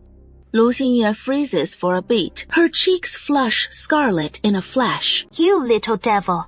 You've barely been wet a few days, and you're already this brazen. Lu Xinyue is due to practice her qin. That afternoon, no need for Shao Sulan to attend her. She is about to head home. But near the rockery, young Master Lu blocks her path. Sulan, I've missed you half to death. Lu Mo glances around. No one's in sight. He drags Shao Sulan into a hidden cave in the rockery. Young Master Lu, in broad daylight, if anyone catches us, how will I ever show my face? Who'd be peeking? We're in the Lu household. Who'll be fool enough to gossip? Word is, while I was away, you up and married that sickly wretch. Sulan, didn't you swear? You'd be my concubine. So what made you back out? Young Master Lu, I'm far too lowly to be your concubine. As for my husband, it is all parents' decree and matchmaker's word. I can't fight it. Playing the damsel in distress is Xiao Sulan's signature move, and Lu Mo laps it up every time. Hey, don't cry. I know you've been through the ringer. Has that sickly wretch of a husband ever laid a finger on you? Young Master, I've given you my virtue body and soul. It goes to no one else naturally. My husband's been dosed up on tonics year-round. Can't rise to the occasion. Your word alone won't cut it. I'll have to inspect it myself. The tempest subsides. By the time Shao Sulan trudged home, dusk had fallen. Liu Mo's never been one to skimp. This time around, he slipped her a solid gold bangle. Where is father? Sula, you couldn't have timed it better. This house is done for. We can't keep it together. Your father's pinched my silver again and slunk off to the pleasure quarters. This time, he even hauled your brother along to see the sights. This is from young Master Wu. Wang Feng let out a heavy sigh. Her eyes drifted to Shao Jingzhi's room. If only I'd kept you from that rushed marriage to young Master Lu. Once Miss Lu ties the knot, the whole Lu estate, won't it fall right into your lap? Have you forgotten Jingzhi's standing? He is the one we'll lean on from here on out. Heat me some bath water. I need to soak. This lot's nothing but dead weight. No one spares him a headache. If he didn't still have use for the Shaokin, he'd have whisked Jingzhi away ages ago. Mom, I've brought over some more cloth and cotton. How about we make up the bedding later too? Oh, my little uncle. Where'd you get this rouge red fabric? I've never seen such vibrant colors in town before. Auntie, I dyed this fabric myself with my special herbal mix. Su Wanshu pulls out the rouge red fabric and holds it up against Shang Wenying. Oh, at my age, how could I pull off something this bright? I think it'll look perfect on your eldest sister-in-law. She is a few years older than you. Exactly right for this shade. Su Wanshu's eldest cousin-in-law is named Song Hongxing, though she is in her 20s and already has 2 kids. Her skin still so soft and youthful, she'd look absolutely stunning in rouge red. Little uncle, then I'll shamelessly take it. What woman doesn't love looking pretty? Song Hongxing lights up at the sight of the rouge red fabric too. Later that evening, Su Wanshu heads to the kitchen to help with dinner, but Sheng Wenying stops her short. You just got married yesterday. Today you stay put and do nothing. Just to soak up a few days as the new bride. Leave the cooking to the women. They handle it just fine. Su Wanshu's 7 aunts are all hard-working pros. Real go-getters. Everyone pitches in with gusto. Before long, the whole family's dinner is ready. The family gathers around the table, and the chatter's lively as can be. In her past life, Su Wanshu had scarcely any family. She'd never felt the warmth of so many loved ones sharing a meal. The sensation fills her with wonder and deep emotion. Guan Keo, look, we can't just eat and crash here for free. Got any work for us? Brothers over there. Any job will do. Even the rough, back-breaking kind we ain't afraid. Oh. Dad. I've got just the idea. Doesn't our family have that cloth dyeing business? Why don't we get a few uncles to join in? Strength in numbers, we'll haul the cloth to Changtai County together. Safer that way. Sheng Wenying snapped to attention the moment Su Wanshu reminded her. Sending fabrics to Changtai County as usual. Each bolt nets us a few hundred wen in profit. This business is definitely worth pursuing. Plus, it'll give those uncles of hers a way to earn and support their families. Sounds good. We'll kick off the dyeing at our place tomorrow. But the young folks were totally baffled. What is this about trading dyed cloth? Seeing everyone looking puzzled, Su Wanshu laid it all out for them. How she dyes the cloth and sells it for cash. She promised each one a bolt of cloth and chipped in 200 wen as their pay. All right, little uncle. That is fair. Good. Even with kin, we keep accounts straight, lay it all out. So no one's left guessing. No room for grumbling. Next morning, bright and early, the young uncles got to work under Xiao Guancheng's lead, building 2 big pots right in the front yard just for boiling water and dyeing the cloth. Su Wanshu pulled out all the herbs and supplies for the dyeing, one by one, and had everyone pitch in to grind it all into a fine powder. Mom, let's go with indigo blue and rouge red today. These colors work great for padded jackets or quilts. Either way, we'll dye in 4 big vats at once. That is 4 bolts at a time. Heading out the door. By midday, the front and backyards of the Xiao place were draped with bolts, airing out in the sun. Guancheng, you're being way too unfair. That day, you clearly said, dyeing cloth won't make much silver. So now, all of a sudden, you're dyeing cloth right at home. You scared we'll snatch your money-making secret. My family's dyeing our own cloth. What is it to you? I'll dye it however I damn well please. And sell it however I like. Who the hell do you think you are? Coming to my house to yap like dogs. Su Wanshu's fiery temper is well known around the village. It left Liu Wei's face flushing red, then pale. I think my little uncle's got a point.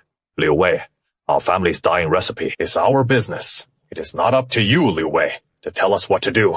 Besides, if you fancy the town's dye shop's recipe, you got the guts to go ask their boss for it. Fine, Guancheng, you're something else. Your daughter-in-law's being so fierce, and you don't even care. Guancheng, haven't you just made a bit of silver at home? And now you're looking down on us poor folks. Fine. From now on, I won't set foot in your place. Our 2 families should cut ties. Guancheng, look what you've gone and done. Oh man. Even if you're not willing to share your dyeing recipe when your family needs to dye cloth, you could hire some of us village brothers to help out. Why bring in outsiders? These are old brothers, not strangers. Ha! So many old hands. Wancha, don't fool me. Believe it or not, my daughter-in-law's got 7 brothers. Can't fake that. Xiao Guancheng, you're asking for it, hiring all these folks. I'll be watching to see how much silver you really rake in. Don't end up busting your hump for nothing, with silver not even covering the workers' wages. Sorry to embarrass everyone like that. Take heart. These are tough times, so don't fret over the little things. Let's grab a quick rest and get back to dyeing cloth this afternoon. We'll sort it out after dinner tonight. Su Wanshu tallied up every bit of today's cloth sales money for the Yang family. And for the first time in ages, the Yangs felt the satisfying heft of all those copper coins in their hands. Every face around them broke into a wide, happy grin. They'd finally clawed their way out of those lean years. Guan Keo, We can't just eat, sleep, and get our clothes here for nothing. These 2 taels of silver ought to cover our whole family's keep for the month. Big brother, no way. We can't accept that. I've got plenty of silver back home to spare. Xiao Guancheng was dead set against it, not a single coin. But Yang Dayong wouldn't back down. He was determined to hand it over. In the end, Su Wanshu had to chime in to smooth things over before Xiao Guancheng would take those 2 taels. Guancheng, big brother, there is one more thing I need to run by you. With all of us piled in here, the yard's turning into a real eyesore. Think you could help us find a yard to rent in the village? Or even buy one outright. We'll keep dyeing and selling cloth right alongside you. This time around, Xiao Guancheng didn't push back. He knew full well the Youngs cramming into his yard with a family wasn't any kind of long-term fix. Sure thing. Tomorrow, I'll head into the village and nose around for you. Wencheng, since you're set on this house, it is yours. You face down the battlefield. Your spirit is tough as nails. You'll keep this old place steady, no doubt. Nobody else around here could manage it. Uncle Xiao said it with a faint sigh.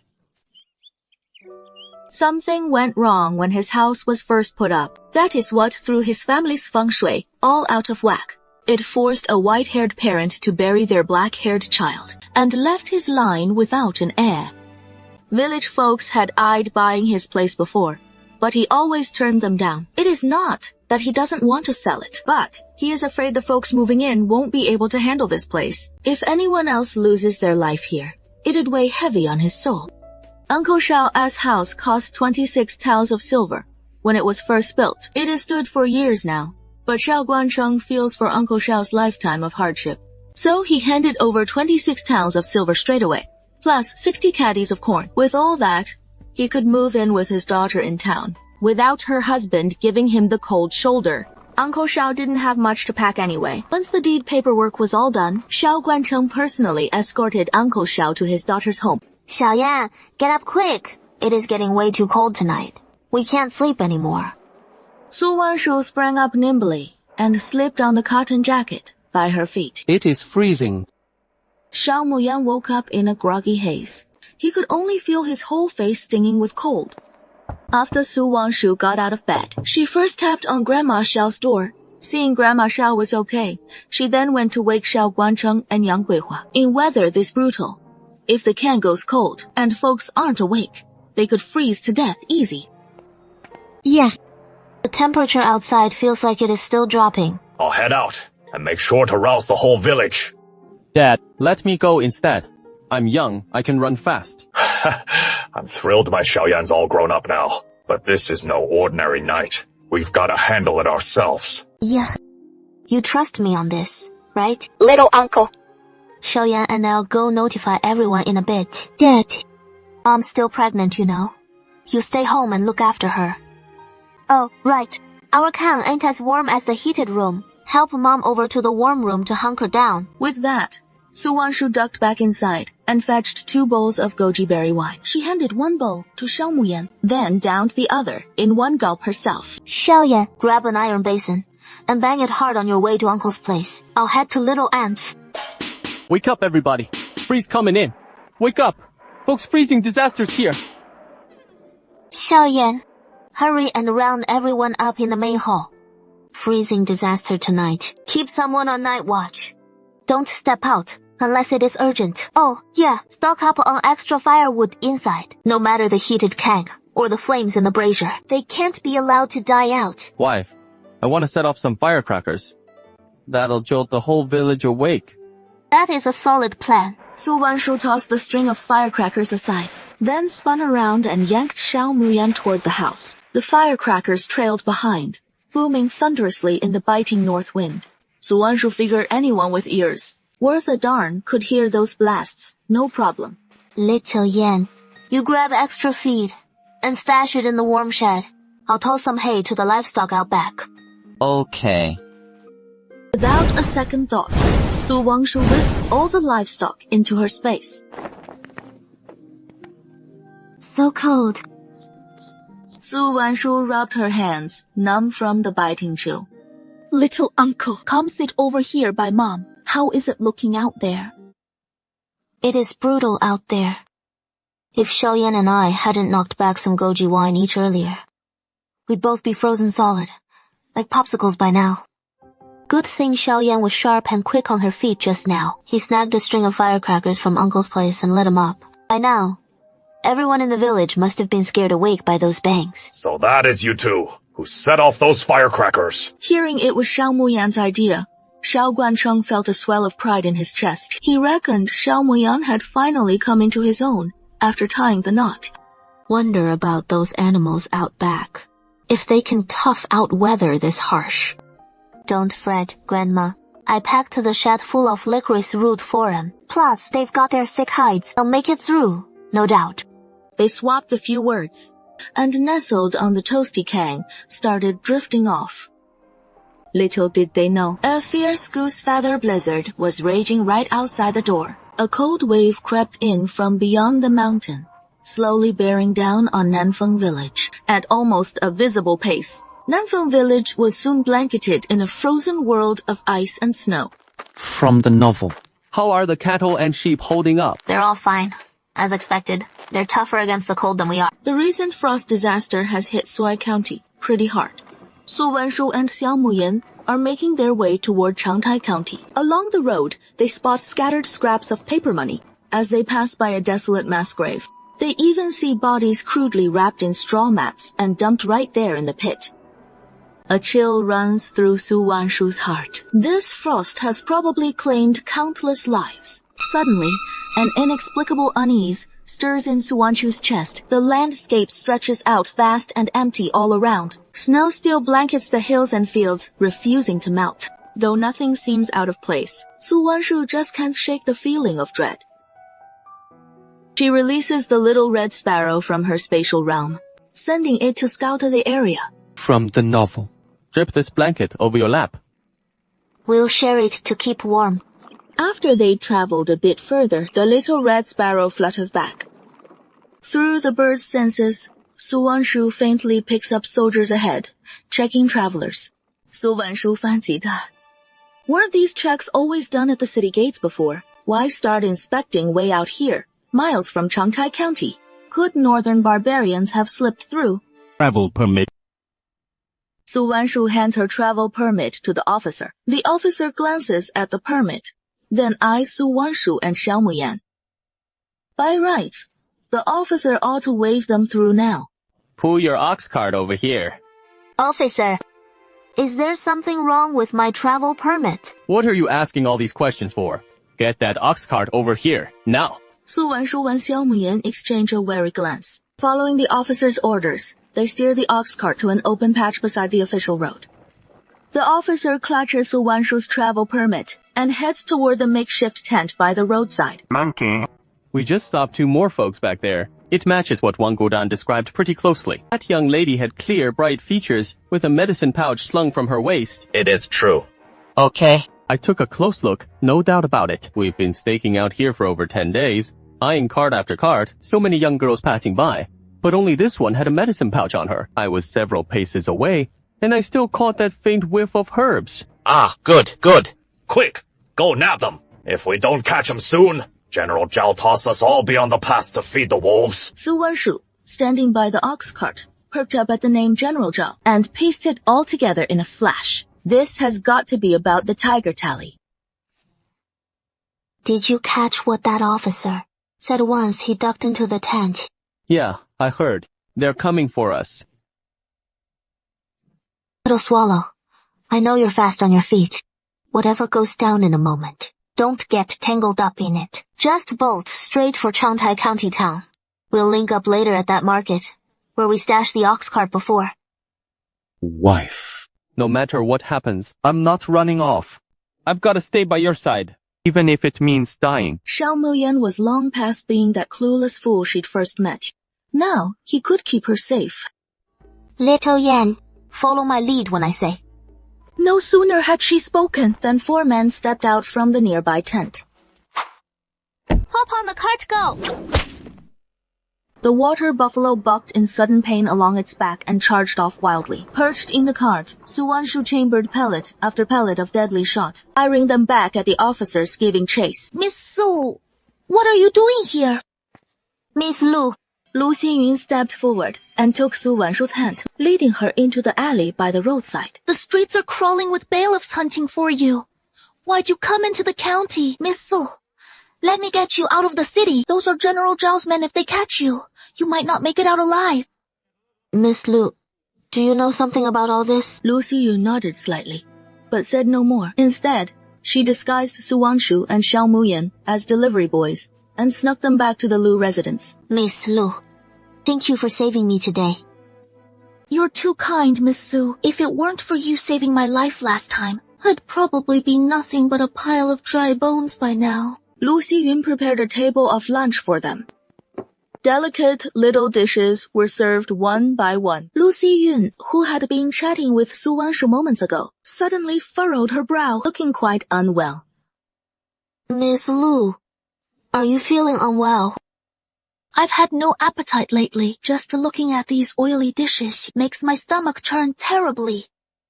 Su Wanshu was a physician, and instinctively took Lu Xiyun's pulse. As soon as Su Wanshu's hand touched Lu Xiyun's wrist, she froze in shock. Lu Xiyun hadn't even been married yet, but her pulse is clearly the joyful pulse of pregnancy. Su Wanshu hesitated only a second before blurting it out. A long moment passed. Lu Xiyun's rigid body went limp. She slumped into the chair, burying her face in her hands and sobbing. Miss Lu, steady yourself. Don't give in to grief just yet. You need to pull yourself together and face this now. Miss, we can't keep this child. Otherwise, you won't have a chance of surviving. Sister Seal, I'm keeping this baby. I'm giving birth to it. Even if it costs me my life, I'm still giving birth to this child. Miss, why put yourself through all this? Madam's already talking it over with old Madam Fan about the wedding date for Miss Crescent Moon and young General Fan. And even if you can keep it hidden for now, what about 3 months from now? Once your belly starts showing, there is no hiding it. If the madam finds out the baby's young General Fans, you won't have a prayer. Aunt Se, please stop trying to talk me out of it. Tomorrow, I'll beg my aunt to let us move together to the countryside estate. Once we're out of the Lu residence, I figure the madam won't go so far as to hunt us down. Miss, you're still underestimating the madam. That baby's young General Fans. Why would she let you two live? Even the countryside estate answers to her completely. She just has to give the word. And in a few months, you and your aunt will vanish without a trace. How could you ever safely bring this child into the world? Miss Lu, if you trust me, you can tell me what is really going on. Maybe I can help. That day, coming back from the clinic, I was scared out of my wits. I holed up in my room, didn't even touch dinner. But who could have seen that night going so wrong? In the dead of night, Hai Qing snuck into my room. He'd been slipped some cheap aphrodisiac. With no other choice, I helped him work it out. As that Hai Qing left, he said he'd come propose to my family the very next day, but he never showed. It was only later I found out the northern barbarians had invaded the border, and a Qing had been rushed there on urgent orders. Just 2 days ago, word came from the general's mansion that he is marrying my legitimate sister. The families are already picking the date, Miss Lu. Why don't I head over to the general's mansion for you? If little General Fans truly turned his back on you, you don't have to waste yourself on a heartless scoundrel and throw away the rest of your life. How could I let that happen? It is crawling with hunters out there. Too dangerous for you to go near the general's mansion. No worries. You and I, we're bound by fate, after all. So I'll make the trip for you. Su Wanshu's got a fierce, unyielding spirit. Lu Xiyun's pure-hearted and gently endearing. Their personalities couldn't be more opposite. Yet, they've pulled each other from the brink of death more than once. Fate's a truly wondrous thing. You have to admit. Miss Xiu, if you wouldn't mind me, why don't we swear sisterhood today? Become sworn sisters bound by oath. Lu Xiyun was born to a concubine. She has always been confined to this tiny world of the inner courtyard. She yearns for the carefree life beyond these walls. Su Wanshu's bold, easygoing ways draw Lu Xiyun in like a moth to flame. In her, Lu Xiyun glimpses the warmth of true life. Sure. I've lived all these years without ever knowing what sisterly bonds or real family warmth feels like. Past life, or this one, Su Wanshu's always wandered alone. This is the first time she is letting herself truly embrace a sister's love. The general's mansion isn't hard to find. Following Lu Xiyun's instructions, Su Wangshu and Xiao Moyan arrived at the east corner gate of the general's mansion in no time. Just the time to drink 2 cups of tea. But he has been knocking on this side door forever, and no one's coming to open it. Wife, I'll carry you. With a whoosh, the two of them leaped into the air. Wife, which way should we head? Let's drop down and grab a young maid to ask for directions. If you tell me where young General Fan's quarters are, I'll let you live. If you try any tricks on me, I'll snap your neck in an instant. Go straight through that moon gate up ahead and keep walking forward, and you'll reach young General Fan's quarters. There were 6 guards standing outside the courtyard, and the patrols were constantly circling the perimeter. Xiao Yan, let's take to the rooftops.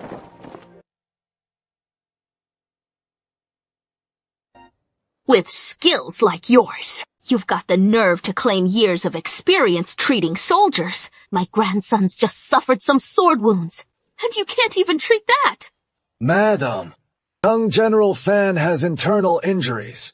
We truly have no way to save him. All of you, get out! Please, madam, don't get upset. We should hasten the marriage to the Lu girl, bring her in for the joyous union, to ward off the misfortune. It might just turn things around. This is what is important. Go tell Madame Lu. I've checked the almanac. 5 days from now is an auspicious day. Yes. This servant will go see Madame Lu right away. Old Madame Fan glanced inside at Fan Haiqing, who then left, supported by 2 maids. Su Wanshu saw only 2 older mammies left in the room. She quietly took a pinch of knockout powder from her medicine pouch and blew it through a small hole into the room. In just a few breaths' time, these 2 matrons drifted off to sleep in a hazy stupor. Su Wanshu and Xiao Muyan slipped past while the patrols looked away. They quietly vaulted through the back window into the room. Wifey, men and women shouldn't touch. I'm a doctor. Treating patients doesn't care about gender. No. You're my wife. You can't treat any other man. The old Xiao Muyan never had these hang-ups. Su Wanshu一下就felt of Xiao Yan. Xiao Moyan, you've gone and absorbed some of Xiao Yan's old fixations. Xiao Yan. The young General Fan is none other than him. Besides, he likes Miss Lu. Fine then. Just this once. From now on, wifey, you can only touch my robes. No touching any other stinky man's robes. In the heat of the moment, Su Wangshu had no time to clean Fan Haiqing's wounds. She could only feed him a heat-clearing detox pill first, along with a bit of diluted spiritual spring water. Then, she rebandaged Fan Haiqing's wounds. Su Wanshu then rejoined Lu Xiyun with Xiao Miyan. Uncle, you're back. Did you see General Fan Shao? Yes, I saw General Fan Shao. His condition isn't good. The moment Lu Xiyun heard Fan Haiqing was gravely wounded, her eyes welled up with tears. I knew General Fan Shao wouldn't let me down. Uncle, what am I supposed to do now? General Fan Shao's injured. He has no clue the bride he is set to marry is my legitimate elder sister. Sister Xu don't panic just yet. We'll figure this out step by step. Nanny Song, Madame Lu probably hasn't heard about General Fan Shao's severe injuries yet, right? Probably not. Madame Wu's family still carries some weight. Even if they're eager to ally with the Fan family, they wouldn't marry off their legitimate daughter to a man on death's door. Then, that is our in. I've been thinking about old Madame Fan. She must want Lu Xingyue to wed General Fan Xiao in a joy-bringing marriage. Uncle, how bad are General Fan Xiao's injuries? General Fan Xiao's wounds are pretty serious. Yeah, but I've already treated him with medicine. He can hold on for at least 10 days. No sweat. Sister Xiyuan, I've got an idea. Not sure if it'll fly though. Uncle, what is your plan? Spill it. I'll do anything to save General Fan Xiao. Whatever it takes. In a bit, have Nanny Song head to the streets and round up a few gossipy women. Spread the word that General Fan Xiao's badly hurt, hanging by a thread, and they want Lu Xingyue for a joy-bringing marriage. Once Lu Xingyue throws a fit and storms over to Madame Lu, you pull Madame Lu aside privately. Tell her, you're willing to step in for Lu Xinye's joy-bringing marriage. But with one condition, she has to formally adopt you under her name first, so you can go as her second legitimate daughter, to bring him good fortune. Uncle, I'm all in whatever you say. As long as I can marry General Fan Shao in a joy-bringing wedding, I'm not afraid at all. Su Wanshu shared a few more details with Lu Xiyun before heading off with Xiao Muyan. They agreed. He'd return to Changtai County in 5 days. Wife, I've got quick feet. I'll carry you home. But I don't have an ox cart. Let's go. Just a bit further up ahead. I stashed the ox cart. Our family ox cart. Didn't you say the big buffalo could head into town on its own? So why hide it outside again? You must have misheard me. How could a big buffalo just stroll into town by itself? What? You think it could pay the entry toll with its own coins? Right now, that big buffalo's probably just grazing out there on its own. We'll look around. The mountain path's rough going, but to Su Wanshu and Xiao Muyan, it was no big deal. Xiao Yan, wait here for me a sec. I need to handle something. What is up? Nature calls. After a good while, Su Wanshu emerged from the woods, leading their big buffalo. This time, Xiao Muyan didn't press for details. The two drove the ox cart straight back to Nanfeng village. Lying back in the ox cart, Su Wanshu felt utterly exhausted. Should she tell Xiao Muyan about the space?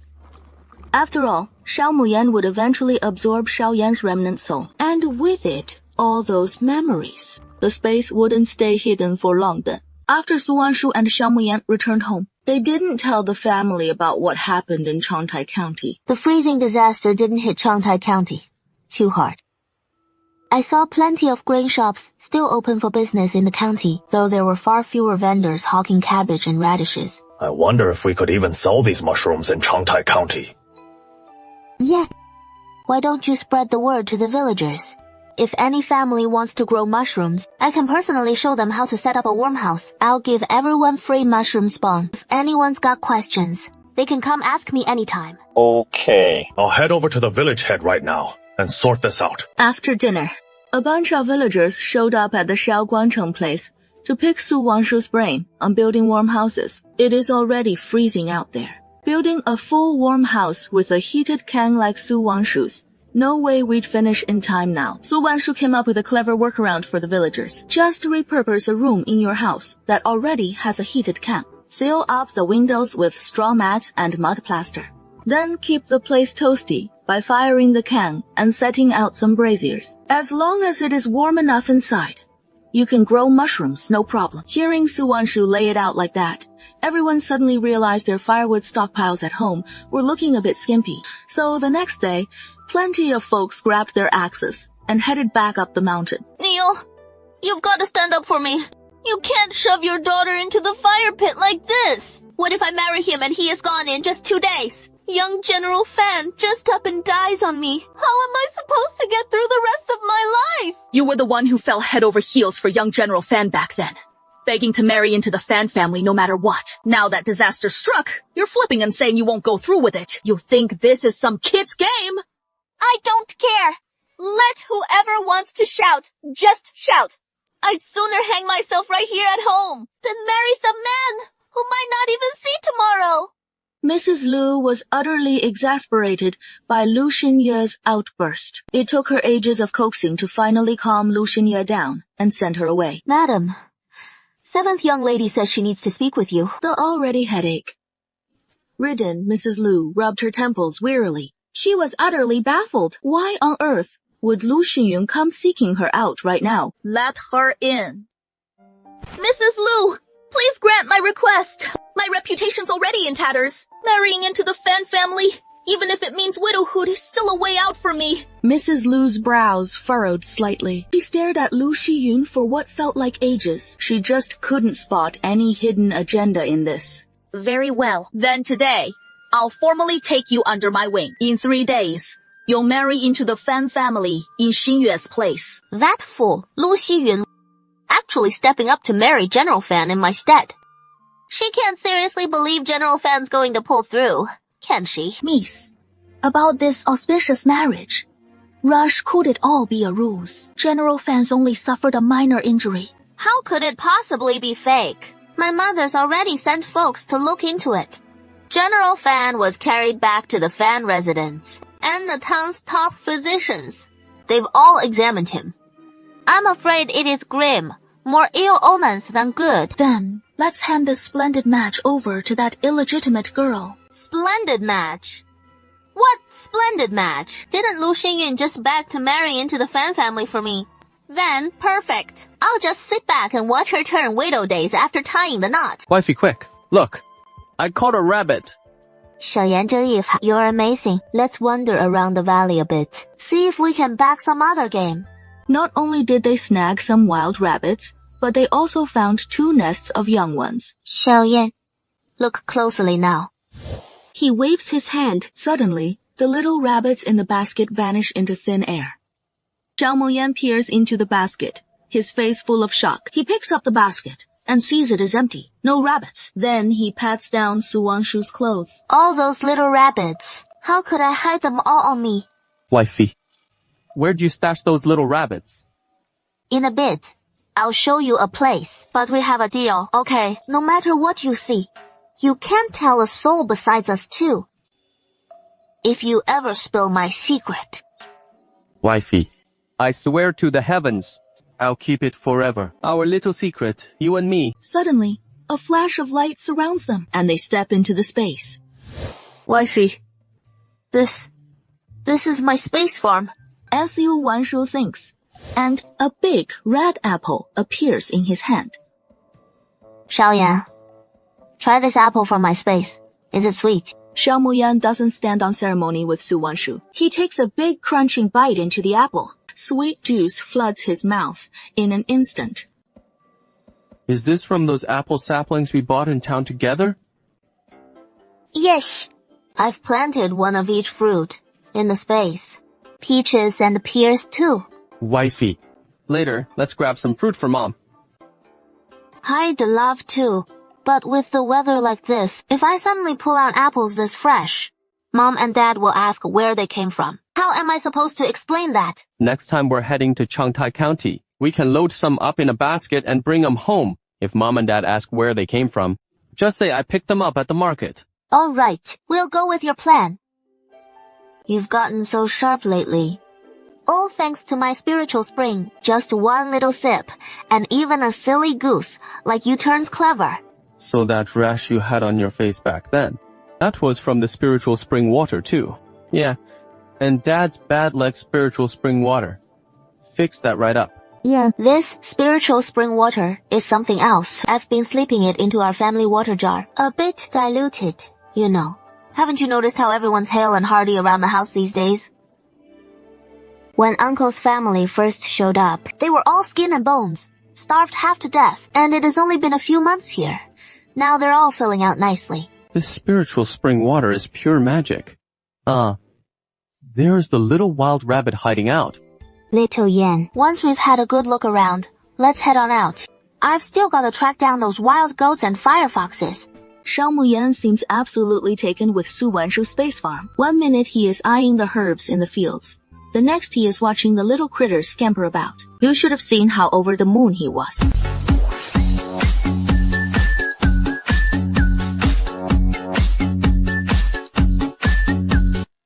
Your Lu family sure knows how to pick 'em. Sending over a concubine's daughter, like you. And now look what has happened. My grandson's wounds keep flaring up. It is all because of you, you Jinx. You're nothing but a wretched soul. You don't even deserve to bring him joy to ward off this curse. Xi Yun is my rightful wife. Scolding her like that is no different from insulting me. You're dead set on shielding this little bastard's girl. Her fate is far too frail. If you keep protecting her, you are signing your own death warrant. Grandmother, you're all I have left. I can't let anything happen to you. I've made up my mind. Come tomorrow. I'll bring in an equal consort for you.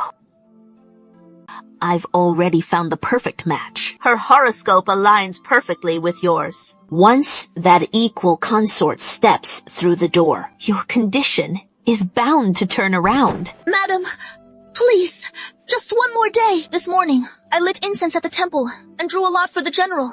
It is the best omen possible. He'll definitely pull through. With a lowly fate like yours. What good could your talisman possibly do? Madam, I beg you, one day. That is all I ask. I swear by tonight's end, most of the general's wounds will have healed. Grandmother, are you really so eager to drive me to my grave? Can't you wait just one day? Haichi, that little vixen has you completely bewitched. You're throwing your own life away for her. Hi. Very well. Then I'll grant you one more day. But if Haiching's condition shows no improvement by tomorrow, I'll bring in that equal consort by afternoon. Old Madam Fan left those words hanging in the air, then swept out with her maids and servants in tow. Su Wanshu waited until the room cleared. Only then did she step inside with Xiao Muyan. Uncle, I knew you'd show up. I overheard every word between you and old Madam Fan just now. Qi Yin, aren't you worried I might not come? I trust your word. Qi Yin, you're still a fresh bride, you know. Crying, like that'll ruin your pretty face. I won't cry. Little uncle, quick check the general's wound. Ever since I married in, the general's wounds have been up and down. He even ran a fever last night. Young General Fan, I can treat your injuries, but it'll sting a bit. Not sure if you can tough it out. As long as Miss Su can get me on the mat. Whatever the pain, I can take it. No matter how bitter the medicine, I'll choke it down. All right, then let's get to it. He first gives Fan Haiqing a strong numbing pill. Once Fan Haiqing is fully numbed and can't feel a thing, Su Wanshu draws a dagger. She starts debriding the dead flesh from Fan Haiqing's wounds. Qi Yin, if it is too much for you, don't look. It is pretty gruesome. I'm not scared. Just tell me what you need. I'm here to help. The whole procedure takes no more than the time to brew 2 pots of tea. He cleans both wounds for Fan Haiqing and stitches them up neatly. Young General Fan, I've brought some medicine for you. Take 1 pill each day. It'll keep your wound from getting inflamed or infected, and stop any fever from setting in. Brew the herbs once in the morning, and once at night. This'll speed up the healing of your wound. Miss Su, you saved my life. I'll never forget it. Not for as long as I live. Then, Fan Haiqing had Lu Xiyun bring over a stack of silver notes. This is just a small token of my thanks. Please, Miss Su, don't turn it down. General Fan, I can't take these silver notes. I've gone and crossed General Zhao's men lately, so please, help me get out of this bind. Su Wanshu explained how she'd run into those mountain bandits up on the peak and snatched the tiger talisman right from Zhao Qing. She laid the whole story out for Fan Haiqing. Young General Fan, even now, here in Changtai County, they've still got wanted posters up for the 2 of us. The general would uncover it all with just a quick look. With that, Su Wanshu drew out the tiger talisman and passed it straight to Fan Haiqing. By then, Fan Haiqing was already reeling from the words tiger talisman. His mind turned to complete mush, thoughts grinding to a halt. What the hell is a tiger talisman? It is the kind of token that can summon armies by the thousands, especially now with the court facing threats from within and without. For a general like him, the one who claims the tiger talisman could make a real play for the throne. Qi Yun, fetch it from the hidden drawer in the doorbell cabinet for me. The book with the white cover. Moments later, Lu Xiyun returned with the white-covered book and handed it to Fan Haiqing. Fan Haiqing asked Lu Xiyun to help him search through the pages. It didn't take long before they found the rubbing of the tiger talisman. This is the real tiger talisman. Miss Su, I'll take care of this. In a bit, I'll send someone to spread the word. Say that I've obtained the tiger talisman. All right, then I'll have to trouble you, General Fan. Take good care of those wounds. They'll heal in no time. It is nothing. I won't disturb your recovery, General. Little uncle, you saved the general's life. You can't just leave empty-handed. Is there anything you want? Seeing that Lu Xiyun truly wanted to give her something, she simply asked him for 2 horses. Fan Haiqing saw that Su Wanshu wanted horses. He had his men deliver 2 war horses to her, 1 red, 1 white. Cherish this bond. Walk me out.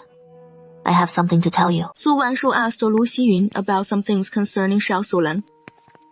Lu Lu Xingyun told Su Wanshu everything she knew, including Xiao Sulan's affair with Lu Mo, and how Lu Mo's been throwing banquets at home every day to entertain the scholars, all in hopes of scouting a bride. She spilled it all. Xiao Sulan sure is a real flirt. In her mind, the customs in Kanji Kingdom are still downright feudal. Any wife caught fooling around on the side would get drowned in a pig cage.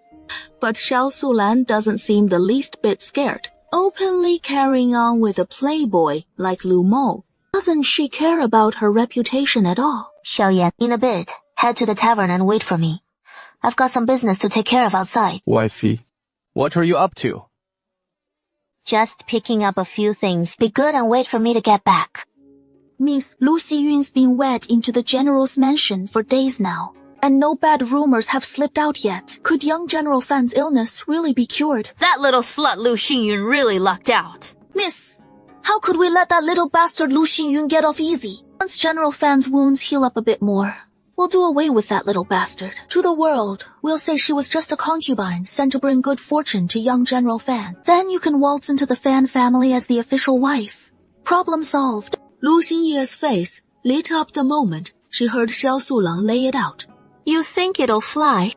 What if the Fan family balks? Miss, you think the Fan family wants a proper legitimate daughter as their daughter-in-law, or some lowly illegitimate girl? Perfect. Soon enough, you'll get your moment in the spotlight. A wisp of white smoke seeped through the window paper into the room. The two who had been chatting away so eagerly just moments before suddenly saw black and lost consciousness.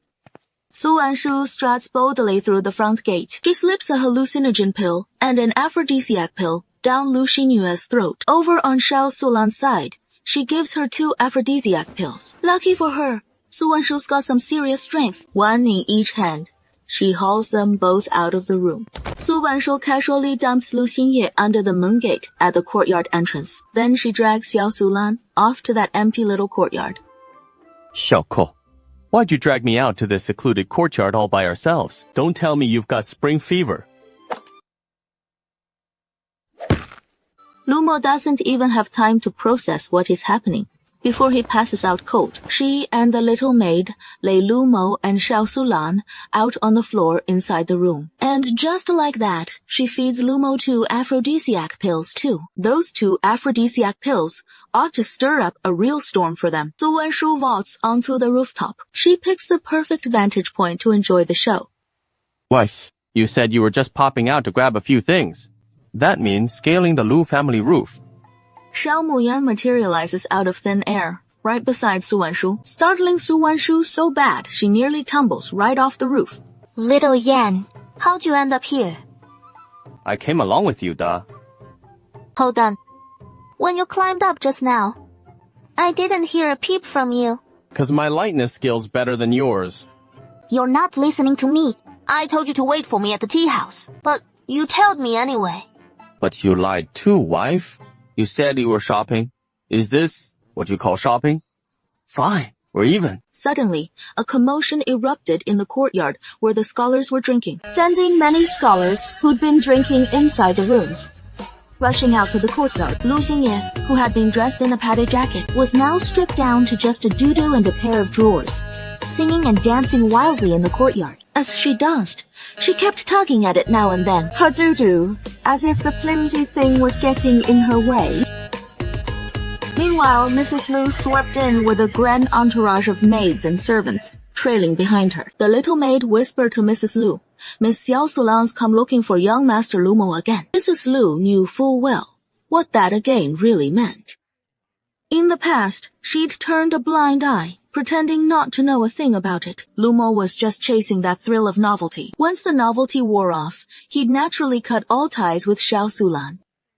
But now, things were different. Lu Mo was right in the thick of courtship, talks with the Liu family girl. At a moment like this, if anything went wrong, she'd tear Xiao Sulan limb from limb. As Mrs. Lu entered the courtyard, she caught the sounds coming from the room, nearly passing out from sheer fury. Go drag that wretched spawn of mine out here! Strip that harlot Xiao Sulan naked, stuff her in a sack, and dump her right at her family's doorstep. From now on, she is banned from ever setting foot in the Lu residence. Just you wait soon. You won't be so smug.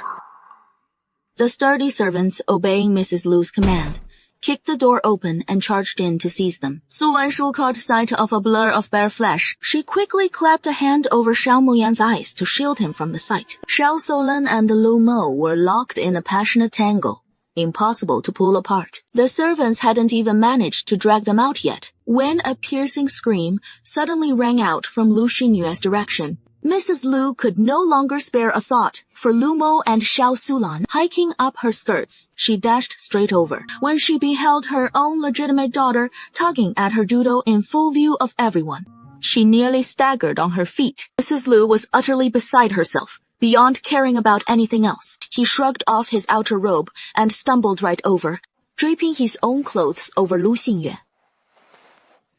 Xinyue! Have you completely lost your mind? In an instant, the whole Lu mansion erupted into total chaos. Mrs. Lu, propping up Lu Xinyue, barely managed a few steps before finally collapsing in a dead faint. Well, isn't this just perfect? The Lu mansion's in an even bigger uproar now. Su Wanshu saw the excitement was dying down, so she grabbed Xiao Muyan and slipped out of the Lu mansion amid the frantic crowd. Xiao Yan, on our way back today, we can ride those war horses. How about we wander around the city first and pick up a few things to take home? The New Year's just around the corner. We should snag some fresh trinkets for the house too. Sure. Xiao Yan, you know how to ride, right? No worries. Granny, have you heard about the Lu family drama? Sure, I have. Word is, the Lu family's eldest daughter stripped right in front of those scholars. Shed her padded jacket and all. They say she had on a peony embroidered belly band. Oh my. So that is the scandal I hadn't heard yet. No wonder the Lus are saying, the eldest Miss Lu's lost her mind. No decent girl would ever pull something like that. What a scandal. Utterly shameless. Who'd dare marry the likes of Miss Lu now? If you ask me, the Lus might as well lock her up at home for good. But that is nothing compared to the juiciest bit. I hear young Master Lu went and seduced one of the young Mrs. Married ladies in waiting. And Mrs. Lu caught them red-handed. Just like Su Wanshu had heard, Mrs. Lu stripped Xiao Sulan bare and dumped her at the Xiao family gate. Mrs. Lu was seething with rage. She even lashed her with 10 strokes for good measure. They say when they dragged Xiao Sulan back, her head was a bloody mess. Granny, you come out here to sunbathe a lot. I live right down that alley. Once winter hits, I've got nothing much to do, so I catch the midday sun here just about every day. I feel like we've got a real connection. I'll swing by to chat with you often. Then. With that, Su Wanshu pulled out 10 copper coins and handed them to Granny for some tea. Granny was sharp as a tack. She could tell right away Su Wanshu had a nose for the dirty secrets of high society households. Beaming, she pocketed the 10 coins from Su Wanshu and promised the world. They hadn't been out the city gates long when Su Wanshu summoned the 2 war horses. But this chestnut war horse right in front of her, the moment Su Wanshu grabbed its reins, let out an irritated snort and tossed its head. Su Wanshu's brow furrowed slightly, gripping the reins in one hand, tugging at the saddle with the other, hoping to mount the war horse in one bold leap. But the war horse turned out to be way too tall. For someone with Su Wanshu's petite build, it was no easy task at all. She struggled for several tries, her face flushed beet red from the strain. Only then did she finally clamber onto the horse's back. Su Wanshu figured that was the hard part over. Little did she know, the real awkwardness was just beginning. Perched in the saddle, Su Wanshu found her feet couldn't even reach the stirrups. She was so frustrated, she felt ready to burst right there on the spot. This war horse must have a real grudge against her. Why'd you have to grow so darn tall? In the story, let's just tuck Xiaobai into the space. We'll share a single horse, just the 2 of us. And my feet can actually reach the stirrups. Su Wanshu, settled in the saddle, hated to admit her legs were too short. But with the proof right in front of her, she had no choice but to face it. Su Wanshu flicked her hand, and just like that, the white war horse vanished into her space. The horse bolted off at full speed. Su Wanshu felt the icy north wind blasting right in her face, nearly twisting her face right off. Instinctively, She snuggled closer into Xiao Muyan's embrace. Xiao Muyan wrapped one arm around Su Wanshu's slim waist, brains firm in his other hand. Every so often, he'd glance down at Su Wanshu, practically melting into his chest. A gentle smile tugged at the corners of his lips. Yeah. We ain't short on food back home. We can grow some mushrooms to keep for ourselves. No need to trek all the way to Changtai County. Things are still too dicey out there. The snow sealed the mountains shut, and grain setching over 100 wen a pound. Who knows how many'll starve before winter's out. If you cross paths with those folks driven mad by hunger, you're liable to end up in another brutal scrap. Fair enough. But over at your uncle's, they'll likely plant a good heap of mushrooms. When it is time to haul them to Changtai County for sale, we'll probably borrow a neighbor's ox cart. That'll be easy enough. Uncle won't hesitate to let me tag along. That evening, Zhao and Grandma Xiao fixed dinner. Zhao was a wizard in the kitchen. She whipped up roast lamb chops and egg mushroom soup, along with steaming buffalo milk buns. Zhao laid the chops over the coals and grilled them slow and steady, the time it takes to sip 2 cups of tea. The whole rack was crackling with that irresistible smoky scent. Just one whiff and your mouth starts watering. Little auntie, your cooking skills are out of this world.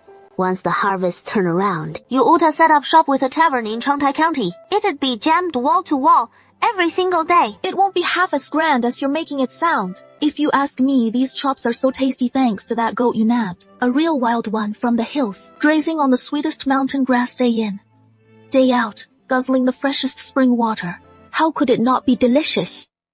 After supper, Su Wanshu hadn't even gotten a sip of her hot tea when the villagers started filing into the Xiao place one by one. Guanchang, your house is so cozy and warm. These lean times have us all hanging on by a thread, fighting for survival. If we skip selling mushrooms in Changtai County and stick to just this little spot in Swaya Town, with so many mushrooms grown right here in the village, I'm afraid we won't sell them all. How about this instead? Every time we head to Changtai County to sell mushrooms, we'll have at least 10 folks from the village going together. All strong young men, trudging along the road. Even those with shady intentions will think twice, too scared to try anything funny. Li Zheng's got a point. As long as everyone in the village pulls together, grow plenty of mushrooms, and we'll make it through the winter, no doubt. I've got loads of spawn back home. Anybody looking to grow some, just swing by my place and grab some. But let me lay this out plain and simple up front. When you're planting those mushrooms, don't overdo it. Stick to what you can handle. This year's weather's all over the place. Who knows when a freeze might hit out of nowhere? What if you burn through all your firewood, just keeping those beds warm, and then the freeze rolls in? You'll be left toughing it out with just your own skin and bones to get you through. You think a freeze like the one we had before could strike again? Heaven wouldn't let folks live through that twice, would it? Truth is, you never can tell with a freeze like that. I'm just here to give everyone a heads up. On this, Su Wanshu's retinal amount of talk changes it. It all comes down to what each family decides. The next day, Su Wanshu hears from Xiao Guancheng that Liu Sanhu's rounded up villagers to chop wood up in the mountains. Even with the biting cold, to stay alive, plenty still head out. Folks in our village sure are hardworking. All your uncles went too, and this afternoon, your little uncle and I'll head up there again to haul back more better stock up at home. Can't hurt. This time, Su Wanshu headed straight into Changtai County without stopping anywhere else. She made a beeline for the back alley of the Lu residence to get the scoop from that old lady. From a good distance away, Su Wanshu spotted the old woman chatting with a few other elderly ladies. They were soaking up the sun while mending clothes together. Her eyes lit up the moment she saw Su Wanshu approaching. She whisked Su Wanshu off to a quiet spot away from prying ears. I've done some digging. Where is Miss Lu, becoming anyone's proper wife? She is just stepping in as a concubine for some old geezer. The word is that old man's got a cushy post in the capital. He is no small fry, lending a spot as concubine to a bigwig like that. Miss Lu's hit the jackpot. And what about Mrs. Xiao? After the way Mrs. Lu humiliated her that day, she didn't just die of shame and rage. Oh, young lady, you've got no idea how tough the Xiao clan is. You have no clue. Mrs. Xiao's one tough cookie. After pulling off something so shameless with young Master Lu, she even dosed herself with that stuff. When Mrs. Lu tossed her out, the effects hadn't worn off yet. She didn't even mind the welts from the whipping. or that her husband's constitution was frail. She dragged him off anyway to relieve the effects. Oh, you should have seen it. Word is, not long after supper, the Xiao household called in a doctor. That young Master Xiao, he nearly didn't make it. Su Wanshu could hardly believe there was even juicier drama to follow. So, what is the latest?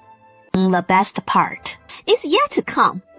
Young Master Xiao fell gravely ill, hanging on by a thread. But the Xiao family was flat broke, couldn't scrape together a dime for his care. Turns out Mrs. Xiao's dad and brother got hooked on gambling.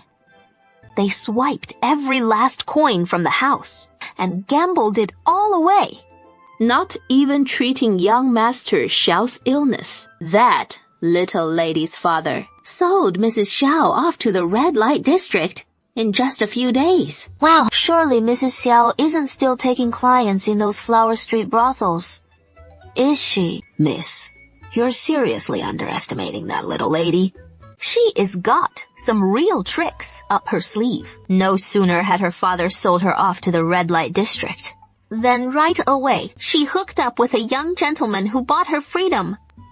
And this Mrs. Xiao Xiao, she is the real deal. Tough as nails. The way she wraps men around her finger beats even the top courtesans in the pleasure houses. Word is, that patron even gave Mrs. Xiao some silver so she could get treatment for her husband. Su Wanshu's view of Xiao Sulan was shattered once more. For her to still be alive, unscathed by imprisonment, execution, or drowning, it is nothing short of a miracle. Little Yan, let's go check out what Xiao Sulan's up to.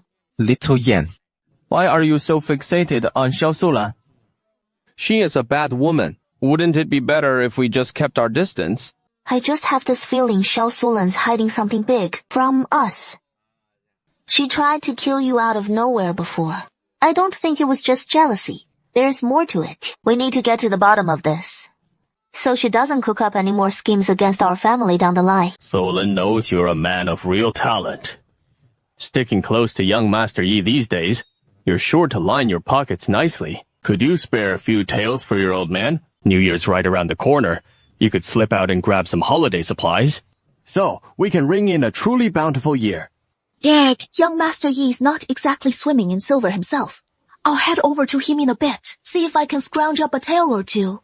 Fine, off you go. Quick as you can. Xiao Sulan navigates here like it is her own backyard, not even pausing to knock. She just shoves the door open and strides right in. It is plain to see she is on intimate terms with the place. Auntie, this courtyard looks nothing like the others around here.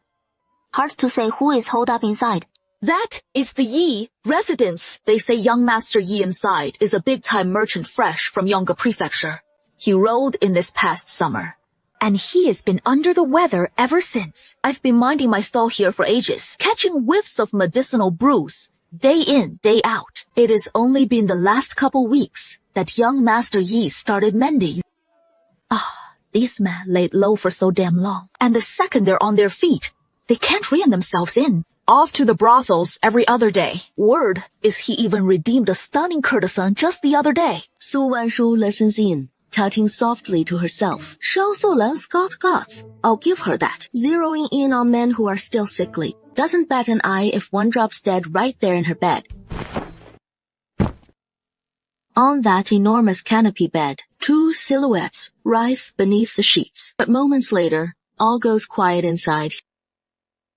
Su Wanshu pursed her lips. Young Master Yi is not up to snuff, is he? How is this gonna help Xiao Sulan purge her poison? He has swallowed 2 doses of it. Remember? Young Master Yi, this Qingfeng Taoist, is he truly that extraordinary? Don't worry about that. Taoist Qingfeng skills are truly formidable. When he first examined me, he spotted it right away. That I'd been cursed with a Buddhist talisman. I shelled out 200 taels of silver to have Taoist Qingfeng lift it for me. Once it was gone, I was back on my feet in just 5 or 6 days. And ever since then, my luck's turned around completely. No more bleeding money on every single deal, like before. Young Master, I don't have 200 taels to pay Taoist Qingfeng right now. That is no problem at all. You're mine now, after all. What is mine is yours. Naturally, just hand over the birth chart of the one whose life you're seizing, and I'll take care of everything else. By paying a visit to Taoist Qingfeng, Young master. You've been so kind to me. How on earth can I repay you? Come here. It is you I care about, the real you. I've never once thought about asking anything in return. Solan, whose birth chart is this? Once the Taoist finishes drawing the talisman, you'll have to drip that person's blood onto it and burn it up. Then, give the infused water to the one who needs their life extended. That is what makes the talisman effective. It is my father's. A talisman like this for borrowing life isn't something to mess around with. Your father could end up dead. Young master, if you hadn't saved me that day, I might not even be breathing right now. Since my father doesn't give a damn whether I live or die, why should I care about him? I'll follow your lead on everything. I'll get this sorted for you in no time. Su Wanshu's entire worldview was crumbling to pieces. What kind of messed up stuff is this? He was having a hard time believing it. That something as twisted as borrowing life could actually exist in this world. If there really are masters like Taoist Jingfang out there, wouldn't they all be immortal by now? Back at the gates of the Shao residence, Su Wanshu faintly hears wails echoing from inside the house. They really went and killed Xiao Guangli, didn't they? Xiao Sulan, having personally done in her own father Xiao Guangli, naturally wouldn't keep the body at home, let alone pick some auspicious day for a proper burial. She just forked over some silver to call in folks from the charity morgue, wrapped him in a straw mat, and chucked him straight into the mass grave. Xiao Guangli had been headstrong his whole life, and in the end, he couldn't even scrape together a decent burial. Doomed to fill the bellies of wild beasts instead. Back at home, whether it was Wang Feng or Xiao Jinbao, not a soul raised a peep against Xiao Solan. How utterly heartbreaking. Su Wanshu watches as the gates of the Xiao residence swing shut once more, her heart churning with a bitter mix of emotions. Xiao Solan sacrificed her own father just to save Xiao Jingzhi. She simply couldn't make sense of it. What staggering payoff could possibly drive Xiao Sulan to go that far? No matter how much Su Wanshu puzzled over it, she drew a blank. For now, she'd have to let the matter lie and wait to see what Xiao Sulan does next. Authentic Northland lamb. 1 tael of silver per pound. Hey, if you want it, grab it now. Once you pass this village, no more shops. Wife, it smells amazing. Even our mutton back home doesn't smell half this good when we cook it. Let's go check it out. Freshly boiled mutton soup, just 150 wen a bowl. Uncle, you selling those little lambs of yours?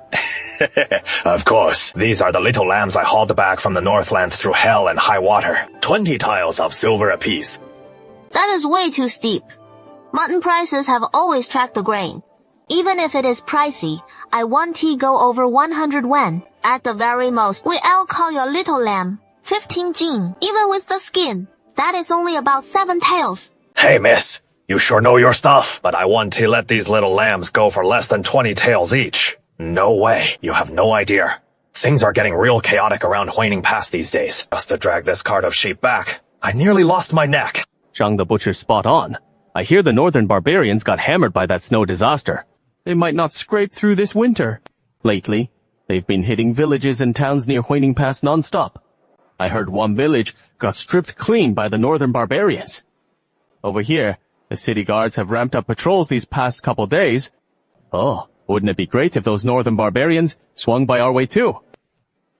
General Song holding down Huining Pass. He just gonna ignore these northern barbarians. How is he supposed to handle it all? The northern barbarians took a brutal hit from this blizzard. Tons of tribes are out of food. So to stay alive, they're slipping out in small bands for these raids. General Song wants to wipe them out, but that is no easy task. Su Wanshu 扯着尾音 for ages. So she just ordered 2 bowls of mutton soup and took a seat as she slowly listens to Butcher Zhang and the others discussing the northern barbarians' raids at Huining Pass. The waiter brings over 2 large bowls, right in front of Su Wanshu and Xiao Muyan. He piles half a bowl of sheep offal into each, then ladles in generous scoops of steaming lamb broth, topped with a sprinkle of vibrant green scallions. 2 steaming bowls of aromatic mutton soup set before them. On a bone-chilling day like this, nothing beats the pure bliss of a hot bowl of mutton soup. Uncle, are we border folk just gonna sit back and let those northern barbarians raid us senseless? It is only those tiny hamlets that cower from the northern barbarians. The bigger villages near Huining Pass, the villagers there, every household's got blades at the ready. When the northern barbarians come calling, hundreds strong, they don't flinch a bit. If the folks in those Huining Pass villages can arm themselves with knives, then Nanfeng Village's villagers can too. It is just that ironware's locked down tight these days. Even if Su Wanshu hit up the blacksmith, she couldn't score dozens of blades. After savoring the mutton soup, Su Wanshu haggles a little longer with Butcher Zhang. They finally settle at 18 taels per lamb, snagging a total of 20 adorable BD lambs. Little Yan, let's head to the general's residence together. We'll track down young General Fan and trade for some swords. Wifey, all that grain you've stashed in your space, you're really trading it all for swords? Yeah. Once the space's grain is gone, I can just grow more. It is no big deal. Someday, come into the space with me. I'll show you how I plant it. Uncle, you've arrived. Sister Xiyuan, it has been ages. Xiyunji, I'm here to see you today. There is something I need your help with. Su Wanshu didn't beat around the bush with Lu Xiyun. She laid out her intentions straight away. Got it. Hang on a sec. I'll send for the general right now. Xiyuan, how is General Fan's wound healing? It barely recovered before heading out to drill the troops again. Can his body even handle that? The general's wounds have healed up fine. He is moving sharp as ever, just that he breaks a cold sweat easily during training. I kept telling him to rest up properly at home first, then go drill the troops, but he wouldn't hear of it. Your timing's perfect this time. Take a look at the general for me in a bit. See if his wounds have fully mended. Has old Mrs. Fan been giving you a hard time lately? I handle all the morning and evening greetings without fail. She can't fault me there. Even if she wants to snap at me, she has got no grounds. And with no other women in the general's household, 2 of us manage just fine. It is just... sigh. Old Mrs. Fan claims my background's too lowly, that I'm shortchanging the general. She is dead set on bringing in a co-wife. But the general won't have it, and they're still at an impasse. A co-wife? What girl could possibly match General Fan? It is my stepmother's niece from her family. Su Wanshu doubly speechless. Mrs. Lu, she is stirring up trouble again. This one's called the antidote pill. It works against any common poison. Even if it doesn't fully neutralize it, it'll buy you some time. This is Crane's top red, seals the throat on contact with blood. This is Liuli powder. Swallow it, and it melts the body into a puddle of rainbow-colored sludge. This one's called Phantom Blue. Anyone who takes it turns into a mindless puppet. They'll obey no one but you, but the effect wears off pretty quick. It is just for short-term gigs. Lu Xiyun figured he might need these someday. He didn't stand on ceremony with Su Wanshu and took the lot. Uncle, you and Xiaoyan haven't shared a bed yet, have you? Why would you even say that? You haven't put your hair up in the married style yet. I've got just the thing for you. Take this home and read it alone, on the sly. Don't let anyone else get their hands on it. Su Wanshu couldn't help but wonder. Lu Xiyun, you're handing him a martial arts manual. Miss Yu, how do you want to make the trade? At market rate. A knife these days runs about 2 taels of silver. I'll swap it for 10 pounds of wheat. The general won't come out on the short end. Miss Soto, that abacus of yours sure adds up nicely. Young General Fan, our wheat special keeps hunger at bay. You eat it and you're still raring to go. Deal. How many blades do you need? 200. Then where do we hand them over? You're figuring on ox carts to haul the grain here. No need for the hassle. I've got the grain parked right outside the south gate. We can swap with the general right this minute. Fan Haiqing just assumed Su Wanshu had come locked and loaded, so he didn't overthink it, and he agreed on the spot, no questions asked. Miss Song, you need an instructor out your way. With just your handful of villagers and their amateur moves, even armed to the teeth, you ain't matching the northern barbarians. Su Wanshu never figured that for the swords. Fan Haiqing would toss in 2 instructors gratis. If there are any, they can head back and teach the villagers some basic fist and footwork. That way, next time the northern barbarians come raiding for food, they'll be able to hold them off a bit. Thanks, young General Fan. Alright then, I'll take them on. Okay. Within 3 days, I'll send 2 instructors to meet you in Nanfeng Village. Mother, we're home. It is freezing out there, right? You didn't catch a chill, did you? I'm fine. This fox fur cloak you made me keeps me so warm. Mom. Uncle Zhu, Xiaoyan just said. These swords came from you trading grain with young General Fan. We're pretty far from Huining Pass. Sure, but if those northern barbarians get desperate for food, eyes bloodshot with hunger just to survive, they'll rampage, burning and looting everywhere. Back then, the villagers around Huining Pass grabbed their weapons to fight off the northern barbarians. If they can't scavenge food there, they'll push deeper inside the pass for sure. That is when things'll get real dangerous for us. Shao Guancheng's seen real battle. He knows just how brutal those northern barbarians can be. I'll head to village Headley right now, lay out how grave this is, and let him make the call. Amitabha, when in the world will those northern barbarians finally leave us in peace? A few years back, the war hit. 9 out of 10 villages left deserted. It was just starting to feel like we could catch our breath. A few years of hard-won peace, and now famine strikes again. Life here is tough enough as it is, with northern barbarians coming to raid on top of that. It is like the heavens themselves have turned against us. Recalling the days when the northern barbarians warred with the Kenchi kingdom, Xiaonan's face clouded with worry. Grandma, as long as we all stand together, even if the northern barbarians show up, we can hold our own against them, and protect the ones we love. You're still so young, little uncle. It makes Grandma happy. Of course, it is good if we all unite. But those northern barbarians, each one's more devilish than the last, terrifying beyond words. How could we ever stand a chance against them? Su Wanshu thought to herself.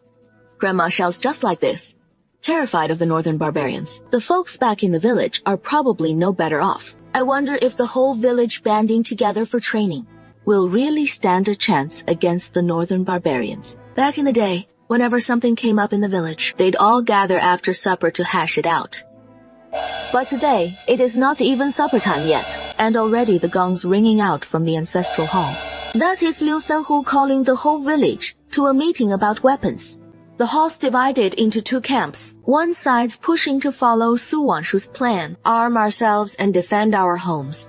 The other side figures the northern barbarians are just too brutal. Even if we grab our weapons, we can't take him down. Better not to throw our lives away for nothing. Then bolt straight for the hills and hide out. Uncle Liu Wu, have you ever laid eyes on the northern barbarians? They come charging in on horseback to raid our villages. If they hit us with a night raid from the northern barbarians, the men might outrun. A few might even make it out alive. But what about the women, kids, and elders? How are they supposed to outpace those barbarian horses? What would a little slip of a girl like you know about it? Have you ever witnessed the northern barbarians' savagery? If they really come charging in, we won't stand a chance in a fight. We'd just be throwing our lives away for nothing. Liu Wu chimes in. Even a young girl like me is ready to fight the northern barbarians to the death. I figure any real man with a drop of blood in his veins. He wouldn't just stand by while the northern barbarians steal our grain. And he sure as hell wouldn't watch him butcher our village in cold blood. Watching his own wife, kids, and folks get cut down by the northern barbarians' blades. Village head lies. If the village can't get on the same page, if the northern barbarians really launch a sneak attack, none of us will come out of it unscathed. Village head Li, please make the decision. Folks, we've been hashing it out one word here, one there, for about the time it takes to brew a pot of tea. And in the end, village chief Liu Sanhu calls for a show of hands. If you trust Su Wanshu, then raise your hand. In a bit, I'll pass out the knives and swords. In a few days, once the instructors from Changtai County arrive, we'll all train in martial arts together to fend off those northern barbarians. Shao Guancheng, of course, backs Su Wanshu. He is the first to throw up his hand. A bunch of the young lads follow suit, raising their hands one after another. Then the slightly older folks from the Shao family join in. Then the whole Lu clan piles on. Liu Zhongshen glances left and right. Everyone's raised their hands. He grits his teeth under his breath. Even if he doesn't want to, he has got no choice but to raise it. He can't be the only one coming off like a coward, can he? All right, since we're all in agreement, it is settled. Su Wanshu footed the bill herself, buying 200 knives and swords from Changtai County. These are a gift for all of you. Take good care of them when you use them, 'cause these blades don't come cheap, you know. Folks figured village chief Liu had dipped into the village funds for these weapons. Little did they know, it was Su Wanshu paying out of her own pocket. Those who were griping about Su Wanshu just moments ago suddenly dropped their petty doubts. Yeah, This sword of yours ain't no ordinary blade. I snagged this as a trophy from a brutal clash with the northern barbarians. Word is, it belonged to a general. If those two instructors don't show up tomorrow, I'll get the villagers drilling for a couple days myself. My sword skills are pretty darn good too. The flying swallow sword technique that little stone passed down to me. It has got real power, thanks to the fundamentals my dad drilled into me. You little punk, always wanting more. Dad was teaching you the fundamentals. If your basics aren't solid, no sword style's gonna take root later on. Plus, that short sword of yours, you'll want to switch to a long sword eventually. A short sword just doesn't pair with your flying swallow sword technique. You can't really unleash the flying swallow with a short sword. I think it is just fine. Long swords are way too bulky. The short one's what brings out the flying swallow's agility. You little punk, still not convinced? Come on, let's spar a couple rounds.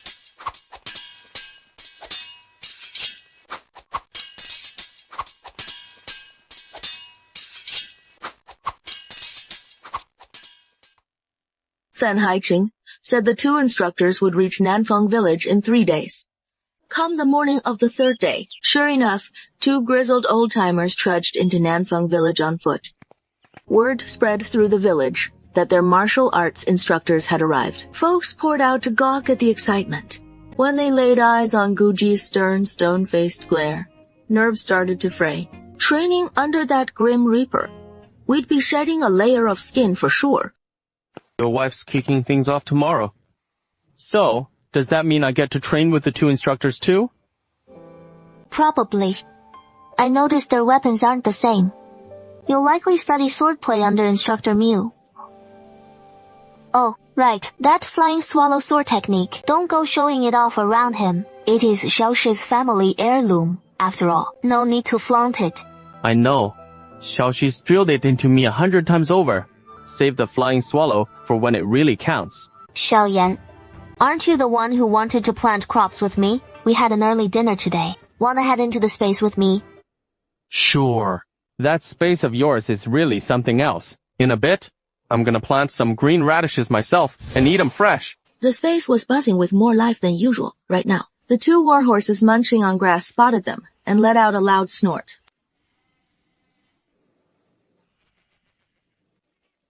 Su Wanshu spotted this adorable little lamb, couldn't resist stepping up and giving its little head a rub.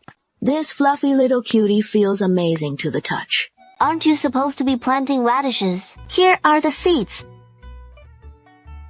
Xiao Muyan pinched out a few seeds. He was just about to dig a hole when suddenly a few seeds dropped into the field on their own. In the blink of an eye, those tiny seeds took root and sprouted leaves. Xiao Muyan watched in amazement, grabbing more seeds to plant green radishes non-stop. Su Wanshu saw how into it he was and didn't interrupt. Instead, she kept tidying up the space. While sorting through things, Su Wanshu spotted the little cloth pouch from that day, the one Lu Xiyun had given her. At first, she thought it was just some romance novel or something girls like to read. Whoa. What the heck is this divine book? This is way too steamy. Hope it doesn't throw out my back. This pose is intense. Who could handle that? Su Wanshu stared in wide-eyed wonder, like Grandma Liu entering the Grandview Garden, flipping through the album in her hands, completely dumbfounded. Wife, turns out you like looking at these kinds of albums, huh? This is for grown-ups only. Kids aren't allowed. Wife, I'm older than you. Doesn't matter. In the meantime, Su Wanshu hurriedly stuffed the album back into the cloth pouch. Getting caught red-handed by Xiao Muyan while peeking at that album, he was so mortified he could dig a 3-bedroom apartment with his toes. Right.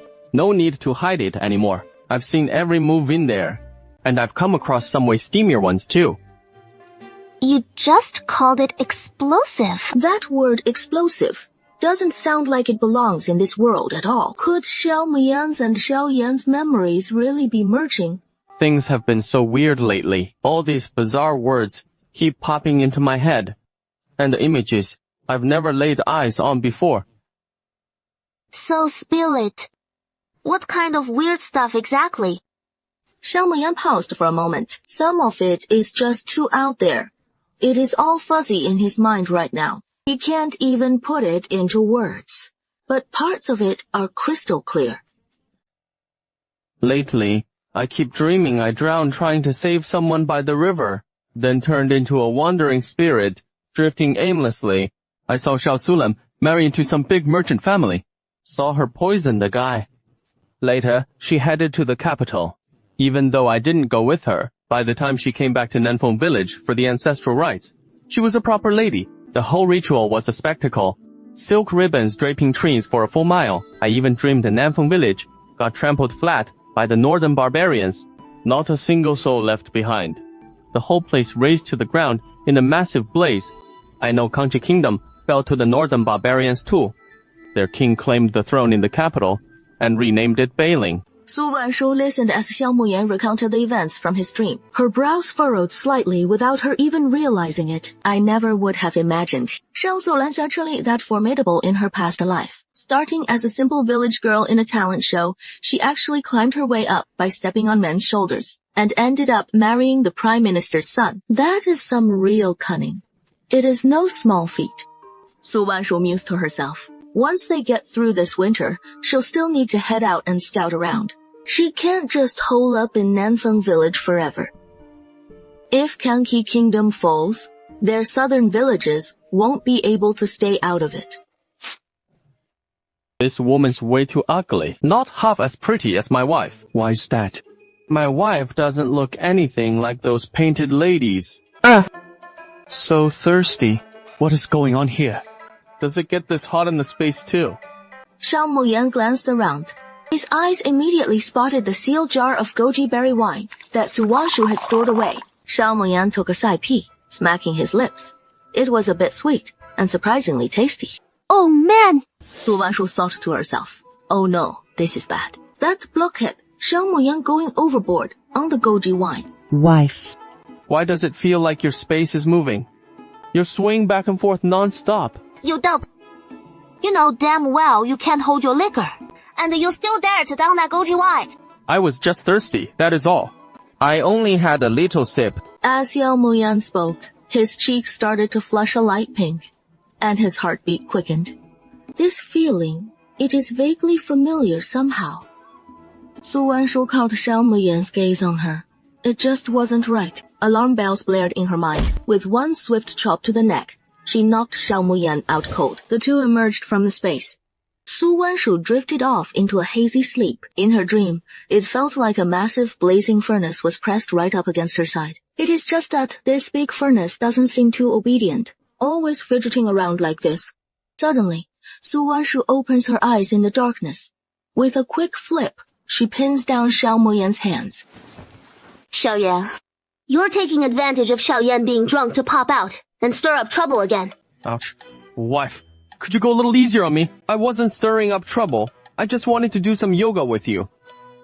You're nothing but a tonic. Why do you keep showing up out of nowhere? I really ought to just finish you off. Those filthy thoughts swirling in your head, they're already rubbing off on my poor Xiao Yan. What nonsense, son. You're such a drama queen. Xiao Muyan and I are clearly the same person. So why do you like Xiao Muyan but hate me? Haven't I been good to you? Because your personality is just rotten. Don't think I've forgotten. In your past life, you secretly built that rose garden just to lock me away inside it. You think something like that is normal. So you knew about it. No wonder. How'd I ever fool you into it? You never even showed up at the rose garden. I built you this massive glass house with a big red bed smack in the middle. But you never came. What a shame. I think you're just begging for a beating. Su Wanshu grates her little white teeth nearly to bits. And with that, she knocks Xiao Yan out cold. From now on, she'll make damn sure Xiao Muyan never touches booze again to keep this lunatic Xiao Yan from ever breaking loose. It is the 27th of the 12th lunar month. Folks in the village stopped trekking to Changtai County to sell mushrooms. Instead, they're hustling to stock up for the new year, hoping to make it a proper celebration. Xiao Guancheng's place has a bunch more folks this year. He is out there early, butchering pigs and sheep for a real feast on New Year's Eve. Come New Year's Eve, the Yangs, the Xiaos, Granny Yu, and little Shito, plus those girls and kids Su Wanshu pulled from the hills, they all pile into the front hall. Everyone settles in for the New Year's Eve dinner together. Sure, we're not all blood, but in these rough times, Getting to share this night. That is what counts as fate. Here, a toast to all of us. Wishing peace and joy to every one of us. Yeah. The room's alive with chatter and cheer. Sometime in the night, fat snowflakes start tumbling from the inky sky.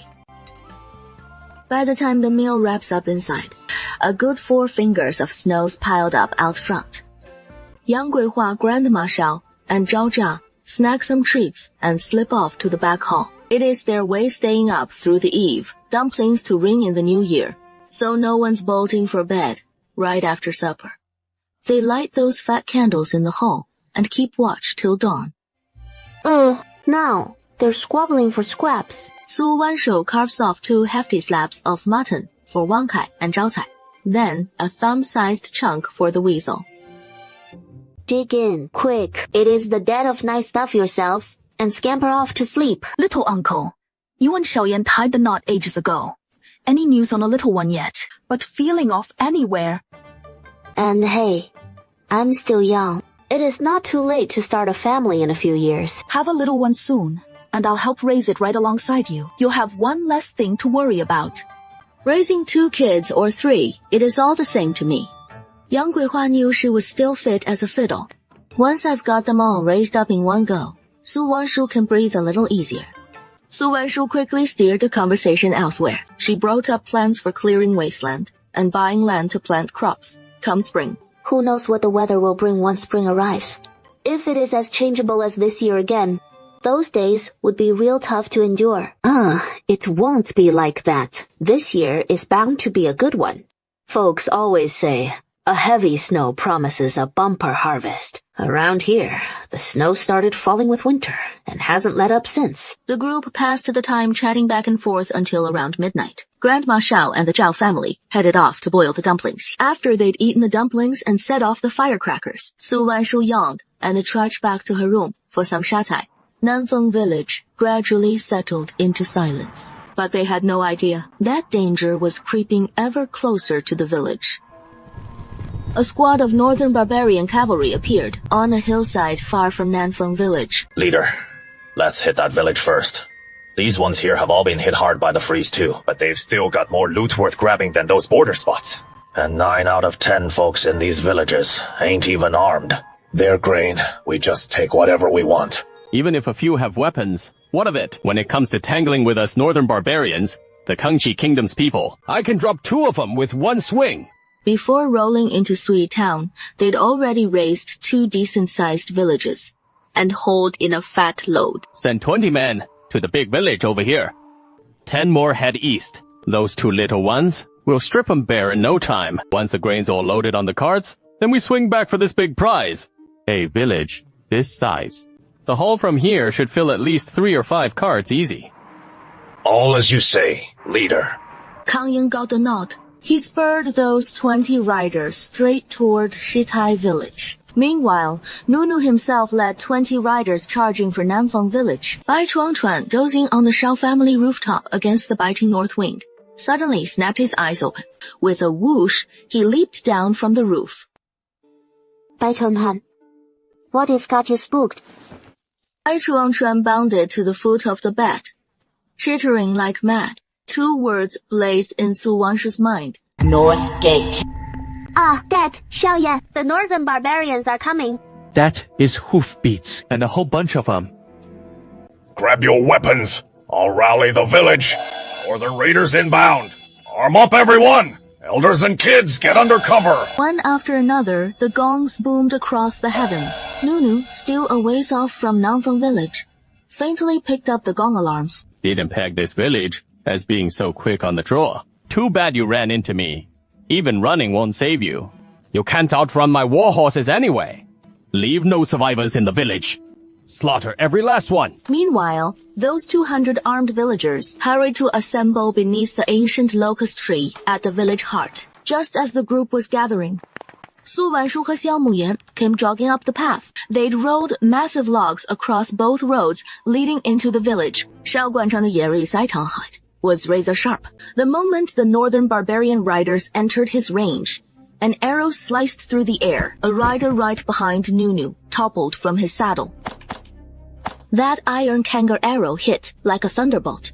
Today, Nunu had led just a squad of 20 riders. He'd figured Nanfang village would fall like ripe fruit easy pickings. Who could have guessed they'd lose 6 men before even breaching the gates? Everyone, take cover. Folks in this village know how to fight back. Xiao Guancheng and his 2 companions vaulted down from the rooftops, grabbing Su Wangshu and Xiao Mowei, and as they bolted for the locust tree at the village center, they made as much noise as possible to lure the northern barbarians. Sure enough, Nunu caught sight of figures fleeing into the village and knew these had to be the ones who'd struck down his men. He snapped an order and spurred his horse in pursuit. We've only got about a dozen cavalry left in total. If just these few scatter into the village, they won't even know how they died.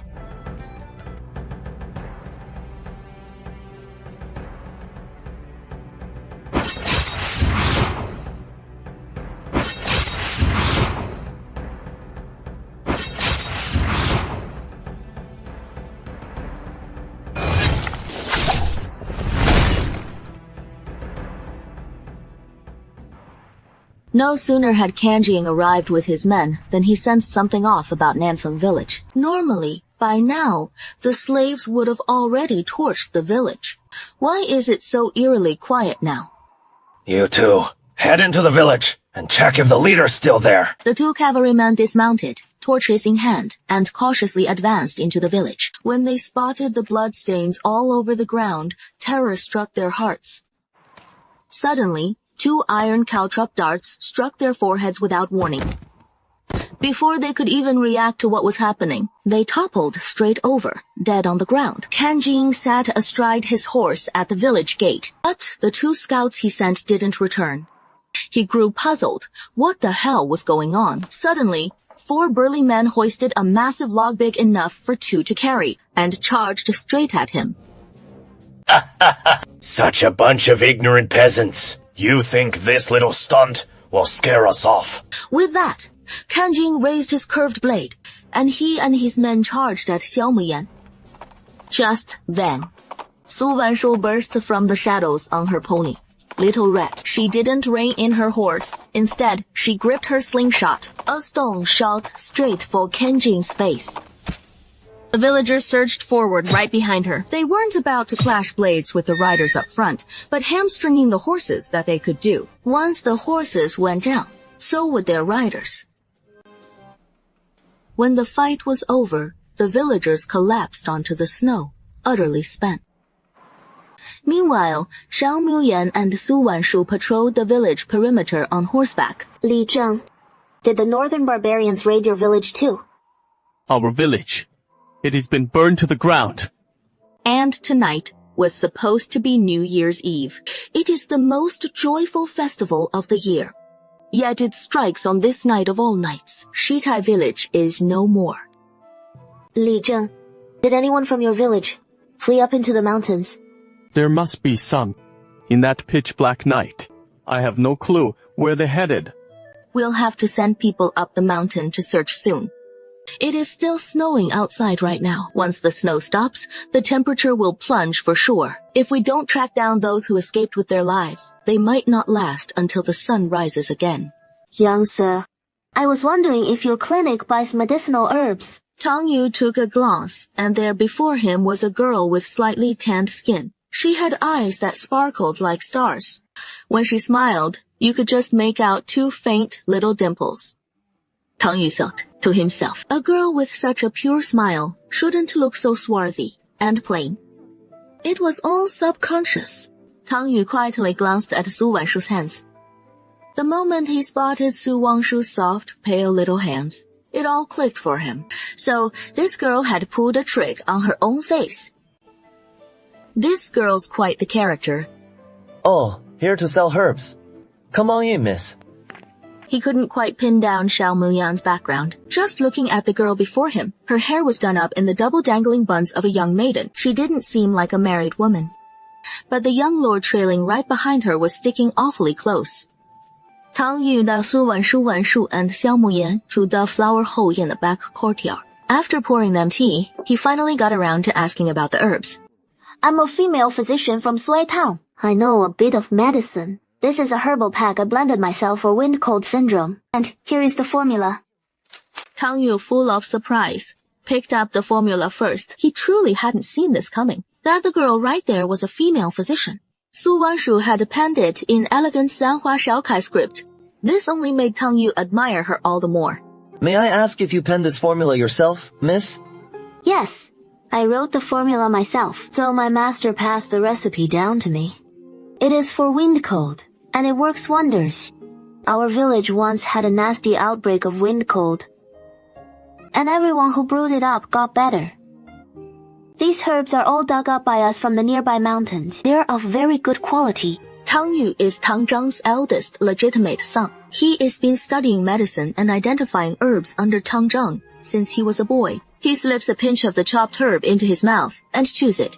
And just like that, he can tell its quality. This pack of herbs looks solid. I wonder if the lady can assure me that the rest are up to the same standard as these. All right. Young Master Tang, this time, IV brought a total of 100 packs of herbs for treating wind cold syndrome. Feel free to randomly inspect a few packs out of these 100. If even one pack falls short, I'll make it up to you with the whole batch. Deal. So, miss, how much silver per pack are you looking for? Why don't you name the price, young Master Tang? This is my first time in Shuilian City. Yeah, I'm not too familiar with the going rates here.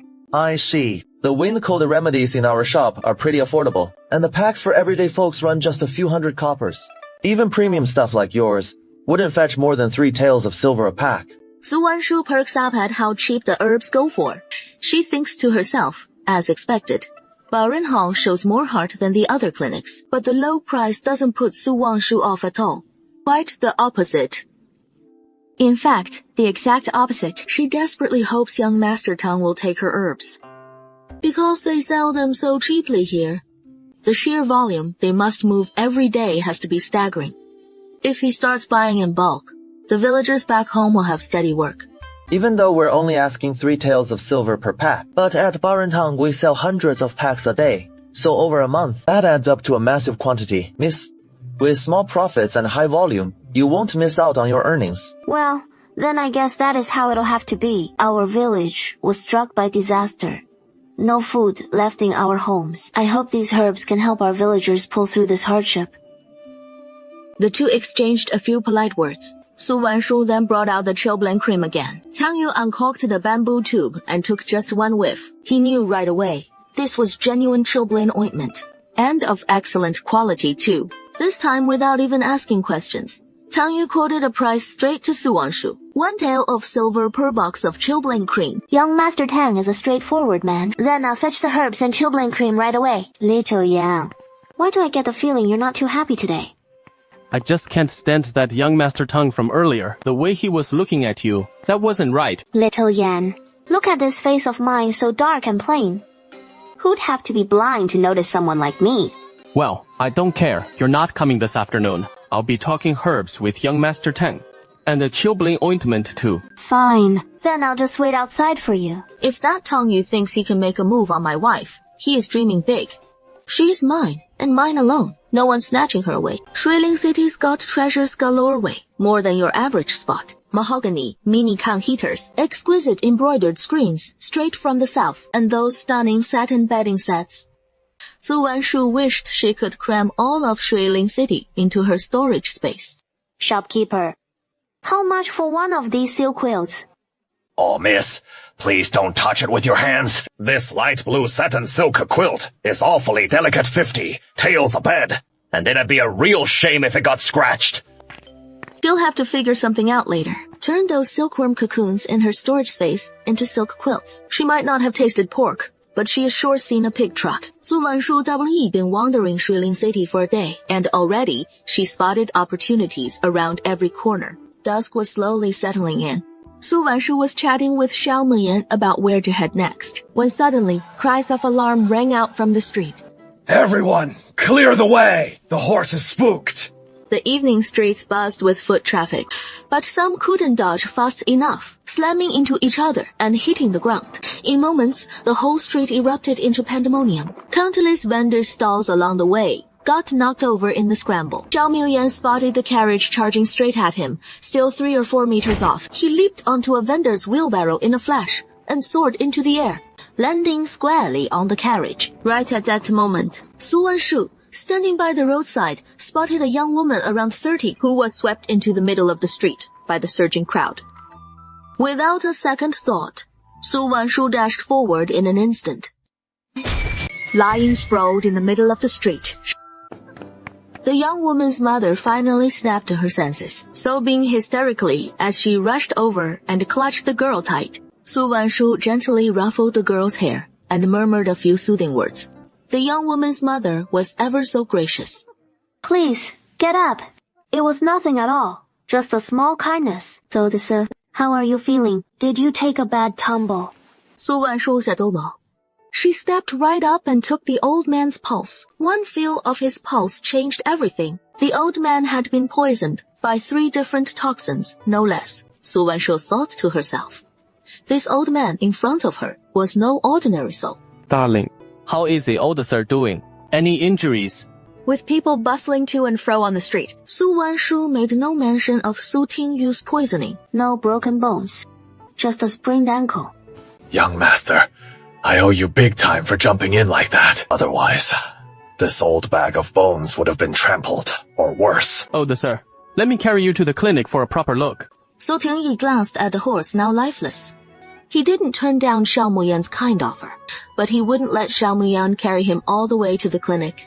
Instead, he asked Xiao Muyan to hail a carriage for him. What a coincidence. The clinic they were headed to turned out to be Baron Hall. Su Wanshu watched Xiao Muyan helping Su Tingyi so eagerly, and her heart swelled with quiet joy. Sure enough, she hadn't misjudged him. Xiao Muyan, even though he was no longer simple-minded, that pure and kind heart of his had never changed. Once they arrived at Baron Hall, Su Tingyi immediately asked to see Dr. Tang Zheng. Of course, it wasn't that simple. Tang Yu came over, planning to suggest they join the queue, but then he spotted Su Wanshu and Xiao Muyan. And the Su Wanshu had horse blood all over her clothes, which sent Tang Yu rushing forward in alarm to check on her. The one who is hurt is the old gentleman, not my wife. Xiao Muyan's words stirred a whirlwind of joy and sorrow in Tang Yu's heart. He was thrilled that Su Wanshu was unharmed, but crushed to realize she was already married. This was the first time in his life Tang Yu had ever fallen for a girl. Yet, that tender spark of affection was snuffed out by reality before it could even bloom. Young Master Tang, if you just show this jade pendant to Dr. Tang, he'll be sure to see me right away. He took the jade pendant with both hands, his expression complicated, as he glanced at Su Wanshu without a moment's delay. He hurried to the inner room to fetch Dr. Tang Zheng. As he walked inside, Tang Yu felt his legs wobble unsteadily beneath him. The clamor of the busy clinic seemed to fade into sudden silence. All he could hear was the frantic thudding of his own heart. Meanwhile, Su Wanshu, standing at the clinic's entrance, watched Tang Yu's retreating figure and mused to herself. This young Master Tang, is his life just a little too eventful? Why does he seem a bit unsteady on his feet when he walks? Tang Zheng, mid-consultation with a patient, caught sight of the jade pendant in Tang Yu's hand and shot up from his chair in an instant. His sudden lunge banged his arm against the table's edge, but he brushed off the throbbing pain. He hurried to the clinic's entrance to greet his old friend Su Tingyi. Brother Su, how'd you wind up in such a state? It is a long story. Let's step inside, and I'll fill you in properly. You two, my deepest thanks for bringing me here. Should you ever face any hardship, just show this jade pendant at Baron Hall and seek out Dr. Tang. He'll lend a hand without question. So Tingyi took the very jade pendant he just revealed to Tang Zheng and passed it right over to Xiao Muyan. He even slipped them a silver note besides, insisting it was for Su Wanshu to pick up some fresh clothes. Xiao Muyan took it all in a befuddled daze, utterly clueless about the weight that pendant carried. But clever Su Wanshu, she was certain their paths would cross again. So she urged Xiao Muyan to tuck the pendant away. A few courteous words exchanged, and they slipped away after yesterday's heartbreaking loss. When Tang Yu saw Su Wanshu arrive again, he'd already steadied his heart. The woman I love, now that she is wed, I'll wish her well. Madam Xiao, young Master Xiao, please come in. Tang Yu got straight to the point with Su Wangshu. He placed an order right away. 2,000 packs of herbs and 1,000 jars of Chilblan salve. My father examined your herbs yesterday, Madam Xiao, and praised their superior quality. That means we can charge more for them here at the clinic, so I'll pay you 3 taels of silver per pack, Madam Xiao. All right.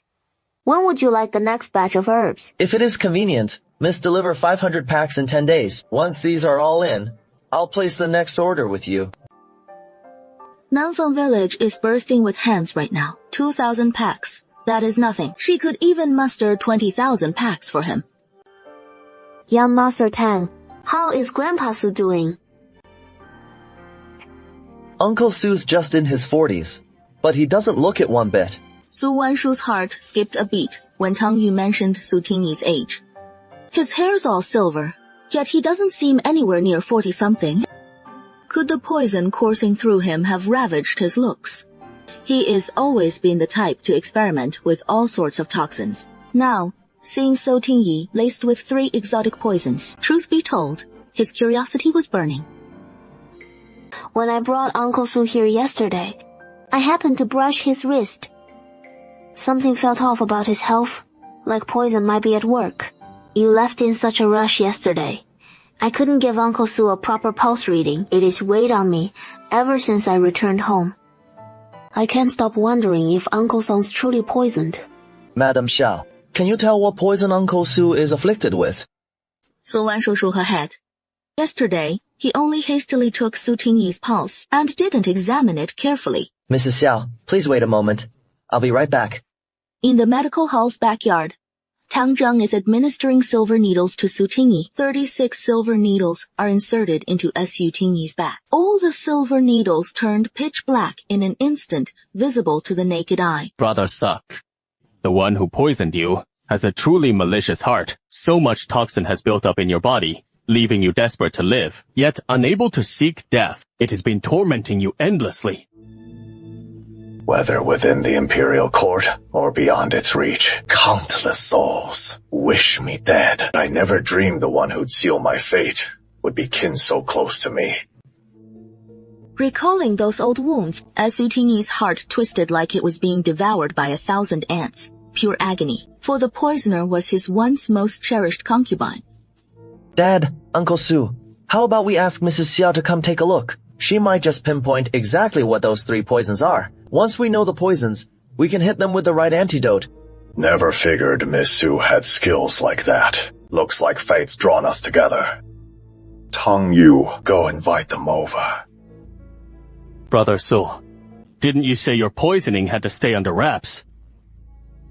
Oh, no worries. We're miles from the capital. No one's wise to my troubles. Miss Aisel, can you tell what poison I've got? For now, I can only detect one. It is Tianluo ghost grass. The other 2, I'll need to confirm them further.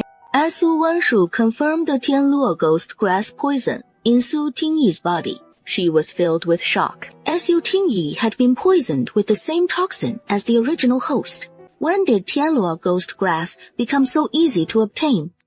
Tang Zheng, standing nearby, froze upon hearing Tianluo ghost grass.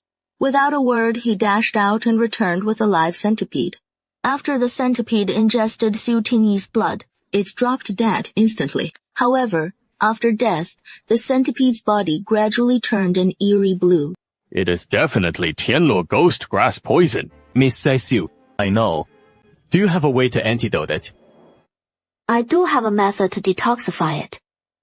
But, Miss Su, whatever it is, just say it straight. This antidote wasn't easy to obtain, and it is quite pricey. Upon hearing this, Su Tingyi and Tang Zheng realized Su Wanshu was concerned about the cost. Both let out a relieved sigh. Miss Saisu, name your price. I'm a rough fellow, but the Su family still has some silver to spare. Miss Su, here is 1,000 tiles of gold. Could she say she only wants 1,000 taels of silver? So, should she take the gold or not? Wife, give Uncle Su the medicine. Since Xiao Muyan said so, Su Wanshu stopped hesitating. She accepted the gold ingots without further ado. Uncle, see, drink this. Su Tingyi didn't hesitate for a second. He picked up the porcelain bowl and downed the medicine in one gulp. Miss, how is it gonna work? The detoxification has already begun. My antidote packs quite a punch. You might feel a pretty intense reaction in a bit. Everyone, no need to panic. Once Su Tingyi had freshened up, he reappeared in the warm pavilion. An hour later. Miss Su. Thank you for saving my life. I stand by what I said. If you ever need a favor, just show Dr. Tong this jade pendant, and he'll take care of it for you. Uncle Zhou, you've given me all that gold. We're square now. Su Wanshu and Xiao Muyan stepped out of the clinic. Night had fallen completely.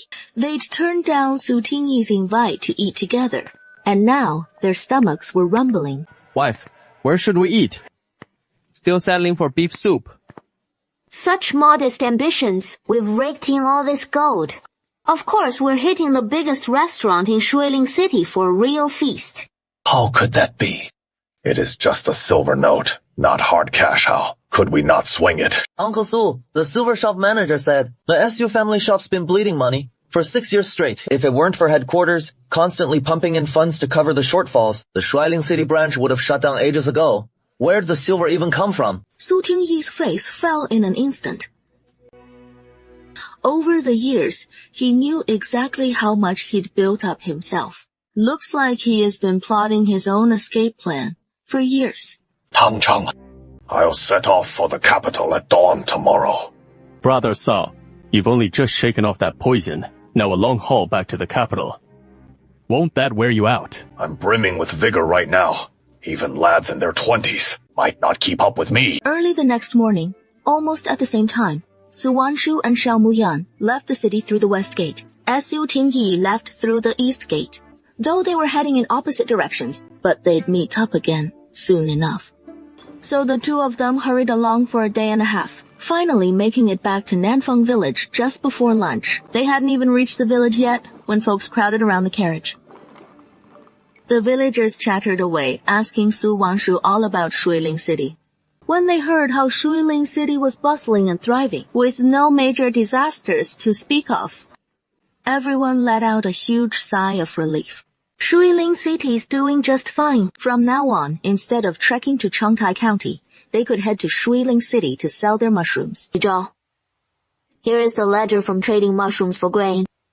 I noticed rabbit meat's a lot cheaper over in Shuiling City. Figured it has been ages since everyone's seen Huixing, so I went ahead and bought some on my own.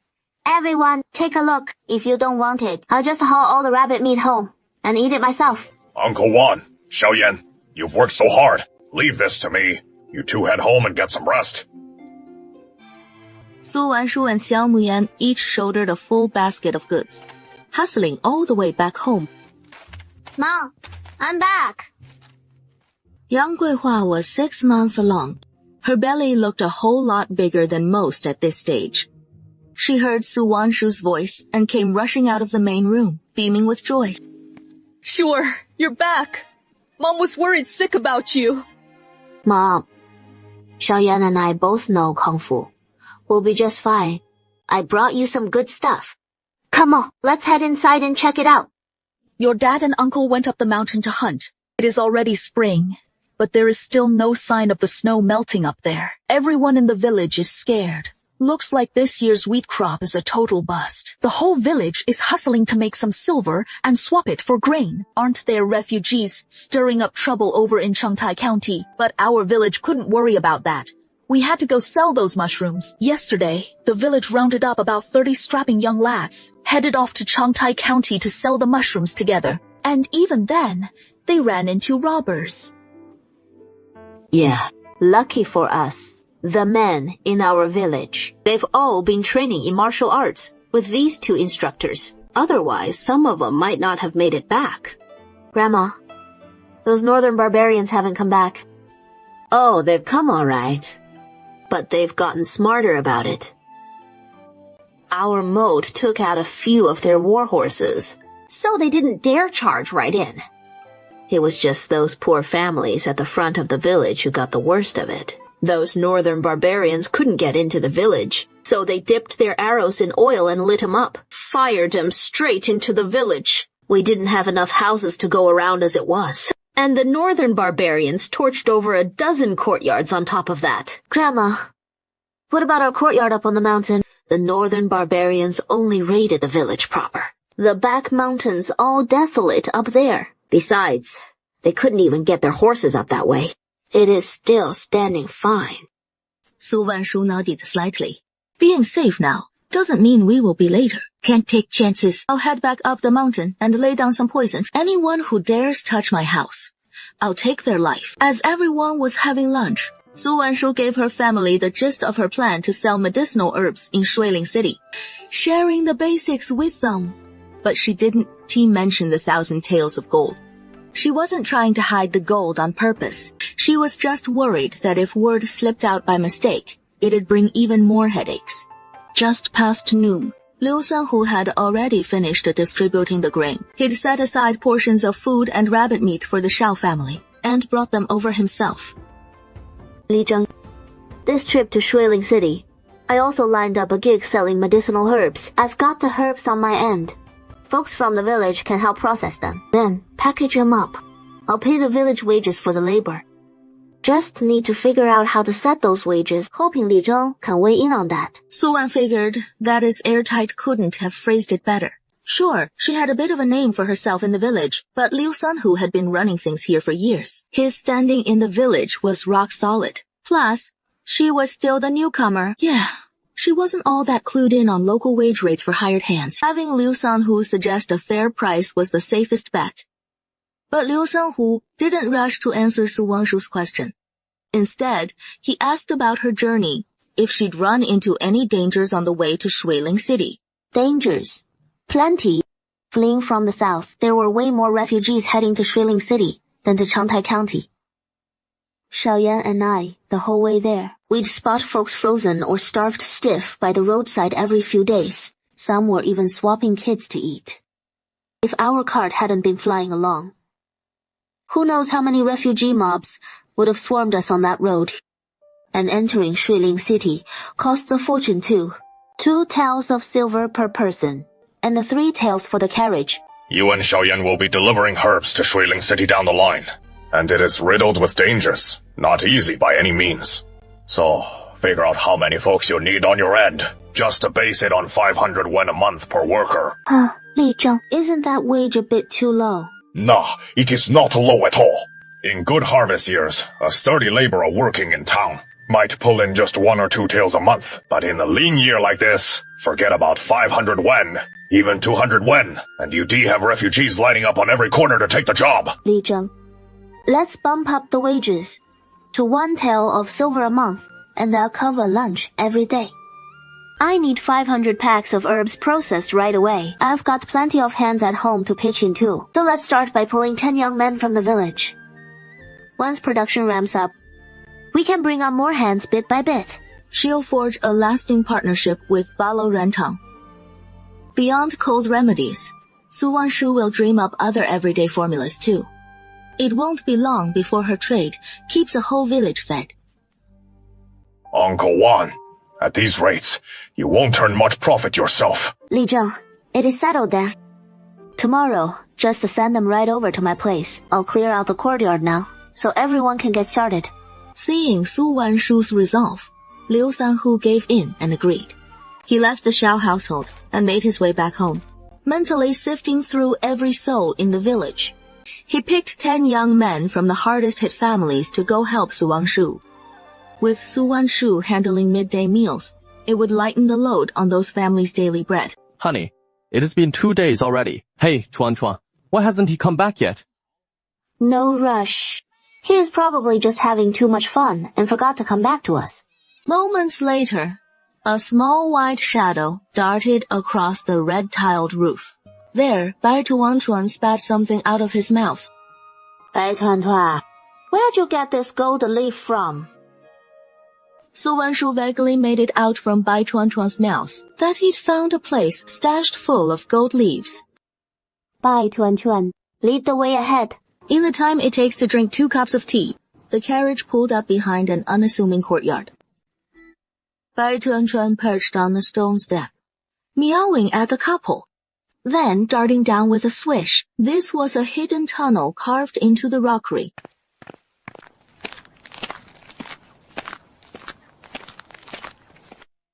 Bai Chuan, there is a stone door blocking the way. How'd you get in?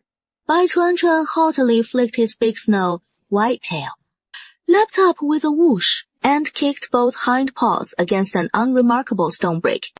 And just like that, the stone door, solid as a rock moments ago, slowly creaked open. Chests of silver ingots lay scattered haphazardly all around.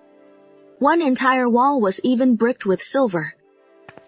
Su Wanshu stepped forward for a closer look. That wall's at least 4 handspans thick. The silver in that one wall must be worth hundreds of thousands of taels, at least. Honey, these silver ingots have no official stamps. They're privately minted. No idea whose vault this is. To hoard this much silver. Let's take a closer look around. There might be more to find. Honey, look over here. There is a ledger. Su Wanshu flipped open the ledger, and her blood ran cold. She'd always wondered who this courtyard and all these jewels and gold belonged to. After poring over the ledger, he finally understood it all. This courtyard and all these gold and silver treasures belonged to General Zhenan, Zhao Jing.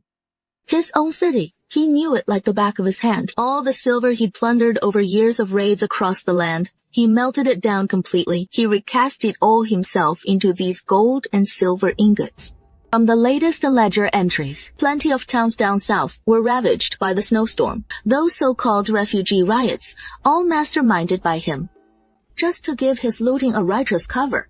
Su Wanshu saw that every time the covert guards showed up, they delivered thousands, tens of thousands of taels of silver straight to Shuiling City. Su Wanshu was so furious, her fingers trembled with rage. How much refugee blood stains all this silver?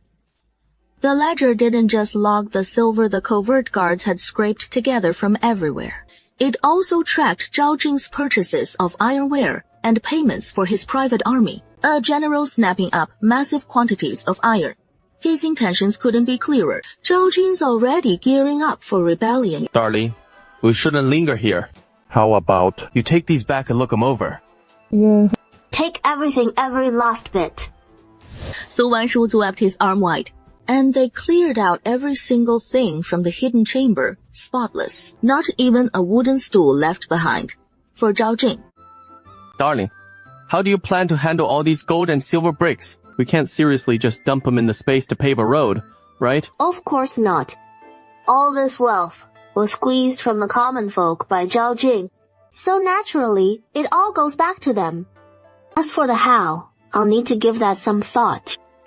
2 days later, word finally reached Zhao Jing. His treasury had been robbed clean, but by then, sealing the city was out of the question. He didn't even know when the gold, silver, and jewels had vanished. Even if we tried digging into this, we'd have nowhere to start. Zhao Jing was counting on this silver to fuel his rebellion. Now that it's sorted, the cash is gone. He can't launch that uprising even if he tried. General Fan, I've got something for you. Su Wanshu wasted no time. She hands the ledger straight to Fan Haiqing. Miss Sif, where on earth did you get this ledger? General Fan, don't ask about where it came from. You just need to know this. Zhao Jing's got a twisted mind. He dares to steal the tiger talisman, dares to cut deals with the northern barbarians. He is harbor thoughts he never should have. So, this is a grave matter. You mustn't breathe a word of it. I understand. General Fan, I'll be guarding Muning Pass alongside Zhao Jing. So please, General, stay on your guard. We were set to head out for Muning Pass today, but the moment Su Wanshu arrived, Fan Haiqing gave the order. The vanguard troops, already on the march, halt and await his word. Fan Haiqing has to consult his father first. Sister Shi Yuanjie, you don't think Zhao Jing let the northern barbarians through Muning Pass himself, do you? That can't be right. Or maybe he is just desperate and lashing out. Zhao Jing dealing with the northern barbarians, that is like bargaining with a tiger, pure folly. One wrong word between them, and the northern barbarians will do anything. No, Sister Xian, I've been thinking General Fan, heading to Muning Pass. Zhao Jing's surely up to no good. Muning Pass is far too perilous. I need to give you more of my poisons. Oh, right, if that Zhao Jing so much as plots against you, find an opening and poison him dead. Traitors like him are just wasting breath for every extra day they draw. Got it. Keep all these poisons on me.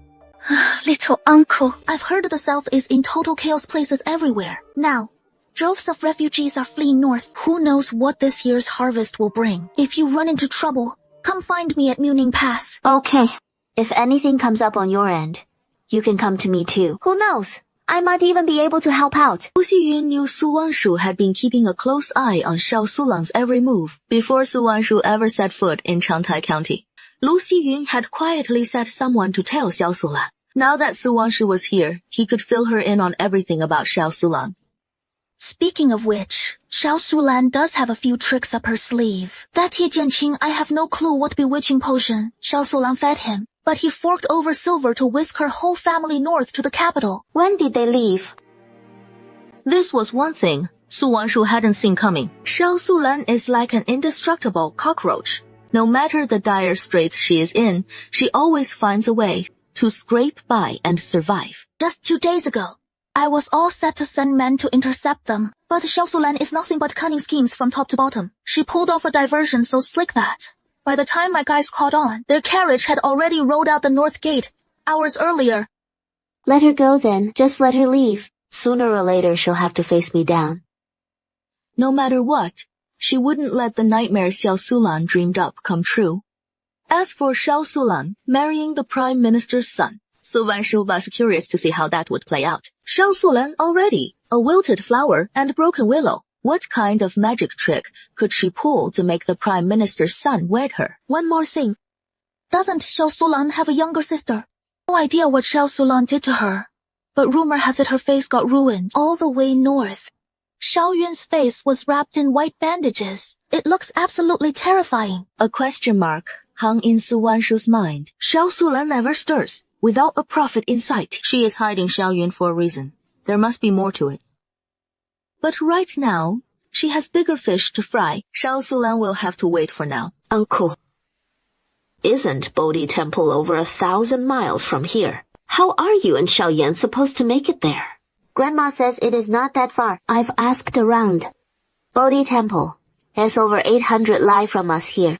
If all goes smoothly, a round trip will take about 10 days. Grandma Xiao fell silent for a moment, then nodded in agreement. He too feared the sole clue to Su Wanshu's origins might slip away. Uncle, when do you plan to head out? Grandma'll pack you some extra provisions for the road. I'll rush and wrap up those medicines over the next few days, then take them to Shuilin City for delivery first, and from Shuilin City to Bodhi Temple. This trip out, the road might hold us up a bit. So by then, I'll need Father and Grandma to keep an eye on things at home. Don't worry, Grandma's got this side covered. You hurry there and back too. Your wife's belly's swelling up more every day. Grandma hopes she'll be right there when your wife gives birth. Grandma, rest easy. I'll get there quick and come straight back. After 2 days of preparations, Su Wanshu set off with Xiao Muyan. The two rode swift horses to Shuilin City to make the delivery, then south from Shuilin City to Bodhi Temple. They pressed on toward Bodhi Temple, with at least 2 more days' ride ahead. But once they eased the horses' pace, refugees kept swarming up to beg. In thick crowds, they couldn't risk stopping and had to veer away. But with thinner groups around, Su Wanshu, moved by their desperation, would share some food. And so they journeyed on for 2 days, when suddenly, a crude wooden barricade loomed across the official road. 7 or 8 burly men loitered in front of the wooden barricade. Some gripped swords in their hands, looking like nothing but trouble. As Su Wanshu and Xiao Muyan rode into view on the official road, several of the thugs all turned their eyes on them at once. Hey bro, big fish just swam in. You'll catch that. That little miss on horseback, freckles aside. She's clean and comely enough. Don't any of you snatch her from me later. Haven't savored a sweet young thing like her in ages. Boss, Take it easy on her. We brothers are backed up something fierce ourselves. Sure thing. Sure thing.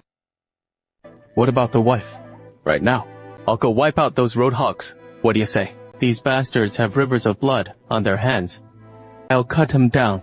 Call it doing heaven's justice. We'll be gentlemen first, scoundrels after. If they're begging for death, we sure won't hold them back.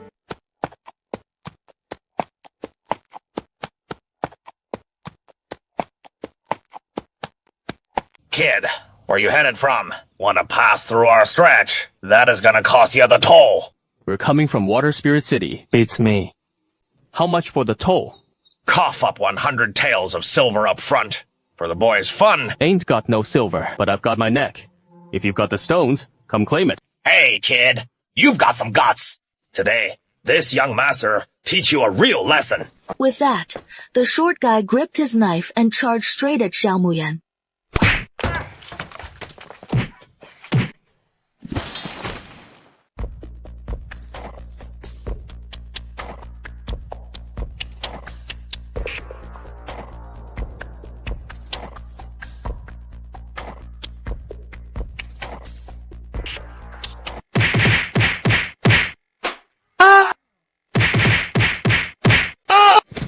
In no time, a heap of them lay sprawled on the ground, groaning in agony. As for that so-called boss everyone was yapping about, once he caught sight of Xiao Muyan's fierce fighting prowess, he tossed out a couple of empty threats and bolted like a scared rabbit. Xiao Yan, wipe your hands. Wife, let's go. Su Wanshu figured the view beyond the wooden bridge would be pretty much the same as here. But as she rounded the screen wall, she froze at the horrifying scene unfolding before her. There, dozens of refugees were bound with ropes under a massive tree. Turns out, these refugees were just ordinary folks passing through. They'd been tied up to be hauled off to Luling City as forced laborers, building the moat. This moat's been under construction for 3 years now. The first 2 years, they at least paid in food and silver, so folks were willing to show up. But this year, with the famine hitting hard, General Zhao declared the city had no food or silver left, so we had to work for free. We can barely feed ourselves. We're starving to death. Who'd volunteer to dig that moat? We were just heading north to beg for scraps. Anything to survive. But who could have guessed we'd get snatched up by these bandits halfway there? That is when we realized General Zhao couldn't round up enough free laborers for the moat. So he started buying up refugees like us to do the work. 1 refugee for just 100 copper coins. Those heartless bandits sold us out for a pittance, shoving us straight into the flames. My whole family, 9 of us, old and young, set out together. Once those bandits got hold of us, they slaughtered my parents and the kids. All that is left is me and my brother. My wife, begging the whole way, caught a nasty chill. They said she couldn't handle the heavy labor, so they just slit her throat on the spot. How should I address you, brother? My family name's Meng given name. Dorong. Wifey, can we give these refugees a place to stay? Look at the state they're in. Even if they beg the whole way to Shuiling City, they probably won't make it. All right. I'll send the little sparrow back home with the word right now. Have Li Zheng get them settled in for the time being. Then Su Wanshu explained the exact location of Nanfeng village to the refugees. Our village is right up against the big mountains. At least they can scrounge up some food there. But our village doesn't tolerate lazybones. If anyone's got ideas about freeloading off us, better drop that notion right away. Thank you, Miss Su, for saving our lives. From here on out, my life is yours, Miss Su. Meng Dorong swears it. Little Yan, aren't you worried all these refugees we just saved might turn out to be lazy freeloaders? What if they get to the village and won't lift a finger? Just waiting around for us to hand out charity, what then? If they're lazy freeloaders, we'll boot them out. Our grains earned with the sweat off our backs. Why feed them for nothing? But with so many of them, how are you gonna tell who is pulling their weight and who is slacking? You can't keep an eye on them every day, right? Wifey, you're the brains here. So, how do you figure we should settle these folks? It is actually pretty straightforward. We'll give them a small ration of grain to tide them over for a bit. In that time, they can head up the mountain to forage for wild greens, or pick up some odd jobs in the village. As long as they're diligent enough, they won't go hungry for sure. At most half a month, the lazy gluttons will show their true colors soon enough. When their food runs out, you can bet the lazy ones will come knocking at the village door. By then, It'll be plain as day who is hardworking and who is just a lazy slacker. Where are you from? And where are you headed? Sir, we hail from Suyue Town. We're bound for Bodhi Temple to burn incense. The city guard scrutinized their travel permits, brow furrowing slightly. In these chaotic times, you came all this way just to burn incense at Bodhi Temple. My husband's grandfather is stricken with an incurable illness. That is why we're here to pray at Bodhi Temple, hoping the Buddha will watch over him to help him weather this storm. Gu Chengjun saw Su Wangshu, her eyes brimming with tears. He bought her tale, more or less. IT, Alar costs 10 tiles of silver per person to enter Luling City. Su Wanshu clicked her tongue under her breath. 10 taels apiece just to pass the gates. Might as well turn bandit at that rate.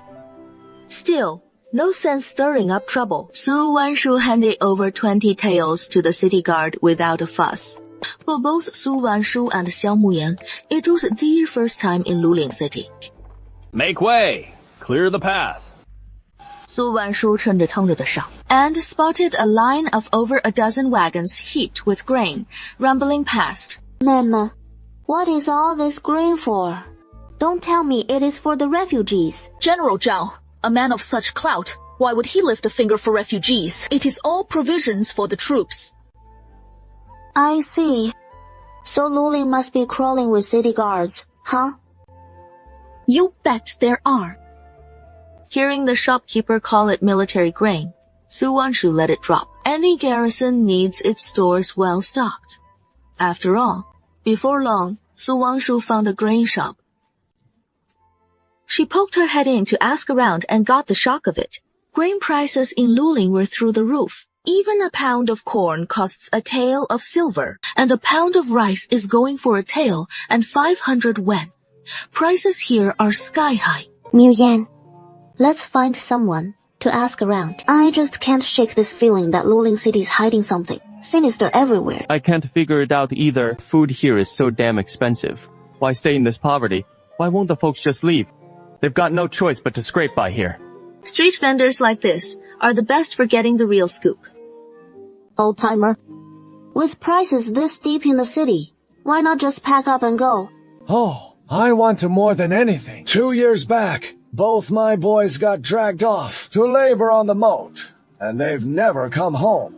If I so much as tried to leave, they'd never let my boys come back. I've seen folks still hanging on in villages outside the walls.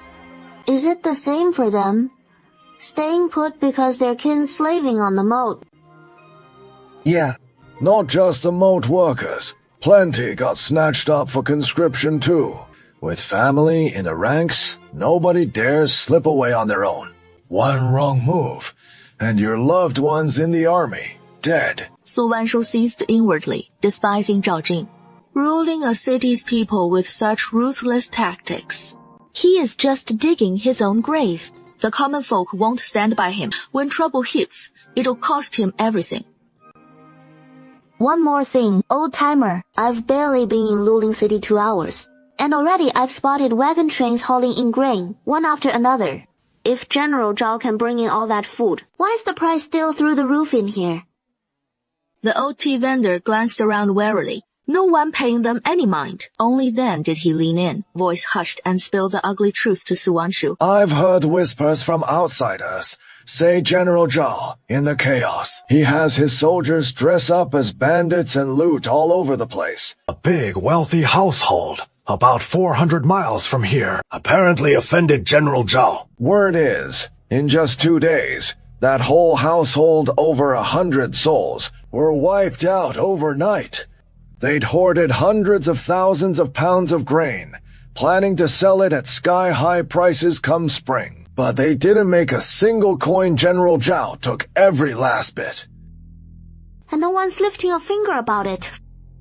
Hey. Whole wood. This whole stretch is under General Zhao's grip. Even if the local magistrate knows it is General Zhao pulling the strings, he is just the arm. Can't twist the thigh. He has got no choice but to swallow it. Before, Song Wanshu had only figured Zhao Jing for a common trader, the kind who'd sell out anything for his own gain. Now, she sees Zhao Jing in a whole new light. He is sunk to depths she never imagined. Daughter-in-law, why would General Zhao stockpile all that grain? The court already supplies him with rations. Yet he hoards so much and gives nothing to the starving refugees. Is he just gonna let it all go to waste and rot? It is pretty straightforward. Just think about it carefully. What takes a massive amount of food to pull off? Xiao Muyan felt his mind tying itself in knots from Su Wanshu's questions. Suddenly, Xiao Muyan had a flash of insight. Zhao Jing's secret troops. Right. He has been plotting rebellion for at least 2 years now. That is what I figured. For a rundown place like this, why bother digging such a huge moat? Zhao Jing must be planning to raise an army right here in Luling City. That moat of his isn't for keeping out the southern barbarians. It is to stop the imperial cavalry. Little Yan, wanna test out just how much my storage space can hold? Xiao Muyan was totally baffled. He had no clue what Su Wanshu was getting at. Silly goose. Zhao Jing scraped together all that grain to feed his private army. We sure as heck can't let him have his way. So let's steal every last bit of it. Tomorrow, on our way to Bodhi Temple, we'll hand out food to folks all along the route. Now that is a plan. Bai Tuna, you've been eating and lounging around all day, every day. Time to stretch those legs a bit. I've got a mission for you. Scout around the city and find where the biggest stash of grain is. Bai Tuan nodded. Wushi bolted, right out of Su Wanshu's grasp. While Su Wanshu tidied up her storage space, Xiao Muyan had already boiled the water and brewed the tea, and set out all the food she wanted. Little Yan, how are you always so thoughtful? Xiao Muyan turned beet red at Su Wanshu's sudden tease. Let's eat, quick. Bai Tuan should be back any minute. Got it. Boy, this innocent is just too adorable. We've found the spot. Lead the way up front. Bai Tuan says light as a swallow. He is darting across those rooftops, like he is about to take flight. At first, Su Wanshu figured Zhao Jing would stash the grain in his general's mansion. But Bai Tuan zigzagged all over the city and skipped the mansion entirely. Instead, he slipped into this low-key courtyard tucked away in the city. All that plundered grain was hidden right there in this unassuming spot. Su Wanshu grabbed a handful of sleeping incense. She tossed it casually into the yard. A gentle breeze carried it through the air. The patrolling city guards dropped to the ground without a hint of warning. She stepped up and gave one of the guards a solid kick. And there he was, snoring away like a log. Let's go. Grab the grain. The granary was stacked floor to ceiling, with neatly arranged sacks of food. Su Wanshu took a quick scan. Rice, millet, wheat, coal. She even spotted some sorghum. Zhao Jing's got no conscience at all. He wouldn't leave a single crumb for the starving folks. The sprawling courtyard had over 20 rooms, and Su Wanshu emptied every last one of them. Just a few days back, Su Wanshu raided Zhao Jing's treasure vault. Today, she cleaned out his grain stores too. Who knows if Zhao Jing will cough up blood and keel over when he finds out. Tomorrow, we bolt the second the gates open. Just hope they don't lock us in. It'd make slipping out a real hassle. Early the next morning, Su Wanshu rose bright and early, right on schedule. She'd planned to slip out with Xiao Muyan the moment the gates opened to steer clear of any trouble. But by the time they were up and ready to head out, the gates showed no sign of budging. Looks like her quiet getaway plans hit a snag. Xiao Yan, let's stick around another day and see how things play out. If those gates stay locked tight, we'll come up with a plan B. Wifey, I've got just the idea. Lay it on me. What have you got? Sure. Luling City's walls look solid as a rock, but there've gotta be spots like dog holes hidden away. We just need to track one down, then squeeze right through. No more twiddling our thumbs for the gates. The slums are a good ways from the main gates, and patrols from the city guards rarely swing by. Over time, a few sneaky holes popping up isn't all that odd. But a hole that tiny, we'd never squeeze through. Let's just widen it out a bit lower down. That oughta do it. The wall's bricks are tough stuff, so Xiao Muyan didn't mess with them. Instead, he grabbed his dagger and started digging straight down. The man's got some serious muscle. In no time flat, he'd carved out a half-meter deep pit right below that dog hole. Once they'd both slipped out of the city, Su Wanshu didn't bother sealing up the hole. She just gathered some dead branches and leaves to camouflage it. Something told her that hole might come in handy down the line. No one's opening those gates till we find more grain. And anyone trying to force their way out gets cut down on the spot. Meanwhile, Su Wanshu and Xiao Muyan, blissfully unaware after their escape, had no clue Luling City was descending into chaos. The two mounted up and pressed south toward Bodhi Temple. To hand out food to the refugees, Su Wanshu and Xiao Muyan specially brought out a wagon. They loaded it up with a full wagon of grain. Su Wanshu drove the wagon while Xiao Muyan handed out the food. Whenever they came across a spot with just a few folks, they tossed down 2 or 3 bags of grain, and in busier spots, they dropped 10 or 8 bags at a time. The wagon kept rolling along non-stop. Once the wagon's load was gone, Su Wanshu would pull more food from her space and refill it to the brim. Some folks, after getting their share, would kneel toward the direction the wagon vanished in, kowtowing 3 times in thanks, grateful for the life-saving gift. All this constant giving slowed Su Wanshu's journey to a crawl. They should have reached Bodhi Temple by morning. But after this whole road, it dragged on till late afternoon, when dusk was falling, before Bodhi Temple came into view. Anyone around? Benefactor, here to offer incense. No, not for incense. I'm here to see the abbot. Do you know if he is in? Please wait just a moment. Benefactor. He was moments away from unraveling the mystery of his origins. No telling if his parents had abandoned him back then, or if Wang Kui had stolen him away. Either way, now he'd finally get some answers for himself, or for the soul he'd inherited. Wife, no matter what comes of this, I'll be right here with you. Don't be scared. The newcomer, clad in a kasaya robe, turned out to be someone Su Wanshu knew. Master Xuanyi. Indeed. It is I, the humble monk. I've been waiting for you here at Bodhi Temple for quite some time. Benefactor Su, this is the very registry you asked about. The one concerning the 5 treasure coins, the list of incense donors at Bodhi Temple through the years. Su Wanshu stared at the vermilion-bound booklet. Her hands trembled, ever so slightly. She took 2 deep breaths before reaching out to take it. The booklet wasn't thick at all. She skimmed the dates. This registry covers the last 20 years of pilgrims who came seeking to have the 5 treasure coins sewn, and their names. Su Wanshu flipped through it at a glance, landing on the year she herself had been found. Just to make sure there was no mistake, she double-checked the years before and after. What a stroke of fate.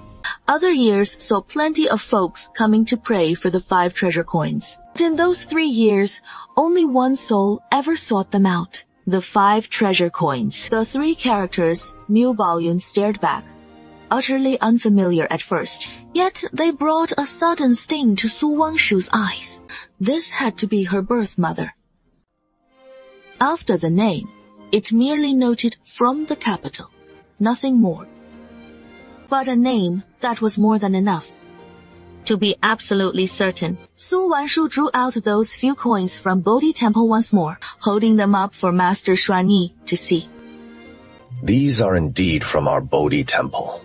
Back then, your mother must have journeyed here from the capital in person. She arrived with more than a dozen attendants at her side. She kept to a vegetarian fast here at Bodhi Temple for half a month before she left. Master Xuanyi, you say my mother was so earnest, praying so fervently for a child like me. Then why, not long after I was born, was I left out in the wilds like that? Lady Su, sometimes the things you see with your eyes and hear with your ears aren't always the full truth. Since you've got these doubts weighing on your heart, why not head to the capital yourself, track down your birth mother, and hear the truth straight from her? From what I know, you're your mother's very first child. Your mother should still be quite young even now. Master Xuanyi's unspoken message was clear. Su Wanshu's mother was surely still alive. Lady Miu even brought it up with my master back in those days. She said she couldn't wait for you to come into the world. After 3 years of marriage with no children, your father shouldered the weight of the family's expectations, yet he never took a concubine. He longed for your birth just as much. Master Xuanyi, could I meet your master and ask about my mother's situation from back then? A few months back, when bandits were terrorizing the towns around Bodhi Temple, my master led the monks of Bodhi Temple to pull the people from the jaws of disaster. He is turned to dust now, along with my senior brothers, returning to the Western Paradise. Su Wanshu froze for a moment. She'd never imagined it. That Bodhi Temple's former abbot had actually died saving the refugees. After the bandits' raid, Bodhi Temple was left with just a handful of monks, barely a dozen. Master Xuanyi, you should head north too. Come settle in our southern village. I have to stay and watch over Bodhi Temple, waiting for the day it rises to glory once more. With Su Wanshu's mission complete, she didn't linger long at Bodhi Temple. As soon as the mountain path came into clear view, she started down. But before she left, Su Wanshu quietly left 10 sacks of grain for Master Xuanyi, hoping he'd truly see the day when Bodhi Temple shone bright again. Darling, if you'd like to head to the capital, I'll come with you. Not for now. The villagers are still waiting for us back home. Right now, our top priority is helping rebuild the village. Why'd you suddenly give me a peach blossom? My mom says all women love flowers. That is why I brought you this peach blossom, to cheer you up. Don't frown, darling. It doesn't suit you at all. Xiaoyan, thank you. Ever since you gave me that peach blossom, my mood's been so much brighter.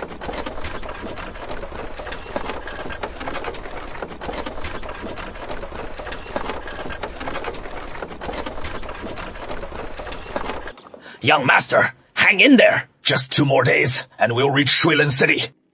Out of sheer curiosity, Su Wanshu stepped closer to see what was happening. This young lord's been poisoned. Everyone, back off, he can barely breathe like this. His heart meridian pulse is faint and thready. He is on the verge of fading away. Miss, please save my young master. Of course. I am Bo Yansha. Please, miss, save my young master's life. Su Wanshu pulled an antidote pill from her medicine pouch, while asking how the young man had been poisoned.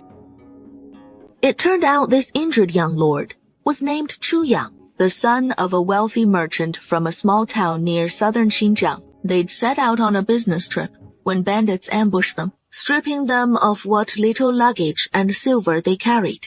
Spotting folks foraging for wild greens on the nearby hills, they joined in to scavenge some too.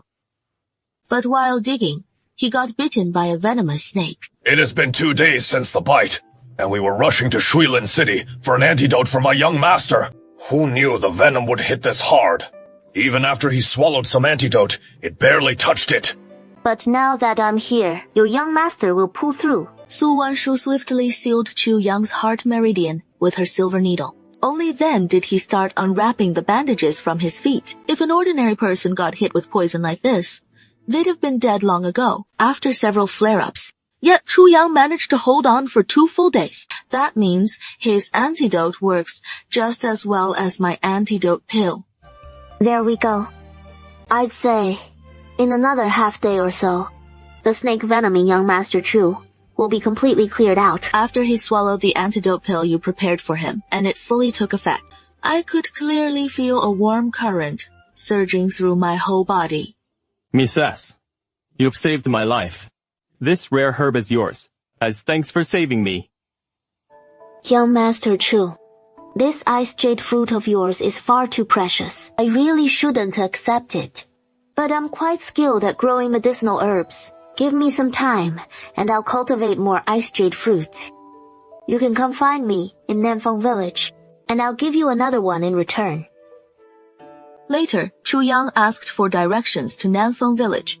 They agreed that once his foot mends a bit more, they'd set off for Nanfeng Village. Little Yan, what has gotten into you? You're pulling such a long face, it is written all over that you're upset. Wifey, why'd you invite Chu Yang to our village? That Chu Yang's a total pretty boy. What if he's got a rotten heart? What are we gonna do then? Little Yan, have you noticed? You're picking up more and more fancy words these days. You even know what a pretty boy means now. Wifey, don't change the subject. Don't you think so too? Chu Yang looks so handsome. No matter how handsome Chu Yang is, he can't hold a candle to you. Don't worry about it.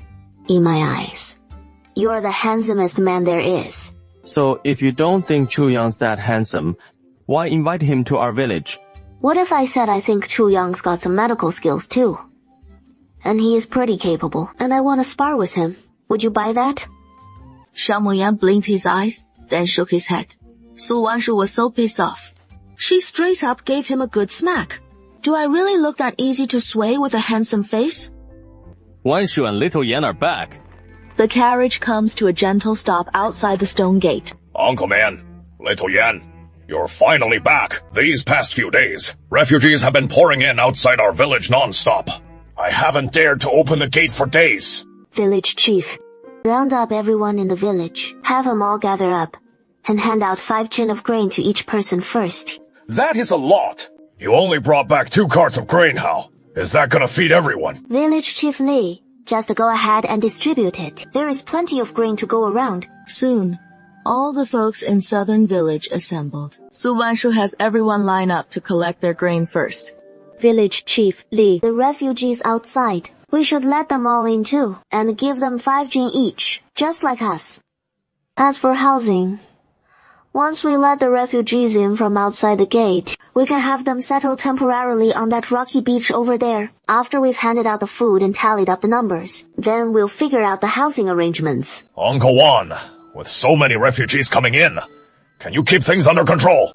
Our village doesn't have that many folks ourselves. Village head, you can rest easy. I'll let them in. And I'll make sure they don't cause any trouble.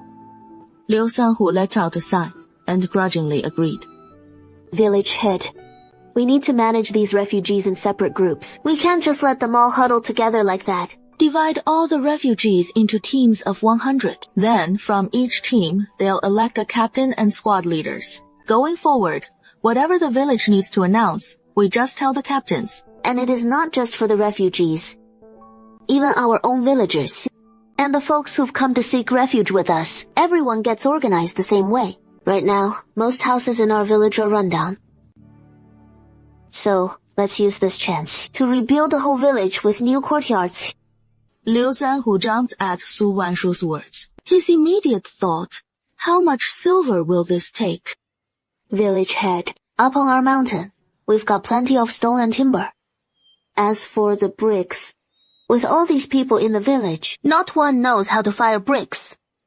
Once we've got all that sorted, building houses won't be an issue. So none of that costs silver? Nope. Later, I'll stock up on more grain. With this grain on hand, the whole village can get back on its feet. The whole Nanfeng village suddenly buzzes with activity as spring draws to a close. Everyone's striving hard for a better life. The villagers are busy reclaiming land, planting crops, and rebuilding their homes. No one bats an eye at Wanshu, suddenly pulling out all this grain. Young fella, what is with all the black silt you're digging up around the village? Our village doesn't have many fertile paddy fields. Wanshu says, once the river silt dries out, mix it with poultry manure, and it'll make great fertilizer. Even on freshly reclaimed wasteland, it'll yield a bountiful harvest. Chu Yang listens as Liu Yuzhang recounts how Wanshu improved the farmland. He can't help but admire her silently. Who knew someone as young as Wanshu could be such a master healer, and so skilled in farming too?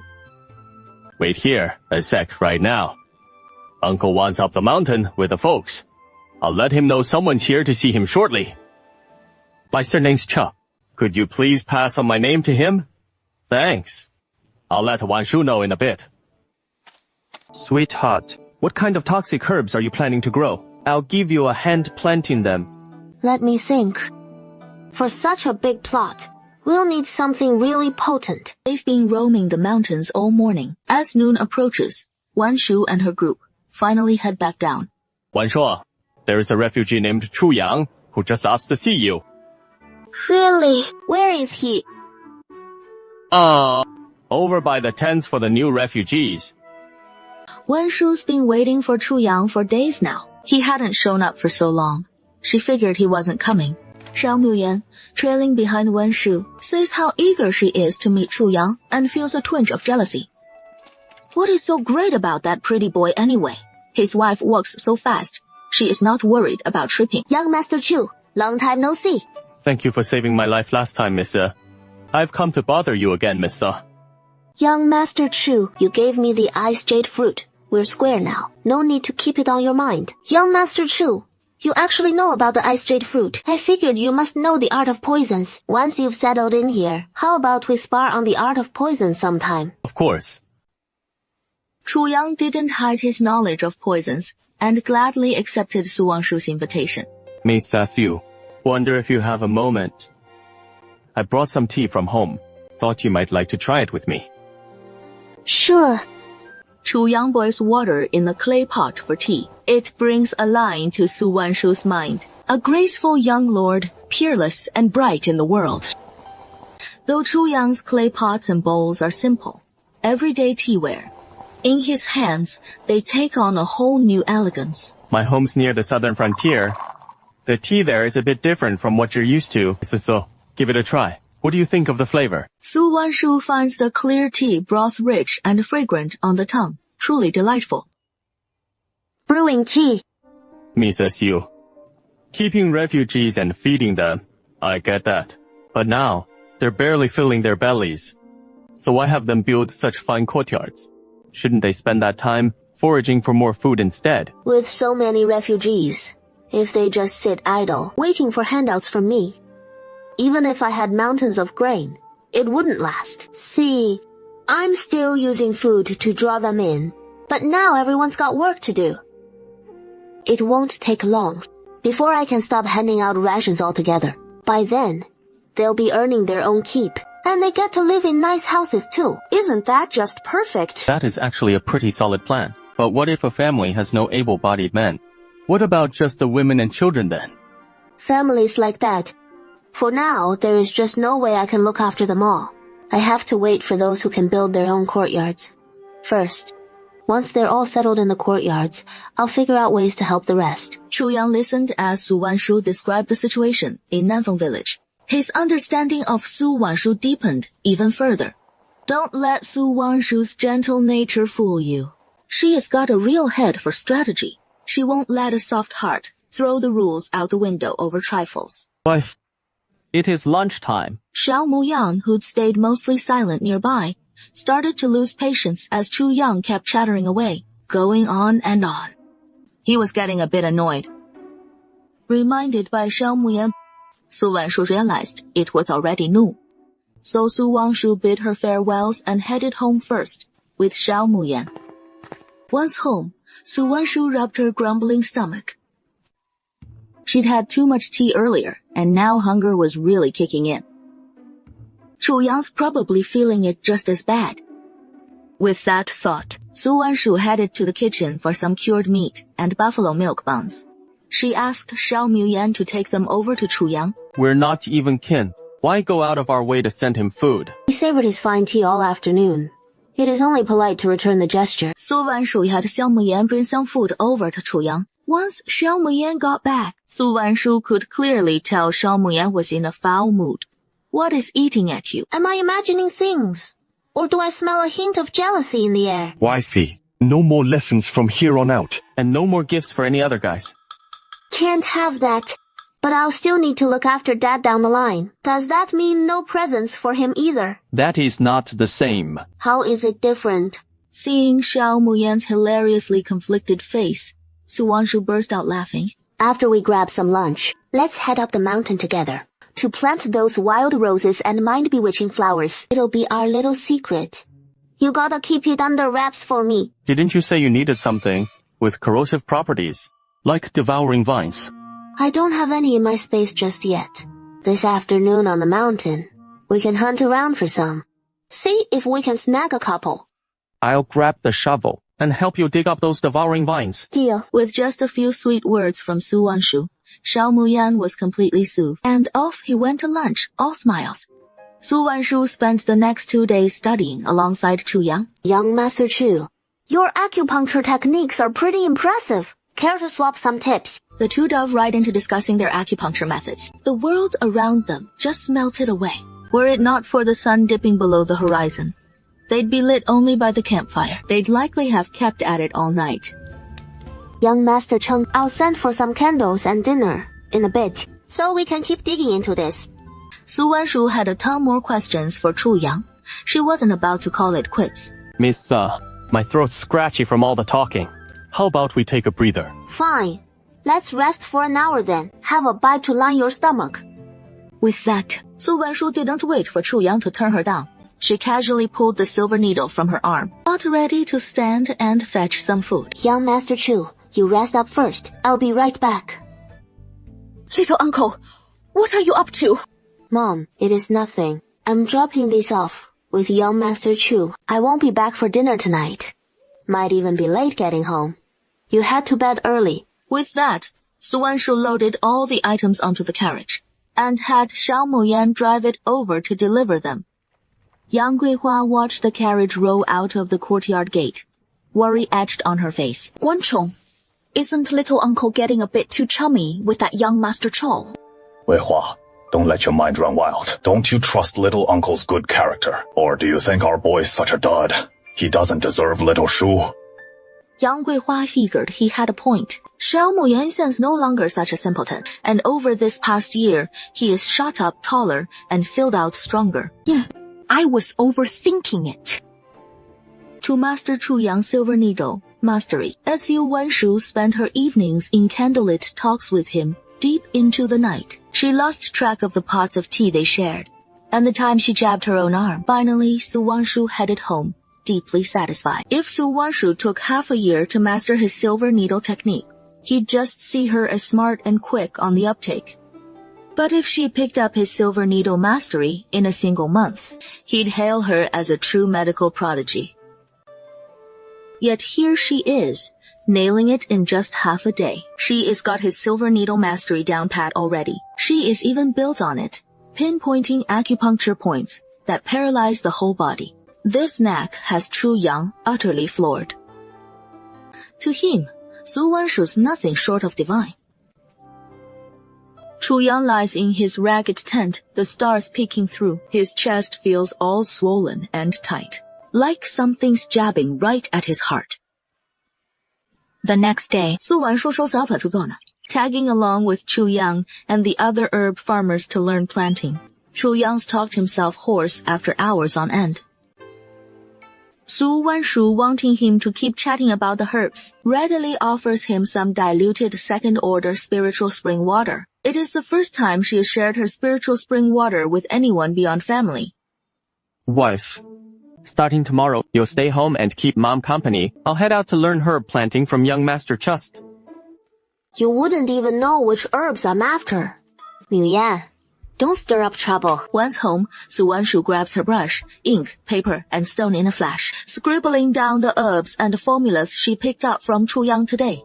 Xiao Moyan catches her brushing him off. It leaves him feeling all choked up inside, so he storms off to the yard alone to throw punches. Yang Guihua, stitching away in the main hall, takes in the whole spat between the young couple. She is a touch anxious but holds back from meddling. After all, she is the mother-in-law. The more you meddle right now, the bigger the mess. Yang Guihua just watched Xiao Muyan in the yard, practicing his punches with a face full of fury. Her heart ached for him.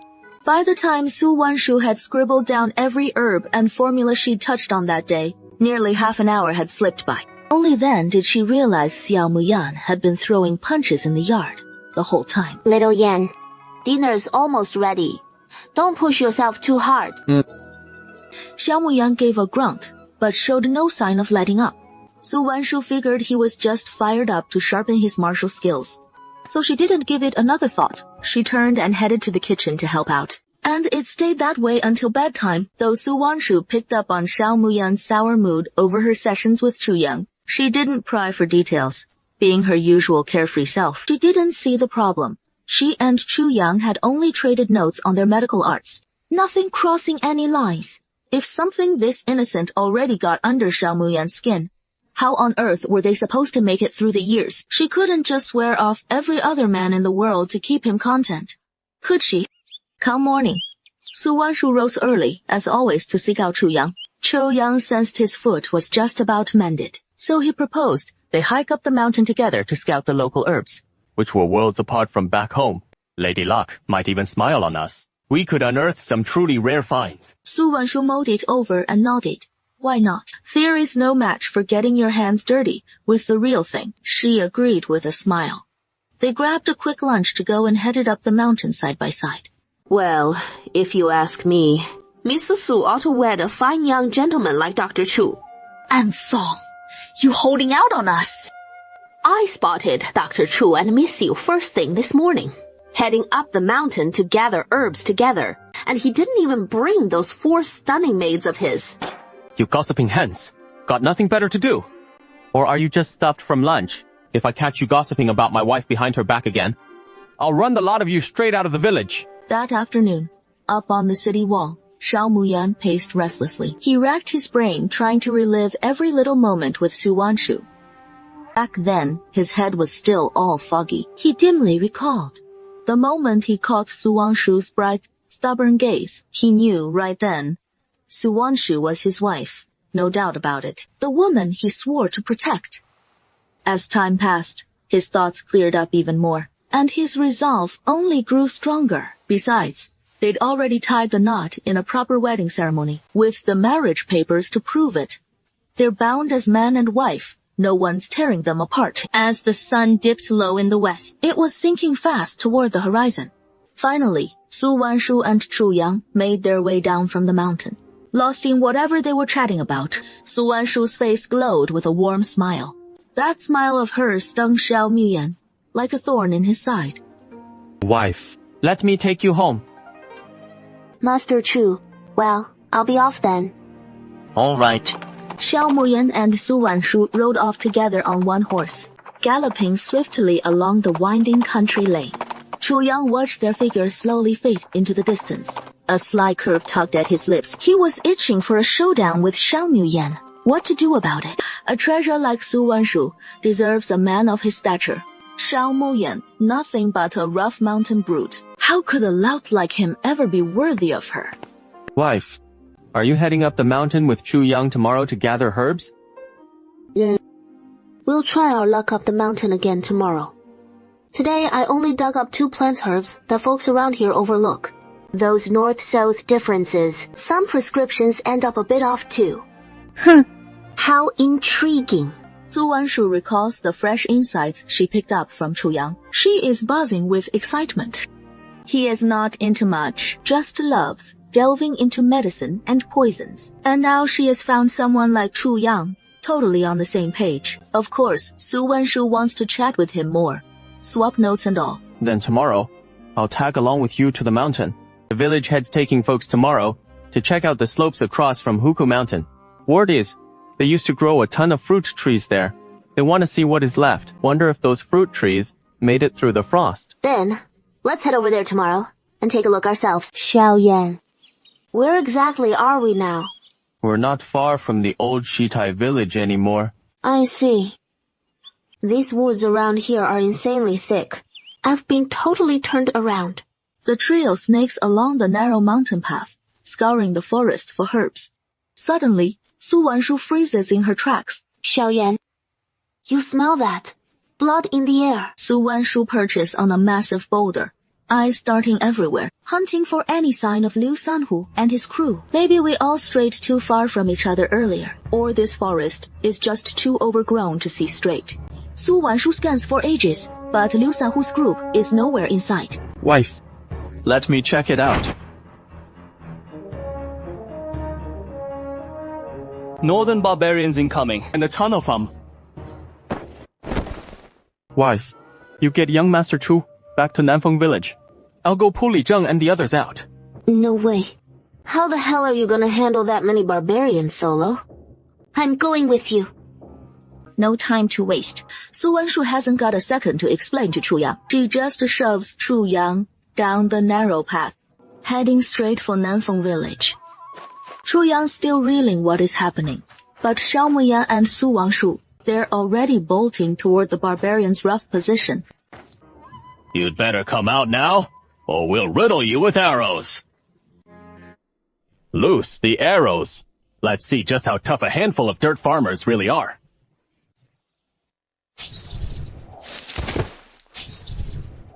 Xiaoyan, we'll draw him off. Got it. Xiao Muyan unleashes a storm of deadly pellets at Eshan, like they're worthless. Snag those 2 little bastards for me. I want him torn apart by 5 horses. Yi Aishan barks the order. Northern barbarians swarmed from every direction towards Su Wanshu and Xiao Muyan. But they'd only been running a short while when they collided head-on with the gravely wounded Liu Sanhu and a handful of other villagers. Xiaoyan, you carry Li Zhang and get out of here first. I'll hold them off. Wifey, you take Li Zhang. Let them go first. I'll cover the rear. None of you are escaping. Rota, kill every last one of them. Li Zhang, you all go on ahead. We'll buy you time against the northern barbarians. I'm badly hurt. I can't keep going. Second, the village is yours to protect from here on out. Even as he spoke, Liu Sanhu wiped the blood from the corner of his mouth, then summoned every last bit of strength to plant himself in front of Xiao Muyan. Rota's 9-ring saber hacked down viciously, right in front of Liu Sanhu, shearing off half his arm in one brutal stroke. The blade finally lodged deep in his body. Oh! Su Wanshu bit down hard on her lip and yanked the stunned villagers to their feet, bolting off in the opposite direction. Liu Sanhu had thrown his life on the line, all to safeguard the villagers of Nanfeng village. Su Wanshu was dead set on not letting Liu Sanhu down. Su Wanshu sees him bursting out with a few villagers. He wheels around without a second thought to cover Xiao Muyan. By the time Su Wanshu circles back, Xiao Muyan's short sword is already cleaved into by Rota. Xiaoyan! Su Wanshu whips out a deadly pellet and flings it straight at Rota. Xiaoyan, today, we've got to take every last one of them down. If we let them slip away back home, we're gonna have real trouble on our hands. Wifey, I can't take down that Rota brute. If we can't beat him, we'll outsmart him instead. The northern barbarians are no joke. Their archers are downright ferocious. Even with their quick footwork, the two still catch arrows and get wounded. What? Just some puny kid. I thought they were hot stuff. Brothers, move it. Capture him alive for me. Don't off the little girl. I'll keep her breathing. She has got plenty of uses later. All of you drop dead. Su Wanshu doesn't even hesitate, scattering the medicinal powder over the northern barbarians closing in on her. As the powder rains down, those cocky northern barbarians from a second ago contoured into snarling beasts in an instant. Xiaoyan, can you hear me? Xiao Muyan, who has had his eyes clamped shut, cracks them open just a sliver and offers Su Wanshu a soft, faint smile. Xiaoyan, why the tears? Su Wanshu catches on in a flash. The one stirring awake before her is Xiaoyan, not Xiao Muyan. How is it you? Disappointed. It is me, you see. So heartless of you. This is probably the last time I get to talk to you like this. Don't say a word. After this, he'll likely merge completely with Xiao Muyan's soul. Nonsense. This word love, I've worn myself out saying it so many times. You always think I'm not being sincere. I swear on my life. It is me, Xiaoyan. Every word I've said to you, Su Wanshu, they're all true. I know everything. In her past life, Su Wanshu didn't care much for Xiaoyan, but his presence still brought her plenty of joy. Now, this man was burning away his very soul to save her. Xiaoyan reached out to caress Su Wanshu's cheeks.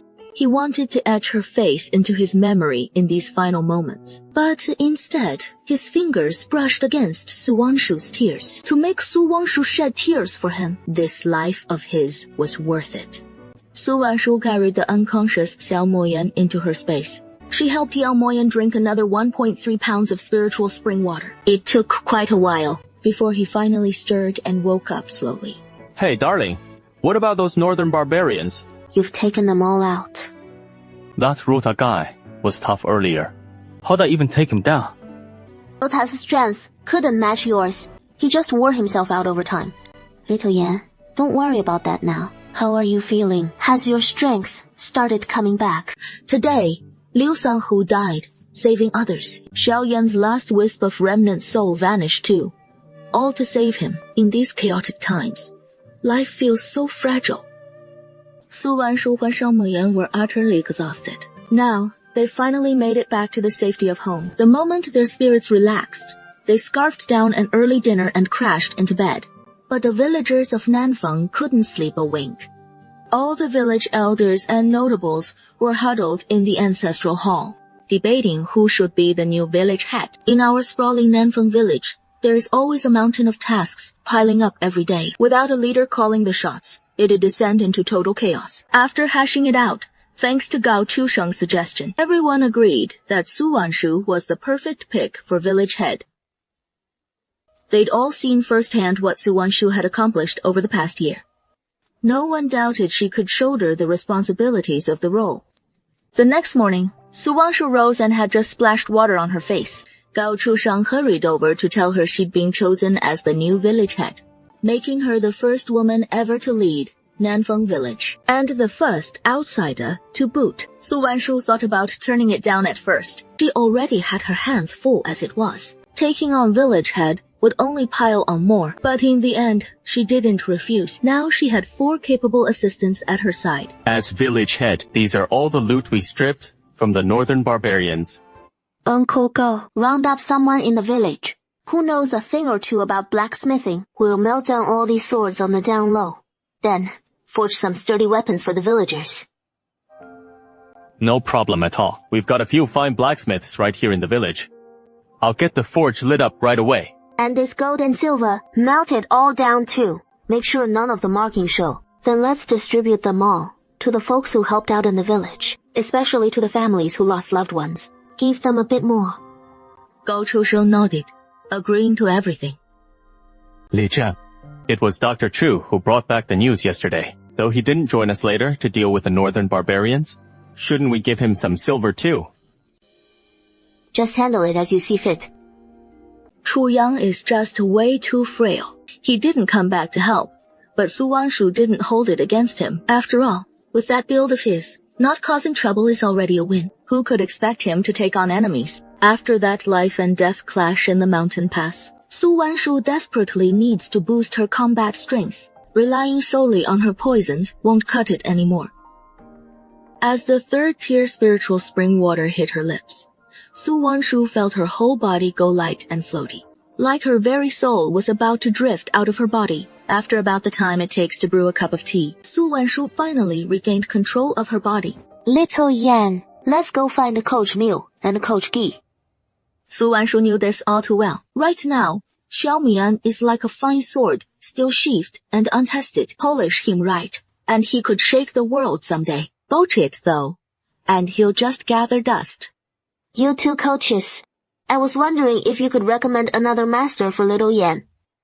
Li Zhang, the skills we know come straight from our army days. There is not much left we could teach little Yan, but I've heard there is a Coach Su over at Muning Pass whose skills are top-notch. Though, this Coach Su doesn't take on sword students lightly. Su Wanshu perked up at the mention of Muning Pass, and immediately thought of Fan Haiqing and Lu Shiyun. When she goes to see Fan Haiqing, she can pay a visit to this Coach Su too. Maybe he'll take Xiao Miyan as his apprentice. Is Master Xiao home? The pitch-black door swings open. A middle-aged man in a black instructor's tunic steps out from inside at an unhurried pace. Su Zhengtian had knocked back quite a bit of wine at noon today. Confronted with this version of Master Su, Su Wanshu couldn't help but question it in her mind. Is this really the legendary martial arts master, Su the instructor? Kid, what brings you here? Spit it out! Don't keep me from my drink! Master Self, I'm from Aegis Town. My family name's Xiao, given name Mo Yan. I'd like to take you as my master. I beg you, Master Su, teach me your martial arts. All right. Folks lining up to take me as their master every single day. I ain't got the time to waste on a bunch of run-of-the-mill nobodies with no real talent. That said, if you want to be my disciple, survive just 3 moves against me, and you're in right then and there. Since Master Sasu puts it that way, then bright and early tomorrow morning, I'll come calling for a lesson. Why bother with all that? We can do it right now. You've been drinking today. Even if I get past your 3 moves, it'd be an unfair win. As Su Zhengtian never figured Xiao Miuyan would come out with something like that. No one's ever shown up to apprentice under him and fussed over whether he'd had a drink or not. Quit yapping. Kid, come at me. One hand's all I need to take you down. At the outset, Su Zhengchen wasn't taking Xiao Muyan seriously at all. But once they clashed, Su Zhengchen snapped to attention in a flash. That arm-to-arm bump from earlier had shaken the booze right out of Su Zhengtian's system. His arm was still throbbing faintly. Well, I'll be kid's got some grit. You've got some real power in those arms. All right, show me what else you've got besides raw strength. In a flash, the two had already exchanged 5 or 6 moves. Xiao Muyang, aside from that opening surprise on Su Zhengtian, a move that caught him off guard and pinned him down for a moment. After that, their clashes were mostly Su Zhengtian dominating Xiao Muyan. Not bad he even knows the flying swallow sword technique. Pity he only scratched the surface miles away from Old Man Yu. The two traded blows back and forth for nearly the time it takes to brew a cup of tea. Only then did Su Zhengchen finally halt. Not bad. Not bad your frame's built. Just right for martial arts. But you're getting on a bit, and you're already wed. Without your virginity intact, mastering the arts later on won't come easy. Master, sir, I'm still a virgin. Yeah, good. Good. As long as you're still a virgin, that is what counts. Train hard from here on out, and your feats won't lag behind those practicing Tongzi Gong. Su Wanshu never expected the notoriously tough Su Zhengchen to be so quick to take Xiao Muyan on as his disciple. Master, from now on, Xiao Yan's your apprentice. He should show you proper respect every day. If you need anything done, just tell him. No need to hold back. No problem at all. Wife, grab 2 pheasants. I'll roast them. Master just sipping booze with no grub. Where is the fun in that? 2 pheasants. That won't cut it. I'll fetch some mutton. And goji berry wine too. Xiao Muyan's got real skill in the kitchen. 4 dishes, 1 soup, and a jug of goji berry wine. This lunch is quite the feast. Su Zhengchen, nursing his drink alone in the room, was already craning his neck, eyeing Xiao Muyan's side. The food he was cooking smelled heavenly. He hadn't been hungry before, but now his stomach was rumbling loud. Master Saliu, how is my cooking? Su Wanshu brought over a cup and poured Master Su a glass herself. The goji berry wine, amber orange in hue, fresh from the jug, its rich aroma wafts right up. Fine stuff! This! Bet you've tossed in some pricey herbs, huh? You nailed it, Master Su. Yeah, a few medicinal bits steeped in the goji wine. This one's got a real kick. Go on, Master, give it a sip. How is the beggar's chicken I made? Su Zhengtian scraped by on a shoestring most days. 9 drinks out of 10. No side dishes in sight, just knocking it back neat. A feast like today's never happened before.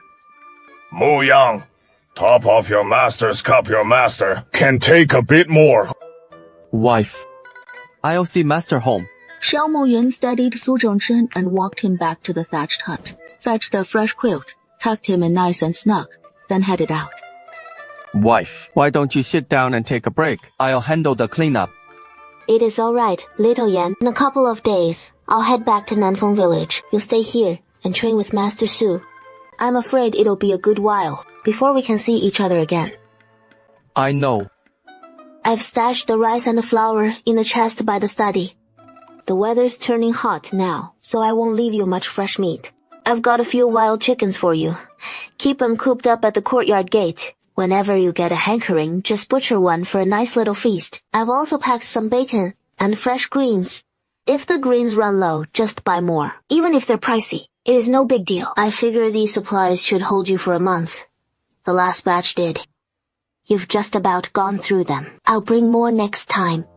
My dear wife, I really don't want to be apart from you.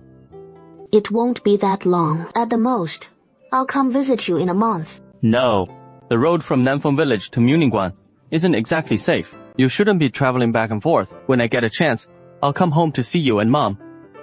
The couple clung to each other, utterly reluctant to part. But in the end, Su Wanshu still had to go. However, Su Wanshu didn't set off alone. She was joined by Lu Xiyun, who'd only recently given birth. Settling in Nanfeng village should be no trouble. It is just that life there is pretty tough. I wonder if Sister Xiyun can get used to it. Your sister-in-law will be just fine. I've had Mama-san. Bring along all the maids and servants from the estate. With that many hands to help out, Xiyun won't be short of anything. When they were together, Su Wanshu hadn't really felt it. But once they were apart, Su Wanshu clearly felt her deep longing for Xiao Muyan. Back then, Su Wanshu even doubted her own feelings for Xiao Muyan. Now, she finally gets it. This sharp-as-a-tack woman of mine has gone, and fallen hard for a sweet little dimwit. Put down the hoe, pick up the sword, and mount your horse. The villagers of Nanfeng, we're the fiercest, most valiant warriors.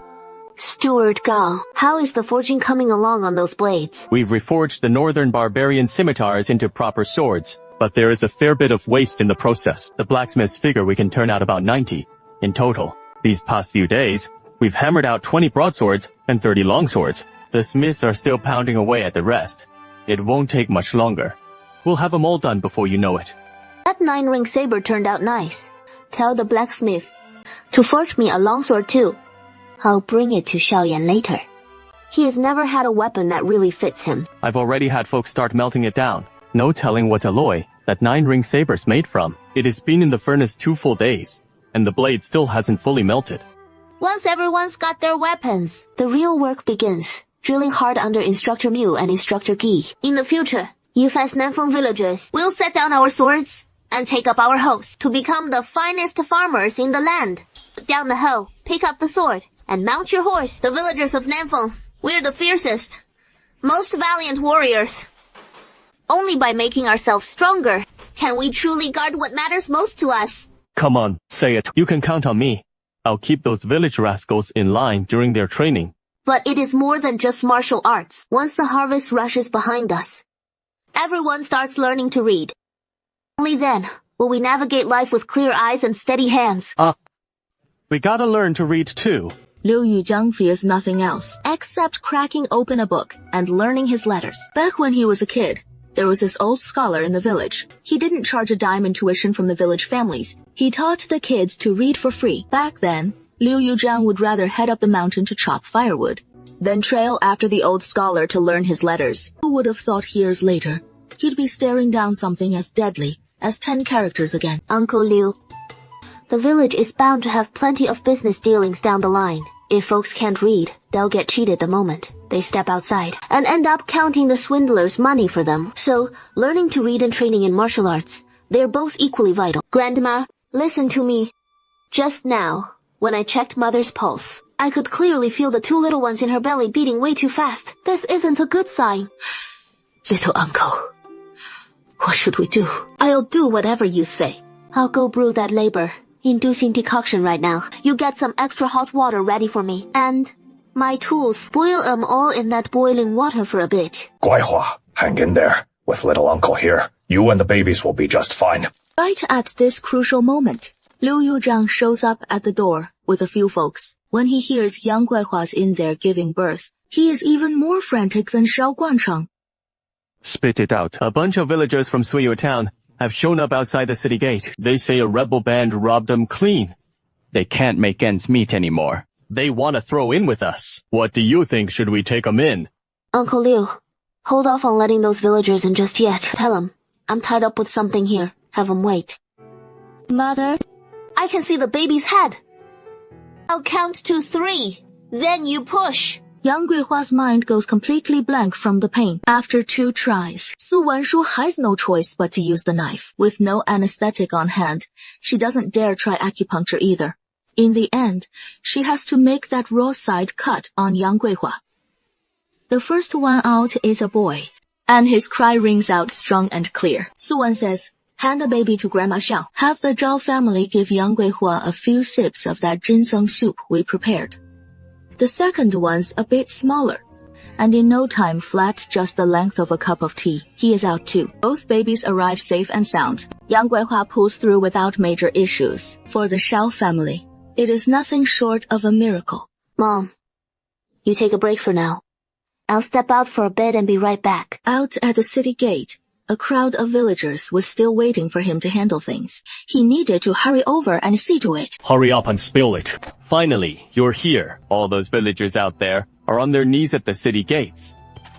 Uncle Liu, how many villagers are out there in total? How did it turn into over 200 of them? Most are the elderly, frail, women and kids. Su Wanshu climbs to the battlements and gazes out. Sure enough, she spots crowds kneeling and wailing beyond the stone gates. Why aren't there any sturdy young men in the bunch? It is all women and children. Something's off about this. Anyone in charge down there? I'm Li Feng, village head of Changhua Village. These are all our villagers. Just 2 days back, bandits ransacked our village clean, left us with nothing to live on. So we dragged ourselves to Suai Town, begging for scraps. Who could have guessed Suai Town's gates, always wide open, would bolt shut right in our faces? We pleaded at Suai Town's gates for 2 straight days. Folks fainted from hunger left and right, but Sui Town's gates never budged. We were at the end of our rope, so we turned to Nanfeng Village for mercy.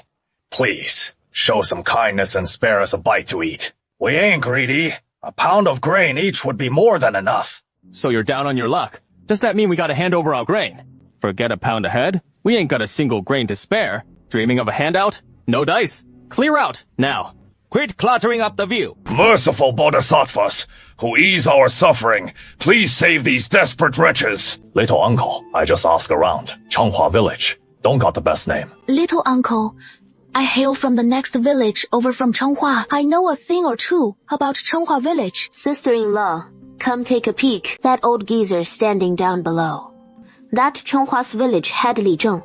Yup, that is Old Man Li. Sure as sin. Little uncle, This old Li is a black-hearted devil. he has bled those 300 or 400 households in Changhua Village dry. Back then, I had a close friend named Ying'er who married into Changhua Village. Old Man Li's son took a shine to her and demanded she become his concubine. They say no decent woman remarries, and Ying'er wouldn't have it. That ruthless son of Old Man, Li forced himself on her and then locked her up in the woodshed. But Ying'er had spirit. She bashed her head against the wall right there in the woodshed and died. You wouldn't believe it. Those woodsheds are just mud brick shacks. It is no easy feat to kill yourself that way. When her husband came to retrieve her body, her forehead was smashed to pieces. In the end, Yer's husband couldn't take the heartbreak. He cradled her corpse and threw himself into the river. After that, Changhua Village's name went to rot. No family in the neighboring villages would marry their daughters off there. The wealthy in their village just buy brides from elsewhere. The poor ones snatch them. The whole place is rotten to the core anyway. Whatever you do, don't let these folks in. Sister-in-law, thanks for sharing all this with me. I've made up my mind. Miss, we truly are villagers from Changhua Village. So please, show some mercy and pull us from this hell. All of you, shut your mouths. Nanfeng Village has no surplus grain to give you. It is best if you leave now. Girl, from what I hear, you folks just took in a bunch of refugees fleeing south. You'd shelter those outsiders, but we're locals from Sui Town, so why not spare us a bite to eat? The refugees I took in are just defenseless common folk. But you've got blades at the ready. Old Man Li, don't think I can't see through your little scheme. Those able-bodied men from your village who didn't show up, they're probably holed up on the nearby ridge right now, aren't they? That is nonsense! Whether it is nonsense or not, you know damn well, even if you howl yourselves hoarse out there today, or beg till your foreheads bleed, I won't budge an inch. And sure as hell no food for you. Prime cuts dangling right in front of them, but out of reach. It left Lai Feng fuming. Su Wanshu had no time to waste on this. She warned everyone, no matter what, keep that stone gate shut. Uncle, you think that'll hold? Shao Guancheng had just seen all those women and kids on their knees outside the gate. It had already tugged at his heartstrings. Yeah, no need to fret. A black-hearted snake like Li Feng. He won't slink off that easy. Just you watch. He is bound to pull some dirty trick next. Better catch him before he gets any ideas. Let's head home quick, check on Mom and the little ones. Sis, you sure about this? What were we naming the kids? Give me a sec to mull it over. What to name these two. Alright? Damn it! I'm pissed! That Nanfeng Village head's been swapped out. For some slip of a girl I don't even know. The little witch is sly as a fox. I couldn't get that gate to budge. Like I said, We've been out here half the day. All of us. I haven't seen you light up that smoke yet. Feels like you couldn't even get the damn door to budge. To me, you're just getting on in years and turning yellow-bellied. Right from the start. Just like I told you, we could have scaled the wall and slipped right in. Easy as pie. You hothead, always itching for a brawl. You didn't even bother eyeing how sky-high that stone wall of Nanfeng village looms. If we don't fool them into cracking that gate open, you want to detour over that damn mountain beside it. Li Feng ribbed hard by his own boy, puffed out his cheeks and shot daggers with his eyes, dying to march up and smack Li Daxiong across the face. This won't fly. That won't work. So, what is your big plan then? You lot keep things steady here. If it flops, I'll scout away and come nightfall. See if I can con that gate ajar. If push comes to shove, and that fails too, once the night's thinned out the crowds, we'll storm the wall head on. Fine. We'll follow Dad's lead. Make it quick. All right. We're all hunkered down in these woods, getting chewed up alive by the bugs. Xiao Guancheng was nothing but a rough and tumble fighter, not a lick of book, learning to his name. Sure, he burned to christen his 2 little ones with names that shake the heavens and rattle the ghosts. But after fretting away half the afternoon, he landed on plain old Ping Ping and Anon. These 2 don't exactly scream stand out. Before supper hit the table, Su Wanshu saddled up her swift steed once more and galloped off toward Huku Mountain. Old Li, that snake in the grass, think he'd slink off without a fight. He sure as hell didn't buy it. Tiny you. When the shift change rolls around, give the watchman a heads up. Keep your wits sharp tonight. No slacking off. Clear. Hey, young fella on the wall. Could you spare us a bit of food? My little girl's just 3 years old, and she has been starving for 2 or 3 days straight. Without something to eat soon, she might not pull through. In the end, Liu Tianyu's heart softened with pity. Come on over here, ma'am. I'll fix you up with some food. The woman perked up when she heard Liu Tianyu was serious about handing over some grub. She scooped up the child in a flash and hurried toward the wall. Right then, the other women who'd been huddling by the fire with him rushed forward in a pack. One of the women lunged and grabbed straight from the arms of the one holding the child, snatching away the coarse-grained bone. That is my girl's last hope for survival! How could you snatch it away like that? You heartless wretch! Li Feng stepped right up to the woman cradling the child. He reached out and felt for the little girl's breath. The poor thing's been lifeless for ages. What is the point of holding on to her? You'd best bury her quick. That is a lie! My New's just fine. She only passed out from the hunger. I've heard tales of refugees with no food left at all. When the starvation gets unbearable, they swap kids and eat them to survive. Especially since your daughter's already gone. If you handed her over for us to eat, well... The mothers with kids nearby all recoiled several steps, clutching their little ones tight. Before anyone could even blink, a dozen shadowy objects whistled up from below and clattered onto the wall. Liu Tianyu whipped out his sword and charged to hack at the hooks and their thick hemp ropes. But while he was slashing away, a fresh barrage of hooks sailed over the wall. All at once, a searing pain ripped through his back. One of the hooks had lodged right into his shoulder blade. Forget about me. Cut those ropes. Don't let these bastards get up here. They scrambled to sever the ropes, but it was already too late. Li Daxiong was the first to clamber over the edge. You want to chop my dragon claw hook? Let's see if you've got the balls for it. When Su Wanshu charged up the wall with her patrolling villagers, a brutal melee had already erupted down below. Li Daxiong was a cold-blooded killer. The crew he'd allied over the wall were hardened thugs, each with a trail of corpses to their name. Ruthless veterans through and through. Only with Su Wanshu's arrival could Nanfeng's villagers finally turn their numbers into an edge, overpowering and capturing Li Daxiong and his men. You'd better release me now. If even a single hair on my head goes missing, I'll have my old man butcher one of your wealthy scum. That is one of your own villagers. What do I care if he bleeds? These women. They were all hauled back here by our men on the raids. Scavenged from the brink, more like. If you're fine watching them endure years of torment in our village. Only to meet the executioner's blade now. Hey, that is your call. Steward Gao, take your men and open the stone gate. I want to see for myself just how tough those Changhua bastards really are.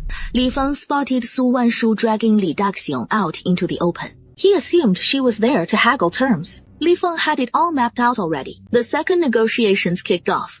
He'd unleash his men to swarm in and storm Nanfeng, but he hadn't even gotten a word out when Su Wanshu whipped something out of her grip She flung it right at him. A deafening bang ripped through the air. The blast centered on Li Feng, taking out 7 or 8 men around him in a hail of death. Even in death, Li Feng's face twisted in utter disbelief. He just couldn't wrap his head around why this girl in front of him refused to play by the rules. People from Changhua Village, listen up, all of you. Who among you dares to attack our Nanfeng village? Then, come charging at us right now. If you don't want to fight, just drop your weapons on the ground over there. Don't listen to that little wench. You bastard, you killed my dad. I'll fight you to the death. You want to fight me to the death? You got what it takes. Scum like you and your old man. Killing you all would just dirty my own hands. With that, Su Wanshu had someone fetch a rag and stuffed it into Li Daxiang's mouth. Miss, we were forced into this. That is why we tagged along with Li Daxiang on his raids. We're not from Changhua Village. Please, spare our lives. Meanwhile, several men stepped forward from the group, dropping their clubs, swords, and sticks onto the nearby ground. But a few diehards refused to give in. Follow me, everyone. This path leads nowhere but death. Stick with me, and you've got a shot at survival. Hold on. Take Li Daxiang with you too. His blood reeks of pure evil. I don't want him soiling my village. Li Daxiang never saw it coming to this. He'd barely escaped with his life. Su Wanshu was letting him off easy, just so he could keep breathing. From that moment, he and Su Wanshu had a grudge that'd never fade. Break these guys' legs. Then toss them out. Li Daxiang's flicker of hope lasted all of a second, but hearing Su Wanshu's command, despair hit him like a ton of bricks. With the troublemakers cleared out, Su Wanshu turned to the group of wealthy captives. Ma'am, I'm a physician. Shall I take a look at your daughter? Doctor, please check Niu Niu right away. What is wrong with her? The instant Su Wanshu touched the child's feverish skin, I just felt her little hands burning up. This child's been out cold the whole time. She has got a case of wind cold, running a raging fever, totally delirious. Sister-in-law, don't fret. Niu Niu's gonna pull through. I'll mix up a couple doses for her shortly. She'll bounce back in no time. Hearing Su Wanshu's reassuring words, the young mother suddenly broke down in sobs. She'd been convinced her precious girl wasn't going to make it, even though it was the dead of night. Su Wanshu took her time, ushering everyone into Nanfeng village. She rounded up folks to kindle fires and haul over tables and chairs. Then she got to registering them one by one. Who got tricked or snatched by those Changhua village thugs? It all needs logging down clear. As they registered, each of the well-off folks got hit with one question. You want your husband tagging along into Nanfeng village? If they said yes, the men waiting off to the side got the nod to join the families and kids heading in. By tonight, Niu Niu ought to start cooling off that fever. I'll swing by with more meds first thing tomorrow morning. A steady run of doses over 3 or 5 days. And Niu Niu's wind cold will clear right up. Q-Lan, today's act of pulling me from the brink. Q-Lan's etching it deep in her heart. Only after hustling till the wee hours did Su Wanshu finally drag herself home for bed. She'd been whirling like a top non-stop. No bandwidth left to spare a thought for Xiao Miuyan. All in on sorting Nanfeng village's mess. I'm from Suyue Town. I don't know which village you're asking about. Once the folks from Changhua village are mostly settled, it is also time for Su Wanshu to head to Shuiling City. She and Xiao Guanjie are driving 2 carriages to Shuiling City to deliver medicine to Tongyu. This road's been full of dangers. Good thing we only packed 1 bundle. It didn't look like we had any valuables on us. Or else those rebels would have stopped us cold. Oh, right. Did you notice some of those rebels wearing official boots? You serious? I was scared out of my wits. How could I spot that? My poor little girl. How on earth did she get lost? In these war-torn times, how is she even managing to survive? Auntie, do you know Suyue Town? Su Wanshu perked up the instant she heard Suyue Town.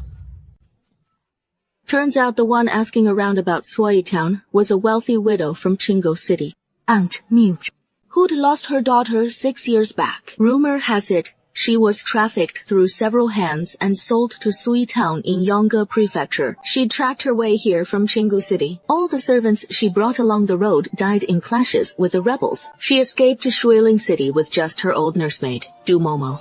Auntie, I overheard you asking about people from Suyue Town just now. I'm from Sui Town. I don't know which village you're inquiring about. Miss, are you from Zui Town? Then do you know Changhua Village? Su Wanshu got the gist the moment she heard Changhua Village. She nodded, indicating she'd heard of it. My daughter's surname is Her name's Lan by my count. She'd be 20 this year. Su Wanshu could scarcely believe it. She'd run into Qiulan's mother right here in Shuiling City. Auntie Miu, I actually do know a girl from Changhua Village named Qiulan. She is about the same age as your daughter. The thing is, she was taken back to the village by a man from Changhua Village. Girl, you're spot on. This is my daughter. How has she been all these years? Is she still alive? She is alive. She even has a little girl of her own now. That is wonderful. That is just wonderful. After searching for my daughter for 6 long years, I finally have a lead. Aunt Miu can hardly wait to set off for Changhua Village right now and find Kuodong. Hold on, don't rush just yet. Qiulan's there with her child. Settled in our village now. Aunt Miu, you've been searching high and low for Qiulan these past 6 years. Yeah. Ever since Leonard went missing, nothing else has mattered to me. I've just been dragging myself from place to place, asking everyone about her. These 6 years, every single day has felt like pure agony. So many times, I was this close to finding her, only for the trail to vanish again. Mrs. Su, you have no idea. That moment when hope is right there in front of you, and you watch it slip away. How so crushing it is. Aunt Miu recalls the ordeal of searching for Qiulan all these years. Her whole face goes blank, like she is lost in a daze. The depths of her suffering, no one could ever truly understand. Everything's going to turn out all right. This afternoon, I'll head back to the village with the others from there. Why don't you come along with our group? All right, much obliged. Miss Su? Aunt Miu, come with me. We'll head straight to the refugee tent area. Our village took in over 1,000 refugees. After the new year, they earn their food here through honest labor, making ends meet on their own. As long as they're diligent enough, no one here goes hungry. Aunt Miu trailed behind Su Wanshu, watching everyone in the refugee tent area bustling about with their tasks. Even the half-grown kids were pitching in alongside the adults. She was even more astonished deep down. If only all the folks in Kenchi Kingdom lived like the people of Nanfeng Village, things would be so much better. 7th, sister-in-law, I've brought someone special to see you. She could hardly believe it had been 6 long years since she'd last seen her mother. She thought her eyes must be deceiving her. She rubbed her eyes with her hands, glancing back at Aunt Miu. She finally pieced it together. My girl, Mother's finally found you! The mother and daughter clung to each other, weeping openly. Nearby, Su Wanshu felt her own eyes misting over. Aunt Miu, so you want to take Qiulan back home, to Qinggu City. But that is a world away from here. The road stretches on forever. It'll take a full month at least to get there. And right now, the world's in utter turmoil out there. 3 women traveling alone. That'd be far too risky. So what on earth are we supposed to do? We finally tracked down Leonard, and now we can't even make it home. In that case, you should settle in here for a bit. Next time I head to Shuiling City, I'll keep an ear out for any caravans bound for Qinggu City. If you can hitch a ride with a caravan to Qinggu City, at least the journey would be safer. Aunt Miu paused, then nodded. It made perfect sense. She'd already waited 6 years. What was a little more time? Mother, I'm home. The instant Su Wanshu stepped through the courtyard gate, the words tumbled out on instinct. Little uncle, I'm back. You must be worn out from the trip. Come on in quick. I was thinking of you this morning, and now you're almost back. When I was stewing the soup, I saved some especially for you. Grandma treats me the best. In the past, Xiaomian always came with me to Shuiling City. Then, we'd head home together. Now he is all on his own. Such a pitiful sight. I wonder how he has been faring with his martial arts training under Master Su lately. Deep in her heart, Su Wanshu longed for Xiaomian, but her face gave nothing away. She didn't let even a trace of her feelings for Xiaomian slip through. At attention! Brother Miuyan's back, and he has brought a general with him. Su Wanshu, splashing water on her face, catches the news. Xiaomian's home. She dashes out without even grabbing a towel to dry off. At attention! At attention! Hold up! Brother Miuyang, They're still over at Shimen. You don't want to just barrel right over there, right? Su Wanshu spurs treading snow into a gallop, racing out of the village. Her heart brims with joy as she spots the distant city gate. There stands Fan Haiqing outside, flanked by a line of armored cavalry. Open the gates. They're all our people. Su Wanshu turns to Xiaomi with a beaming smile. Her voice bubbles with delight. The massive city gates rumble open with a deep groan. Xiao Muyan charges ahead on horseback, leading the pack. Su Wanshu, just down from the wall, edges closer to Xiao Muyan, and he hauls her up onto his horse in one swift pull. Little Yan, why do you reek of blood like this? Are you hurt? I'm fine, no injuries. This morning, I rode out with General Fan to wipe out those bandits. This blood stench? It is all theirs. Xiao Muyan wraps his arms tight around Su Wanshu's waist, pulling her so close, it is like he is trying to melt her into him. When Xiao Muyan heard Fan Haiqing was mobilizing to crush the bandits near Suai Town, he didn't even pause to think he just joined in. All because it is so close to Nanfeng village. Once the bandits were taken down, he could swing back to see Su Wanshu and catch up with his family. The whole family beams with joy at his return. Xiaoyan, come hold your little brother and sister. Xiao Muyan's grown all this time, and this is the first holding babies this tiny.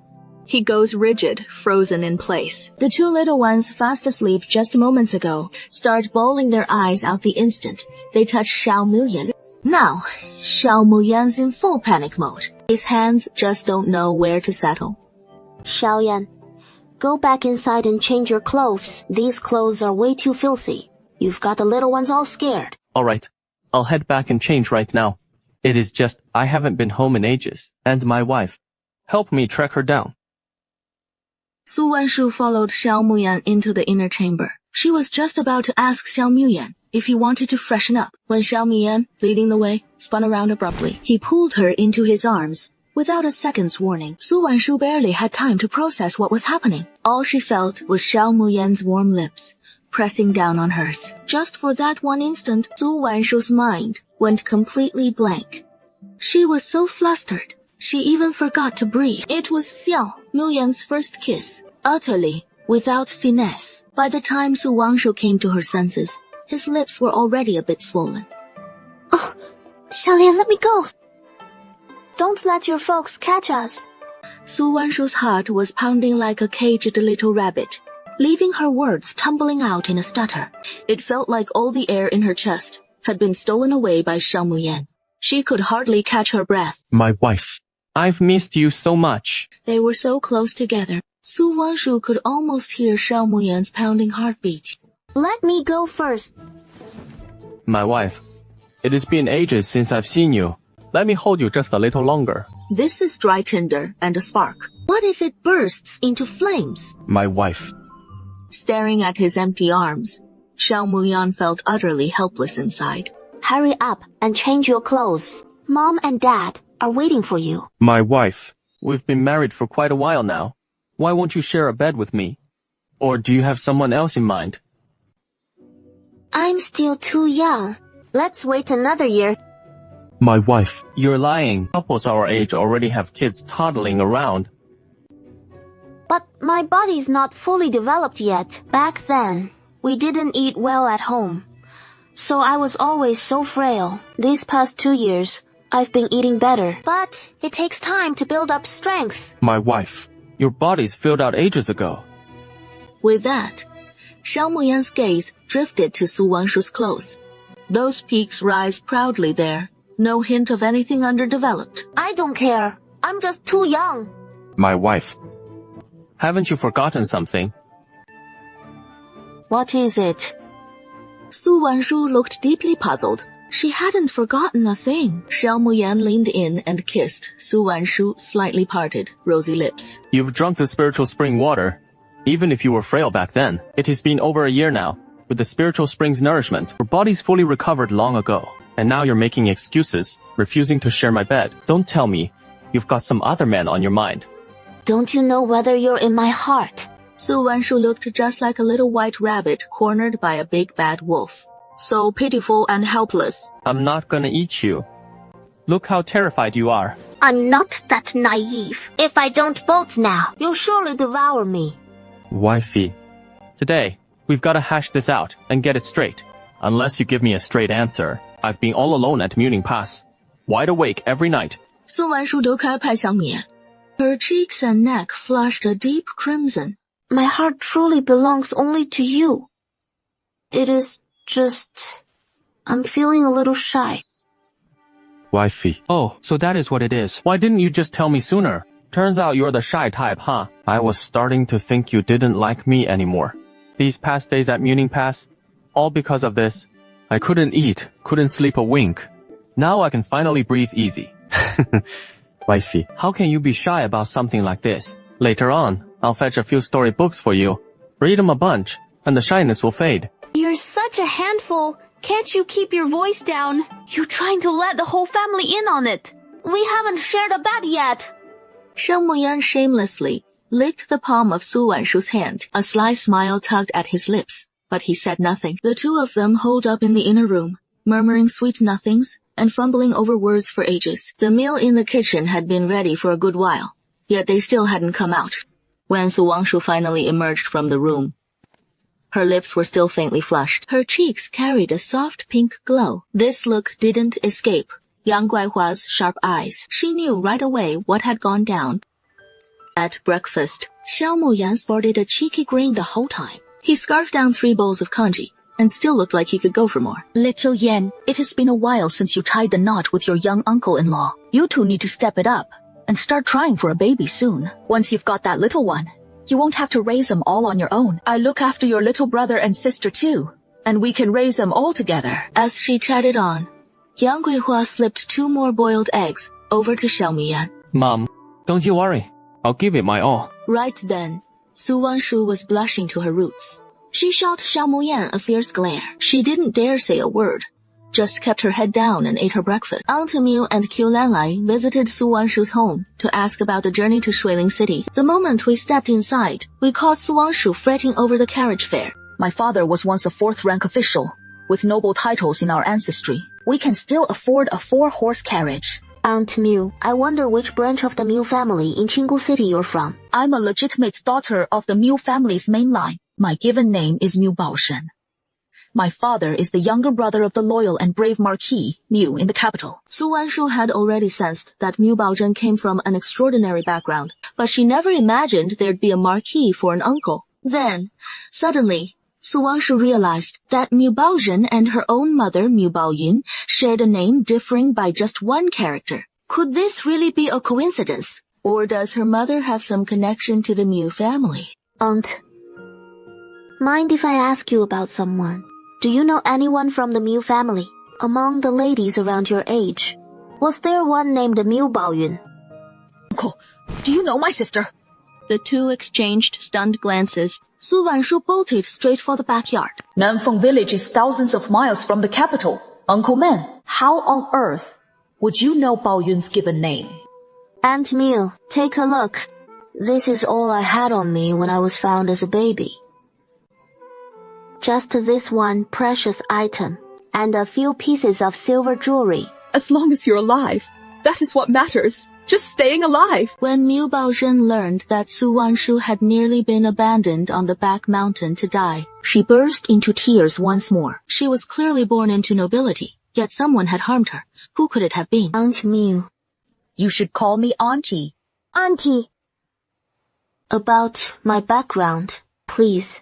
Keep it under wraps for me. I've always felt something's off about them, saying I was stillborn right from birth. We'll talk this over once we're back in Qinggu City, and let your maternal grandmother know. She can figure out the best way forward. We could send Jing to the capital first to inform your mother, or have your uncle escort you there himself. All right. I'll follow your lead. Aunt, really? You only mentioned my mother just now. So, who is my father? Why bring him up? He is nothing but an ungrateful wretch. Back then, your father went all out, rushing to Qinggu City to beg for your mother's hand. He even knelt before your maternal grandmother, swearing to the heavens. He vowed he'd cherish her for the rest of his life. And what happened the moment your mother gave birth to you? He brought in that equal consort, a scoundrel like that. Does he even deserve to be your father? Su Wanshu couldn't believe her ears. There was actually this kind of betrayal. An equal consort stepping through the door. Her poor mother must have suffered endlessly. Aunt, please tell me everything. What is my father's name? I'll make sure to settle the score with him, for her sake. Your father is the Grand Protector General Su Tingyi. Hearing that all too familiar name, Su Wanshu was utterly speechless. The Grand Protector General? Yeah. Your father's influence is immense. Even the emperor shows him deference. The people adore him. He pulls them from the brink of disaster. Yet he left your mother to waste away, confined to that tiny corner of the general's mansion. No wonder Su Tingyu fell victim to the same poison as the original host back then. So, what is the real scheme brewing behind all this? We finally made it into Qinggu City, but Miu Baozhen wasn't in any rush to head back to her own place. Instead, she led the whole group straight to the Miu family estate. The Mas are one of the most prestigious families in Qinggu City. Their compound alone takes up more than half of Jixiang Street. Little uncle. In a bit, I'll take you to meet your great-grandmother first. Auntie, what kind of person is my great-grandmother? Could you tell me a little about her? No need to be nervous. Your great-grandmother's incredibly kind and easy to get along with. Miss Zhen is back. Quick, open the gate. Welcome Miss Zhen inside. Old Master Miu didn't hesitate and hurried to swing open the courtyard gate. He sent the young servant at his side to the inner courtyard to announce Miu Baozhen's return. Oh, Baozhen. My precious Baozhen, you've finally come home. Mother and daughter wept in each other's arms. Only then did Miu Baozhen bring Qiulan and little Niu Niu forward for old Madame Miu to see. Lanner, you've suffered so much all these years. Rest easy now. You're home at last. With your great-grandmother here. No one will ever mistreat you again. I promise. Mother, let's talk inside. Miu Baozhen feared that revealing Su Wanshu's true identity might overwhelm old Madame Miu. That is why she held off on introducing Su Wanshu just yet. Mother, this young lady is Su Wanshu. She was abandoned in the wilds as a baby. Her adoptive mother took her in and raised her. Old Madame Miu, her mind swirling with questions, gazed at the poised young woman standing before her. Something about her graceful figure felt so familiar, but no matter how hard she tried, she couldn't place where she'd seen her before. Mother, when little uncle was found, he was wrapped in an exquisitely embroidered 5-treasure swaddling cloth. Take a look. With that, Miu Baozhen had Su Wanshu bring out her 5-treasure cloth to show old Madame Miu. As old Madame Miu examined the pattern on the back, her heart jolted with a sudden pang. This is Bo Yun's needlework. The leaves she embroidered on the flowers. She never liked using light green. She always went for deep green. Old Mrs. Miu suddenly realizes, what? And snaps her head up to look at Su Wanshu. No wonder she thought the girl before her looked so familiar just now. These eyebrows, this expression, 50% like Miu Baoyun. The other half takes after the Su family. Mother, please compose yourself first. When I first laid eyes on these 5 treasures, I was pretty shaken too. The child was clearly gone, yet she survived against all odds.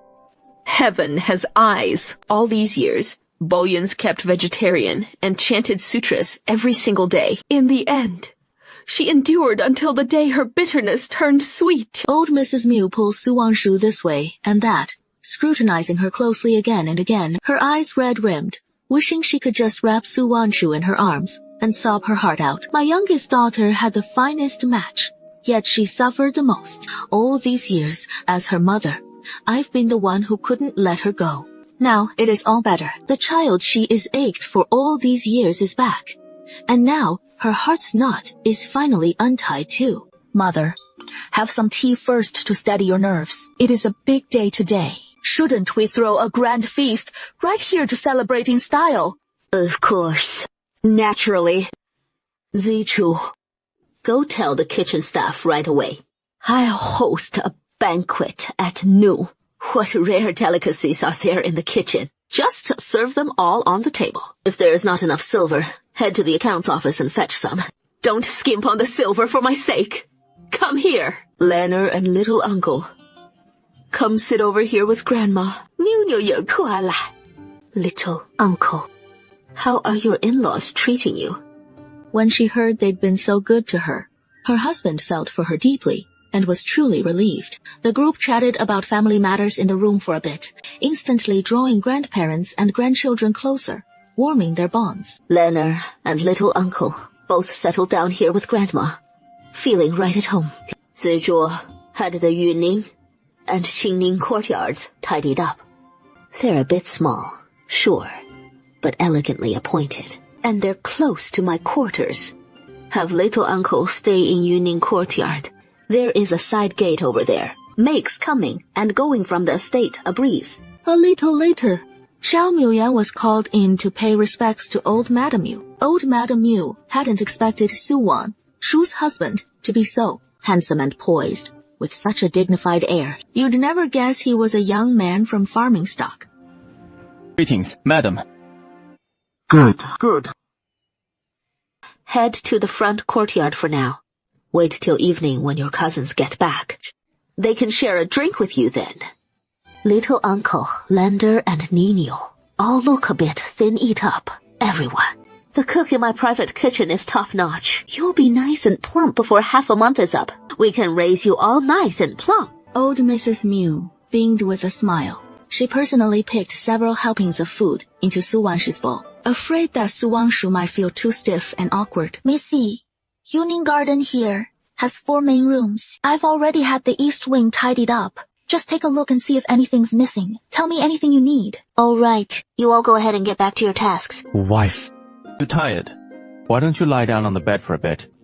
A little, yeah. And you? How was that lunch in the front yard just now? I tried 8 different dishes all by myself. None of them were anything I'd ever tasted before.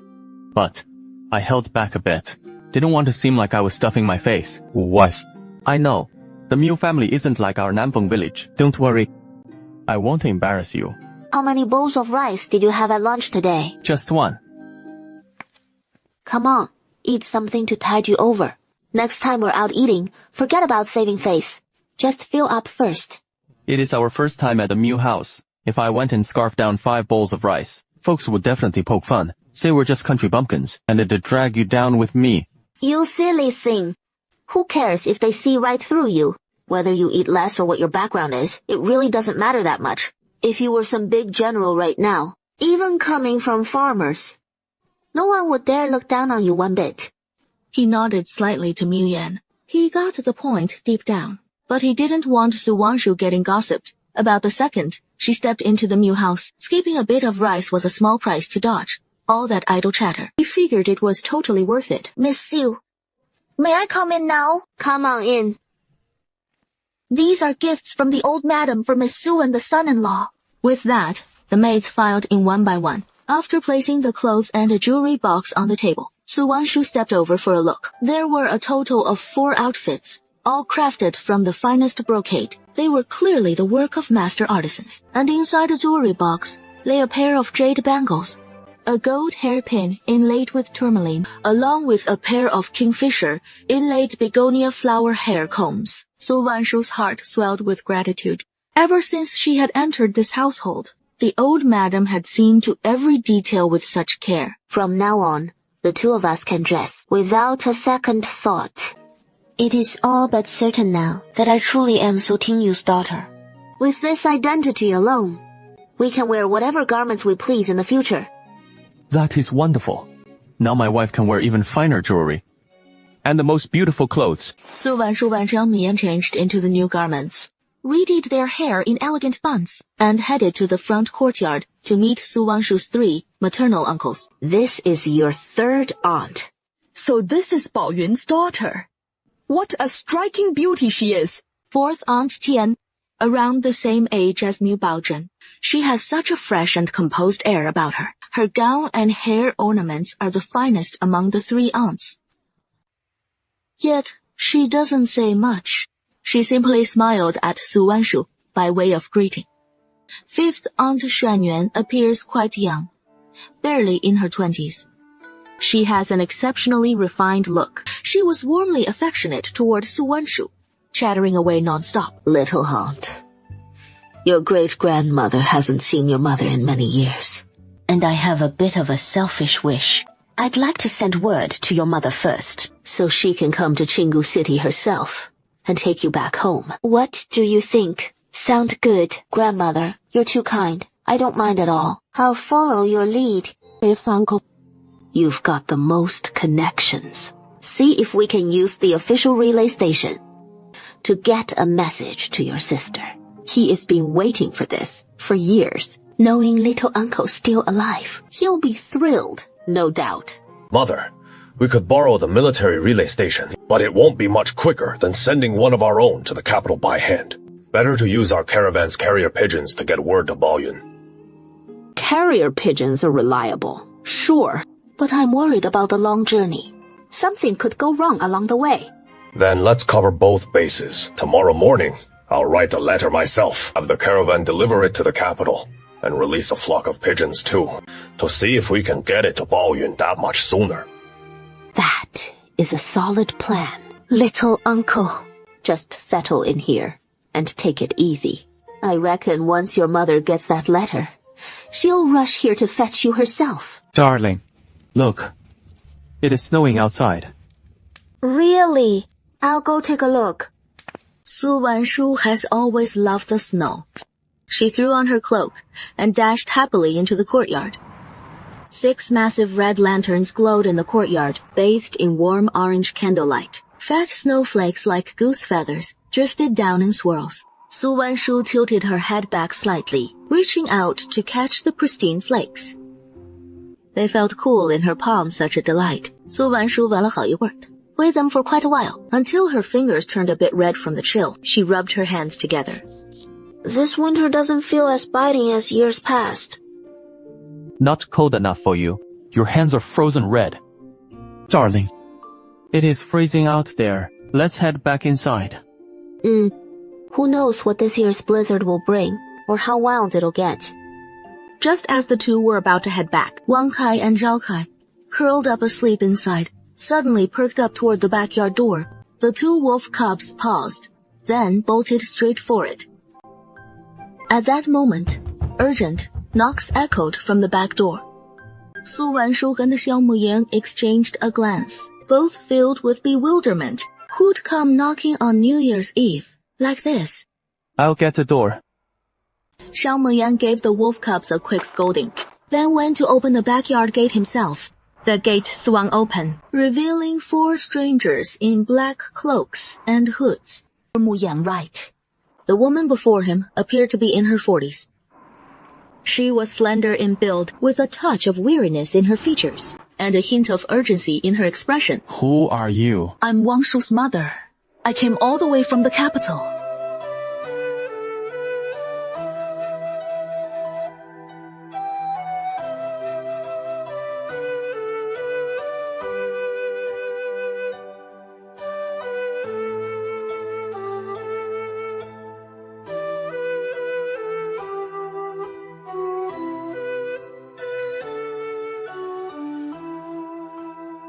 This lady claiming to be Mrs. Sao Su says she is your mother.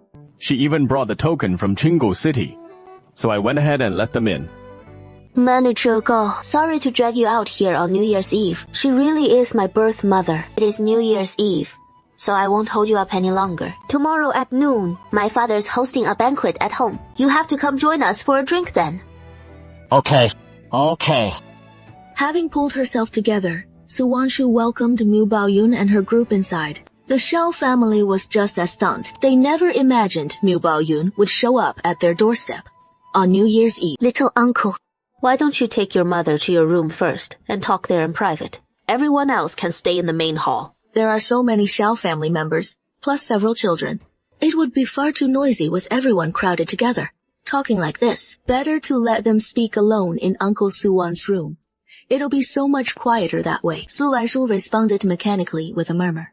He led Mu Baoyun to his room. He felt somewhat ill at ease, busying himself by pouring tea for Mu Baoyun, then adding more charcoal to the brazier. Yet he barely spoke a word to Mu Baoyun. He simply didn't know what to say.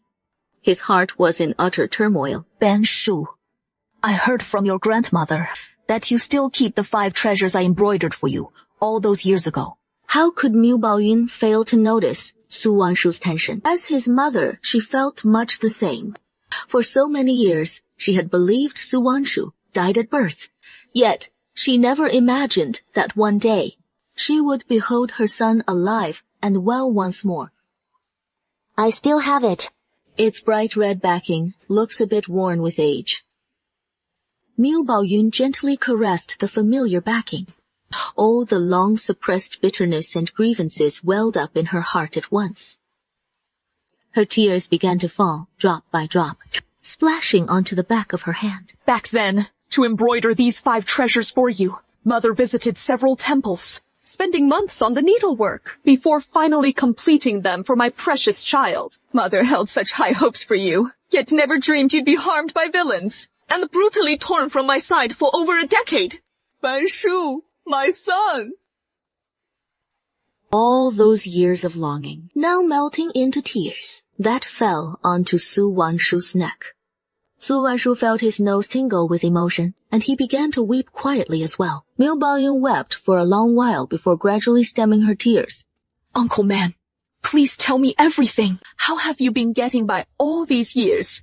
Life was so hard when I was young. Later, after marrying Miu Yan, things improved and the hardship eased. How have you fared all these years? Without you, a mother's days without her child, they can only be called surviving. She was grateful. She hadn't ended it all back then. She might have missed seeing Su Wanshu altogether. Mother, how did you make your way from the capital? Such a distant journey, and you covered it in just 3 months. Didn't you gallop the whole way without a single pause? The moment I got your homing pigeon letter, I set out that very day. Traveling from the capital to the border, a merchant's trade route wouldn't do, as it covers no more than 100 li in a day. I requisitioned the Ministry of War's relay stations. With aid from the Miu family business, the entire journey, I rode only the finest swift steeds. When the horseback riding wore me out, even at night, I skipped the relay inns, opting instead to rest in the carriage. So naturally, I made better time. Mother, let me take your pulse. You've endured so much hardship on this long journey. I'll prepare a nourishing medicinal stew to help you recover. Mother. At this moment, Su Wanshu simply assumed Miu Baoyun's gaunt frame was due to the exhaustion of their arduous travels. The instant Su Wanshu's fingers touched Miu Baoyun's wrist, the smile on her face froze in an instant. Su Wanshu could never have imagined that Miu Baoyun carried the deadly poison of Tianluo Ghost, grass within her as well. No wonder. Who would administer such a vicious toxin to a newborn infant? It all makes sense now.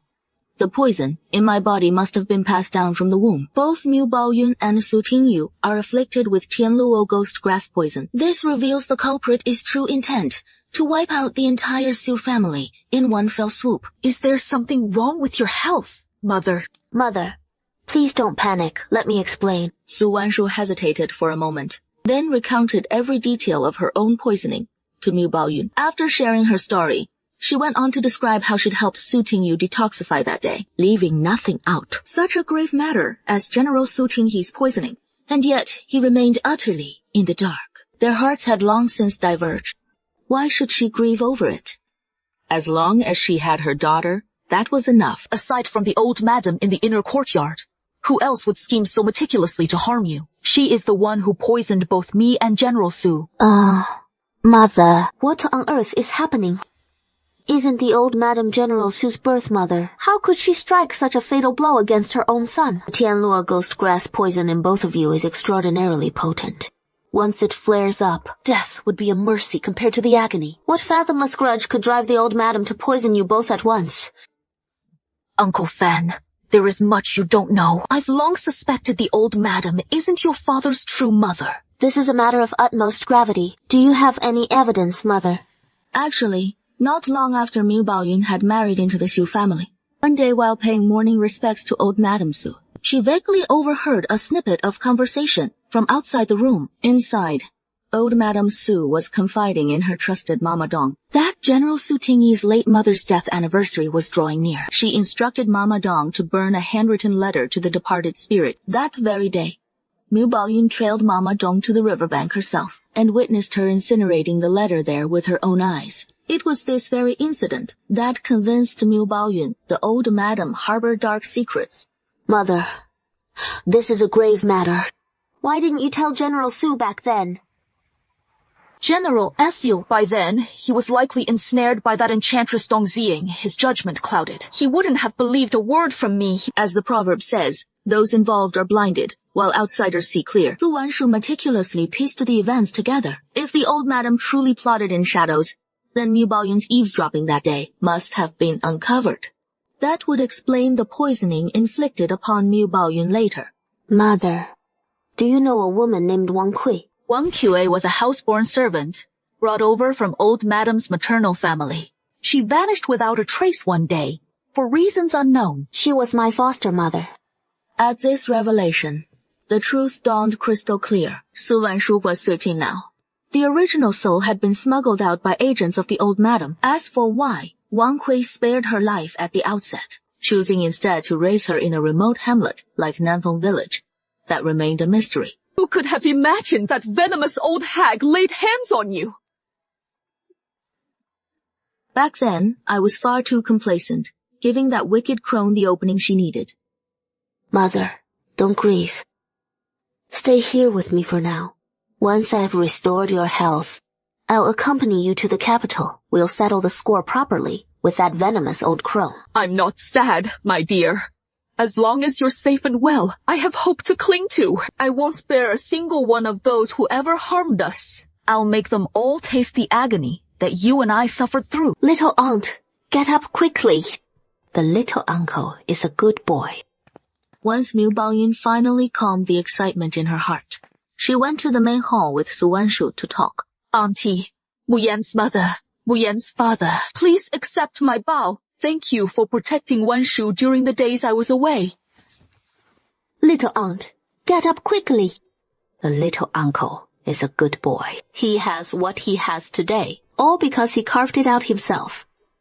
Our Xiao family didn't help much. Instead, we've benefited quite a bit by following the little uncle. Yang Guihua stepped forward and quickly pulled Miu Baoyun to sit down. Little uncle, I've brewed some calming tea. Can this be given to your mother? Yes, auntie, I'll pour the tea. Su Wanshu naturally knew that Miu Baoyun and her group were utterly exhausted.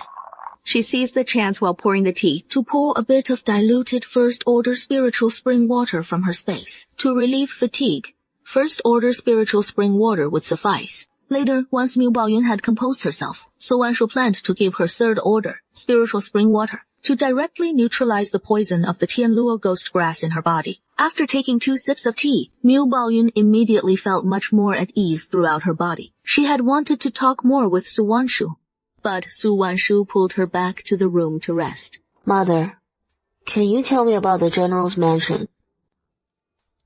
My mother's frame is far too slender. By rights, the general's mansion in the capital is a top-tier noble house. You wouldn't mistreat my mother like this. She hesitated for a moment. Su Wanshu would learn about the general's mansion, sooner or later. So she simply told her everything.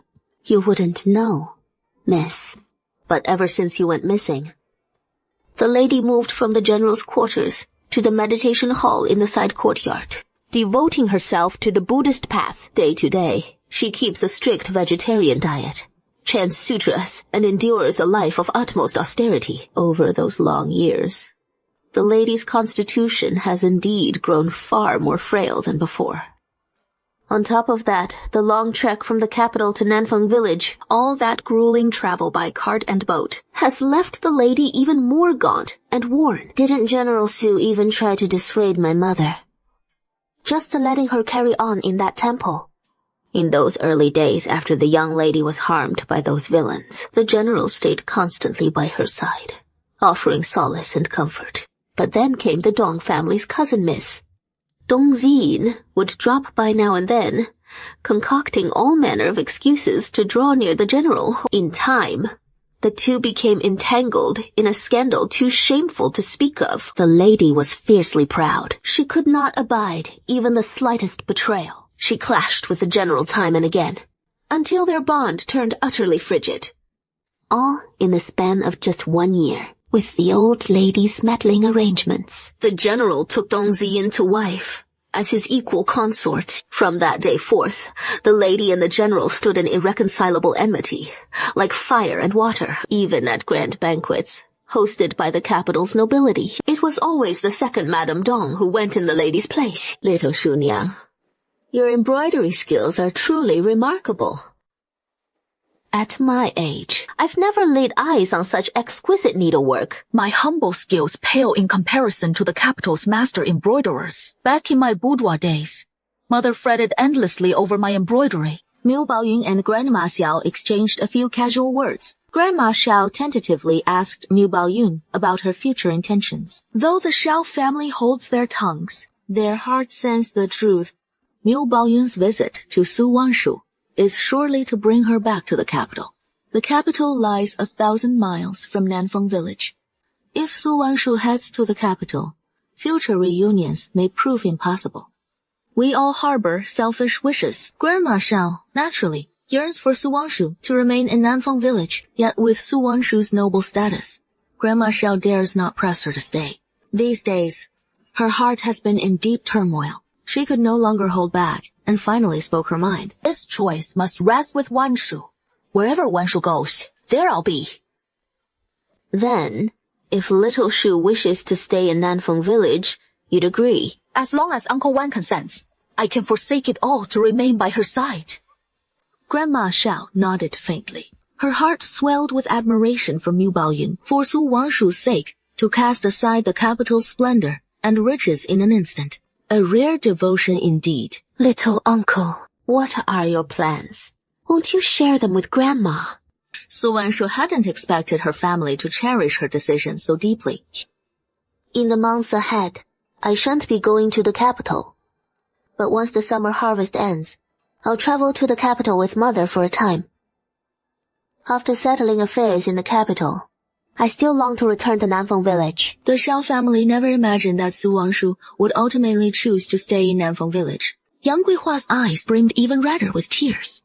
Little uncle, you're General Su's legitimate daughter. How could you possibly stay in Nanfeng village and endure such hardships?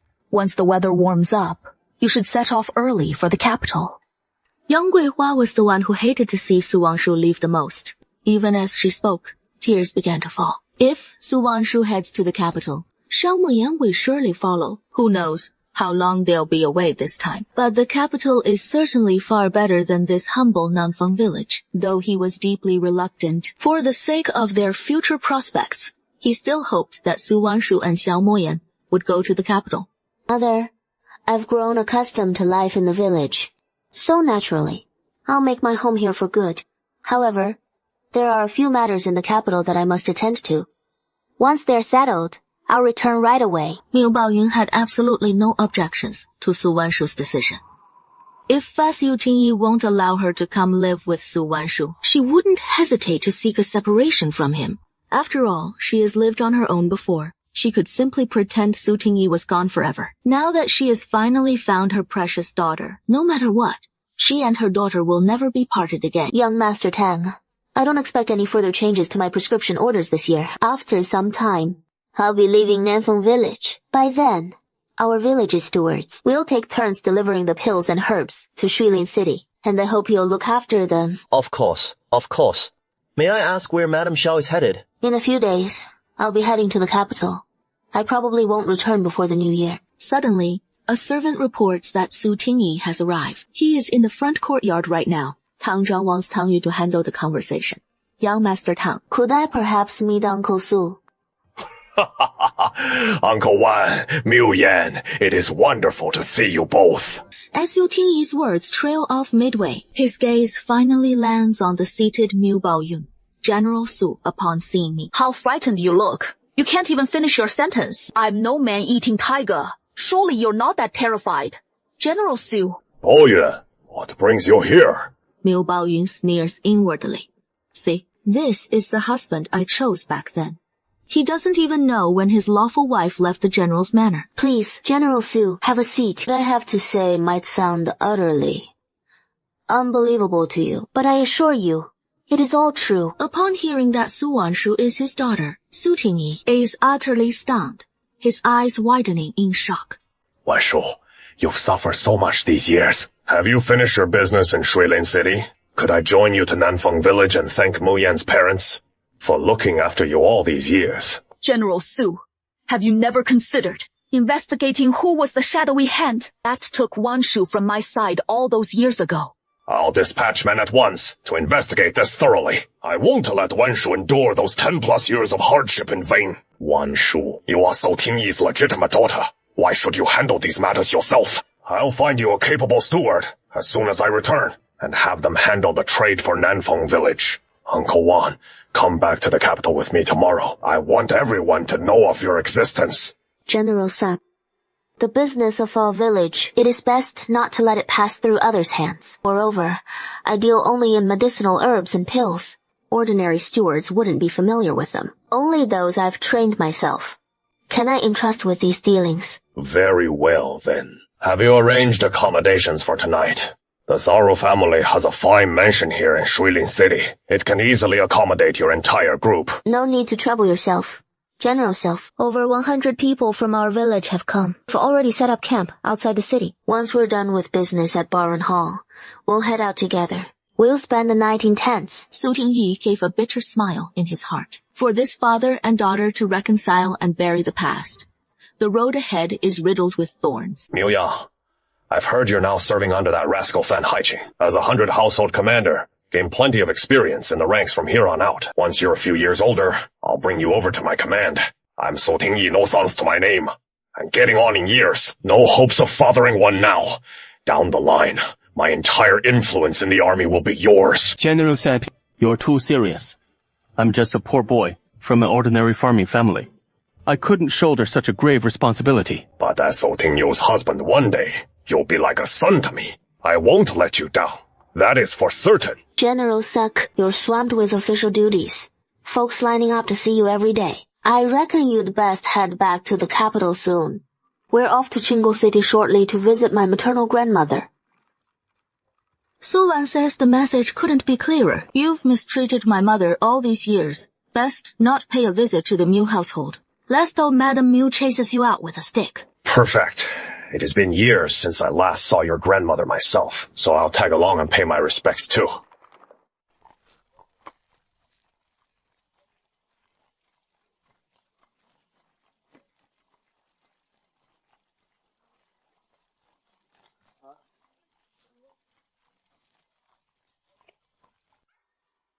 Bao Yun, Wan Shi.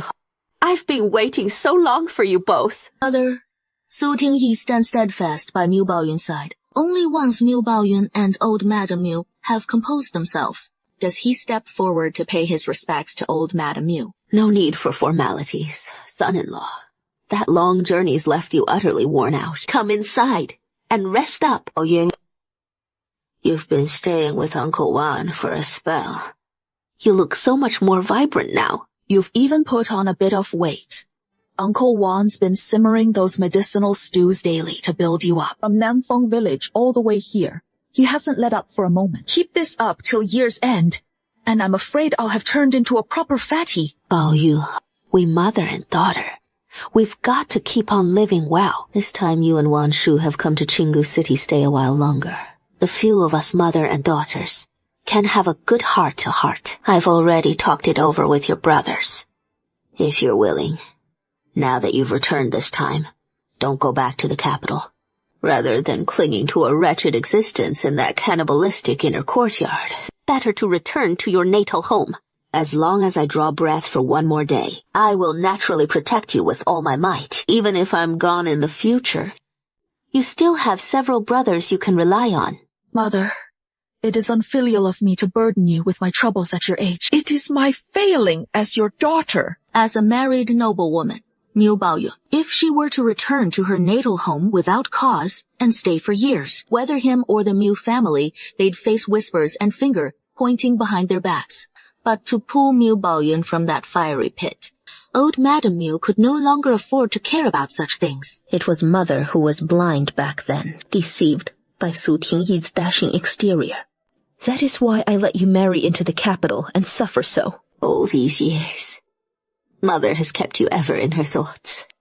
All to safeguard the Miu family's honor, keeping you mired in that den of wolves. Mother has finally come to see it clearly. Life is but fleeting. We are mother and daughter, bound by blood. Why must we throw it all away for the sake of face?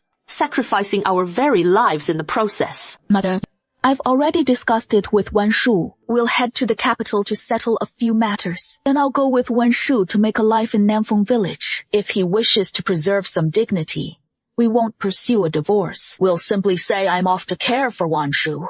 Yun, for now, you must still navigate things carefully with suiting you. If he truly refuses, you can always turn to your great-uncle. For the sake of our shared Mu surname, he'll surely help you. Madam, the general is tied up with military duties today and simply cannot spare the time to welcome you back to the residence. That is why he has sent us his subordinates to escort you home. Mother, aren't you going in through the main gate? Nanny Mew, open the main gate. Got it. Nanny Mew, you've served in the general's residence for over a decade. Surely you know the rules of the general's household. Aside from major festivals and the general's return, the main gate of the general's residence isn't opened lightly. The general's wife has returned. Why not open the main gate for her? Enough of your nagging. Open the main gate at once. Escort the general's wife inside. You wretched old hag. What makes you so smug? Spending too much time in that Buddhist hall has clearly addled your brain. These days, in the general's household, it is the second madam who calls the shots. So if you don't wise up and I have to get physical, don't say I didn't warn you. Nonsense. Can't you see the madam's carriage right here? Open the main gate now and let the madam enter. Steward Wang, it is not as if we can just open the main gate whenever we please. Perhaps you could wait here a moment while I seek the second madam's approval. Who do you think you are? Nothing but a Xiu family watchdog. Who can't even tell who their real master is? What good are you then? Get out of my sight! You dare to block my mother's path through the main gate again. Today, I'll use your blood to wash the stone steps before the general's gate. Hey, 你知道我吗? I'm Dong, kin to the old madam herself. To dare insult me at the general's gate is to insult the old madam. Steward Wang, don't you know what punishment awaits those who commit insubordination in the general's household? In the general's mansion, for acts of insubordination, the light punishment is 20 strokes of the board. For severe offenses, they are directly dragged out and sold off. For a household slave like Dong Daxiang, who has signed a deed of servitude, it is usually 20 strokes. Very well. Then, 40 strokes it is, to serve as a warning to others. Whoever dares to trouble the madam again in the future will get 40 strokes. I'll be watching to see who has skin of copper and bones of iron, and still dares to knowingly violate the rules. Let's see who dares. The old madam and the second madam haven't given the order yet. Who dares to lay a hand on me? A brainless fool like this fit to guard the gates of the general's mansion. Man, the eldest miss has given the order. What are you lot standing around for? Drag Dong Dajian down at once, give him 40 strokes, and toss him out, so he doesn't sully the general's mansion anymore. Madam, the general has had Furong Garden renovated for the eldest miss to live in. If madam wishes, she may move there as well. Then let's head to Furong Garden. Su Wanshu stepped into the inner chamber, and only then discovered that the beautiful Furong Garden was pretty only on the surface, its interior utterly deceptive, with nothing more than a plain framed bed. 8 creaks and groans at the slightest shake. On the lohan bed, there is just a bamboo mat laid out, without so much as a soft pillow, and those trunks and cases are laughably shabby. No telling how many years they've languished in the storeroom. The lacquer's all peeled off, yet they've dragged them out for their use anyway. Mother, care to guess who set up this room? Who else could it be? So petty and small-minded, deliberately out to humiliate me. It has to be Dongzi. If it were old Madam Su pulling the strings, she wouldn't leave any room for gossip. Looks like he thought too highly of Dongzi. That one's a total blockhead. Today marks his first return to the general's mansion, and Dong Ziying figures she can use this trash to put him in his place right off the bat. A wild girl raised outside. She hasn't a shred of decorum on her very first day back in the general's mansion, and she is already stirring up trouble for me. She is nothing but a wild girl, yet she dares make waves for me in the general's mansion. She is simply begging for trouble. I'll be watching to see just what that wretched Su Wangshu can stir up. Bao Shu, is everything all set over at Furong Garden? To Madam, everything's been prepared properly. Tonight at Furon Garden, she'll likely go to bed hungry and restless. Perfect. That wretch Miu Baoyun. Can't she stay holed up in her Buddhist hall? No, she has to come crawling out and get under my skin. I think she has grown weary of life itself. I've heard that wild girl Su Wanshu packs quite a punch. Later, send someone to stir the pot in front of Su Wangshuang. Let that brainless Su Wanshuang go stir up some trouble for Su Wanshu. Yes, this servant will go right away. Though Dong Ziying is a fool, she does have a touch of cunning. Su Wanshu Su Tinghe's only flesh and blood. If she stepped in to deal with Su Wanshu herself, she'd surely leave a handle against her. But if Su Wangshuang does it, that is a different matter altogether. What real trouble could it cause? It'd just be some petty jealousy between young girls. Nothing serious. We can brush it off with any old excuse.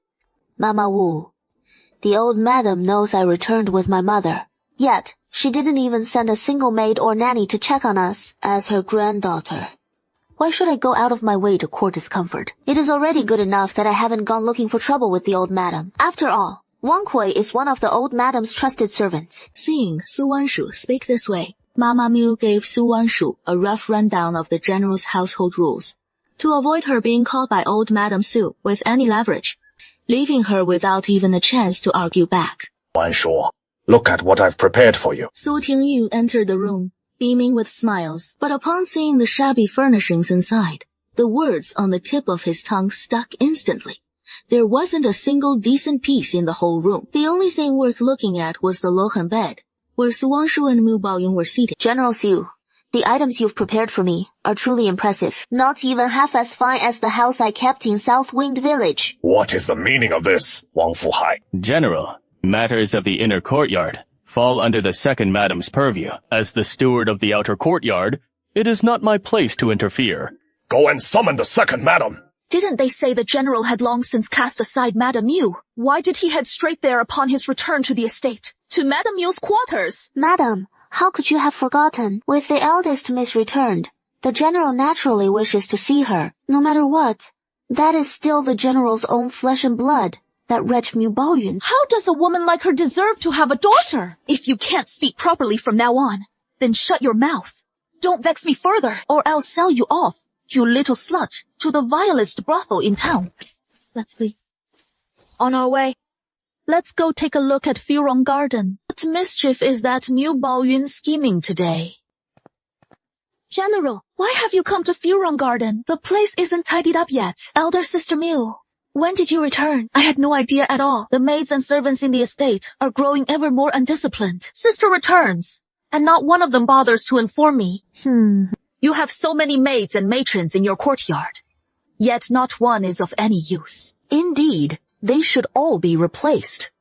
General, sister is right. I'm a fool by nature, utterly inept at managing the household. I keep so many servants in the courtyard, yet none can accomplish a simple task. General, punish me by making me kneel in the ancestral hall. Ziyan, Madame Miu has no intention of blaming you. However, the servants in your courtyard are becoming increasingly lax in their discipline. Many days ago, I instructed you to properly furnish the rooms in Furon Garden. Look for yourself. What on earth have they placed in these rooms? With so many matters on my plate, how could I possibly manage it all? I originally thought Elder Sister would return in a few more days. That is why I didn't rush to clean up the room. Now that Elder Sister has returned, it is actually quite convenient. I can just move over the things she is accustomed to using. General Sanqi, you are wise and brave in battle against the enemy. How is it that your inner courtyard has fallen into such utter chaos? Oh, I come from a humble family. I am well aware of certain matters. Today, when my mother returned to the general's mansion, the gatekeeper actually refused to open the main gate for the general's principal wife, a first-rank imperial consort title holder, and even claimed that to open the main gate, one must have the second mistress's approval.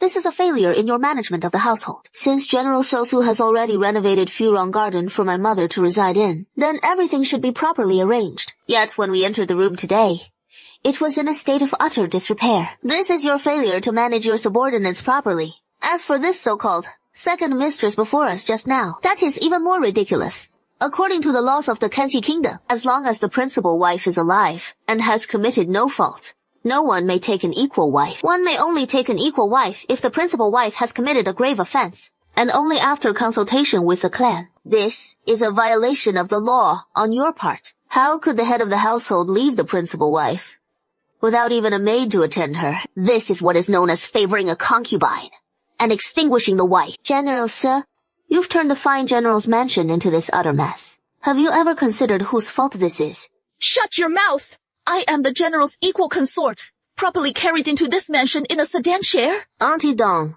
don't make me laugh. Any decent concubine gets carried in upon marriage. In a sedan chair. The difference between an equal consort and a concubine lies in the marriage contract. Only the equal consort has one. BU. Or perhaps on the SU family registry. With your name, Dong Ziyan's listed. You. General Sanku. In our Kenshi kingdom, only merchants take equal consorts. What were you thinking back then? Oh, wise and mighty General Su. Stooping to marry an equal consort like some merchant. I'm just dying to know. Didn't the censors file a few impeachment memorials against you before the emperor? General, don't listen to Su Wanshu's nonsense. Ziyan, go back and reflect in seclusion for a month. And no more of these petty, underhanded tricks from now on. Have you forgotten the punishment I gave you last time so quickly? General Su, I'm a bit confused. Now that my mother is back, shouldn't Auntie Dong return the housekeeper's keys and ledgers to her? Why haven't you even brought it up?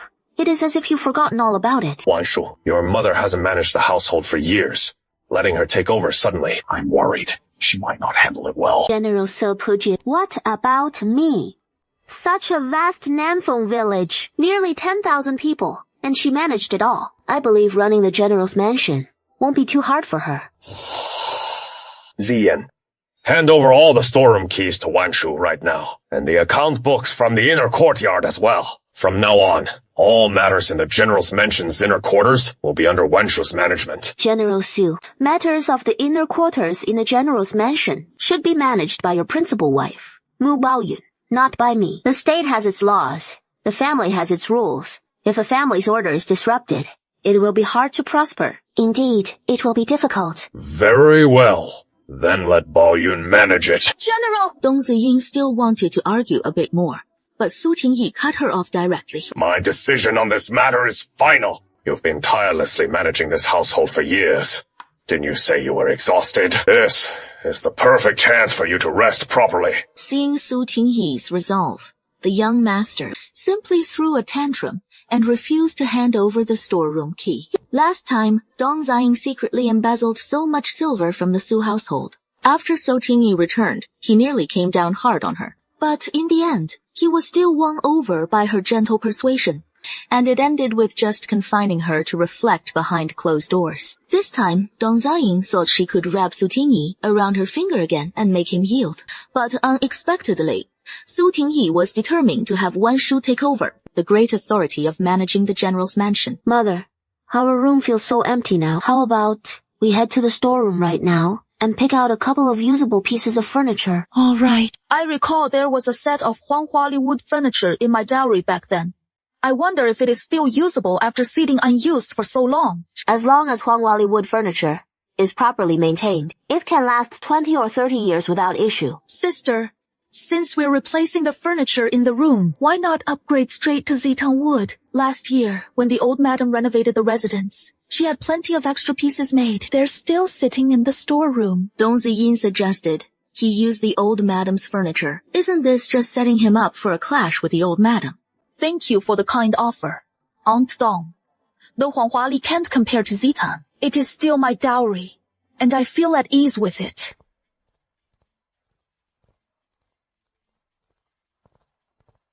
Open all the storerooms. Which storeroom holds the furniture from my mother's dowry? Bring every piece out for me. Madam, the Huanghuali wood furniture you asked for was all carted off by the second madam 10 years ago. Apart from this one set of Huanghuali wood furniture, there were all sorts of rare curios and gold and silver jewelry. Even those 2 shops on Chang'an Street were seized by Dong Ziyin for her own ventures. Aunt Dong, I used to think you were just a bit petty-minded, but I see now I overestimated you. You're far more than just petty. You're nothing but a low-class shrew. Baoyun, no push your luck. I just took a bit of your dowry, didn't I? How dare you lay a hand on me? And don't forget you. Even the general has no right to touch my dowry. That is my property alone. Miu Baoyun's alone if anyone dares damage even a single piece. I, Miu Baoyun, am no pushover. Steward Su, I demand my dowry be retrieved. Round up some extra hands to help right away. Steward Su, this is my Chunghua garden. Who dares barge in here and search at will? Second, madam. The madam's dowry isn't merely her personal fortune. It upholds the Su family's honor as well. Back when the madam married into the general's mansion, it was a grand procession of 10 miles of red finery, and the entire capital envied the general.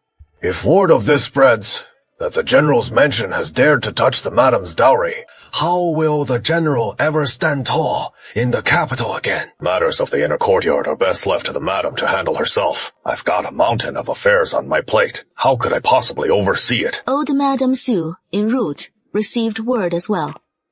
What a fool! Over such a trifling matter, and let that wretch, Miu Baoyun, seize the advantage. Let's go. Beck.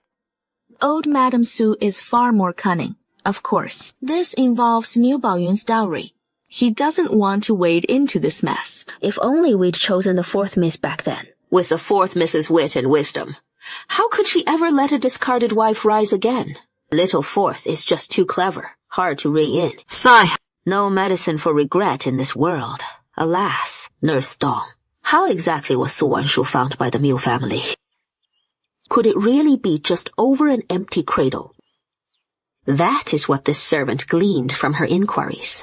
Su Wanshu truly has 9 lives. She was sent to that remote village. And then a famine struck. Yet she didn't perish, she endured. It seems she is fated to cross my path. Heaven takes pity on the old madam to grant her 100 years of life by the calendar. It is time to bring her home. In a few days, have Physician Xuan Yuan pay a house call. First, check how the celestial net ghost herb poison in Su Wanshu's body has taken root. Yes. Once Miu Baoyun and the others have settled in, I'll go invite Dr. Xuan Yuan. In just the time it takes to brew a cup of tea, over 20 people lined up neatly before Miu Baoyun. Miu Baoyun, how dare you! Dong Ziying, looking utterly deranged, charged toward the main hall's doorway. I'd die before letting Miu Baoyun and her lot inside. Concubine Dong, this is all on you. You brought it on yourself. Servants, get Concubine Dong and drag her off to the side. 80 Miu Baoyun's command, the rough maids Su Mo had summoned, forcibly dragged away the shrieking Dong Zai. Move this long table, and these 4 vases out for me. This Huangwali Arhat bed is mine. Dong Ziying, your family is so destitute, you can't even afford a proper canopy bed. Now, move this bed out. Large furniture and small ornaments were all singled out by Miu Baoyun one by one, but the smaller items, jewels, and accessories were nowhere to be found. Steward Su, where on earth have these jewels and ornaments gone? I trust you'll look into this promptly, Steward So, and my 2 shops on Chang'an Avenue. Later, Steward So, please notify the managers there to send over the account books. I intend to audit the books from now on, my shops and estates. I'll manage them myself. No need for Concubine Dong's help. One more thing. The general's residence is conducting a full audit lately. Decline every invitation to banquets. Miu Baoyun, how dare you humiliate me like this? I'll make you pay double for this outrage! Mother, you're incredible. Ever since I came of age, I've been steeped in the intrigues of the inner courtyard. If I can't even outmaneuver Dong Ziying, it would all be for naught. Your great-grandmother's years of tireless effort. Tomorrow morning, we'll pay morning respects to your grandmother. It'll likely be quite the spectacle to behold then. Tomorrow, I'll need you to have my back. Mother, who knows what that old hag has in store? The moment I utter the name Wang Kui, what explanation will you offer? All day long today, the general's mansion has been thrown into utter chaos. Yet old Madame Su hasn't shown her face at all. This unflappable poise truly commands Su Wanshu's admiration. Do you think the old madam will ever excuse us from paying morning respects? In your dreams, starting today, my dear grandmother, she won't just have you pay respects at dawn, but make you do it again at dusk, and serve her supper too. That is true morning and evening greetings. That old hag's full of schemes. The sun's already high in the sky. Old Madam Su showed no intention of rising. And by now, Su Wanshu and Miu Baoyun had caught on, wanting to throw her weight around before even meeting the pair. Nanny Dong, since the old madam hasn't risen yet, we'll take our leave. Madam, please wait just a moment longer. The old madam is already up. She is just dressing in the inner chamber. As you know, she is advanced in years, so her movements are a tad slow. Please don't hold it against her, madam. All right. Then I'll wait a bit more. Very well. Let's keep our cool. I refuse to believe she'll sleep till the sun's 3 poles high.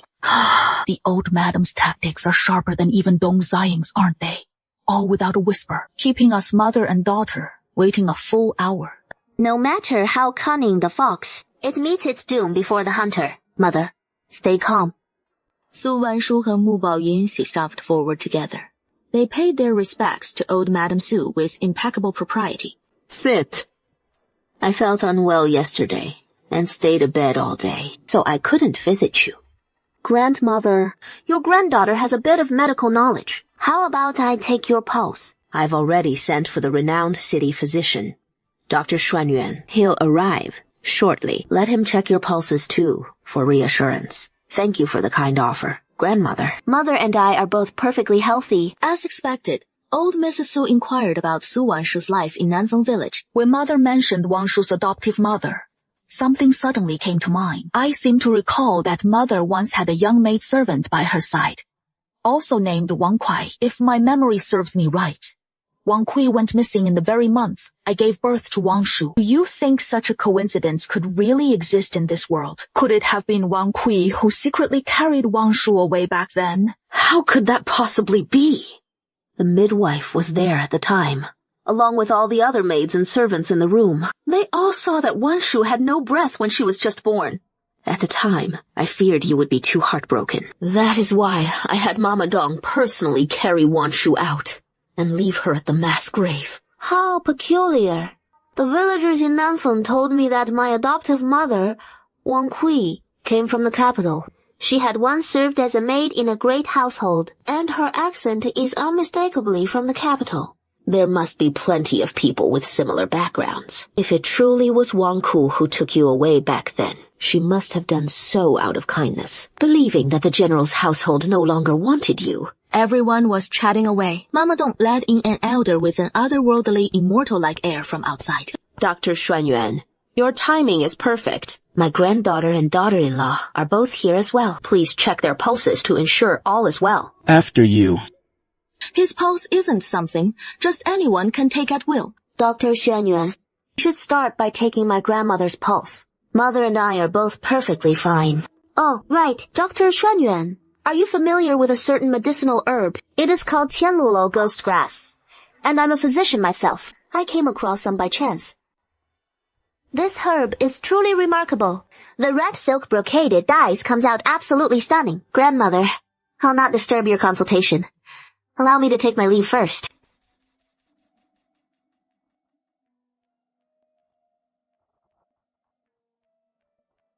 Old madam, please calm down. Perhaps the eldest miss just mentioned Tianluo ghost grass in passing. They only returned yesterday, and they seized Ziying's authority as household steward. How could I possibly stay calm now? Old madam, when I formulated the soul-seizing pill back then, besides incorporating the Tianluo ghost grass toxin, I added several other poisons to mask each other. Unless they encounter someone with medical skills surpassing mine. Otherwise, the soul-seizing pill's poison is utterly impossible to neutralize. General Su Tingyi isn't in the residence today, so I can't take his pulse. This evening, we'll have to trouble Dr. Xuanyuan to make another visit.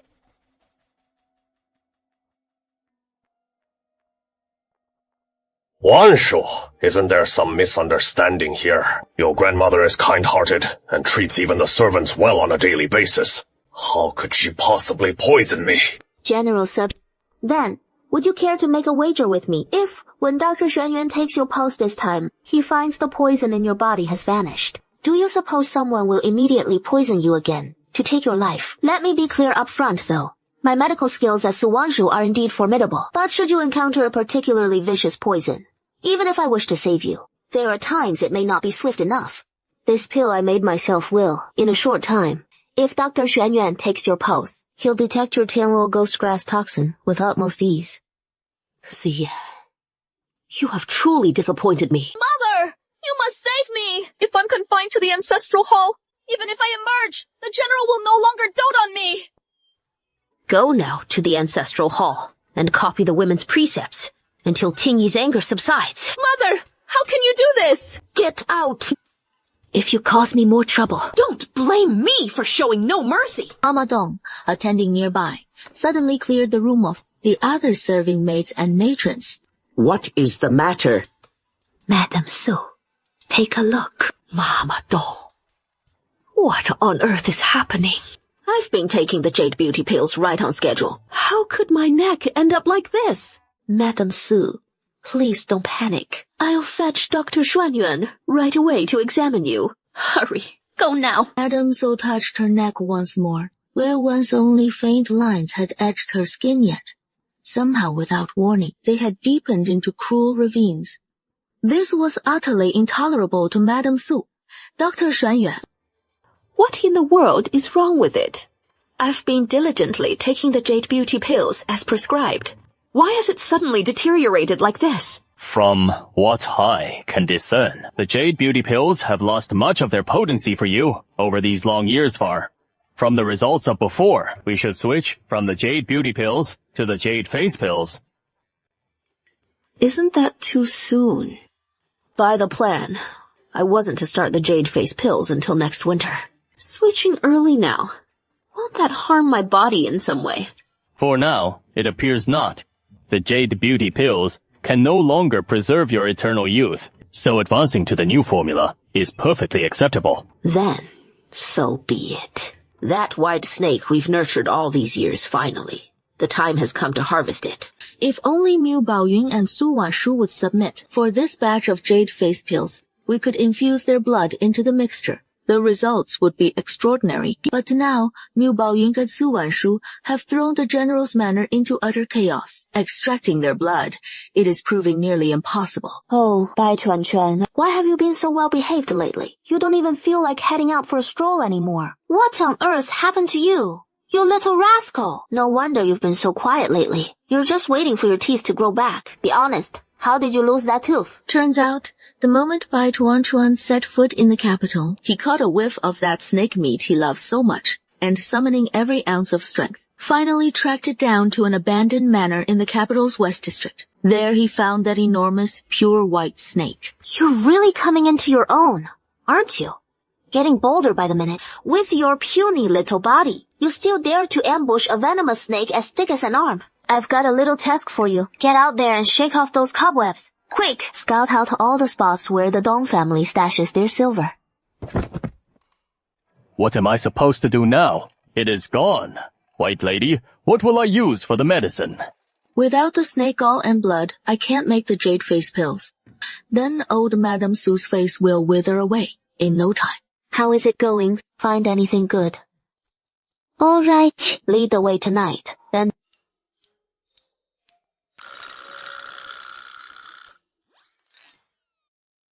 the Dong family sure is loaded. Rich as the Dong family may be, they've got nothing on my wife. Su Wanshu vaguely spotted the storeroom on the first floor, mostly crammed with bulky furniture and assorted gold, silver, and bronze wares. To Su Wanshu, these trinkets were worthless junk, just cluttering her path, and she inwardly rolled her eyes at them. But then she thought better of it. Anything the Dong family bothered to store here had to be decent enough. Even if she didn't need it herself, she could always donate it to the poor.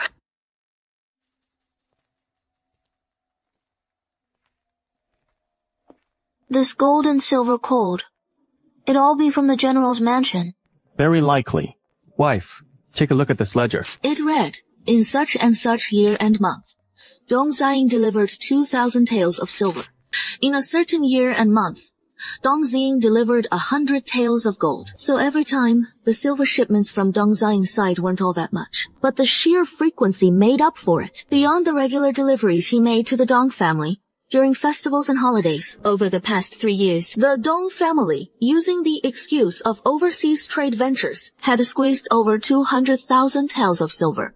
out of Dong Ziying through this alone. But this was just one scheme, one might say. Ever since Dong Ziying became the steward, he'd been funneling the general's mansion silver to sustain the Dong family. They'd reeled in a general and fattened up the entire Dong clan. Lady Su the Elder sure knows how to scheme. Time is limited. Su Wanshu didn't bother scrutinizing the other items, sweeping them all into her space in one fell swoop.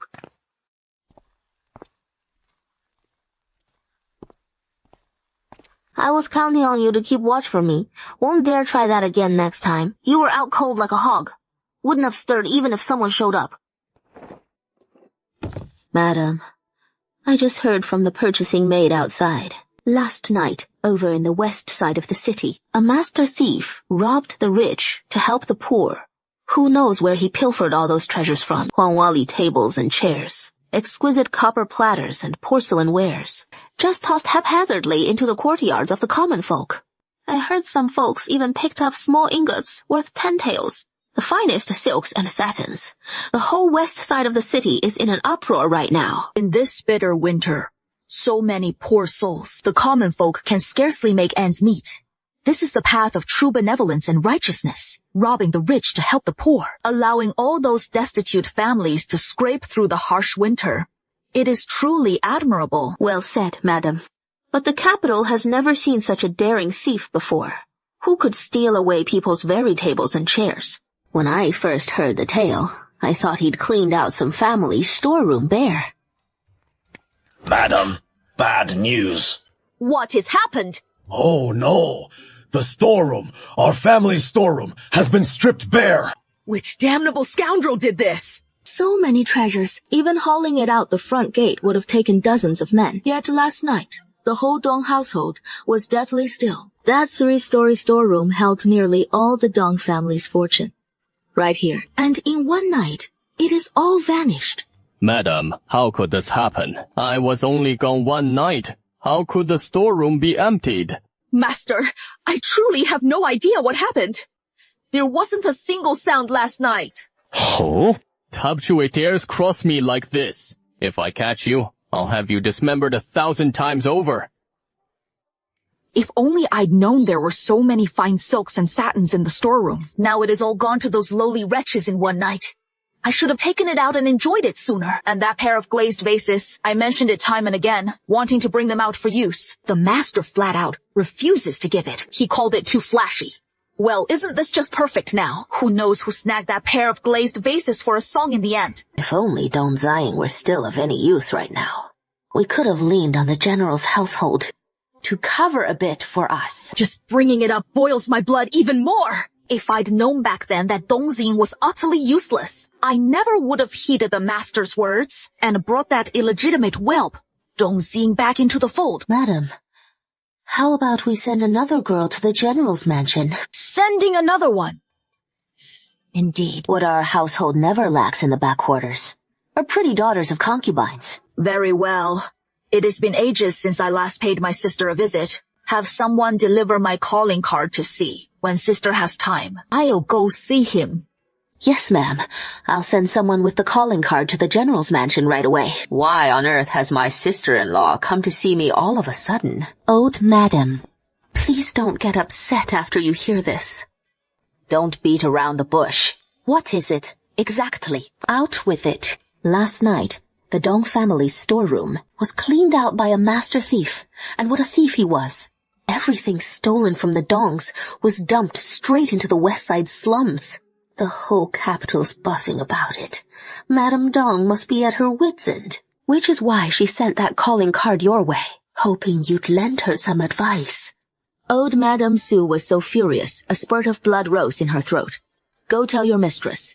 And have her come with Zifang. I have words for them both. Yes, ma'am. I'll go fetch them personally. Early this morning, the Dong family sent over a visiting card. They're talking in the old lady's room right now. Mother, what do you suppose brings the Dong family here at a time like this? If it were just Madame Dong, I'd wager she is here to scrounge off the general's household again. But with Dong Zifang tagging along too, that is rather peculiar. Robbery. You'll have to decide on this matter. Our family lost more than half our estate in one fell swoop come next spring. When the large ships can set sail again, what shall we use to procure our goods? The warehouse in Dongzhou. Surely you set aside some silver there. Of course we did, but not much. We've got 6 large ships in the family. We can't just send one out, while the rest sit idle at the docks. Even docked, they rack up considerable fees every day. So, what is it you propose? You can't expect me to hand over every last bit of my life savings to you, can you? Oh, we couldn't possibly, elder sister. Why don't you consider this? Could you perhaps lend us 100,000 taels of silver from the General S household to help us stock up for next spring's voyages? I'm no longer in charge of the household. How could I possibly produce 100,000 taels for you? Aren't you just putting this poor old woman in a bind? Elder sister, I understand your predicament. What if we do it this way? Would that work? There is still several months until next spring, so why not use that time to seize control of the household management? That is easier said than done. This isn't child's play. Why don't I send you another helper to lend a hand? So Tingyi isn't getting any younger. And as you've seen, Dongzin has been by his side for so many years. And look what happened. Now she is shut away in the Buddhist hall, with no sign of release. That was Dongzing's folly. She simply didn't know how to play her cards. This time, I'm sending over to you, elder sister, someone sharp and quick-witted. Yawar has been clever since childhood, with such striking beauty. If eldest sister consents, I'll have her sent over this afternoon. If eldest sister takes a liking to her, keep her on. If not, we'll simply select another. For now, this is our only recourse. As for Zian, have you given thought to how you'll handle her? We can't keep her locked away in the ancestral hall forever. After all, Eldest sister, why not grant Zian one more chance? What if she truly manages to sway Su Tingyi's heart back? Then, overseeing the entire general's household would weigh less heavily on you. By mid-afternoon, a small sedan had borne Dong Yao through the side gate of the general's mansion. Old Madame Su appraised her from head to toe, quite an exceptional beauty. Dong Yao, no need to be so ill at ease. Come, sit beside me. It begins today. You are now one of the Su family. It is time to change your form of address. Call me mother. Very well then. Nurse Dong, go summon the general. He returned early from the barracks today. Nurse Wang, henceforth, you will attend to Yao in her quarters. The maids from his side help select a few quick-witted ones as well. As for which courtyard Yao should occupy, we'll decide once the general returns this evening. General, this way please. At this moment, So Tingyi had no inkling whatsoever. The strikingly beautiful young woman before him was meant to be his concubine. Mother, you sent for me. Tingyi, taken ye, they've been unwell of late, and haven't had the mind to manage household affairs. Now that I'm feeling a bit better, I noticed there is no one to attend to you in your chambers. So I found you a devoted one. This is your cousin from your uncle's family, Yao. Today I took it upon myself to decide to take her as your concubine. She is young. So if you put in some effort, perhaps by next year, I'll be cradling a grandchild. In an instant, Su Tingyi's face flushed with embarrassment, turning as red as a pig's liver. Mother, I've given it much thought. In the future, the entire general's household will be entrusted to Wen Shu. Once I'm advanced in years, I'll relinquish my military command. Then, I'll petition the emperor to bestow upon Wen Shu the title of county princess. Tingyi, absolutely not. Even if you have no sons, you can still adopt one from your younger brother. Years ago, I urged you to adopt, but you wouldn't heed me. Mother, I thought you wanted a child of your own blood. Whether I can sire a son is fate's decree. I've come to terms with it years ago. Tingyi, I won't agree to this. Whether it is adoption or siring one yourself, this vast general's estate must have an heir. Does he think just anyone can inherit the Zhenguo Grand General's mansion? Tingyi, I'll take your silence as consent. Nanny Huang, take you to Tingyi's quarters. Mother, please don't meddle blindly. Back when Ziying was here, I never saw you forcing women into my inner courtyard. Now that Zian has just been sent to the convent-like retreat, you're foisting another concubine on me, a Miss Dong. How do you think Zian will feel? Zian has been in the convent-like retreat for quite some time now. I believe he has come to realize his own mistake by now. Why not release Ziyan? Bao Yun hasn't managed the household for years. Right. She is unfamiliar with many matters in the general's mansion. Have Ziyan assist Bao Yun in managing the household. That way, Bao Yun can have some relief. Ziyan committed a grave error. As for managing the household, she can forget about it. Letting her out of the Buddhist hall is mercy enough. Mother, please drop this matter. If there is nothing else, I'll head to the front courtyard now. The military affairs are piling up. Seeing Su Tingyi no longer as intimate with her as before, and ignoring her words, old Mrs. Su was so infuriated she nearly smashed the teacup beside her. Someone, come, take some servants and thoroughly tidy up Tingyi's chambers. Hang several large red lanterns in the courtyard, so everyone in the household can see. From this day forward, Yao belongs to Tingyi. Yes, this servant will go and make the arrangements at once. That old hag has gone too far. The courtyard is festooned with large red lanterns. Even the door curtains have been swapped for festive crimson ones. Eldest Miss, today is an auspicious day for the general. It might not be appropriate for you to come here. What is so inappropriate about my visit? Unless there is a ghost lurking inside. Eldest Miss, you mustn't speak so recklessly. In the future, Miss Dong and you, Eldest Miss, will share the same courtyard as family, essentially. Harmony among all is what matters most. Miss Dong and I are no kin of mine.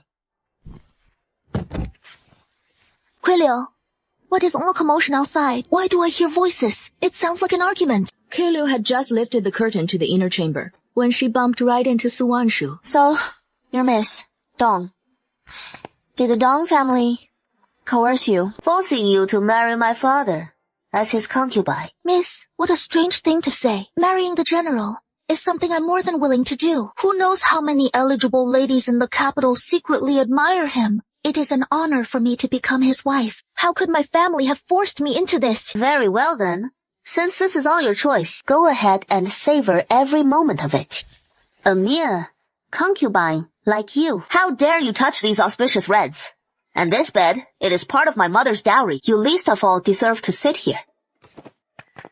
Su Wanshu, what do you think you're doing? Let go of me! I'm the general's woman now! If you're going to be a concubine, then act like one. This is the main wife's chamber. Even if my mother isn't using it right now, it sure isn't for the likes of a concubine to move into. Dong Yao'er was just about to invoke old Madame Su when Su Tingyi unexpectedly arrived. General, save me! Yao'er! Normally, being thrown herself at by a beauty wouldn't faze him, but with that little tiger cub Su Wanshu watching, he instinctively dodged.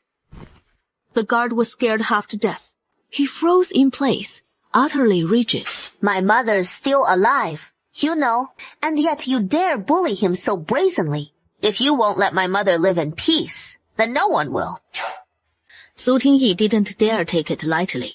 He summoned all his skill to parry Su Wanshu's blade.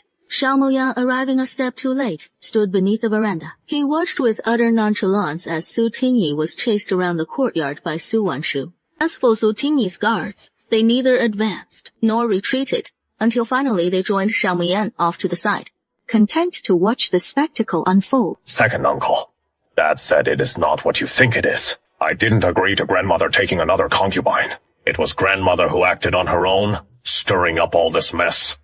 Red lanterns hanging throughout the house and yard. Without your permission, how could they possibly be strung up? What about the guards in your courtyard? Are they just drawing their pay for nothing? They don't even know who their master is. Second uncle, come with me to the study. I haven't got time. Today, I'm laying down the law here. The one who manages the household in the general's mansion. It's my mother, Miu Baoyun. Whoever dares to act without my mother's permission again, don't blame me for not sparing face to you old servants. Su Wanshu swept through like a little whirlwind, chopping every red lantern in the yard to smithereens. Standing at the door, Dong Yao'er watched her pristine new bridal chamber, wrecked by Su Wanshu into this state, tears streaming down her face like pear blossoms in the rain, looking utterly pitiable. Su Wanshu felt no pity for her whatsoever. She was sharp-tongued just moments ago. How did she turn so fragile all of a sudden? General, you're just abandoning her here. Men, come and clean up this general's quarters properly. Send all of the old madam's people back. I never consented to any concubine coming through these doors.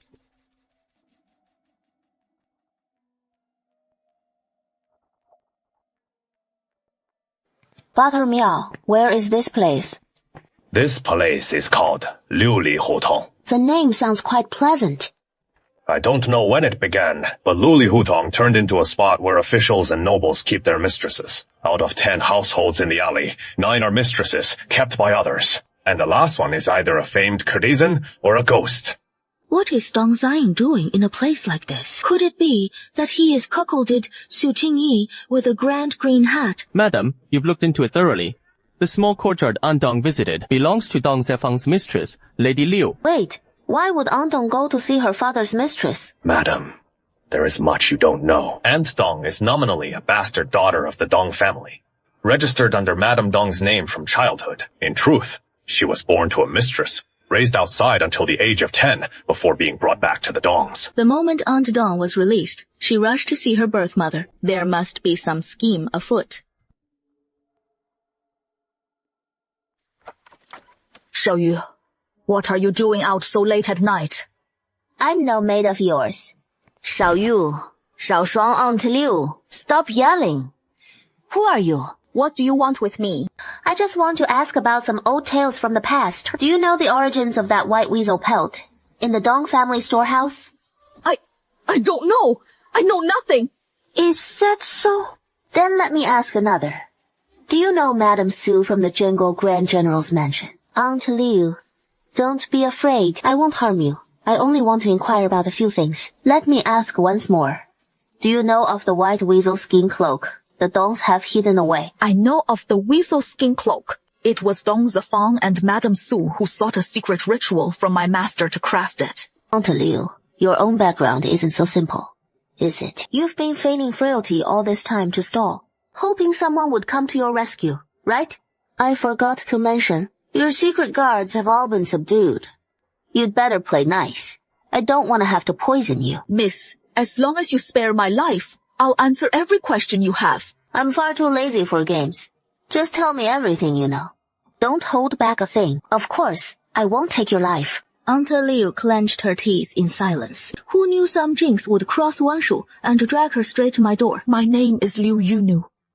I'm Xuanyuan Rui's disciple. Back when Dong Zefang and Dong Shuling came to my master, I was just a young girl. Dong Zefang was born to a concubine. By all rights, he'd never inherit the Dong household. To claim the Dong family fortune, Dong Zefang and Dong Shuling, that is, the current madam, Su spared no expense to hire my master, to steal the fortune from the Dong main branch. Wait, you say Dong Shuling is Madame Su.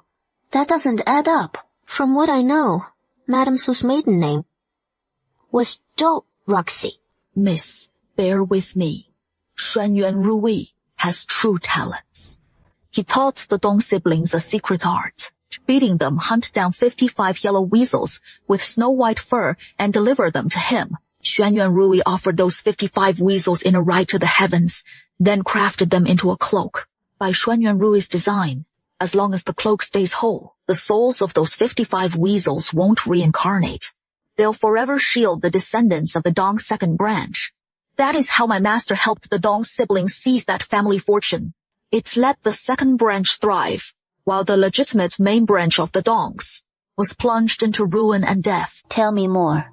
How exactly did Dong Shuling become old Madame Su? You might not believe this, Miss. Dong Shuling has always borne a striking resemblance to Dong Roxy, the legitimate daughter of the Dong family since childhood. Later, after Dong Roxy married into the general's household, Dong Shuling would visit the mansion every few days. She must have slipped old General Sup some Rui powder to lure him into her grasp. I heard it from Dong Zefang to allow Dong Shuling to impersonate Dong Roxy. Old General Su volunteered to guard the frontier himself. On the road to the frontier, Old General Su and Dong Shuling joined forces to push Dong Roxy into the Mosen River, leaving no trace of her body. Dong Shuling took her place, and the two spent 3 years on the frontier. This time, Old General Su brought Dong Shuling back to the capital. Over 3 years, even if Dong Shuling's appearance had changed slightly, as long as the Dong family kept quiet, no one else could tell that old Madame Su was an imposter. Do you know if there was anything suspicious about old General Su's death a few years ago? Once the Ruyi powder wore off, Old General Su, who had admired Dong Ruxi for many years, would naturally be intimately familiar with the woman he loved most. At that time, Dong Shuling even sought out my uncle Xuan Yuanfeng to brew a fresh batch of the drug. Unfortunately, Old General Su had been taking that drug for decades, so even a higher dose proved useless. When old Madame Su realized Old General Su was growing suspicious of her, she struck him down. How could a woman pull that off? Dong Shuling is utterly ruthless. To claim her glory and wealth, she must have trampled over the blood of countless souls, climbing to the position she holds today. Did old Madame Su bear any children for old General Su? Of course she did.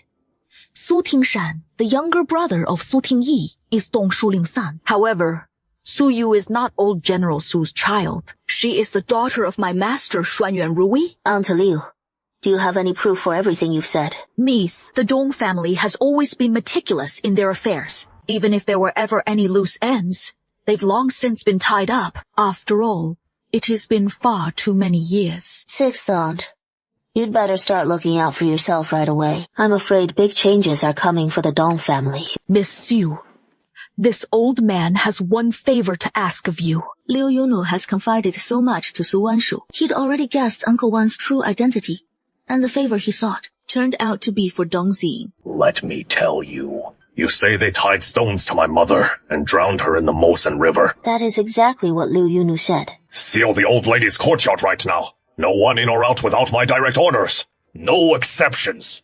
And that Xuan Yuanfeng, come up with some pretext to haul him in and grill him thoroughly. Find out everything he knows. Understood, my lord? Man, escort the old madam out. In no time at all, old Madame Su was forcibly dragged out of her chambers by the Black Flame Army. Tingji, what is the meaning of this? A few days ago, you inexplicably sealed off my courtyard and confined me there. And today, you make such a grand show of force, allowing the Black Flame Army to barge into my private quarters. I am your birth mother, after all. How can you treat me like this? Aren't you afraid of what others will say? You're unfaithful and unfilial, a disobedient son. Old Madame Su forcefully shook off the supporting arm of the Black Flame soldier beside her. She subtly squeezed the sachet hanging at her waist. A faint fragrance quietly wafted through the air. Does the old madam recognize this bracelet? This bracelet is all rotted away. What is there to look at? Then, allow me to tell you about this bracelet's origins. It bears my mother's name engraved upon it. Wanshu, old madam. No, perhaps I should address you as aunt instead. Dong Shuling, those evils you committed in the past, you thought you'd hidden them well. After all these years, surely no one could unearth them again. But you forgot that there are no secrets that stay buried forever in this world. Whatever you've done leaves traces behind. Men, drag Xuan Yuanfeng over here. A twinge of anxiety gripped Dong Shuling. Why hadn't the poison taken effect? As Xuan Yuanfeng had said, Su Tingyi and Miu Baoyun had been poisoned for so long. Just a trace of the trigger, and the two would succumb to the poison at once. Yet after all this time, why haven't they shown any signs? Dong Shuling, what do you have to say for yourself? Don't tell me you're still claiming to be my birth mother. You'd best show Xuan Yuanfeng some respect. I just released the trigger. Soon, you'll feel the poison take hold. You'll still need Xuan Yuanfeng to help you detoxify. Dong Shuling, I forgot to mention, the poison afflicting General Su and my mother, I've already neutralized it long ago. How is this possible? Tianluo ghost grass poison. No one can ever antidote it. Su Wanshu, don't even try to fool me. What could you possibly gain from deceiving me? It is merely your belief that the Tianluo ghost grass poison is incurable. How could that be? No one in this world can antidote the Tianluo ghost grass poison. Dong Shuling, for your own selfish gain, you've utterly destroyed my family. Rest assured, I won't let you die so painlessly. Whatever Dong Shuling holds dear, I'll place it right before your eyes, so you can watch with your own eyes as I destroy it all for you. You seek to destroy the things I cherish. He abruptly removes a bracelet from his wrist. Stop him at once. The drawer holds poison. Su Tingyi, since I so effortlessly drowned your mother in the river all those years ago, now I can drag you all down to perish alongside me. Do you know how I drowned your mother? So Tingyi had no time for her ravings. He swiftly produced the antidote pills and had everyone swallow them first. Originally, I'd poisoned your mother so she could slip away peacefully in her sleep, but she proved unlucky. I just bound a massive stone to her body as I prepared to sink her into the river, when, of all ill fortune, she awoke. You should have seen it. The sheer despair in your mother's eyes at that moment. While your father was utterly bewitched by me. She even hurled vicious curses at me. Just imagine the depths of her heartbreak and despair in those final moments. This strike didn't hit Dong Shuling's vital spot. Instead, it severed one of her arms. Do you know how your father really died? He didn't die from that chronic ailment at all. It was the poison I fed him. After years of taking it, it had lost most of its effect. Then one day, he suddenly remembered everything. Your father was so fond of my elder sister. When he recalled how we drowned your mother in the river together, he lost his mind completely. I'd shared his bed for 10 years. Yet he disregarded all those years of intimacy and tried to kill me. Giving him a whole corpse was already more than he deserved. Wan Shu, give Dong Shuling an antidote pill. Make sure she survives. Su Wanshu nodded slightly. Letting Dong Shuling die so easily wouldn't quench the rage in Su Tingyi's heart. Su Tingyi, aren't you going to avenge your father? Why keep me alive then? Keep talking. I'd like to hear what other atrocities you've committed. We'll settle all our scores today. The arrogant Dong Shuling from moments ago suddenly changed her tune. Tingyi, for raising you all these years, give me a quick death. Do you really expect me to repay your kindness in raising me? If not for Uncle Wan, I'd have long since turned to dust. How could I be standing here talking to you? Men, lock Dong Shuling in the dark cell. Tingyi, can't you just end it quickly? Did you ever spare a thought for us while you destroyed our family?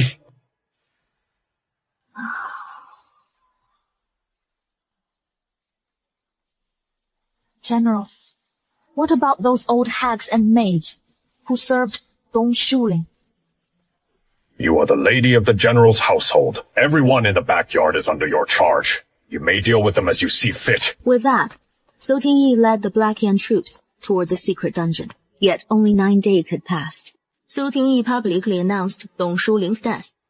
Dong Shuling proved ruthless, even to herself. She chose death that night, when no one was watching. She tore open her own wrist with her teeth, letting the blood pour through the night. She bled out in agony, a truly formidable foe. Ruthless to others, but even more so to herself. Mother, have you seen the portrait of Su Wanshu? When Xiao Jingfeng came to pay respects to concubine Liao Yu, he inquired about the matter. Of course I've seen it. Su Wangshu's skin may be a bit dark, but her features are quite fine, with fairer skin. She'd be a real beauty. Mother. Don't try to fool me, Mother. Even if I marry Su Wanshu one day, I'll treat her as nothing more than a household steward. I wouldn't dare let her into my bed. Your child, always spouting such nonsense. How goes it with Xiao Muyan? Since you intend to marry Su Wangshu, Xiao Muyan is your greatest obstacle. The sooner it is done, the fewer who will know. That way, fewer rumors in the capital about Su Wanshu already being wed. Rest assured, Mother, this time, heading to Pingyang Mountain to suppress the bandits. Xiao Muyang won't be coming back. Xiao Jingfeng calculated the timing. Soon, word of Xiao Muyan's death in battle should reach Su Wanshu. Have you visited Xiao Jinghui these past few days? Of course. Father dotes on Xiao Jinghui, like the apple of his eye. He is ill-shoed. I not go see him. He'll just scold me again, no doubt. Xiao Jinghui is just a sickly weakling. He poses no threat to your claim on the throne. You should spend more time with him, though. Your father longs to see brotherly harmony among you princes. In the imperial family, what brotherly affection is there? Fraternal respect, it is all just a performance for the world. Father plans to involve us princes as kings in a few days, doesn't he? I wonder what title Father has in mind for Xiao Jinghui. Xiao Jinghui is the late empress's son. Your father cherished her like a treasure all these years, and he still hasn't forgotten her. No matter the festival, he always goes to pay his respects. I vaguely gathered your father's intention. He means to involve Xiao Jinghui as the king of Qin. A sickly weakling. How could one speak of affection in this? Mother, did you not try to dissuade Father? My son, what title of king is conferred matters little. What truly matters is who becomes crown prince. In the past, with my sole hold on the emperor's favor, I avoided drawing undue attention, and thus did not press for your involvement sooner. But now all has changed. Your father has resumed attending morning court. Naturally, I must petition for a more fitting title for you, as your father intends to involve you as King Xian. Throughout the ages, few kings young have wielded any real power. This makes it plain he wishes to keep you from contending for the throne with your brothers. My son, stay your impatience. In my view, being made King Xian holds no great ill. At least you would not become the shared foe of the other princes. Shao Jingfeng hesitated a moment, as though his mother's words carried some wisdom. Mother, my claim to the crown prince's seat, you must act swiftly. We can delay no longer. Such words must never reach your father's ears, even though the shopkeeper has changed. But business at both shops has been poor. I'd like to take a look and switch to something different. How about we go to the shop together tomorrow? I'll help you scout it out, Mother. What new business should we try? All right. We'll head out first thing tomorrow morning. When it comes to business, Miu Baoyun has great faith in Su Wanshu.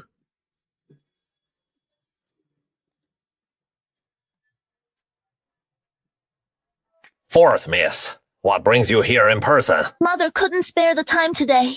And since I was free, I thought I'd drop by. I never thought I'd see someone biting off more than they can chew, trying to snatch this shop from me. The haughty fourth miss before her is Zhang Yanran of the Ningyuan Marquisate. As Su Wanshu set up Zhang Yanran eyed Su Wanshu right back. Well, who do we have here? So it is the wild country girl the Guo General's mansion dug up. Miss Su Xiu, I doubt you have any idea what this shop is worth. Every inch of land on Chang'an Street is worth its weight in gold. Sure, the shop isn't large, but the craftsmanship is exquisite. Last month, the original owner wanted to sell it for 7,000 taels. Back then, I thought the price was a bit inflated. Little did I know, it has jumped to 8,000 taels this month. Miss Su, you've probably never even laid eyes on 8,000 taels of silver, have you? Miss Zhang, you've been eyeing this shop since last month, yet you still haven't bought it. Afraid you don't have the silver to cover it, right? Whether I have the silver or not is none of your business. I've set my sights on this shop. You can scram now. Don't think your useless mother's taken back control makes her all that. Who knows? One day the general's mansion might bring in a few more beauties, and your mother will be cast aside once more. Next time you're out and about, think twice before you open your mouth. If I catch you bad-mouthing my mother behind her back again, this pretty little face of yours might just end up scarred. Su Wanshu, how dare you strike me? Aren't you afraid of the Ningyuan Marquise's household? You're nothing more than a concubine's daughter from the Ningyuan Marquise's household. Why should I fear you? Legitimate and illegitimate aren't the same. After all, you'd best remember your place. Even if I killed you right here and now, the Ningyuan Marquise's household wouldn't avenge you. Believe it. This shop is mine. We'll settle the paperwork right away. The bailiff took the banknote and examined it. It was exactly 8,000 taels of silver. Not a jot more or less. The bailiff, sharp as ever at reading the room, was impressed as befitted the legitimate daughter of the Duke of Zhenguo's household. She stood apart from the other noble ladies, and Su Wanshu was in fine fettle today. Zhang Yanran's outburst had left him a touch irked, when he'd originally planned to snap up the shop in a few days. But today, she went ahead and bought them all to forestall any nasty surprises.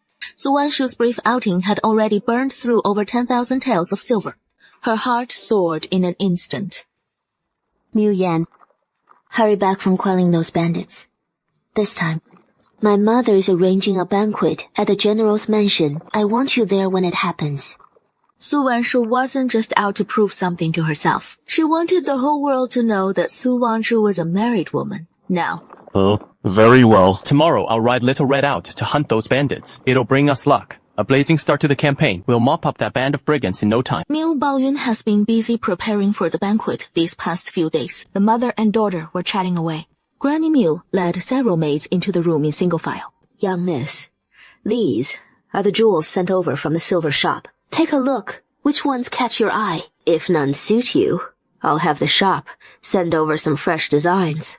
The banquet is being held especially for Su Wanshu. As the guest of honor, Su Wanshu naturally needs to dress up, looking absolutely stunning. Su Wanshu 拿着布摇摇, examining it over and over. She adored it, beyond words, except it doesn't sway. There are also hairpins in every style imaginable. Su Wanshu picked out a few and called it a day. Young miss, would you like to pick out a bracelet? I've already got a full head of gold and silver ornaments. For bracelets, jade ones will do nicely. Granny Mew, I have 2 fine jade bracelets in my room. I'll just wear my own later. No need to get me anything else. All right. Madam, would you care to select a few more pieces? I'm getting on in years. These aren't for me.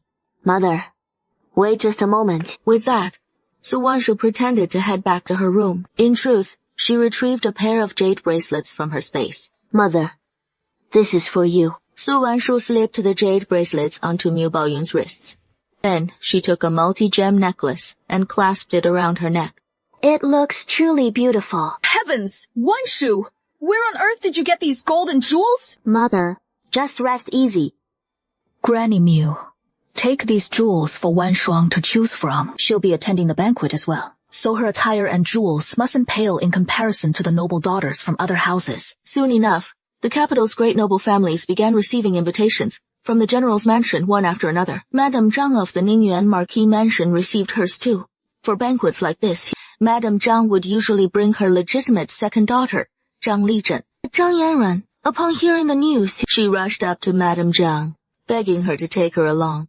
Very well. Then take both you sisters together. Mother, in the past at the Zhenguo General's mansion, wasn't it always second Madame Su who hosted the banquets? Why has it changed to Madame Su this time? From now on, the General's mansion will likely see no more second Madame Su. Once you arrive at the General's mansion, be on your guard. But whatever you do, don't bring up those irrelevant matters again. This banquet is being held to celebrate the return of his legitimate daughter, lost for many years. Mother, I've heard a bit about this matter. I heard that Su Wanshu was found in a very remote little village, and moreover, she is already married to some poor country bumpkin. I wonder if that is true. What business is it of yours, a young lady of the inner quarters, to pry into such matters? If you have that time, you might as well practice your pipa properly. I hear the 4th prince is particularly fond of pipa melodies. If you can truly become the 4th prince's side consort one day, it won't be in vain for all these years of my meticulous guidance as your mother. Zhang Yanran was given a stern scolding by Madame Zhang. She didn't dare inquire further about Su Wanshu, thinking to herself, Madame Zhang didn't answer her directly, then this matter must be 9/10 true. She secretly rejoiced to herself. That day, when Su Wanshu vied with her for the shop, she had thought Su Wanshu was also trying to catch the 4th prince's eye, and thus deliberately snatched the shop from her. Now, it seems otherwise. Su Wanshu, being a married woman, could never possibly enter the 4th prince's residence. The day of the banquet has finally arrived. The aristocratic families on good terms with the general's mansion arrived first. The servants at the gate announced loudly the congratulatory gifts from each family, and anyone with a keen eye could tell from this spectacle that General Su Tingyu held Su Wanshu in the highest regard. Those families whose gifts seemed a bit meager took advantage of the moment before the servants announced theirs, hurriedly slipping in a few silver notes to bolster them. The 4th prince's gift.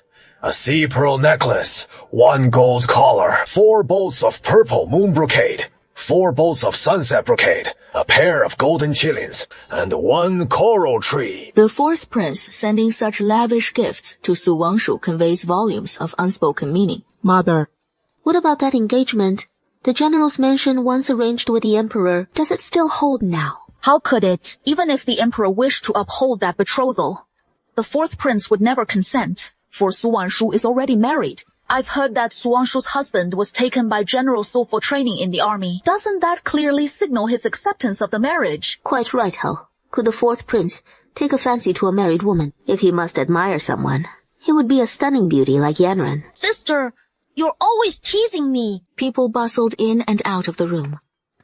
As noon drew near, as Su Wanshu finally made her grand entrance, every lady in attendance was sharp as a tack. From the instant Su Wanshu crossed the threshold, every gesture and fleeting smile of hers was dissected and pondered in their discerning eyes. Zhang Yanren, who lingered behind Madame Zhang, stared at the exquisite gown draped over Su Wanshu and the lavish jewels adorning her. She was seething with envy, on the verge of madness. Why should some country girl eclipse her so completely? Look at that. Take these sisters for a stroll in the courtyard. We're all getting on in years, and the topics we discuss hold little appeal for you young ladies. Su Wanshu, ever the picture of obedience, stepped forward to pay her respects to Madame Yu. Then, she led the young ladies from the room to the small flower hall on the other side. Sister Miu, why don't you try my floral tea?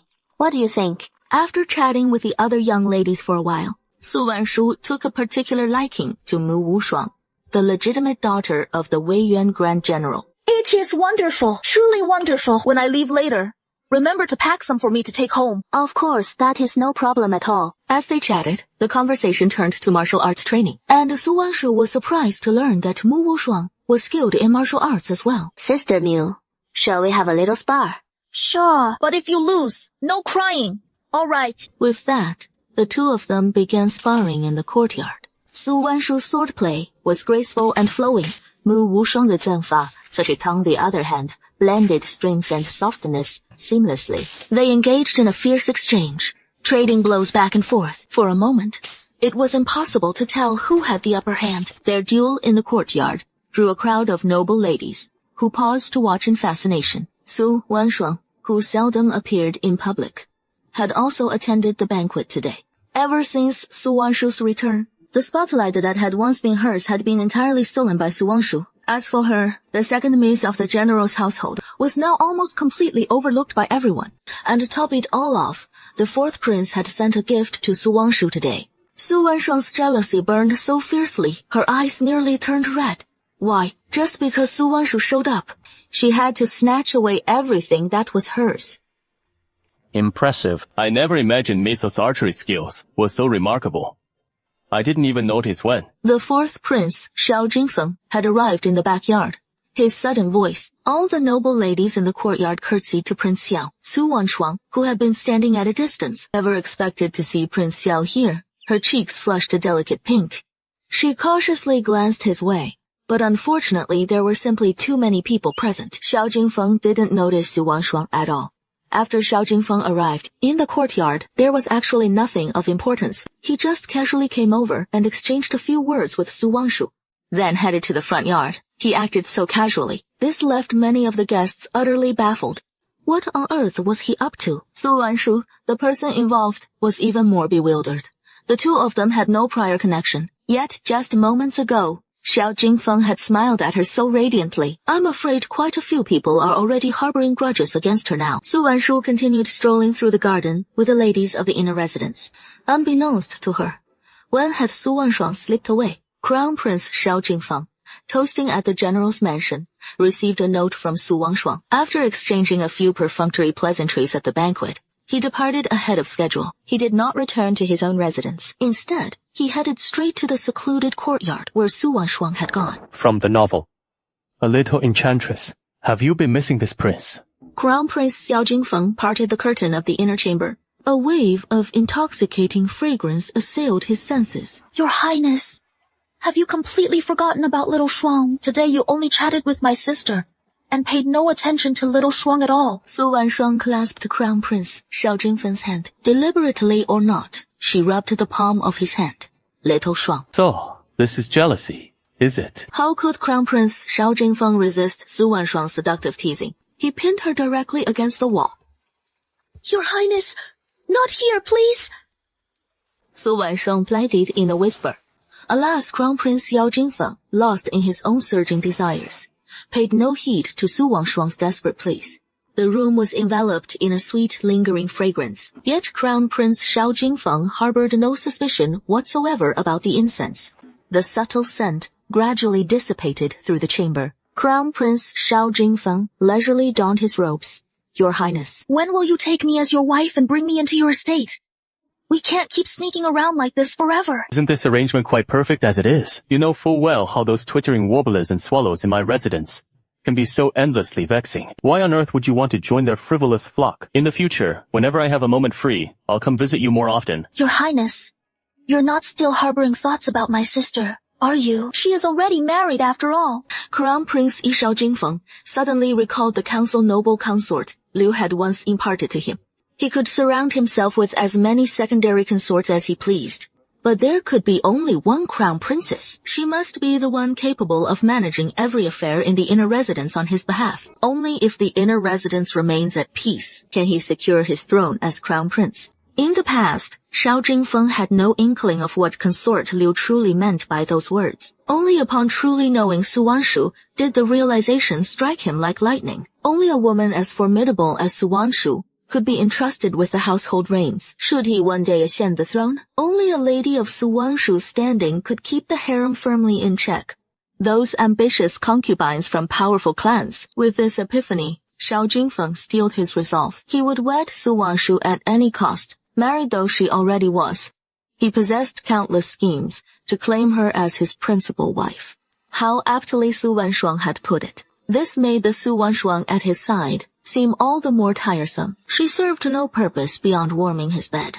And oh, how many women could do just that for him? Su Wanshuang was scarcely the most captivating among them. From now on, Su Wanshuang, show your elder sister the respect she deserves. And when might that be? Once I've brought Wanshu through these doors as my bride, I wouldn't object. You could come serve as my concubine. Never in her wildest dreams had she imagined that Xiao Jingfeng could harbor such intentions. Su Wanshu, one day soon, I will have you groveling at my feet. Mother, have you seen Wanshuang? I've been chatting with the ladies in the inner chamber all this time. I haven't seen Wang Shuang. This girl is getting more and more out of line. Not just dodging me all day, but at such a grand banquet today, she is nowhere to be found. Nanny Miu, go find out. Where has Wang Shuang gone? If you see her, have her come see me. Wang Shuang, how did you get injured? Injured? What injury? Wang Shuang, I'm a physician. Your gait is quite telling. Even if I hadn't said anything, the older nannies in the household would have noticed it too. Back in Mother's room just now. I didn't point it out. I've already spared you the embarrassment. So what if you're a physician? I'm just feeling under the weather. Su Wanshu seized Su Wanshuang's wrist, intending merely to tease her a bit, coax her into confessing. But unexpectedly, as she took Su Wanshuang's pulse, she froze in shock. Wanshuang, you're pregnant. How could that be? I've been taking the contraceptive decoction. Looks like my suspicions were correct. I told you, you're such a fool. This is a grave matter. We must tell Mother Miu Baoyun. Sister, please! I beg you! Don't tell Mother! She'll beat me to death! What good does crying do now? If you'd known it would come to this, why did you start? I have to tell Mother. She'll do everything in her power to protect you. Wan Shuang, ever since your first menses, Mother assigned a governess to instruct you. All these years, have you learned nothing from her lessons? With conduct like yours, in any other noble house, you wouldn't last the night. If word gets out, it could ruin the entire family's prospects in officialdom. Mother, it was I who lost all sense, ensnared by passion for the fourth prince. It is all my fault, please. Find a way to save me. Wan Shuang, how utterly foolish you are. Can't you see that the fourth prince treats you as nothing more than a plaything? No, Mother. It can't be. The fourth prince truly cares for me. If he truly loved you, he would come to our household at once to propose marriage. Not skulk about in secret trysts with you. Have Wan Shu prescribe a draught shortly. Once the child is gone, recover your strength. Mother, I'll find you a suitable household for marriage. Mother, please. Help me find a way. I want to marry into the fourth prince's residence. And what good is there in that fourth prince's residence for you, Wan Shuang? Once married in, you'll face a den of wolves and tigers. It is uncertain if the child in your womb could even be born safely. Mother, my mind is set. I beg you help me find a way. I won't let my child perish before it even draws breath. Miu Baoyun 见Su Wanshuang so resolute, seized with fury. She orders the rough servants nearby to escort Su Wanshuang back to her own courtyard. Without her command, Su Wanshuang is forbidden from stepping out. It is all my failing as a mother. These years, I failed to guide Wan Shuang properly. You bear no fault in this. This affair must never leak out. Mama Miu, give all the maids and servants in the courtyard a stern warning if anyone dares breathe a single word of today's events. Beat them to death with clubs. Yes, ma'am. This servant will see to it at once. Ever since ascending the mountain, Xiao Muyan has felt a persistent unease gnawing at him, yet not a single soul stirs in the shadows around them. Still, he can't shake the prickling sense of unseen eyes boring into him. All right. Boss, what is eating at you? I just keep sensing, like something's deeply amiss. Every soldier on the scene figured Xiao Muyan's strikes would miss their mark for sure. Based on the intelligence he held, the bandit hideout on Pingyang Mountain was supposed to harbor only a handful of outlaws, a ragtag bunch utterly lacking in any real martial prowess. But this swarm of hill bandits barreling toward them is vast in number at first glance, and every one of them clutches weapons of exquisite craftsmanship. Far from crude, makeshift junk, a frigid dread seized Xiao Muyan's heart. He'd walked right into a trap. In Xiao Muyan's grip, the heavy sword whipped through the air with ferocious vigor.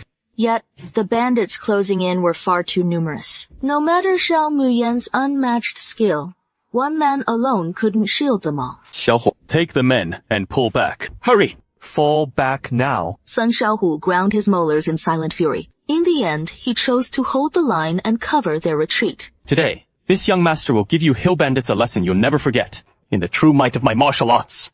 In a flash, he transformed into an Asura summoned from the depths of hell. His heavy sword relentlessly scourged, clean by rivers of fresh blood. After mere moments, a bandit's blade sliced deep into Xiao Muyan's arm. He broke off the fight, no longer entangled. With a mighty horizontal sweep, he burst free from the melee.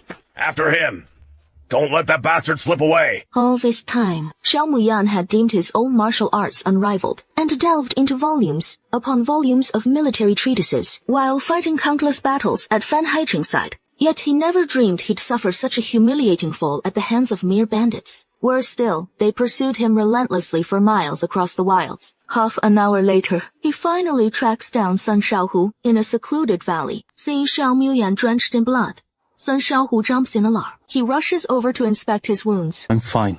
Just some superficial scratches. Don't lose heart, everyone. Today, we fell victim to an ambush, and the scout's intel was dead wrong, if you still trust me. Join me in scouting the bandits' lair. We'll uncover every last detail about them. Then we'll hit them with a fierce counterstrike. Avenge our fallen and wounded brothers. The captain's spot on. We can't let this defeat go unanswered. Then, let's rest out properly. In a moment, we'll circle around the peaks to their hideout.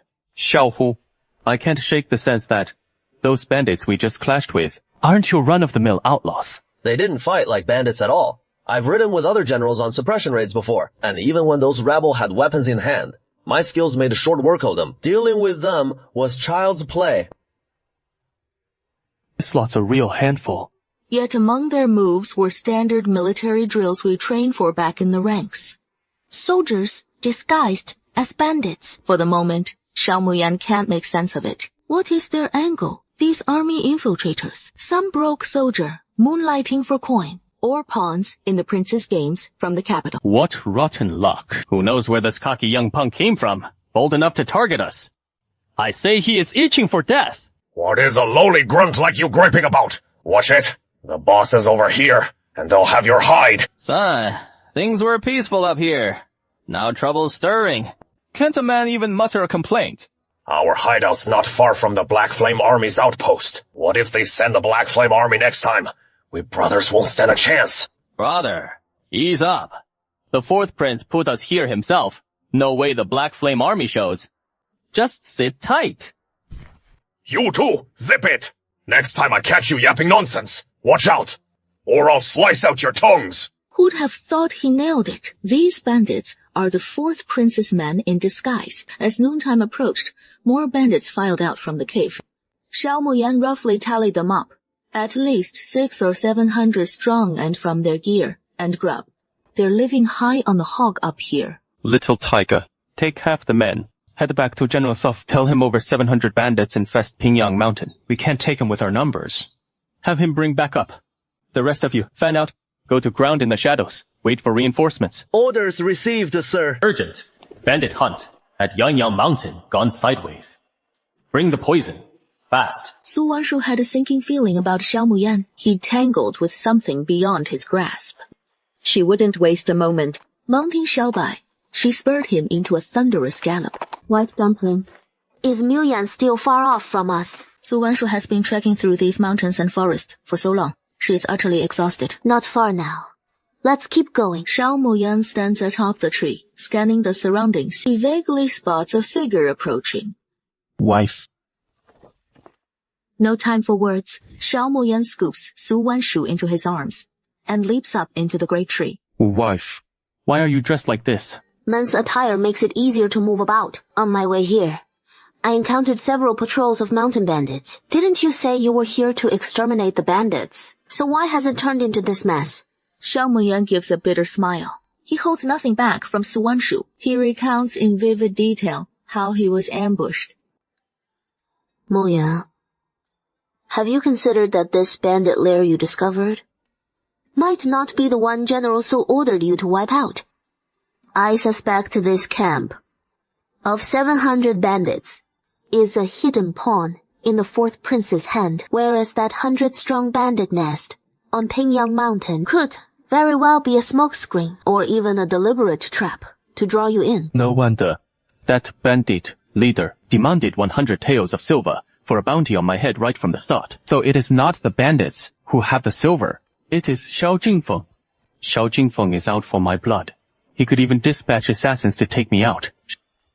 Of course he'd deceive me, lure me here with a squad of green recruits to exterminate bandits. Just thinking of those recruits who followed me here to fight the bandits, only to meet their gruesome end under the bandits' blades, stirs an unquenchable rage in Xiao Muyan.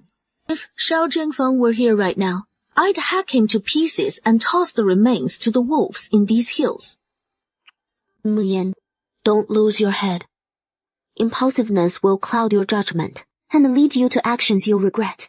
Xiao Muyan, a pair of strong hands, settle on Su Wanshu's waist. He pulls her into a fierce kiss without another word. My wife, if I were to take matters into my own hands and kill Xiao Jingfeng, would you try to talk me out of it? What does any of this have to do with me? I have no connection whatsoever to Xiao Jingfeng. Even if he dropped dead this instant, it wouldn't touch me at all. But if you're determined to kill Xiao Jingfeng, you'll need to keep your identity concealed to spare the villagers of Nanfeng Village from the fallout. Wifey! Got enough poison on you. I need to knock out over 700 men at once. We'll need a hefty dose for that. These pills are called Dreamless. In a bit, I'll toss them right into the bandits' den.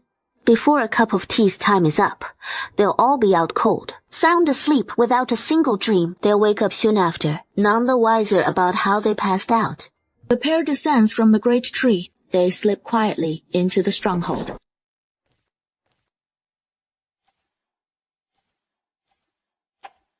Wifey, the poison bandits won't just drop dead, right? They won't. Waking them is a cinch. Just to set off a string of firecrackers in the courtyard. That thunderous crackle will jolt them all awake. Su Wanshu and Xiao Miuyan wait outside for quite some time. Once the entire bandit lair has fallen eerily silent, the two then creep in like a pair of stealthy kittens, sleeping quietly into the cavern. Su Wanshu's heart races with secret thrill. Xiao Jingfeng places such great stock in this cave. There must be treasures aplenty inside. The cave appears to be man-hewn. The first iron gate swings open, neatly arrayed within, all manner of swords and blades. One after another, iron doors yield each chamber, brimming with arms. Xiao Jingfeng, are you plotting a rebellion? But a few hundred men won't cut it. Even the crafty rabbit has 3 burrows. Xiao Jingfeng must have stashed his private troops elsewhere. This spot's just for stockpiling weapons. It can't all be arms no profit in that at all. It won't be. For Xiao Jingfeng to launch a revolt, he'd need military funds. Without silver, no one would fight for him. That has got some merit to it. Well, these silver ingots, all stamped from the Imperial Mint. Looks like plenty of officials are backing Xiao Jingfeng. Concubine Liu's held the reins for years. Everyone across the whole Kenchi Kingdom figures Xiao Jingfeng's a shoe-in for Crown Prince. As if he deserves it. Then, we'll make sure he never becomes Crown Prince. The Emperor's got over 20 sons as it is. Plus the 9th prince from the late Empress. Even if they lined up for it, it still wouldn't be Xiao Jingfeng's turn. Xiao Jingfeng's stash can't be just this paltry gold and silver. Looks like these strongholds, mainly for stashing weapons. Wifey, Just say the word, and I'll whisk you to the 4th prince's mansion. He is bound to have all sorts of treasures tucked away there. Me, greedy, perish the thought. This time, we're just helping ourselves to a few odds and ends. Let's head out. Nothing worth taking left here. Just as the two of them were figuring out how to deal with the unconscious mountain bandits, suddenly, Su Wanshu heard the sound of numerous footsteps echoing from the distant mountains and forests. Su Wanshu's heart clenched. Could more bandits be coming? Go check out who is approaching. In no time at all, Bai Chuanchuan came rushing back. It leaped from branch to branch, chattering excitedly without pause. It even traced a large circle in the air, with its tiny paws baring its teeth in a fierce grimace. Darling, just who has arrived? I can't make heads or tails of it. Bai Chuanchuan, what was that you drew? Did you send word to General Su? He has come in person with his men. I nearly forgot all about it. No worries. I'll go light the signal firecrackers. These bandits had only just come to. They hadn't even grasped what was happening. One after another, they were effortlessly rounded up by the Black Flame Army. Subordinate greets the general. Xiao Miao recounted every detail he had uncovered about the bandit stronghold, leaving nothing out. Muya, did you catch all that? Every word, crystal clear. If the general doubts it, you could always interrogate a few of the bandits yourself. Very well. Moyan, bring the bandit leader to me. I'll question him personally. Yes, sir. Reporting to the general, the chief of the bandit lair has taken his own life. This is his second in command. Speak. What god does your bandit then have to hoard such an arsenal in secret? The second in command on his knees was no pushover. He knelt there in silence, lips sealed. Soon, agonized screams echoed from the cave. Now, Su Tingyi wouldn't even need to ask. The second in command spilled everything, including that they were private soldiers recruited by Shao Jingfeng. As Su Tingyi kept his anger in check before the others. Instead, he ordered everyone to secure the bandit stronghold first. We'll bed down here for the night. Very well then. You sense General. Su won't ally himself with Xiao Jingfen. It was General Subshui appeared. He'd report this to the Emperor, himself, upon his return. By then, the Emperor might summon me to the palace for a private word. Once this reaches the Emperor's ears, Xiao Jingfeng is in for it. Looks like General Su is sharper than he lets on. In these uncertain times, with no clear sides to pick, if a real crisis erupts, like the new Emperor's ascension, he can still hold his post as Grand Protector General. The imperial decree summoning Shao Muyan to the palace suddenly arrived at the general's mansion. Only a single eunuch arrived to proclaim the decree. He rode in on a swift steed, announcing that the emperor was awaiting Shao Muyan in the palace at this very moment, urging him to change into fresh attire and accompany him straight to the palace. Shao Muyan donned his most formal robes. Riding Xiao Bai, he charged toward the palace. Moya, upon beholding His Majesty, why delay in performing the grand kneeling obeisance? Your Majesty. Emperor Jingyuan visibly paused in astonishment. He had a nagging sense that he had encountered Xiao Muyan somewhere before. Yet the memory eluded him. Rise. Moya, I heard from General Su that you led the bandit suppression at Pingyang Mountain. Pray, tell me all that transpired. In light of the grave matter that 4th Prince Yao Jingfeng may be hoarding weapons with treasonous designs, Emperor Jingyuan, however, remained remarkably composed. Sons grow up, and not one spares a father's peace of mind, Muya. As per the battle dispatches, in this campaign, you single-handedly slew over 50 bandits and wounded hundreds more. With such martial prowess, it is a true shame to languish as merely a young general. Why not have you transferred to the palace to serve as my personal guard? What say you? Your Majesty, this humble general yearns to guard the border frontiers. I had quite forgotten. You once garrisoned the border town, alongside young General Fan commendable service, for a man's aspirations reach to the 4 corners of the earth. This modest palace ought not confine you. As the group conversed, an eunuch outside abruptly announced that 4th Prince Xiao Jingfeng sought an audience. His intelligence network is keen indeed. I have yet to summon him, and already he arrives. General Su, you and Muyan, withdraw to the side hall and await my return. As soon as the two stepped through the door, a sharp crash echoed from Emperor Jingyuan's direction. The sound of a teacup shattering. Xiao Muyan felt a surge of quiet astonishment. Evidently, the details I just shared about suppressing the bandits had already ignited Emperor Jingyuan's fury. He had simply chosen not to reveal it. I never expected the National Preceptor to press the attack as well. The Emperor summoned this humble subject into the palace. Of course, I dared not delay. Xiao Muyan, this is the first time I've laid eyes on a man more striking in beauty than any woman. He couldn't help stealing another glance at Monk Wuxin's piercing eyes.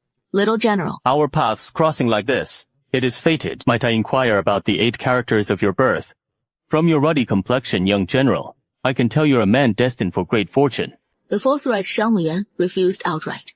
And now, the monk Wuxin stood directly before Xiao Muyan, none other than the demonic monk Wu Qing, whom Xiao Sulan had desperately sought out in years past. The monk Wu Qing had arrived in the capital. There, he shed his old skin and emerged as monk Wuxin of White Horse Temple. Emperor Jingyuan had even elevated him to national preceptor. His talents were no ordinary matter. The moment he entered, he sensed a faint auspicious glow shimmering around Xiao Muyan's form. Monk Wuxin knew at once Xiao Muyan was no mere mortal. Yet the precise nature of his extraordinary fate eluded his divinations. He could even pierce the veil of Emperor Jingyuan's entire destiny. But with Xiao Muyan, all visions dissolved into impenetrable shadow. How utterly perplexing! Just as monk Wuxin pondered how to probe deeper, Xiao Muyan's words cut in. The eunuch attending Emperor Jingyuan approached and summoned him forth. For now, monk Wuxin could only shelve his burning curiosity and first pay his respects to Emperor Jingyuan. Monk Wuxin and Prince Xiao Zhengfeng were secret allies. Back then, Monk Wuxin was introduced to the Emperor by Consort Liu. Just now, the Emperor smashed the teacup, so it must have been Xiao Jingfeng going in to explain the Pingyang Mountain Bandit affair. And the monk Wuxing entered, likely to bail out the 4th prince. It seems they've already swayed the Emperor, leaving us out of the picture. Xiao Muyan stared at Su Tingyi in stunned disbelief. He was utterly baffled. Xiao Jingfeng is plotting treason, so how could he clear his name so swiftly? Yes, it is me. This medicine of yours is getting more potent by the day. Just a few days ago, I still felt a touch of weariness in my body, but now, in this brief moment, I feel utterly reborn. Every part of me, down to the bones, feels perfectly at ease. As long as your majesty keeps a calm heart and sets aside those vexing concerns, your health will naturally grow ever more robust. To safeguard the dragon's vitality, your majesty must exercise some restraint in these coming days, and refrain from favoring the concubines. Naturally, I know full well the stakes involved. Monk Wu Xingying, in Emperor Jingyuan's bedchamber, lingered until the emperor had sunk into deep slumber before finally departing. I am in your debt, my lord. Had you not devised that clever plan for me just now, I'd scarcely have passed today's ordeal. I'm afraid I wouldn't have made it through. His Highness should keep a low profile in his actions of late. I was in the side hall earlier when I spotted that fellow named Xiao Muyan. He doesn't strike me as someone cunning enough. I reckon he couldn't possibly have infiltrated Mount Pingyang to unearth something His Highness had hidden so carefully. There must be some mastermind guiding him from the shadows. His Highness should investigate among his own circle, lest there be a traitor in the ranks. Rest assured, National Master, once I return to the mansion, I'll root out every last one of those turncoats who bite the hand that feeds them. I'll make them rue the day they were born. Monk Wuxin returned to the National Master's residence. No sooner had he stepped into his chamber than a faint, delicate fragrance wafted through the air. It is ready. Missing me already? National Master, have you forgotten your promise from earlier today? I nearly did. Who could imagine that beneath such exquisite beauty lies a dependence on pills so foul-smelling? For the National Master, a moment's spring night is worth a fortune in gold. Aren't you in a hurry? Of course, I'm not. I just love watching you unravel like this. It is coming soon. Xiao Sulan's cheeks flushed a faint pink. He knew the drug's power was surging to life. Bit by bit, reason yielded to madness. Xiao Sulan's eyes shifted to a haunting demonic red. A thunderbolt shattered through Xiao Sulan's mind. Her last shred of reason vanished entirely. Her body a map of bruises, blue and purple, covered in wounds. The agony nearly dragged her into unconsciousness. Yet even in this state, she could only grit her teeth and bear it. For this was the treacherous path she had chosen herself. Xiao Sulan lost track of how long she had lain abed. Only now did she muster the strength to don her garments, piece by piece. Why haven't you left? Imperial Master, I've heard the fourth prince has stirred up trouble once more. Xiao Jingfeng is all show and no substance, nothing to fear. Though that is what we say, we mustn't grow complacent with Xiao Jinghui's investiture ceremony looming so near. Has the Imperial Master devised any countermeasures for me? I've already dispatched men to investigate. Are you certain Xiao Jinghui is a false prince? I am 10 parts certain. Why else would I dare impose upon you? A few more days at most, and I reckon we'll soon unearth the midwife who attended the late Empress's delivery. Zhao Jingzhe is the true heir. Only he shall be named Crown Prince in time. Xiao Sulang, what this means is you intend for him to eliminate Xiao Jinghui at once. You must leave without delay. The Emperor's spies are everywhere. Cease coming here so often. But I've already made the journey. Surely, the Imperial Master won't deny me a glimpse of my own sister. There is no need. Xiao Yun serves now as my handmaiden. She is no longer your sister. Xiao Sulan saw that Meng Kuxing would not yield. She had no recourse. She could only depart for now. He left. He came to urge me, hasten to settle Xiao Jingzhe's matter. Xiao Sulan 最胜以 bold. No one knows Xiao Jingzhe's origins better than I. He is no prince at all. Just a counterfeit procured by Xiao Sulan. What talk of legitimacy? Aren't you afraid of the ridicule? True or false, it makes no difference. As long as Xiao Jingzhe becomes a puppet emperor, the realm will be ours. I can't fathom what has possessed Xiao Sulan, insisting that Xiao Jingzhe is the true 9th prince. She begged Master Wu Xin to help Xiao Jingzhe reclaim the throne. And in exchange, she handed her own sister, Xiao Yun, over to Master Wu Xin. The Xiao Yun of old was timid, innocent, and barely noticeable. Yet it was just such a young girl, ever since Xiao Sulan gave her to Master Wu Xin. In a mere few months, Xiao Yun has already claimed several lives. Xiao Sulan 难得醒屋里, her own chamber. Yet, Xiao Jingzhe is nowhere to be seen. She questions the maids nearby, but none of them knows a thing. Xiao Sulan's face darkens. She strides swiftly from the room toward the western wing. Searching courtyard by courtyard. Sure enough, in a secluded courtyard, she catches the missing Xiao Jingzhe red-handed, along with his chief maid, Yue Bai, at his side. Sulan, hear me out. It is not what you think. Jingzhe, how many times have I told you? Your body has only just recovered. You mustn't overexert yourself. Once you're fully healed, noble-born beauties will always surround you. Whereas a lowly wretch like Yue Bai isn't fit to carry your shoes. Servants! Sell Yue Bai off to the vilest brothel in the West Market. Assign 2 guards to watch over her, just to make sure she doesn't die. Young master. You must save Yue Bai. Young master. Please, have mercy, spare me. I'll do anything you ask. Sulan, don't be angry. It was this wench who seduced me. I swear, I'll obey you from now on, no more mistakes. Jingzhe, I'm only doing this for your own health. Xiao Jingzhe nods eagerly. He pulls Xiao Sulan toward the courtyard gate. As for Yue Bai, who was just moments ago whispering sweet nothings with him, Xiao Jingzhe has already cast her from his mind. Today I learned that Xiao Jingfeng has incurred the dragon's wrath and was harshly rebuked by the emperor. So I figure he'll lay low for the time being. I wonder if Meng Kuxing can seize this moment to devise a plan for us. Sulan, I'm feeling quite uneasy. Do you truly believe I can become the 9th prince?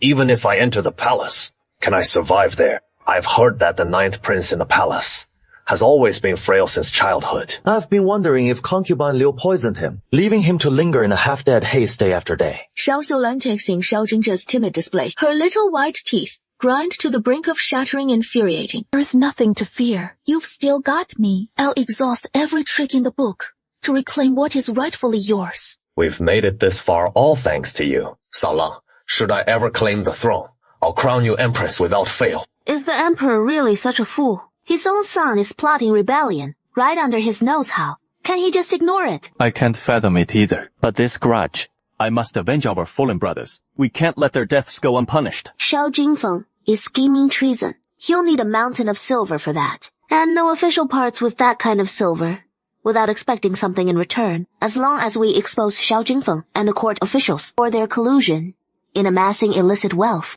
I refuse to believe the emperor will brush it off so lightly this time. My dear wife, the investigation into Xiao Jingfeng, just leave it to me. Do you have reliable hands for the job? Of course. Then, it is all yours. Lately, my 2 shops in the capital are about to open for business. I'll be swamped for a spell. No time to keep eyes on Xiao Jingfeng.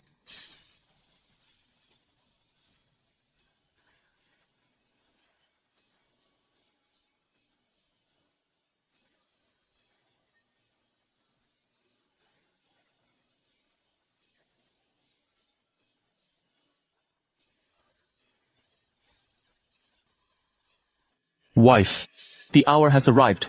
I'll light the firecrackers. All right. Folks, today, Yipingzhai opens its doors. All pastries come with special discounts. Buy 1 pound of pastries, get half a pound of almond crisps free. Buy 2 pounds, get 1 pound of almond crisps free. The more you buy, the more you get. The curious crowd flocks into the pastry shop to see what is what. Wife, you can finally breathe easy now. So many folks here today snapping up pastries. Word of Yipingzhai is spreading like wildfire. It'll surely win over plenty of customers. I hope so. Madam, I just heard there is a new pastry shop opened up in Sanfu Alley. Their pastries are supposed to be top-notch. Shall we go take a peek? Sure. We're passing by anyway. Let's swing over and check it out. Xiao Saolan's sedan chair pulls up right at Yipingzhai's entrance. She parts the curtain for a quick glance. Yipingzhai's storefront looks decent enough. Only then does she step down from the sedan. She tilts her chin up ever so slightly, flanked by her maids. She saunters toward Yipingzhai. And right at that moment, Su Wanshu and Xiao Muyan, all smiles, emerge from the shop. The 2 parties cross paths, quite by chance at the shop's threshold. You're Xiao Muyan. H. Humpy, sister, long time no see. You seem to be doing well. Muyan, has that foolish affliction of yours fully cleared up? Thanks to your help. I tumbled into the river back then, and lived to tell the tale. Not only did I survive, I'm no longer the fool I was. Muyan, you must be misremembering. Back when your brother-in-law fell in, I dove in to rescue him. The waters were a mad tangle. I ended up hurting you by accident. Is that so? When you went to save Xiao Jingjie, no matter the chaos, those hands shouldn't have been choking my neck, should they? Muyan, you must have misremembered. I'm your own cousin. How could I ever harm you? Xiao Sola, you have the nerve to call yourself Muran's cousin. Search your conscience. Have you ever harbored murderous intent toward him? And there is more. Back then, you used your petty cunning to bully my father and mother. Shall I lay it all out for you? It is me, Su Wanshi. How come you don't recognize me? How is this possible? In Xiao Solan's memory, Su Wanshu was so scrawny and petite pretty. Sure, but barely a step above the village girls. Quite the shock, isn't it? This face of mine, all natural. Back in Nanfeng village, I didn't look like you do now. Your face must have been transformed by some potent elixir to look this stunning. Huh. Su Wanshu, so what if you've become ever so pretty? You're nothing but a country bumpkin from the village. Whereas I've married into a fine family, and I've got a long, prosperous life ahead. Marrying well is nothing compared to a noble birth. I wonder if you've heard the latest gossip. The long-lost legitimate daughter of the Grand Protector General has just returned to the capital. Just some little chit from the sticks. So, what if she is the legitimate daughter of the general's household? She still gets bullied just the same. As Su Wanshu, this pastry shop can't possibly be yours, can it? It is. I've got more silver than I know what to do with, so I opened this shop to pass the time. Yanji, weigh me half a catty of each pastry. Shopkeeper do. From now on, for every batch of pastries set out, have them all tasted right in front of everyone, by someone from the kitchen. That way, no one with ill intentions can buy our pastries and tamper with them later. Rest assured, madam, after every batch of pastries comes out, Master Wang personally tastes them to ensure everyone is delectable. He picks up a piece of almond crisp and spits it out on the ground after just one bite. Su Wanshu, what kind of almonds are these? Why does it taste so bitter? I don't want any of these pastries. Refund me at once. Xiao Sola, After all these years, haven't you realized that your brain hasn't gotten any sharper? Making a scene like this, you're just making a fool of yourself. That is all. With that, Su Wanshu instructs the shop assistants to take Xiao Sulan's package of almond crisps and distribute them to the townsfolk in the shop to sample. Miss, the pastry shop has just opened, and here you are sabotaging their business. How deep must this grudge run? Exactly! I've bought almond crisps from other shops before, but none taste as good as Yipenchai's. Yipenchai uses only the finest almonds. Humph! Su Wanshu, you might fool the others, but what delicacies haven't I savored? These almond crisps of yours, I can tell with one bite. They're definitely laced with cheap, bitter almonds. Folks don't eat almond crisps every day, so they wouldn't notice the difference. Master Wang, bustling in the back kitchen, hears someone stirring trouble on opening day. So, Master Wang grabs a half basin of crushed almonds and storms out of the kitchen, face flushed with fury. Who the hell says I'm skimping on ingredients? Every single almond here was hand-picked under my watchful eye. How dare you be so insolent! Listen here, ma'am. Do you ever think before you speak? I've been crafting pastries for decades, and I've never baked a single dishonest batch. Today, I'll set you straight and prove if these almonds are sweet or bitter. Master Wang's single ma'am leaves. Xiao Sulan, so enraged, she is on the verge of fainting. All mixed up in that big basin. Who is to say there aren't bitter almonds hidden in there? Everyone, have a taste. If anyone can pick out even a single bitter almond from this bowl of crushed almonds, I, Wang, will give him 100 taels of silver for free. Has anyone tasted a bitter almond? Master Wang gazes confidently at the crowd. Everyone shakes their heads. They'd love to find that bitter almond. Unfortunately, Master Wang never gave them the chance. You worthless wretch! Return all the other unopened pastries. Take this almond crisp and toss it to the beggars. Xiao Sulan, do you think Su Wanshu is some easy mark? Men! Drive Xiao Sulan out. A woman with such malicious intent doesn't deserve Yipenchai's pastries. With Su Wanshu's command, the shop hands swarm forward. The guards Xiao Sulan brought try to block their way, only to be kicked out of the shop. One by one by Xiao Muyan. The pastries Xiao Sulan just bought had cost her a pretty sum in silver. Su Wanshu simply orders shopkeeper Dao Diu to change it all into coppers and toss them out after her. Su Wanshu, you've gone too far. Never since arriving in the capital has Xiao Sulan been so utterly humiliated. Today is the East Market Fair. Sanfu alley bustles with crowds coming and going. A stunning beauty like her, sprawled on the ground, instantly draws a flurry of curious stares. Xiao Sulan, from the day you harbored murderous intent toward Miu Yan, you and I are locked in a fight to the death. What are you gaping at? Hurry and help me up! Xiao Sulan, you listen to me. From now on, when you step into any shop in the capital, you'd best ask around first. Is it one of Su Wanshu's? Starting today, any shop under my management as Su Wanshu will no longer welcome you. Xiao Sulan, catch sight of you once, and I'll thrash you once. I'm furious. Su Wanshu, how dare she act so brazenly? How could she possibly be the legitimate daughter of the general's household? Madam, such anger will only harm your health. You mustn't let mere villains wound you like this. How could I not be enraged? I've poured so much thought into today and endured endless torment. Why should Su Wanshu reap all the rewards without a single trial? And just like that, she transforms into the legitimate daughter of the Grand General Zhen Guo. And then there is that Xiao Muxuan. He was once nothing but a fool, a wretched ant I wouldn't even deign to glance at. Yet now he lives better than I, even lording it over me. Madam, have you forgotten the 9th prince? As Xiang Xiaolan recalls Xiao Jingzhe, the fury on her face finally begins to fade. So what if Su Wanshu is the legitimate daughter of the Grand General Zhen Guo? She can't lead troops into battle, nor can she inherit the general's command. At most, she has a few more silver taels to her name. I, Xiao Sulan, am destined to become empress and mother to the realm. After much deliberation, Xiao Sulan resolves to visit the national preceptor's mansion and seek out monk Wu Xing. Didn't I already tell you last time? You need to lie low for a spell. and stop coming to me every time. I'm the Grand Preceptor. What choice do I have? How much longer can this go on? You've said nothing to me about the Ninth Prince all this time. The Ninth Prince's investiture ceremony is right upon us. Without my blessing, the Ninth Prince's investiture will undoubtedly be delayed. That is well and good, but my heart still feels unsettled. I've already located the midwife who attended the late Empress's delivery. I've sent men to bring her here.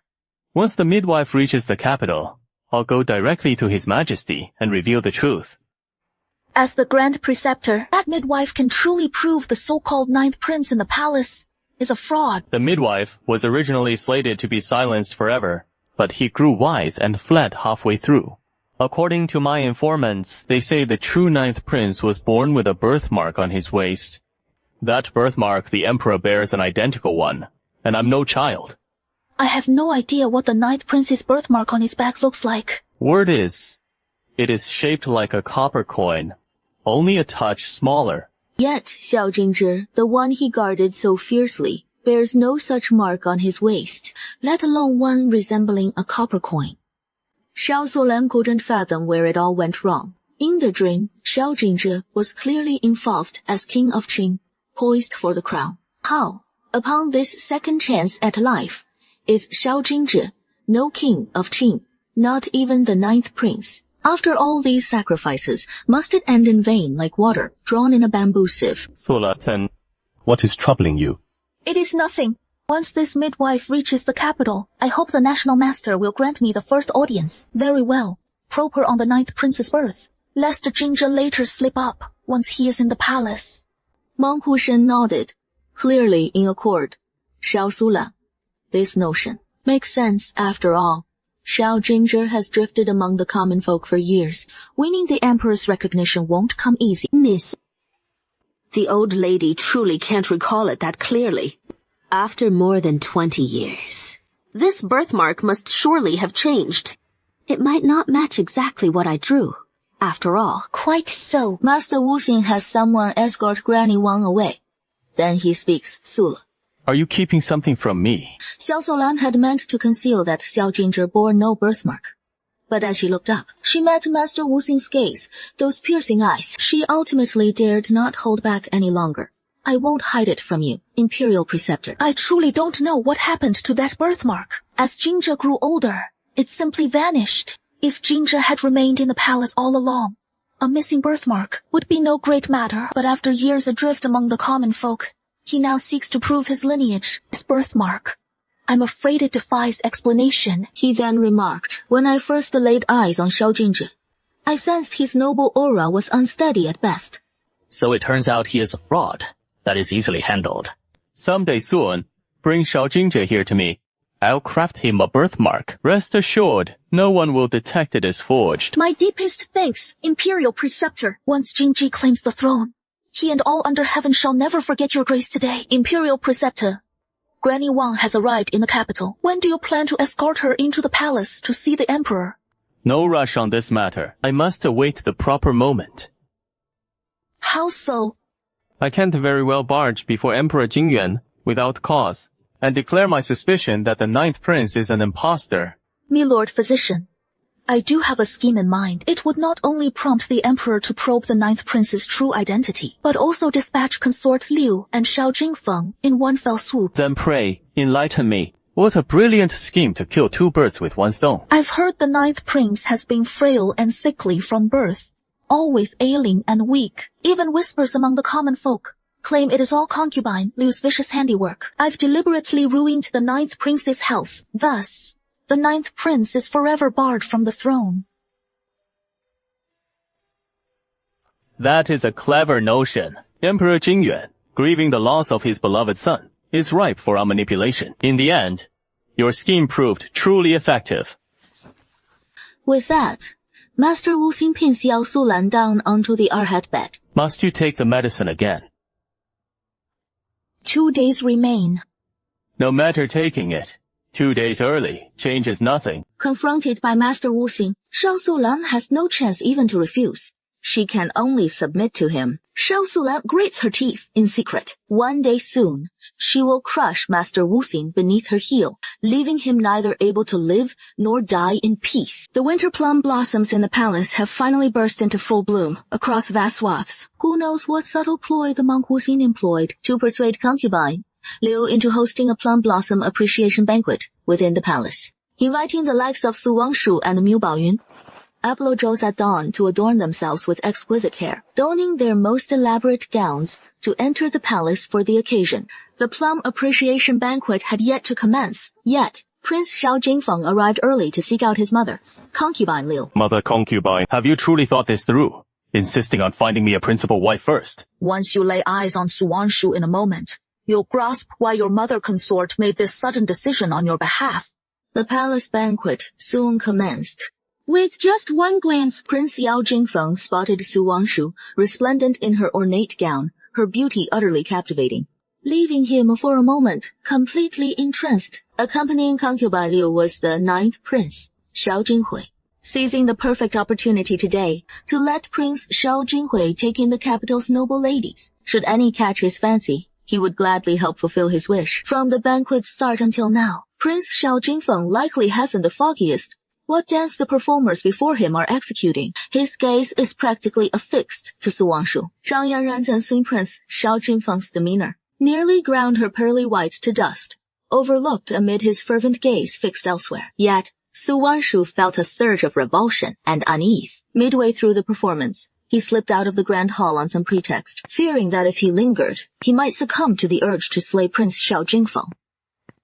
Emerging from the grand hall, Su Wangshu, however, hadn't ventured far, merely strolling through the plum grove, spotting Su Wangshu's departure from within the hall. Prince Xiao Jingfeng could scarcely remain seated. He suppressed the pounding in his heart within the grand hall. Enduring the time it took to brew a cup of tea, he finally seized an excuse to slip away. Unfortunately, he emerged one step too late, and caught no glimpse of Su Wangshu. Fourth Highness, are you searching for Miss Xu? Have you seen Miss Cao Cao? It seems Miss Xu headed toward the flower chamber. Xiao Jingfeng gave a curt acknowledgement, then turned and strode toward the flower chamber. As Xiao Jingfeng entered the flower chamber, Zhang Yanran kept pace at his side, entering the flower chamber alongside him. This winter sweet branch carries such a divine fragrance. Anxious to locate Su Wangshu, a flicker of impatience crossed Xiao Jingfeng's face. He quickened his steps, swiftly leaving Zhang Yanran behind. Having circled the chamber without finding her, Xiao Jingfeng was on the verge of departing when he caught sight of a pink skirt fluttering behind the rockery and assumed she was hiding there. Su Wangshu, a sly curve, tugged at Xiao Jingfeng's lips. He ordered his attendants to stand guard outside the flower chamber. No one was to enter without his express permission. Su Wangshu was murmuring softly to Bai Chuan in her arms. Suddenly, she spotted concubine Liu, who belonged in the grand hall, escorted by a retinue of ladies and noblewomen, bearing down on the flower chamber in grand procession. Only then did Su Wangshu recall concubine Liu's fervent love for flower arranging. She must be guiding them to the flower chamber to gather fresh blooms, that the noble ladies might showcase their talents. The group arrived at the flower chamber amid lively chatter and laughter. At the forefront, concubine Liu's gaze fell instantly upon the sentinel at the flower chamber's entrance. Xiao Jingfeng's guard. Is the 4th prince within the flower chamber? Yes, your ladyship. The prince is inside the flower chamber. Earlier, midway along the path, concubine Liu had glimpsed Su Wangshu from afar, snapping off a winter sweet branch as she drew near. Since Su Wangshu is here, then who is that brazen temptress lurking in the flower chamber? Call the 4th prince out for me! At this moment, Xiao Jingfeng's eyes were bloodshot. He was locked in a fierce tussle of passion with Zhang Yanran for 800 rounds, even upon hearing that Consort Liu had arrived, showing no sign of relenting. But Zhang Yanran wouldn't miss this golden opportunity. She seized the moment while Xiao Jingfeng was distracted. She quietly twisted the bracelet on her wrist. Xiao Jingfeng, whose eyes had been bloodshot moments ago, suddenly regained a measure of clarity. Go tell my mother. I'll be there shortly. Xiao Jingfeng emerged leisurely from behind the rockery. He straightened his robes. Without so much as glancing at Zhang Yanran, he turned to leave. 4th prince! Whatever shall I do? If you're willing, then take me as your concubine. Zhang Yanran had anticipated this very response from Xiao Jingfen and said nothing more. She followed closely behind Xiao Jingfeng out of the flower chamber. When the assembled crowd saw Xiao Jingfeng and Zhang Yanran emerging from the flower chamber one after the other, everyone present grasped the truth at once. Precisely what the two had been doing in their moments before. Your Highness Consort Wei, I beg you to let me shave my head and become a nun. I have no face left to show the world. The more she carried on like this, the more the ladies present convinced themselves that Xiao Jingfeng had forced himself upon Zhang Yanran, driving an innocent young lady to seek refuge by shaving her head and taking vows. Yet Consort Liu, ever worldly and shrewd, saw right through it. A Zhang Yanran so utterly witless would be all the easier to control. Your Highness the noble consort, this scandal besmirches my daughter's reputation. I implore you to discuss it in the inner hall. Now lift your head. At this moment, Zhang Yanran wept piteously, tears streaming like pear blossoms in the rain, utterly heartbreaking. Lady Zhang, I recall Yanran is your second daughter. We must verify this incident. Regardless, a young lady's reputation will inevitably be tarnished. I am a woman too. I naturally understand a woman's hardships. I see that Yanran is exceptionally beautiful, so she would make a suitable principal consort for the fourth prince. Lady Zhang, shall we settle this matter then? Noble consort! How could Yanran possibly be worthy among all the consorts? Even if Consort Hui grants her the position of a side consort, that would already be an act of mercy. Su Wanshu watching from the sidelines couldn't help but find it amusing. What mother would ever think her daughter's position too exalted and insist on lowering it a rank? Lady Zhang, no need to belittle yourself like that. Then it is decided. I'll inform the Imperial Household Department to promptly arrange the fourth prince's wedding, striving to have him take Yanran as his bride before the year's end. Mother Consort, since I have no business here, I'll take my leave, so as not to keep Mother Consort waiting. I'll escort the ladies to admire the flowers. Very well. You and Jinghui may go. Zhang Yanran's heart bloomed with joy. Once she became the principal consort, all the madams and noble ladies would have to bow to her. Just imagining it, she couldn't suppress the smile spreading across her face, yet he remained oblivious. At that moment, the ladies trailing behind noble consort Li and the noble ladies had already cursed Zhang Yanran up one side and down the other. Zhang Yanran's such nauseating tactics are utterly beneath contempt. Even if she becomes a Wang Fei in the future, they would still look down on her. Noble consort, the ninth prince suddenly vomited blood uncontrollably just now, and has now fainted in the side hall. Noble consort Liu was taken aback. She hurriedly followed the eunuch to check on the ninth prince. Mother, has the ninth prince's body always been this frail? The ninth prince was born with a congenital deficiency.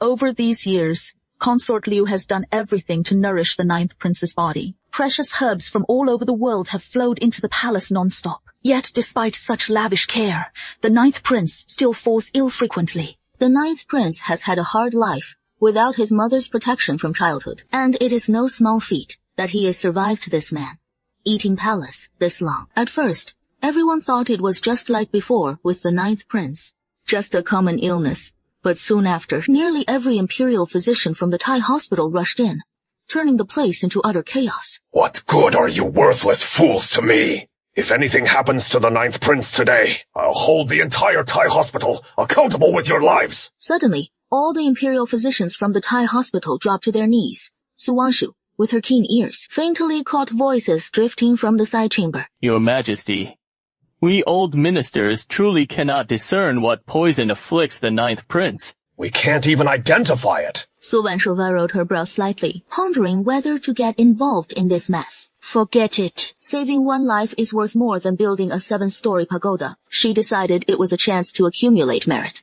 With that in mind, Su Wanshu stepped forward. Wanshu, what are you doing? Mother, I want to check what poison the ninth prince has been afflicted with. What if I can save him?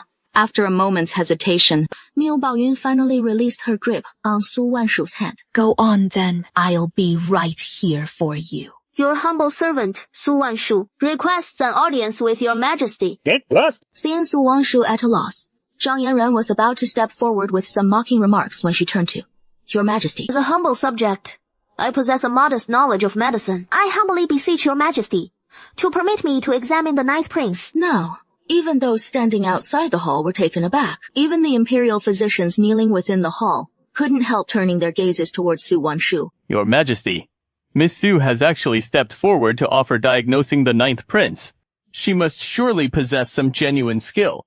We implore your Majesty to grant her request. At this moment, Emperor Jingyuan was utterly distraught. He had no leisure to scrutinize Su Wanshu, whether a mere young girl could truly aid the ninth prince. Let her enter first to take a look. Xiao Jinghui's pulse is as fragile as a thread on the verge of snapping. It could halt at any instant. Fetch a bowl of clear water. As Su Wanshu reached for the teacup, she subtly shielded the motion. Retrieving a drop of first-tier spirit spring water from her spatial realm, she added it to the teacup, gently tilting Xiao Jinghui's chin. She ensured he swallowed every drop of the water. Then, before the spirit spring water could fully take effect, she swiftly stimulated key acupoints on Xiao Jinghui's body, with the silver needle in her hand. Everyone in the chamber held their breath. Though Emperor Jingyuan understood nothing of medicine, the silver needle's drastic discoloration revealed to him that Xiao Jinghui had been struck by a deadly poison. Moments later, Xiao Jinghui's ashen face began to regain a faint flush of color. At last, he slowly fluttered open his eyes. Fairy sister, have you come to take me away? Could you wait just a little longer? I want to see father one more time. My son? Oh, my precious child. Father is here. My child, you're still alive and well. Mrs. Soul, have you discerned what poison afflicts the ninth prince?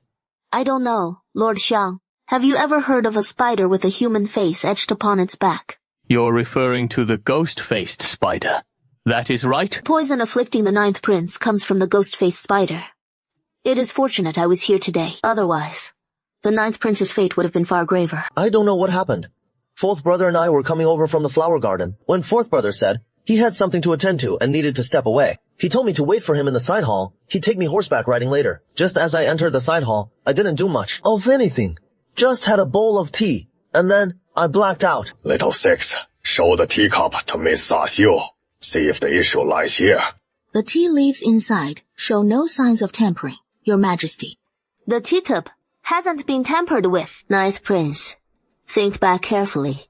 Is there anything else unusual? For instance, an unusually pleasant scent, or perhaps on your person, any discomfort? Fourth brother and I, on our way back from the flower garden, there was a little palace maid who bumped into me carelessly. Fourth brother and I nearly got knocked over by her. At the time, I felt a slight pain in my arm, but it was so minor I didn't think twice. Guards, even if we have to turn the palace upside down, find that little palace maid. Six the eunuch hurriedly led a group of eunuchs and guards out to search for the little maid who bumped into Xiao Jinghui, the palace maid. In less than the time it takes to drink a cup of tea, Sixth eunuch returned. Your Majesty, that little palace maid has been found. She was found in a well near Mingyan Pavilion. When she was pulled out, she was clutching a sachet in her hand. On the sachet, attached to a single bead, was engraved the character Feng. Guards, summon the fourth prince. Please, Your Majesty, render a fair judgment. It must be a deliberate frame-up against Prince Jingfeng. Didn't Princes Jingfeng and Jinghui grow up together? Their brotherly bond. Surely Your Majesty knows how deep it runs. Throughout the ages, for the sake of the throne, fratricide has been as common as the hairs on an ox. My dear consort, the sachet belonging to Jingfeng is right here. Naturally, I must ask Jingfeng what exactly happened, so as not to create a rift between the brothers because of this incident. Father Emperor, see this clearly. This must surely be someone framing me. After parting with my ninth brother earlier, I never encountered any little palace maid. Then pray tell, what were you doing just now? Xiao Jingfeng opened his mouth in indignation, but he dared not utter the words on his tongue. Speak!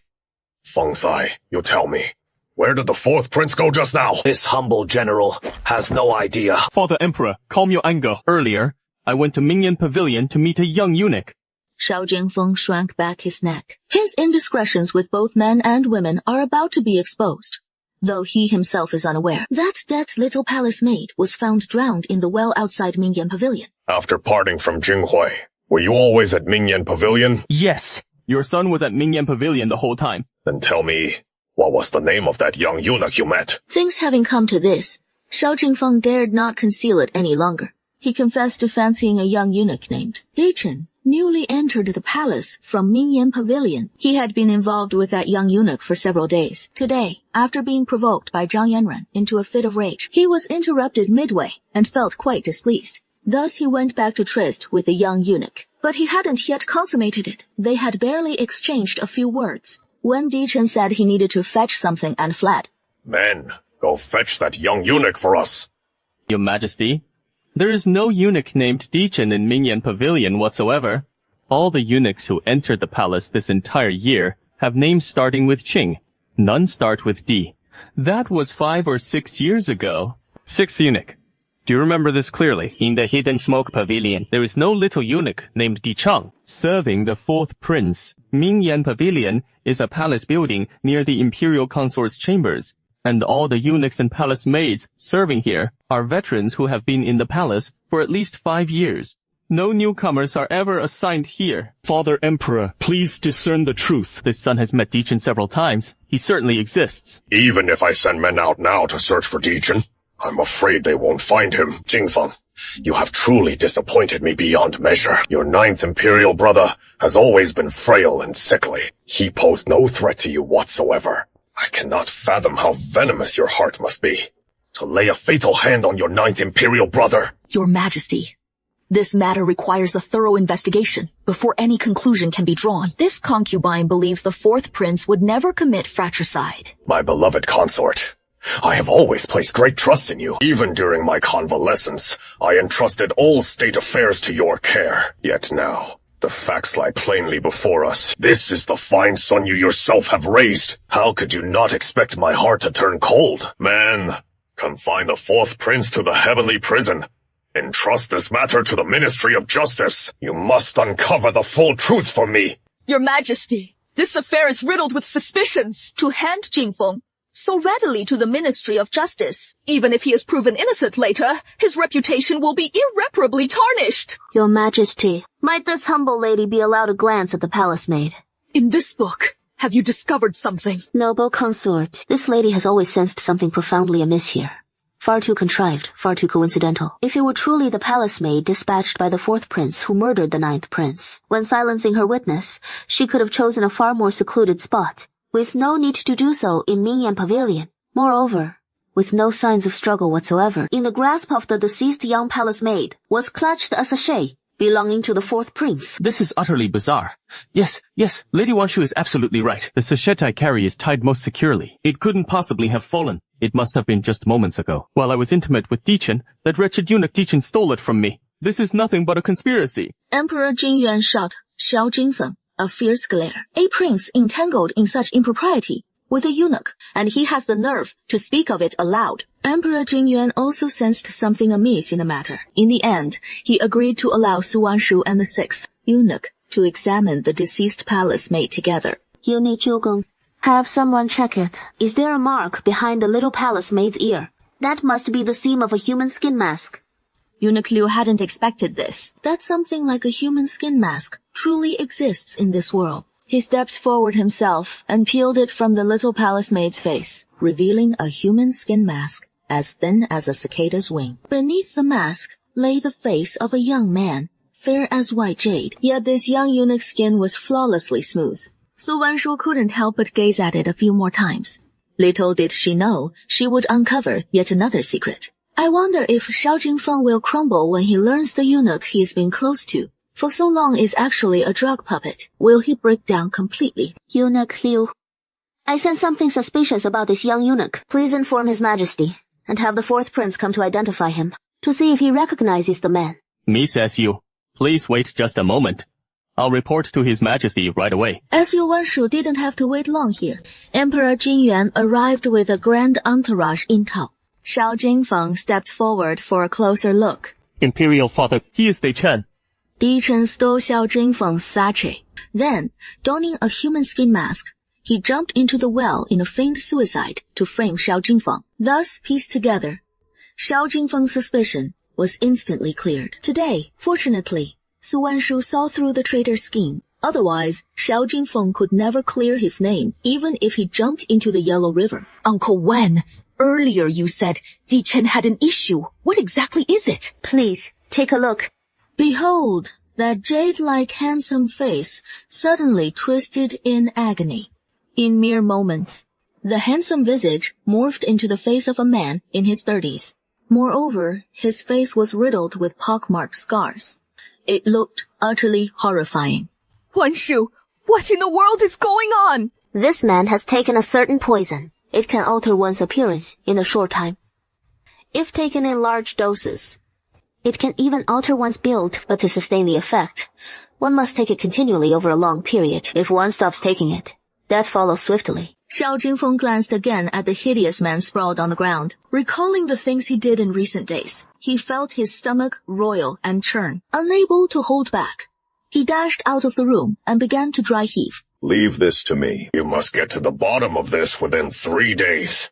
Drag those behind it before us.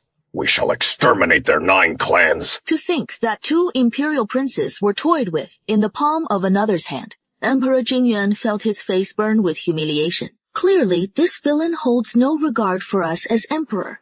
This old servant shall not disappoint your majesty. At this moment, Eunuch Liu seethed with rage in his heart. A fake eunuch had infiltrated the palace, and he hadn't even noticed. Isn't this deliberately embarrassing him? The matter has finally come to a close. Emperor Jingyuan bestowed upon Su Wanshu a trove of rare treasures, and had originally intended to grant her a title as well. But Su Wanshu turned it down. She already bore the envy-stirring mantle of the legitimate daughter of the Grand Protector General. Piling on another title, wouldn't that just spell trouble for her? Naturally, Consort Liu's gifts were equally lavish. She showered her with jewelry and fine silks. And on top of that, upon learning that Su Wanshu had opened 2 shops in the capital, she promptly granted her 2 prime storefronts on Chang'an Avenue. These 2 shops offer far more tangible value than any gold, silver, or jewels. After all, on Chang'an Avenue, every inch of land is worth its weight in gold. Even with deep pockets, snagging a suitable spot isn't guaranteed. That little wretch, Su Wanshu. How dare he? Silan, don't panic. If this plan falls through, we'll devise another scheme. You make it sound so effortless. Do you realize how tough it is to plant a spy in the palace? This time, I barely escaped with my life intact. But what about the next time? The palace will no doubt ramp up patrols, and trying to slip another agent inside will be harder than scaling the heavens. If the palace is off limits, then we'll do it from the outside. Surely the 9th prince can't stay locked away in the palace forever. Don't have the luxury of waiting that long. Granny Wang is already on the hunt for him. We can't keep him under lock and key indefinitely. Who knows when the secret might slip out? Sola, compose yourself first. Let's wait a couple of days and observe. What if circumstances shift unexpectedly? In the past, the 9th prince always resided within the palace walls, but that doesn't mean he'll remain there for the rest of his days. Didn't we hear just recently that the emperor plans to involve several princes as kings? I'm reckoning that, once he is involved as a king, the 9th prince will undoubtedly have to relocate outside the palace. Let's hold off a little longer. An opportunity might still arise. Xiao Jingzhi's hunch was spot on this time. Ever since Xiao Jinghui began taking the nourishing pills, his constitution has grown far sturdier than before. And not by just a smidgen. He has even started training in martial arts under the flag-bearer master, and frequently heads out of the palace for hunts and leisurely jaunts. Emperor Jingyuan is in exceedingly high spirits. He has gone ahead and scheduled the involvement for the 9th day of the 12th month, bestowing kingships on several princes. Now, Xiao Sulang can scarcely keep her composure. If the 9th prince is involved as a king, even knowing he is an impostor, it won't be simple for Xiao Jingzhi to supplant him. Wanshu, dear sister, behold the delightful treasure I've brought for you. Su Wanshu hadn't yet discerned what Xiao Jinghui held in his grasp, when a soft, fluffy mass was suddenly stuffed into his embrace. He glanced down. Nestled in her bosom is a snow-white, long-haired kitten. A long-haired cat, this beautiful must surely be a tribute from a foreign land. Such a noble little cat from the 9th prince. I simply can't accept it. Uncle Ben, don't you like little white cats? This is one I specially asked the emperor for. Just for you. If you make me return it now, it'll be so embarrassing. Just this once. Please don't send me such precious gifts in the future. Actually, it is not that precious, just a little kitten. Uncle Wan, I've heard your swordsmanship is excellent. Could you give me some pointers? Lately, I've been learning a few sword techniques from the palace instructor. It is too cold out. And besides, I have a ton of things to handle. As Wanshu felt a headache coming on. This is the 9th prince. You can't hit or scold him. You have to coax him. As a lady of the inner quarters, what could possibly keep you so busy? Eden had just opened a tavern on Chang'an Street. It is opening in 3 days. I haven't even settled on the menu with the kitchen staff yet. What dish should we feature? Uncle Wan, you're amazing. You've even opened a tavern. Let me think. With the weather this cold, picking a signature dish is easy. Just go with copper pot hot pot. Every man in the capital, young or old, loves it. Xiao Junhui's words instantly woke her from her reverie. Ninth Prince, you've really solved my big problem. I won't keep you any longer. I need to head to the tavern right now.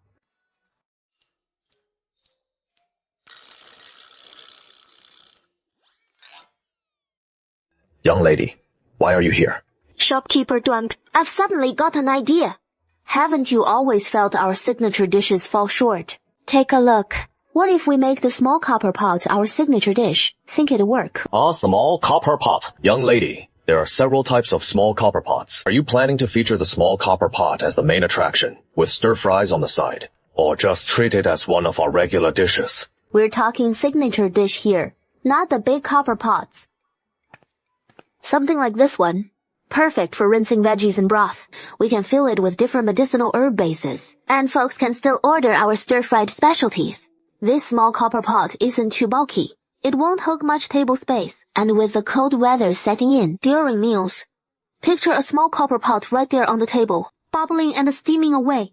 It'll make the guests feel all warm and cozy. Chef Fang, you're the pro on this. Tell us, what kinds would shine as a signature item? The best are the ones for tossing in meat and veggies to simmer all at once. Fang Yu's not one for empty talk. Right in front of Su Wangshu and Duan Rong, he dives into prep work on the spot. Fang Yu's knife skills are top-notch. He swiftly juliennes or slices an array of fresh vegetables, neatly arranged by color in the small copper pot.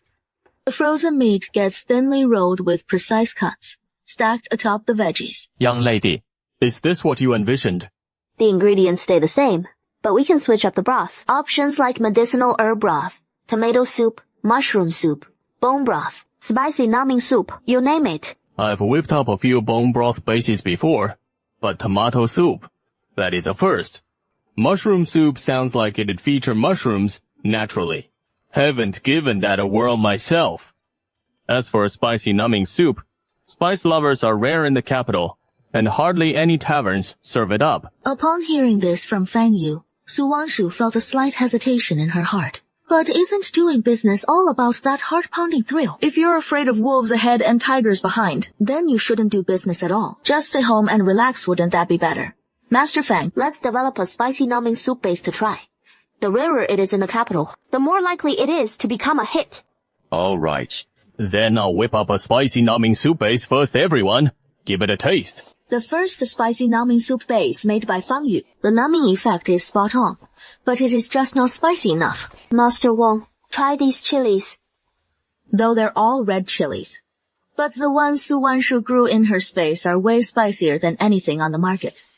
Pour oil into the bottom of the pot. Add the red chilies that Su Wanshu provided. A wave of pungent spiciness hits the face. He hurriedly tosses in the Sichuan peppers and other ingredients into the copper pot to stir-fry. This batch of spicy numbing soup base is much spicier and more aromatic than the last one. Su Wanshu recalled the hot pot base from her previous life. She roughly describes it to Fang Yu, letting him figure out if he can recreate something like that. Hot pot base. Master Fang, please take another careful look at these soup bases. The restaurant opens in 2 days. If we can develop a few more varieties, that would be even better. Miss, rest assured, before we open, I'll definitely prepare more dishes. That evening, a large food box arrived from the restaurant. Su Wanshu opened it and looked inside. Inside was a copper hot pot, with charcoal fire underneath. Perfect for Mother to try.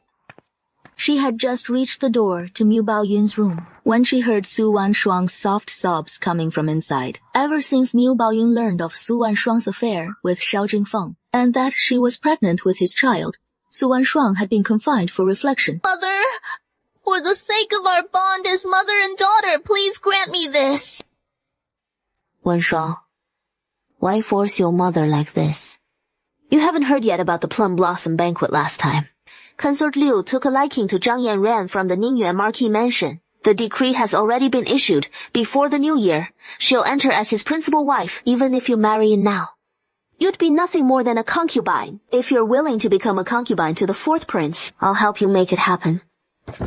She didn't want to be anyone's concubine, even if the fourth prince ascends the throne someday, filling Dafeng's 6 palaces with splendor. A concubine status like hers might not even earn her a consort's rank. Suddenly, in her grief and anger, Su Wanshuang thought of something. Though Shao Jingfeng had many concubines, in the past 2 years all the children born to them had been daughters. No illegitimate eldest son had yet appeared. If her womb proved fruitful and bore him an illegitimate eldest son, then couldn't she rise in status through her son? Mother, things have come to this. Your daughter asks for nothing more. Just grant the child in my belly a proper status. Back then, when you were recorded under my mother's name, there was no entry in the family genealogy. It was merely a verbal adoption. Now, we simply need to send you back to your biological parents. On the day of your marriage, you'll also be married off from your biological parents' side. From then on, you Su Wanshuang will be nothing more than relatives to me and my mother. When we meet,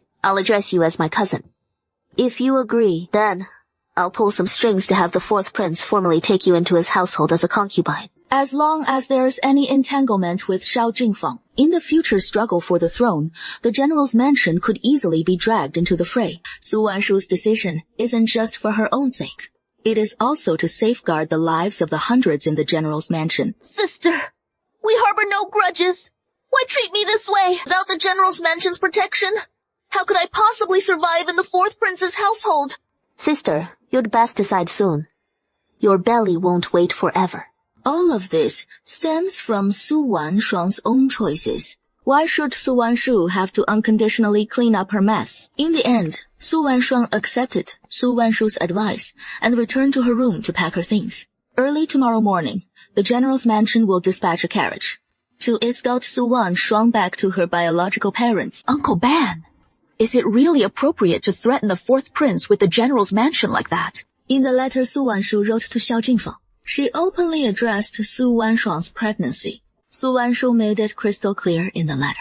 If Xiao Jingfeng refuses to bring Su Wanshuang back to his residence, she wouldn't hesitate to let all of the capital know that Xiao Jingfeng seduced and then abandoned her, tarnishing the reputation of the Zhenguo general's mansion. With no crown prince yet established, if this scandal truly spreads, it would be utterly disastrous for Xiao Jingfeng. Mother, all's fair in love and war. If we don't give Xiao Jingfeng a little nudge, I'm afraid we'd be the ones forced to yield at the general's mansion. Mother, let me handle this matter. I guarantee you'll be pleased. Give my spicy hot pot a try. How does it taste? The restaurant opens in just 2 days. I'm thinking of making the spicy hot pot our signature dish. Not sure if it'll catch on. Not bad at all. Even Mother, who isn't big on spice, couldn't put down her chopsticks when she started on the spicy hot pot.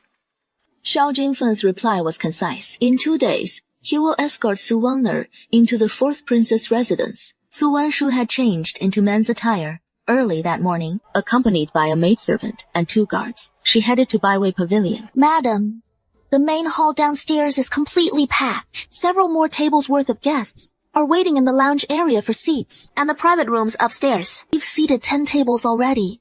I just saw several stewards arrive, asking about available private rooms upstairs. I reckon the private rooms won't stay empty for long either. Go check again. Report back to me right away if anything comes up. Whether the upstairs private rooms fill up or not isn't the point. As long as the main hall downstairs is bustling with patrons, let all the passers-by see just how bustling our Baiwei Pavilion is. He is already halfway to success today. Meng Wushuang was craving the hot pot, so she sent her steward to inquire twice, but couldn't reserve a private room. So she decided to come mooch a meal from Su Wanshu instead. Dear sister, quick!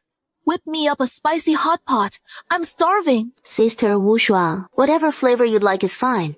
Maids in my little kitchen can make any kind perfect. Yesterday, I sent the steward to book a private room at your restaurant. And goodness me, no availability for the next 10 days. Uncle Man, you're incredible. First the dim sum shop takes off. Now the restaurant's booming too. You have no idea. Now, all over the capital, restaurants are copying your hot pot. But none taste as good as yours. Especially that spicy hot pot. I've tried 5 or 6 places. and they're all no good. I'll have the kitchen. Prepare it right away. I remember you love beef, so I'll tell them to add extra beef. Uncle Man, you're too kind to me.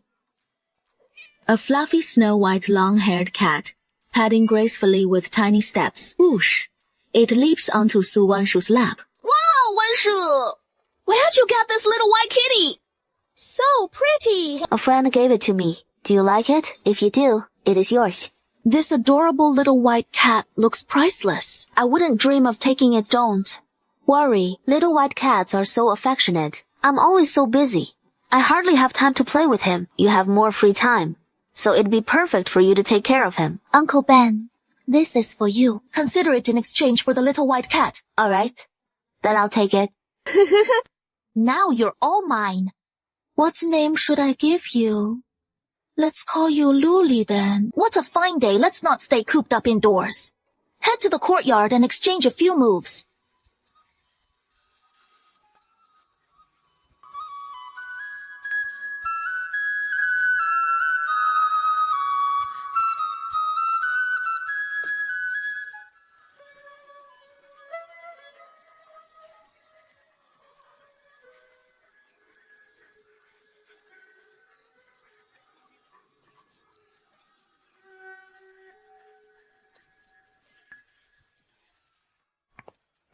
Ninth Highness, what are you doing lurking out here? Miu Yang, you're not at the barracks today. Xiao Jinhui gave a slightly awkward smile. He felt like he'd been caught red-handed peeking at another man's wife. Nothing major at the barracks today, so I came back early. Ninth Highness, you're just gonna keep standing there, not going in. In we go. I'm here to mooch a meal today. Xiao Jinhui forced a calm demeanor and strode into the courtyard. Ninth Highness. What brings you here? Sister Wanshu, your tavern is always so bustling. Every time I go for that copper pot, it is packed to the gills, gives me a splitting headache. So I figured, since you run a tavern, your household chefs in the little kitchen must whip up copper pot just as well. That is why I'm shamelessly crashing for a taste. What perfect timing for Ninth Highness to drop by. Wu Shuang's here today. I had the kitchen prep 2 kinds of copper pot. Then, this prince gets to bask in Sister Miu's glow. Xiao Muyan, watching from the side, heard Xiao Jinhui coo, Sister Wanshu 1 minute, and Sister Miu the next his teeth ate something fierce. Ninth Highness, lunch is still a ways off. How about you and I exchange a few moves? Miu Yan, I've only just started training with the palace masters, so go easy on me, won't you? Of course. Brother Miu Yan, I can't take any more. Ninth Highness, your stamina's a bit lacking. Darling, it has been ages since we last sparred. Fancy a round. My swordplay's come a long way lately. As Xiao Muyan said this, he winked playfully at Su Wanshu. Only the two of them know what this really means. Sister Miu, can you make out their sword techniques? I can only vaguely make out Wanshu's sword moves. Usually so bold and carefree, Mu Wushuang now looks every bit the shy little wife. She is so bashful, she is nearly shredding the handkerchief in her hands. If only I could have sword skills this good someday. Liu Li, what is the matter? Oh, so you just wanted me to pet you, huh? Liu Li, you're such a little clingy sweetheart. Sister, Wushuang, did Wanshu come up with this name for the little white cat? I picked the name myself. Look at Liu Li's eyes. Aren't they just like shimmering glass beads? They sure are. The two of them chatted idly for a moment. That is when Xiao Jinhui realized that Su Wanshu had given the little white cat to Mu Wushuang. A touch of sadness crossed his face, and he let out a soft sigh. Yet he kept it buried in his heart, and said nothing more. Uncle Wan, may I live in your house from now on? With so many delicious treats every day, I'm already reluctant to leave. That sounds fine to me. A couple of days ago, I overheard some idle gossip behind my back, saying, I've been married for years without bearing children. So they want to take another wife for Mu Yan. Sister Wu Shuang coming here is perfect. She can be my sister. So, just like that, the matter is settled. You'll make sure I eat delicious food every day from now on. Tomorrow, I'll bring my dowry and move into the general's mansion. If my mother knew I'd become sisters with you, she'd probably wake up laughing in her sleep at night. In this life, I only need one wife. Miss Miu, you'd better choose someone else. Su Wanshu and Mu Wushuang heard Xiao Muyan's earnest words. The two burst into laughter together. Wanshu, do you think the birthmark on my face can be removed? Why do you suddenly want to remove it again? Last time, I said we could try removing the birthmark for you, but you were afraid that scarring would make it even uglier. So you hesitated to decide. Isn't this all to become sisters with you? I'm really going all out for this. All right. After dinner, I'll take a good look at it for you. Su Wanshu's days were busy yet peaceful, whereas Xiao Sulan's plight was far more bitter than hers. Wang Baopo had been locked away by the heartless monk for nearly a month now. Yet the heartless monk showed no sign of action. She was utterly consumed by anxiety. Lord National Advisor, what are you still waiting for? The Emperor has assigned 24 shadow guards to Xiao Jinghui. Even if I wanted to deal with him now, it would be difficult. Have you thought this through? If I were to reveal the mystery of the ninth prince's true birth right now, the Emperor might not set much store by Xiao Jingzhi.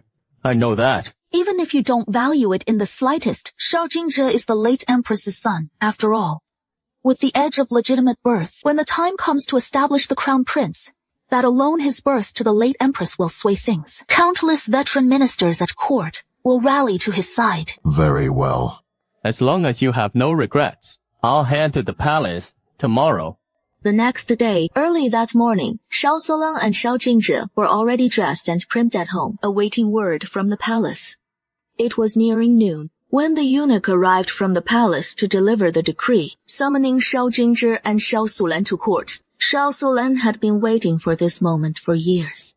And in that time, her father and grandfather had both lost their lives, all to secure Master Wu Xin's aid. She had even offered her own sister to Master Wu Xin as his plaything. After all these sacrifices, today she finally claimed her due reward. Jingzhi, whatever you do, don't let nerves get the better of you later. If His Majesty questions you, just stick to the story we've rehearsed. You mustn't forget a word of it. At this moment, Xiao Jingzhi is also quite tense. After all, whether he is the true prince or a false one, he knows that best himself. Sulan, rest assured completely. I've long since memorized those lines flawlessly. There won't be the slightest error. All along the way, Xiao Sulan's heart was filled with unease, right up until she stepped down from the carriage. As her feet crossed the palace's lofty threshold, that uneasy heart suddenly grew calm. She had come this far already. No matter what happens, she absolutely cannot falter. All the Emperor's words. They're all here. Your Majesty, the late Empress, this is to guard against me, isn't it? All these years, I've meticulously guided Jinghui, fearing I might fall short in any way. Father, no, Your Majesty, since this commoner shares no blood with you, I beseech Your Majesty to send this commoner from the palace at once. Nonsense! I haven't even spoken yet. What is the rush? Even without blood ties, I've raised you for over 20 years.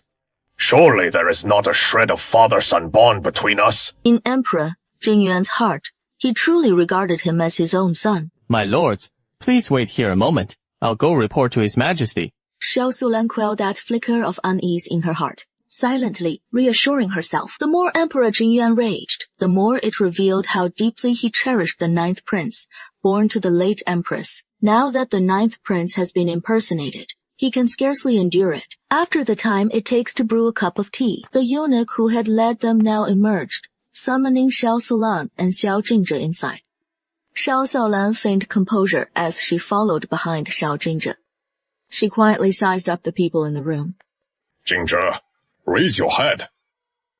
He listened to Xiao Jingzhi's responses, flowing smoothly, without a trace of fear. He felt quite satisfied in his heart. Muye, is your intelligence accurate? Absolutely. This comes directly from General Xi's informants. Right now in the capital, news should be spreading like wildfire. Could Xiao Sulan possibly be a seer? She must have known long ago that Xiao Jingzhi is the Emperor's lost prince. It seems Xiao Sulan's ambitions run deep. She covets the role of Wang Fei, or perhaps even the Empress. Who can say? Never mind whether Xiao Jingzhi can claim the throne. Just consider Kanki's current state, riddled with gaping wounds. It is anyone's guess if the kingdom can even avert a destruction. Xiao Sulan's schemes are far too simplistic. So what do we do now? Xiao Sulan's harbored resentment against us both all along. Muye, we needn't be so tense. We'll simply bide our time and observe. With Consort Liu and Xiao Jingfeng, holding sway. Xiao Sulan's foundations are unsteady. She'd best keep her tail tucked for now.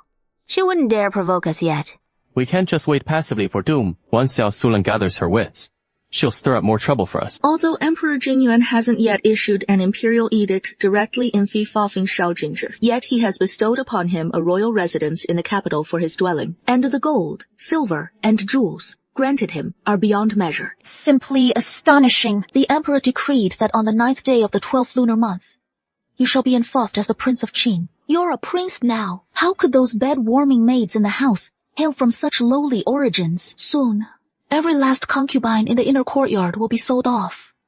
Just you wait and see. From this day forward, anyone whose status falls short won't even be fit to serve as your concubine. Sulan, rest assured, no matter how many beauties grace my courtyard, you, Xiao Sulan, shall forever remain the principal wife of Xiao Jingzhi. Xiao Jingzhi draws Xiao Sulan's slender waist into his embrace as they go together to behold Emperor Jingyuan's lavish gifts. State Preceptor, you are truly formidable. Without my consent, you dared report such a momentous affair straight to His Majesty.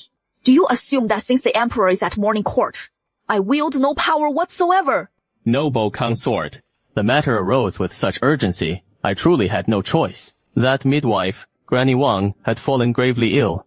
If I hadn't acted with haste today, before Granny Wang drew her final breath, ensuring the Emperor heard it firsthand as she divulged the true identity of the 9th prince. Now, even if we wished for her to speak, she could utter not a word.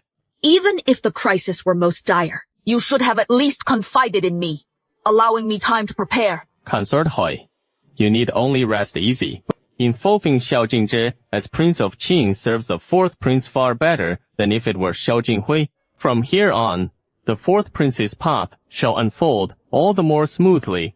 Mother Consort, why do I sense that Monk Wuxin is proving difficult to control? You understand it well enough in your heart. For the present, retaining Monk Wuxin still serves our aims. Once you ascend the throne, that demon Monk Wuxin cannot be allowed to linger. Mother concubine. And one more thing. What about Uncle Wan? How shall we handle him now? Wan Xiaomuyan poses no real threat. He is nothing but a brute. All brawn and no brains. That's sad, but he remains Su Wanshu's husband for now. Your previous scheme seemed quite promising. Yet it carried no small risk. This time, leave it to Mother. I'll ensure Su Wanshu seeks a mutual divorce from Xiao Muyan of her own accord. Your son eagerly awaits the good tidings from Mother Concubine. Lately, you must stay low and behave until your involvement as king, and no mishaps must arise again. My dear wife. Don't overexert yourself. I'm all right. Tomorrow, send someone discreetly to the pill refining workshop. Pick up the pills. Muye, how are things in the army? Has anyone at court been trying to trip you up? None so far. Though I'm still young, the Mengui horde is already at the border gates. The Emperor has issued his decree. We're rushing to prepare the grain and supplies. I might have to set out the day after tomorrow. So soon?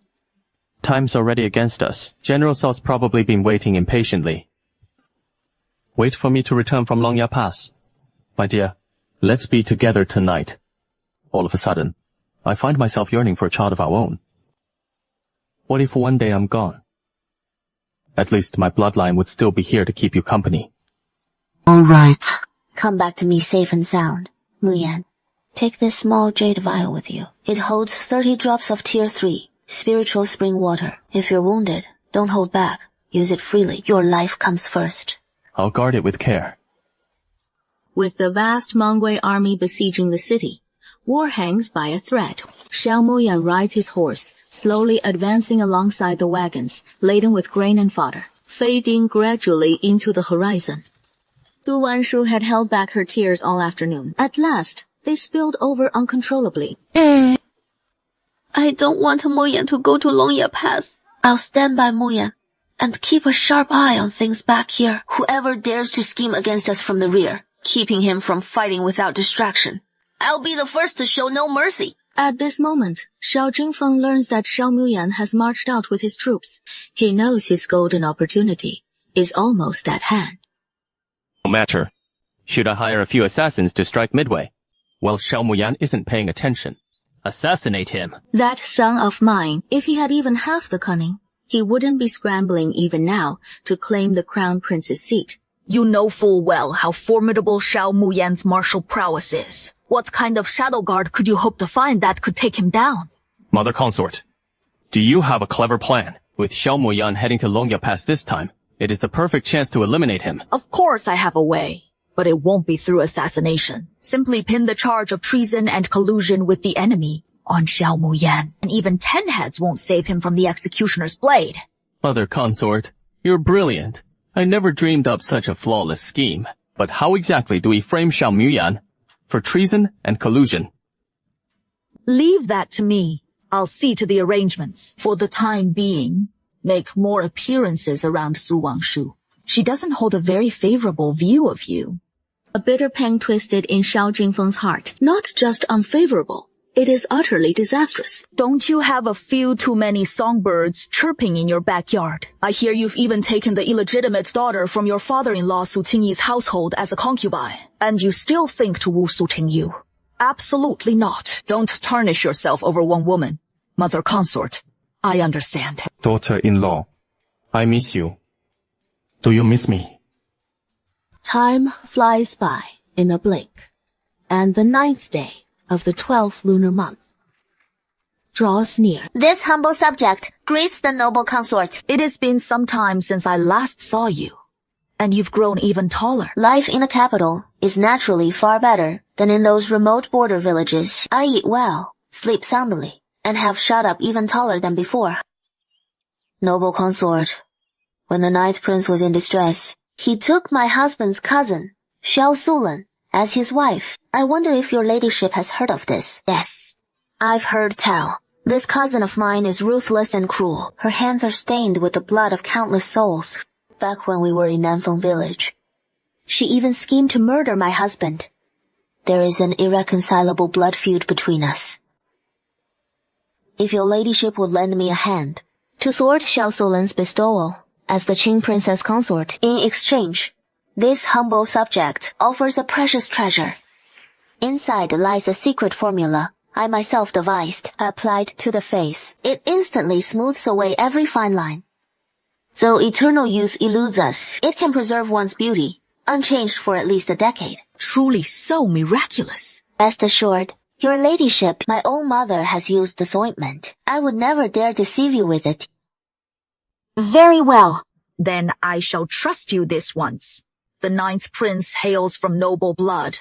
Though fallen among the folk, he wed Xiao Sulan, yet Xiao Sulan, born a commoner, cannot claim the role of his principal consort. On the day the Qin princess consort is bestowed, I shall personally select a match of equal standing for the 9th prince. Thank you, noble consort, for your gracious favor. Deeply pleased with Su Wanshu from the start, Consort Liu, before her departure, concubine Liu gave Su Wanshu a string of 8 treasures bracelets. Madam, do you not like this 8 treasures bracelet? This maid finds the bracelet quite beautiful.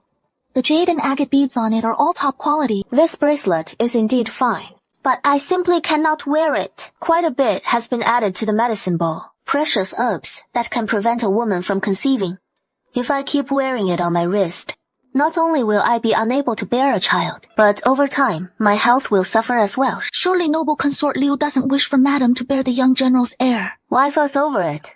Concubine Liu is no saint herself. From now on, we must stay ever vigilant around her. In the blink of an eye, the canonization ceremony for the 4th and 9th princes had arrived. As the legitimate daughter of the Duke of Zhangguo, Su Wanshu naturally had every right to attend the ceremony.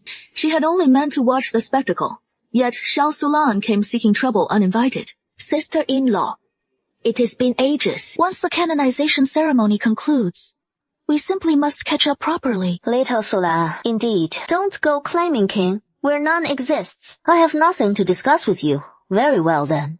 Su Wanshu, I'm according you face today. But since you refuse it, don't come regretting it later. You'd best mind your own affairs first. Zhang Yanran was duly involved as Shao Jingfeng's princess consort, becoming the virtuous princess of Xian. Sun Shi, the legitimate daughter of the Marquis of Yangning, was involved as the princess consort of Qin. Liu Yao, the legitimate daughter of left vice minister Liu Yu, was appointed as side consort.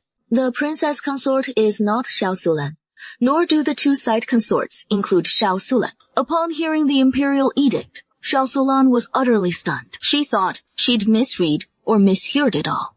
Clearly, Sun Shi had gotten wind of this long ago, and she was the one being enfeoffed as Qin Wang's princess consort today. Then there was Xiao Jingzhe, with that utterly nonchalant expression. He must have known about this all along.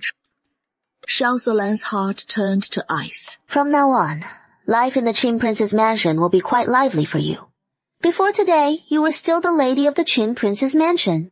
But after today, everything you've invested has all been for naught. Just making wedding clothes for someone else. Su Wanshu, aren't you smug about it? Do you think this will defeat me? In your dreams! Then, let's wait and see.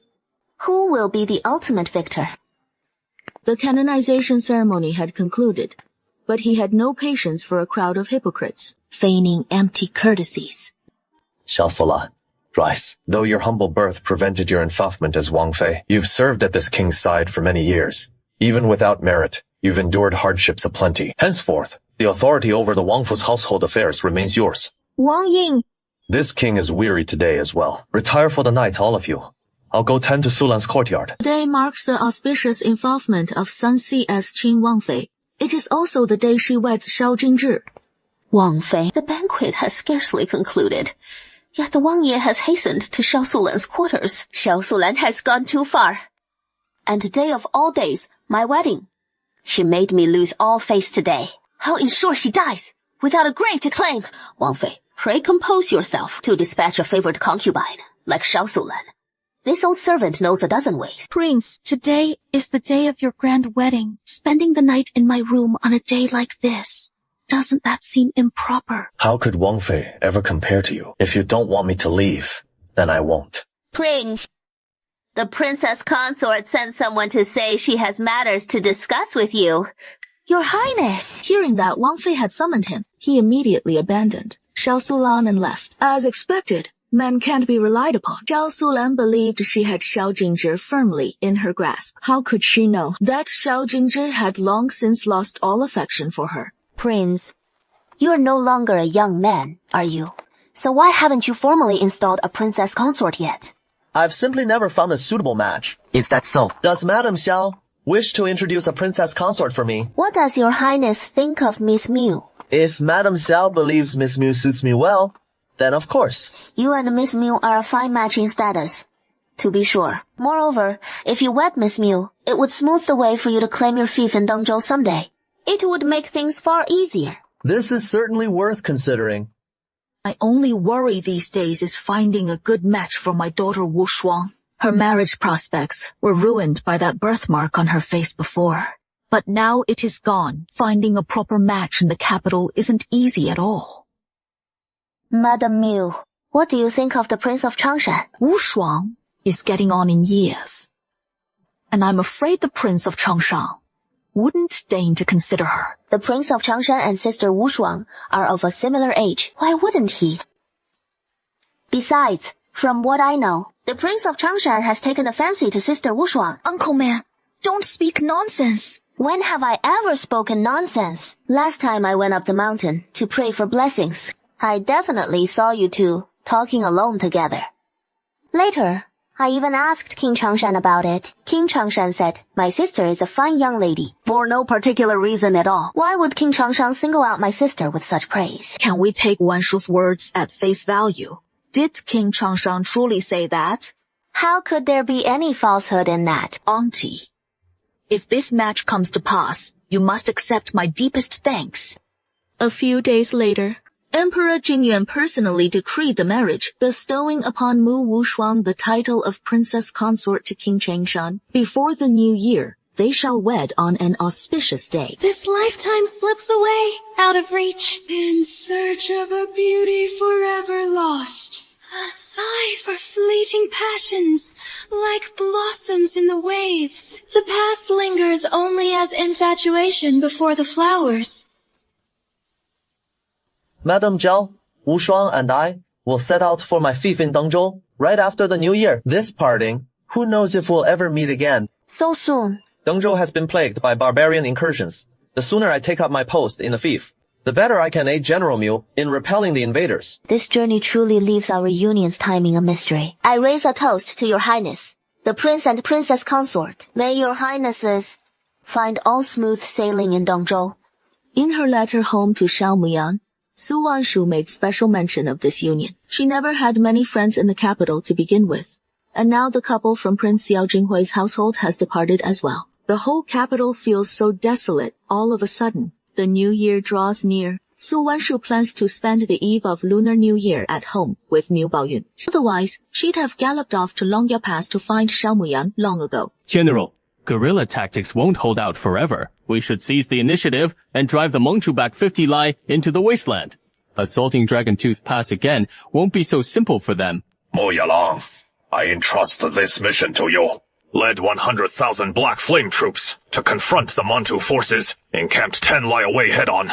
Crush them utterly and force their retreat 50 Lai. This humble general accepts the command. By assigning him this pivotal campaign, General Su Tingyi demonstrates his utmost trust and confidence in him, and he must ensure this battle ends in resounding victory. At that very moment, Xiao Muyan was in the command tent, devising strategies with his officers. How could he have foreseen it? That Xiao Jingfeng, far away in the capital, was already scheming against him. Mother consort, Father Emperor has kept me under house arrest for days now. Does Father truly plan to confine me until the new year? Your father is still fuming, and you only have yourself to blame. With such lax discipline over the household staff, a fire erupting in the mansion on your wedding day, plunging everything into chaos. The mere mention of it fills Xiao Jingfeng with pent-up fury. For he has never lacked for beautiful women at his side. His inner quarters overflow with concubines, their names all but forgotten by him. He fancied himself their master,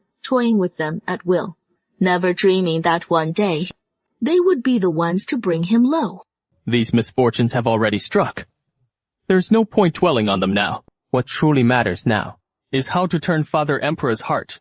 Should he truly perish, my claim to the throne would vanish in an instant. Anxious now, are you? What were you doing all this time? Oh, you are truly my curse in this life. You insolent fool. I understand. I've come today precisely to tell you this. I've already established contact with the Mengchu. They'll find a way to take out Xiao Muyan. As the price for their bargain, once you claim the throne as emperor, you'll cede those lands at Cliff Pass to them. Mother consort, you wouldn't actually strike a deal with the Mantu, would you? Trading Xiao Muyan's life for Dragon Tooth Pass. Is his head really worth all that? Desperate times call for desperate measures. Your father's position on you is still ambiguous. We must sway General Su Tingyi to your side, lest one day he mistakes an elixir and drops dead, throwing the capital into turmoil. When that happens to seize the throne, you'll need the Black Flame army under his command. Very well. I'll defer to you, Mother Consort. Those soldiers holding Dragon Tooth Pass, no matter how he schemes and plots, he never foresaw them risking their lives there against the Mengchu invaders. All to defend the realm for the likes of Consort Liu, who'd sell out the nation for her own petty ambitions.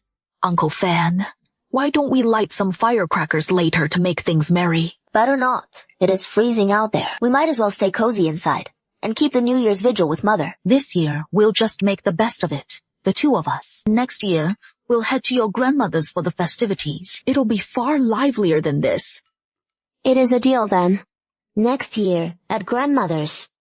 The year after that, Nanfeng Village. New Year's in the village sounds delightful too. All right.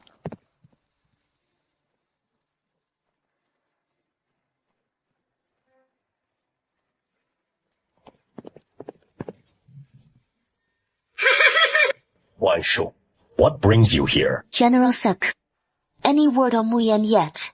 While Muyan was with the Alliance envoy, Su Tingyi produced a secret missive. The handwriting on the letter appeared somewhat awkward, yet it was just legible enough to make out the words. Roughly, it states that the king of Menghui wishes to forge a marriage alliance with the Kangxi Empire. The proposed union is between Xiao Muyan and Princess Tana. The formal decree from Menghui has already been dispatched to the capital. General Sek, how could Muyan just vanish into thin air like that and be seized by the Menghui to wed their princess? There must be more to this. I'm as baffled as you are. Earlier this year, to ensure a peaceful new year, we aimed to drive the Menghui forces back 50 li high into the wasteland. Mo Yan led the Black Flame army, and the initial clashes went smoothly. But later, for reasons unknown, upon spotting Prince Talon, he gave chase. And he hasn't been seen since. Some witnesses saw Mu Yan enter the Misty Fog Canyon in the wasteland, while others claim he was taken captive by Prince Talu. General Su, I suspect the Menghui have ulterior motives. They're not truly seeking an alliance with the Kanchi Empire. They must be plotting something else. Earlier this year, near Dengzhou, barbarian incursions struck repeatedly, leaving countless refugees displaced and destitute. I urge you to take this threat seriously. General. Uncle Ma, hold on. With the blizzards raging these past 2 days, heading to the Misty Fog Canyon now could easily lead you astray. General Salk, I'm far tougher than you imagine. Quickly now. 1,000 Black Flame soldiers to escort the young lady to the Misty Fog Canyon.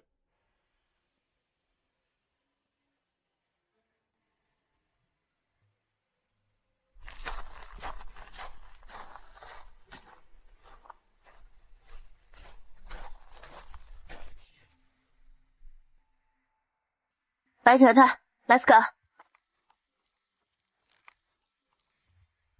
General Shao, stop this pointless resistance. Without me, you'll never make it out of the Misty Canyon. Surrounded by dozens of black-clad assassins, Xiao Miyan was beginning to flag, his stamina ebbing. During the time he'd been trapped in the Misty Canyon, he'd been holding on almost entirely thanks to the spiritual spring water. You witch. You expect me to turn traitor? Not while I still draw breath. Fall back quick! Xiao Miyan's got his strength back! Hit him with a wheel tactic! This princess wants to see just how endlessly he can keep regenerating his stamina. Left hand millennium! You'd all better not make any sudden moves. My hand's feeling a bit shaky. What if I get jittery and slice into Princess? Tana's such a lovely neck, leaving a nasty gash. That'd be a real shame. Princess Tana, please, lead us out of the Misty Canyon.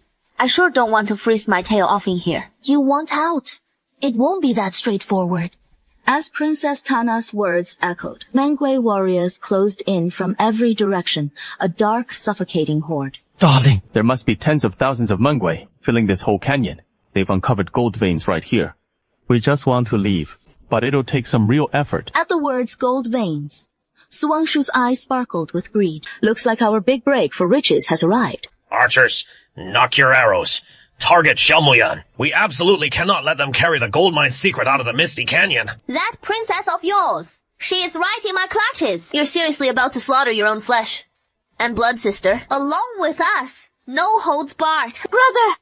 For that throne, you toss my life away without a second thought. Little sister, go on and die in peace, alongside Xiao Miyan. Didn't you always go on about how much you like him? Then I'll play the nice guy all the way and grant your wish together forever.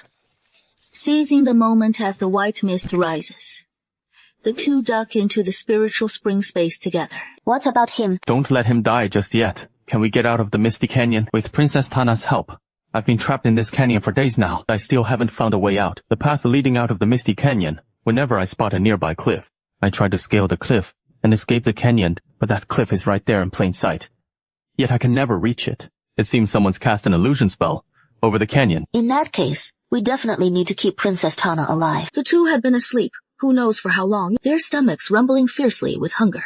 That is what finally woke them. Spit it out. Is there anything to eat in the storage space? I've got plenty of tasty treats here, but your body's still a bit weak right now. Let me heat up some meat porridge for you first. Just wait a sec. Soon, the wooden hut was filled with the savory aroma of porridge. Xiao Miyan caught the scent of the porridge, and his hunger grew even fiercer. Miyan, eat slower. Watch out. It is hot. Jiv. How did you know I was in danger in the Misty Canyon? I'm smart. That is how. Besides, you're such a klutz. How could you even stumble into something as tricky as colluding with the enemy and treason? Someone must have set you up on purpose. Exactly. My dear wife knows me better than anyone. Xiao Miyan, beaming with joy, pulled Su Wanshu tightly into his embrace. Over those few days in the Misty Canyon, Xiao Miyan had felt like he was on the verge of losing Su Wangshu forever. May your path of flowers stretch eternally, such innocence. Cherish true love. Ask not where fate brings us together. nor where it keeps us bound. If you're with me now, Muyan, go easy. You're biting me, it hurts. Dear wife, dear wife. What is up? Nothing. I just wanted to call your name. The two lingered in sweet, playful affection for quite a while. Only then did Xiao Muyan remember Princess Tana. Dear wife, let's head out now. See if we can pry some info out of Princess Tana. Let's find a safe spot first and talk there. After entering the cave, they released Princess Tana from the storage space. Su Wanshu stepped forward and carefully removed the silver needle from Princess Tana's body. How about we strike a deal? You let me live, and I'll guide you out of the canyon deal. Come on, then tell us. How are we supposed to get out of Misty Canyon? Every path in the canyon has been concealed by a mystical array, and it is heavily guarded on that side. Trying to escape that way is basically impossible. So what do we do? You wouldn't happen to know some secret passage or something, would you? You guessed it. I discovered a hidden tunnel inside the canyon, but it is deep within the gold vein. The whole gold vein was just unearthed, so it is far from stable inside. You'd better think this through. If you come with me through the gold vein and luck isn't on our side, we hit a vein collapse along the way. Just the three of us. We'll all perish in that gold vein. Su Wanshu and Xiao Muyan have never been the timid type. Even knowing full well how dangerous this path is, they choose it without a second thought. Then what are we waiting for? Let's head out now. I walked so fast just now. Weren't you afraid I'd bolt? Of course not. Right now, it is Prince Taru, who probably wants your life more than I do. If you don't stick with me, trying to slip away on your own would be even more dangerous. That is no fun at all. The gold vein is right up ahead. Once inside the gold mine, you'll only have the time it takes for half a cup of tea to brew. To slip past the patrols of the black-clad assassins, if you're even a little slow in your moves, you'll run straight into a patrol squad of 36 strong. The mine's tunnels are so cramped, you won't be able to unleash your martial arts. In the end, you'll just get caught. Su Wanshu quickly scanned the map. Seizing the moment when Princess Tana wasn't watching, she jabbed another silver needle into the back of her neck. Su Wanshu stored the unconscious Princess Tana in her spatial realm. Darling, I'm faster than you. How about I carry you on my back when we dash later? Never mind. Let's skip that. I'm no slouching speed myself now. Let me show you first. My speed.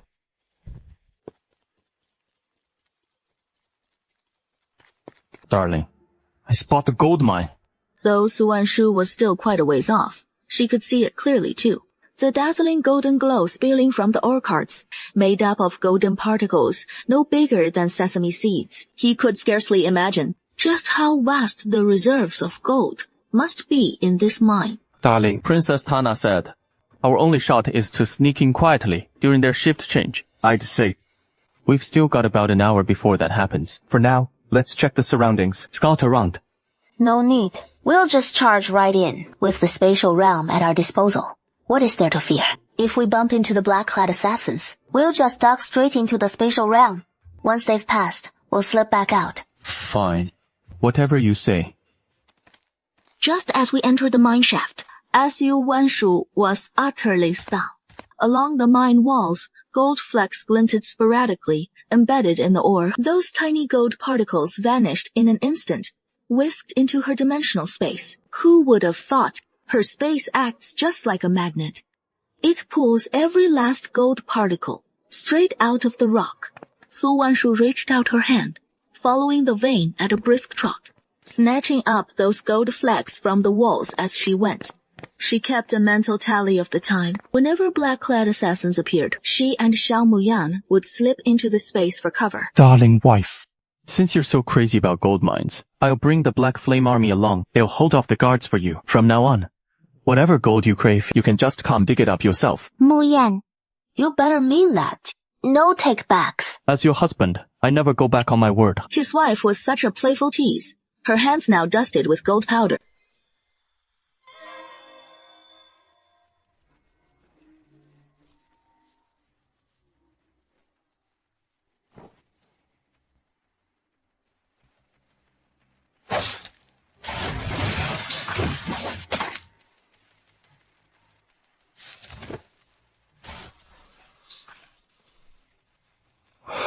Wifey, that tunnel looks too narrow. I can't wield my sword properly in here. Let's get out of here. Seizing the moment with no one around, the couple hurried back into the storage space. Now we're in real trouble. Soon enough, Prince Taro will realize it was us who entered the gold vein. It is fine. Worst case, we just wait a little longer before heading out. After catching their breath in the storage space, they emerged. They were a bit disoriented.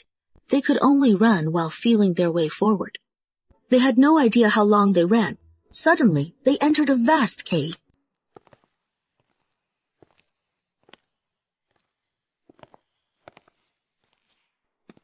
This gold vein is truly brimming with treasure. The storage space is now stacked with gold bars. Do you really need all this gold? What for?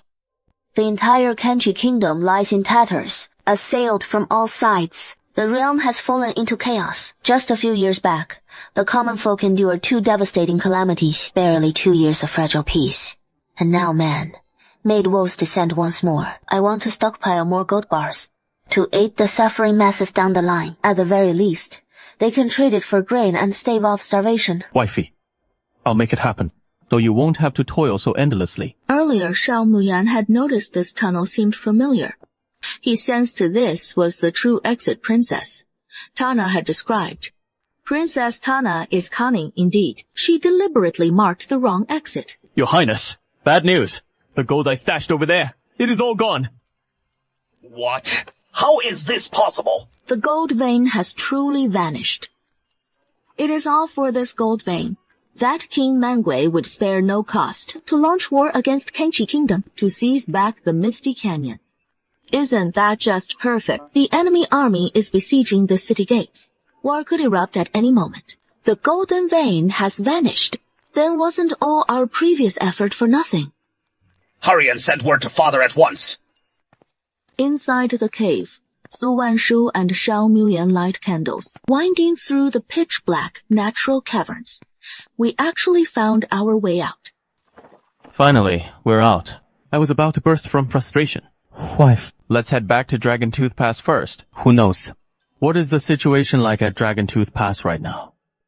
What about Princess Tana? I can't keep her trapped in my space forever. Let's take her back to Dragon Tooth Pass. She might prove useful. Your Majesty, Prince Taro has sent a confidential dispatch. He assumed it held some trifling matter, as usual, but to his shock, it revealed catastrophe at the gold mine, utterly depleted. Not a vein of gold remaining. Just then, a thunderous explosion erupted from beyond the walls. Sado recognized the roar of cannons at once fired without a single order from your Majesty. Who dares to unleash such firepower without leave? Your Majesty, General Xiaomoyan has obliterated our artillery, and now he is storming straight toward us. Pray, Your Majesty, issue your command without delay. With the gold veins exhausted, what more is there for him to fight over here? That forsaken wasteland around Dragon Tooth Pass hardly merits such exhaustive strife. Retreat.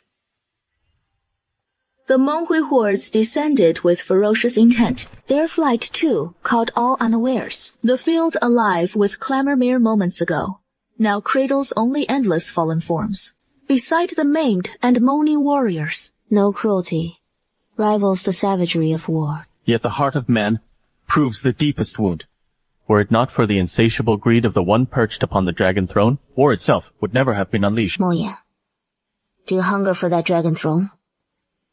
Should Emperor Jingyuan persist in forsaking the people's plight, I would not scruple to haul him from his seat of power.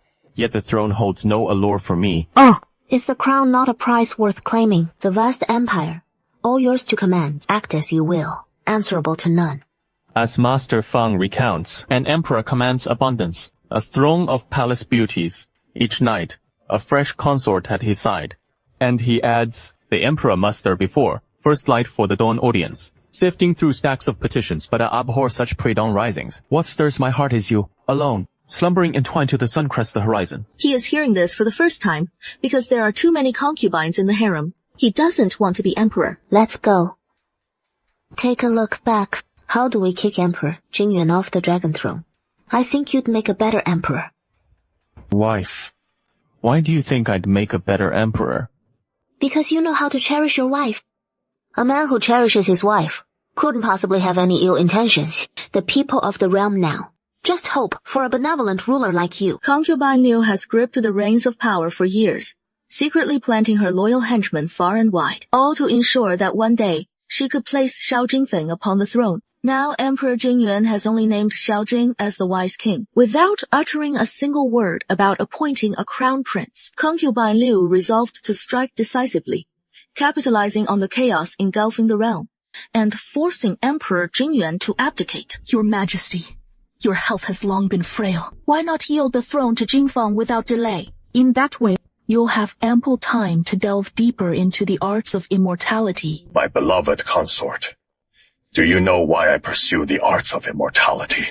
Is it not to linger just a few more years on this dragon throne? From the very day I entrusted you with reviewing the memorials, I resolved this path. Once I truly master the arts of immortality, I shall become a worthy emperor, ensuring the common folk of Kangqi live in peace and prosperity. Yet Jingfeng is no benevolent ruler. Your Majesty, whether Jingfeng proves benevolent is not yours to decree. Now issue the edict of abdication without further delay. I cherish our years together and wish to spare us both the ugliness of this. Concubine Liu suspected he still concealed some desperate countermeasure, her mind rife with suspicion, and thus held back from rash action.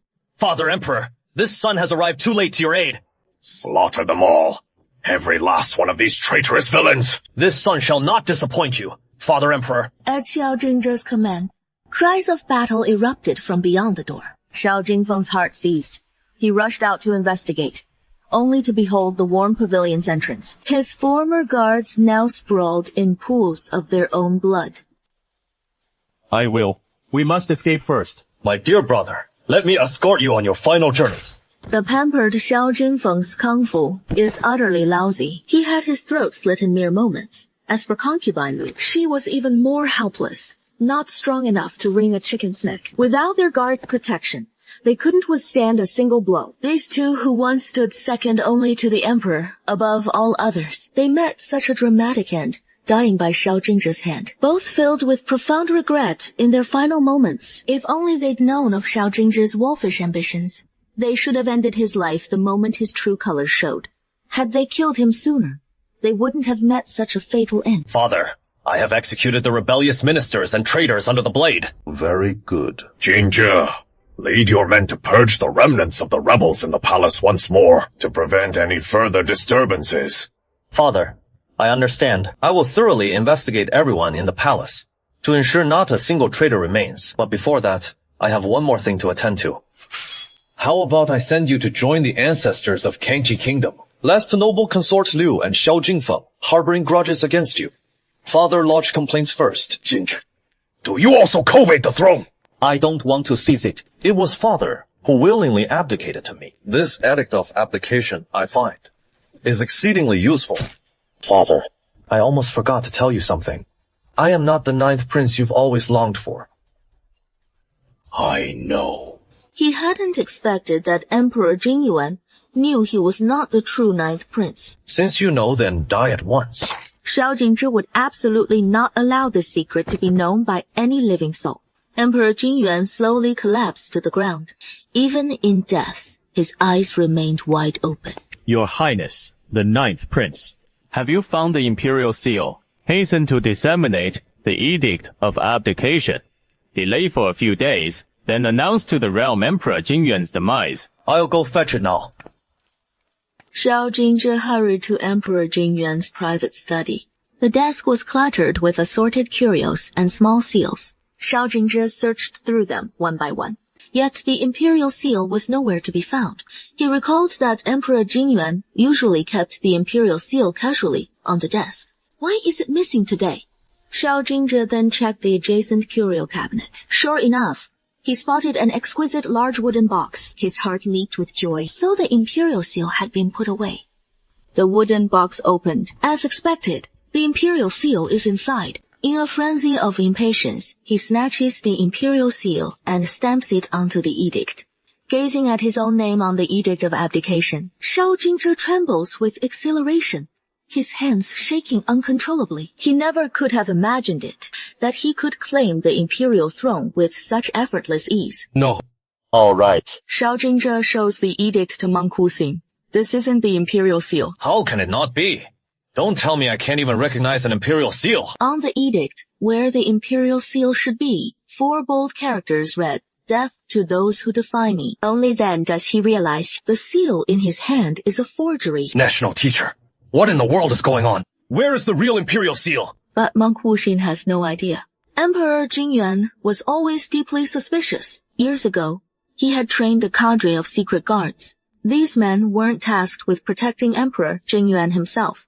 Their sole duty was to watch over the imperial seal at all times. Should Emperor Jingyuan meet an untimely end, they would spirit the seal away from the city, through hidden passages without delay. The guards would deliver the seal to Fan Kanglu, tasking him with finding the true ninth prince and aiding his ascension to the throne. This contingency had been in motion since the death of Empress Yuan. Without the imperial seal, Shao Jingzhe's ascension lacks legitimacy. His rule would ring hollow. But the arrow is knocked and drawn. Shao Jingzhe must ascend, whether he wills it or not. Meanwhile, far at Dragon Tooth Pass, Su Wangshu, who was just about to lead her men to inspect the golden veins, receives word of Shao Jingzhe's ascension.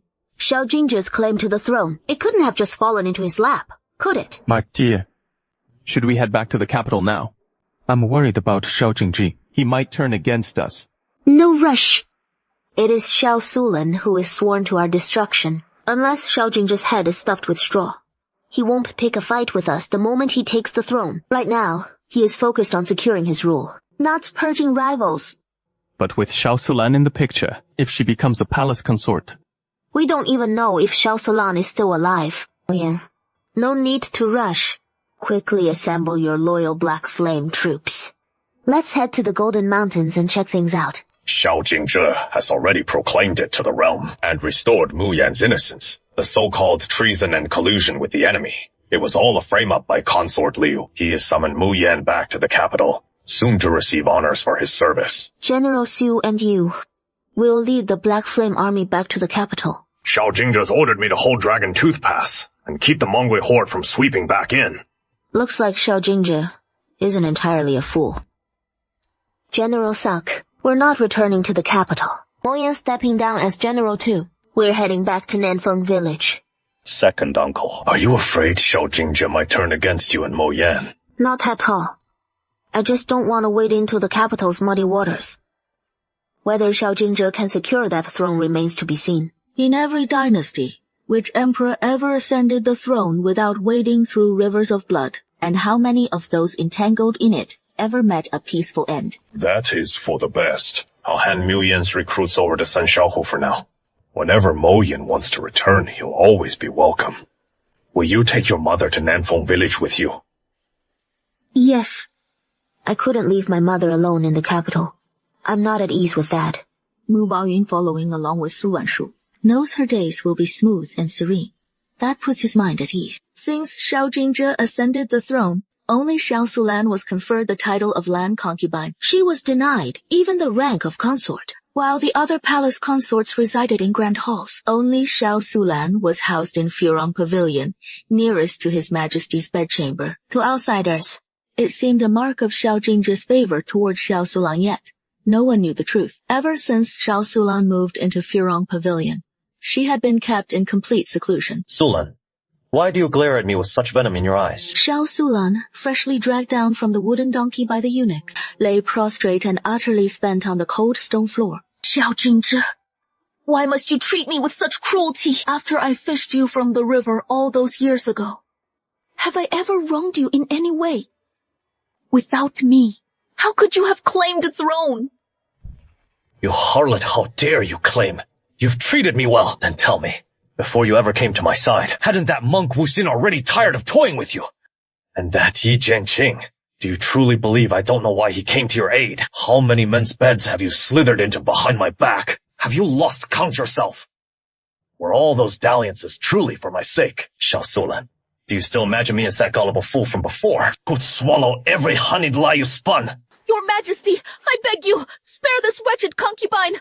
If my sight offends you, Cast me into the cold palace. If even that fails to quench your rage, I'll gladly take the vows and become a nun. I thought I'd tamed a harmless little kitten. Little did I know it was a ruthless tiger, devouring men whole without a trace. 小苏兰, don't flatter yourself. How else can I assuage this burning hatred if not by breaking you utterly? Now, he subjects Xiao Sulan to this unrelenting torment, not solely for her betrayal, but for reasons far deeper. The main reason is that he wants to uncover the secret Xiao Sulan has kept buried deep in her heart all this time. How on earth did he manage to foresee everything with such divine accuracy? I almost forgot to tell you one thing. Xiao Muyan and Su Wanshu have returned in triumph. I'm planning to bestow the title of general upon Xiao Muyang. What title do you think would suit Su Wanshu best? Xiao Jingzhe, you're doing this on purpose, aren't you? You're only elevating Su Wanshu like this to wound me because you deem my body impure. So what if I am? Xiao Sulan, rest assured, I won't let you die so easily. I'm not done toying with you yet. Do you know? The Montoy are preparing to negotiate peace with our Kangchi once more. They've offered 2 robust mastiffs as tribute to me. Tell me, with your delicate skin and tender flesh, how long could you possibly last under those savage claws? Your Majesty, I beg you, spare my life. As long as you let me live, I'll do anything you command. Xiao Jingzhe watched as Xiao Sulan knelt on the ground, kowtowing to him repeatedly with resounding thuds. He thought to himself that Xiao Sulan was sufficiently terrified by now. Then confess every secret you know to me. If I'm not satisfied with your words, the consequences will be far beyond what you can endure. Your Majesty, what secrets could a mere concubine like me possibly hold? Your Majesty knows every single thing this concubine has done. Very well. It seems you won't shed a tear until the coffin's right before your eyes. Bring those 2 mastiffs to me at once. I bet concubine Lan will adore them. She gritted her teeth ever so slightly. She quickly confessed the plot from back then. How she'd enlisted Meng Wuxin to steal Su Wanshu's fortune. Oh, so Meng Wuxin possesses such formidable powers, does he? And, Xiao Sulan, this is your final chance. I know far more than you could possibly imagine. For instance, your gift of precognition. He never dreamed that Xiao Jingzhe had long been on guard against him. Xiao Sulan could only relay to Xiao Jingzhe the fragments she'd glimpsed in her dreams, for the die was cast. Yet, Xiao Sulan still held back the truth about Su Wanshu's spatial treasure, clinging to the hope that survival meant a chance to rise again someday. Sooner or later, she would wrest Su Wanshu's spatial treasure for herself. Your Majesty, that is truly everything I know. It seems no matter the age, I am heaven's chosen emperor. Then, what of Su Wanshu? Why have you hounded her so relentlessly all this time? Don't dare tell me it is mere jealousy of Su Wanshu. Your Majesty, I swear on my life, there is nothing more I'm concealing from you. Xiao Jingzhe heard Xiao Sulan's words and believed her, if only a fraction. Since you've exhausted your worth, there is no further need to spare you. Xiao Sulan's eyes flew wide in astonishment. She simply couldn't comprehend why Xiao Jingzhe meant to end her. Xiao Jingzhe, you're still far too impatient. I hold one final earth-shattering secret from you. Out with it. What other treachery are you hiding?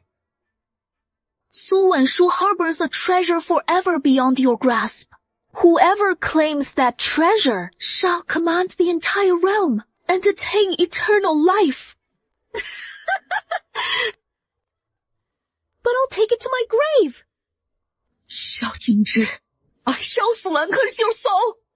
In this life and beyond, may your end be far more wretched than mine. I forgot to mention Xiao Sulan's words about the secret on you. She never got them out before drawing her last breath. Xiao Jingzhe, who had been in high spirits just moments ago, suddenly turned sour. He had only just unraveled the secret of Xiao Sulan's prophetic foresight. Little did he expect that Xiao Sulan had also confided in him that Su Wanshu carried a treasure capable of granting him eternal life. Thank goodness he hadn't slain Xiao Muyan and Su Wanshu the instant he ascended the throne. Otherwise, he might never have laid hands on that treasure. With his schemes falling neatly into place, Xiao Jingzhe prepared to summon Xiao Muyan to the palace. But Xiao Muyan, who had only just returned and been home for a few short days, and Su Wanshu had vanished without a trace. He immediately dispatched his shadow guards to hunt down the pair, who had scarcely left the capital. The outcome, as one might imagine, was disastrous. The shadow guards he sent couldn't even track Su Wanshu, let alone locate her carriage. Su Wanshu receives a carrier pigeon message from Lu Xiyun. After leaving the capital, their first stop is Kanglan City. Away from the Emperor's domain, they'll feel more at ease staying in Kanglan City. Mu Yan, the line to enter the city will take quite a while. You go ahead into the city and find us an inn. All right. I'll head there right now. Mother, have you ever been to Kanglan City before? Back when I was married, I did stop over in Kanglan City, but I haven't returned since. Then, let's stay in Kanglan City for 2 days and see what curiosities we can find here. Very well. Kanglan City is one of the North's major trading hubs. It is full of all sorts of novel things. Make way! Make way! What are you staring at? Keep gawking, and I'll gouge your eyes out. How could Su Wanshu tolerate such insolence? She was just about to step out of the carriage. And Little White lashed with a whip before she could. Whinnied in agony. That young lady's got some fine moves. Mudo, untie the cart from Little White. Let Little Red take the pull for a bit. Let's sprinkle this medicinal powder on Little White's wounds. You whipped my horse once now. I'll repay it with a slash of my blade. Let's see if you can take it. Su Wanshu lands a kick squarely on his horse's flank. With a swift spin, the sword in Su Wanshu's grip strikes without mercy down on the brocade-clad guard's right arm. Hold, dear lady. Show some mercy. It was my guard's rashness just now. Young master, it was this one's recklessness. Please punish me. Zhao Qing, go receive 30 strokes of the military rod. Yes, this one accepts the command. Zhao Qing knows Zhao Tianlang's true character all too well. Scolding his own man like this in front of a fair young lady, he is surely harboring ill intentions by now. At this moment, he naturally can't spoil his young master's fun. The so-called 30 strokes of the military cane are mere words for the young lady's ears. Perhaps if his young master has his way today, he might even receive handsome rewards. Hold on. Young master, since this wicked servant is your underling, you ought to give us common folk a proper accounting right here, rather than dragging him off for punishment. Just now, your young master's wicked servant galloped recklessly through the street and injured all these innocent people. The young master should mete out 30 strokes of the military cane to this wicked slave right here in the street. Only then can it soothe the burning resentment in the hearts of the common folk. What Madam says is right. Men, come here, right here.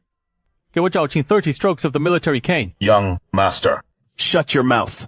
Let his own man carry out the 30 strokes. It won't beat him till his skin splits and flesh gapes. Young master, let my guards administer these 30 strokes. This way, you can avoid any appearance of favoritism, lest the common folk accuse the young master of nepotism and corruption. Since Madam puts it that way, then let Madam's guards carry out the 30 strokes. Su Wanshu could see right through whatever scheme Zhao Tianlang was plotting in his mind. She despised arrogant young lords like Zhao Tianlang the most. He calls her his wife with honeyed words, yet schemes to make her his prize in his heart. Those 30 strokes of the military staff should have been laid on him instead. Su Wanshu's guards are all battle-hardened veterans of the Black Flame Army. After 30 strokes of the staff, Zhao Qing was writhing in such agony, he couldn't utter a word. He won't be getting out of that bed for at least 100 days. Zhao Tianlang had Zhao Qing dragged away and unfazed, began introducing himself. This humble one is surnamed Zhao. My given name is Tianlang. In my haste earlier to enter the city with my guards, I startled you, madam. If you wouldn't mind my company, might I invite you for a cup of tea? Su Wanshu could not if imagined that the dashing young man before her was none other than Zhao Jing's second son, Zhao Tianlang. Most of the gold bars in her spatial storage even now had been pilfered from Zhao Jing's hidden vault. You're too kind, young Master Zhao. Men and women should not be intimate, but I'll pass on the tea. Your man injured my horse, so how do you plan to make it up to me, young master? Zhao Tianlang had assumed Su Wanshu's horse was just an ordinary mount. He figured a grand gesture of 1,000 taels of silver would surely win him some favor with Su Wanshu. But when he glanced at Xiaobai, who was being tended to nearby, his face turned ashen in an instant. Xiaobai was a prize steed, 1,000 light horse, and for a household that harnessed such amount for a carriage, how could 1,000 taels possibly suffice? Why don't you name your price, madam? This humble one isn't very knowledgeable about such matters. After all, This horse of mine is no ordinary beast. It is the king of horses. If you hadn't blocked our way just now, your guard wouldn't have gotten off with just a broken arm. And that is just for the hassle of transporting the horse. That alone would be enough to warrant his immediate execution. I'm not trying to extort you. This lash on my xiaobai, you'll compensate me with 5,000 taels of silver, and we'll call it even. Zhao Tianlang didn't hesitate for a moment. He promptly handed Su Wanshu a 5,000 tael silver note. In his eyes, if the beauty was displeased, 5,000 taels was nothing. Even 10,000 wouldn't make him bat an eye. He figured that by going this far, the little beauty would at least exchange a few more words with him. But to his surprise, Su Wanshu pocketed the note and cut off all chit-chat with Zhao Tianlang.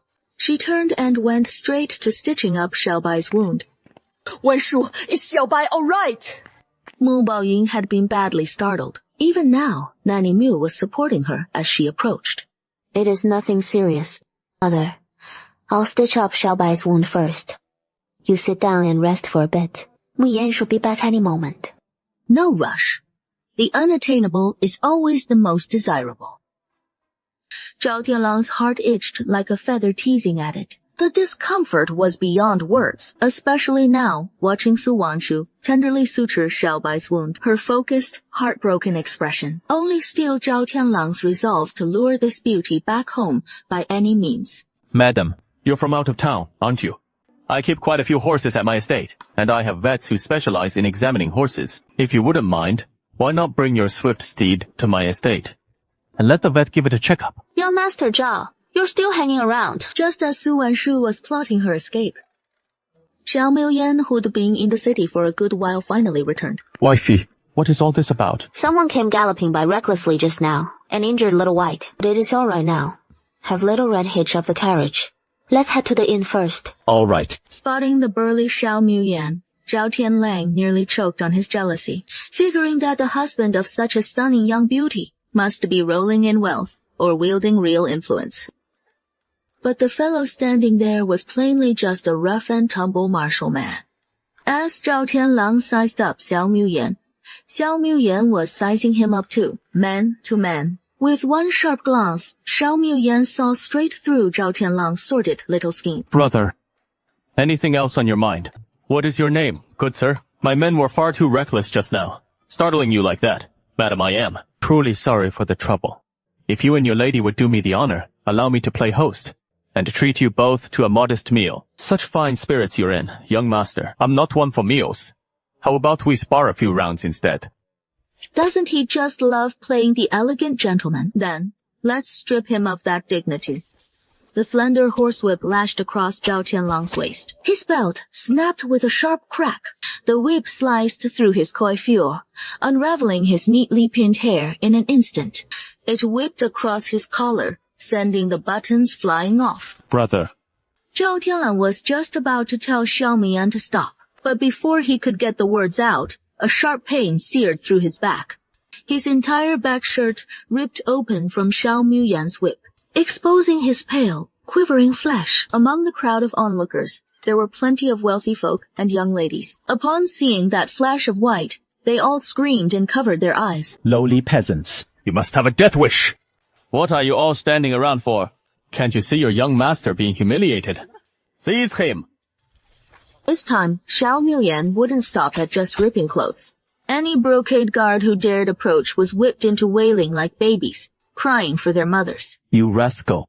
Just you wait. Zhao Tianlang shot a venomous glare at Xiao Mian and Su Wanshu through gritted teeth. Supported by his guards, he scurried hastily into Kanglan City. Miuyan, are you all right? Just a motley rabble. Wife, let's head out. I've already booked us an inn. What is wrong? Su Wanshu jumped in surprise. She couldn't fathom why Xiao Miuyan had suddenly pulled her into his arms, in broad daylight, like this. He couldn't possibly be getting any ideas, could he? You just shattered the carriage compartment with your legs. Let me check your legs. Any injuries there? I'm fine. Really? Let me see. No need to check. I'm not hurt. Don't you know yourself? Just a quick look. Shao Muyan gently lifted Su Wanshu's leg. He carefully slipped off her shoe and stocking.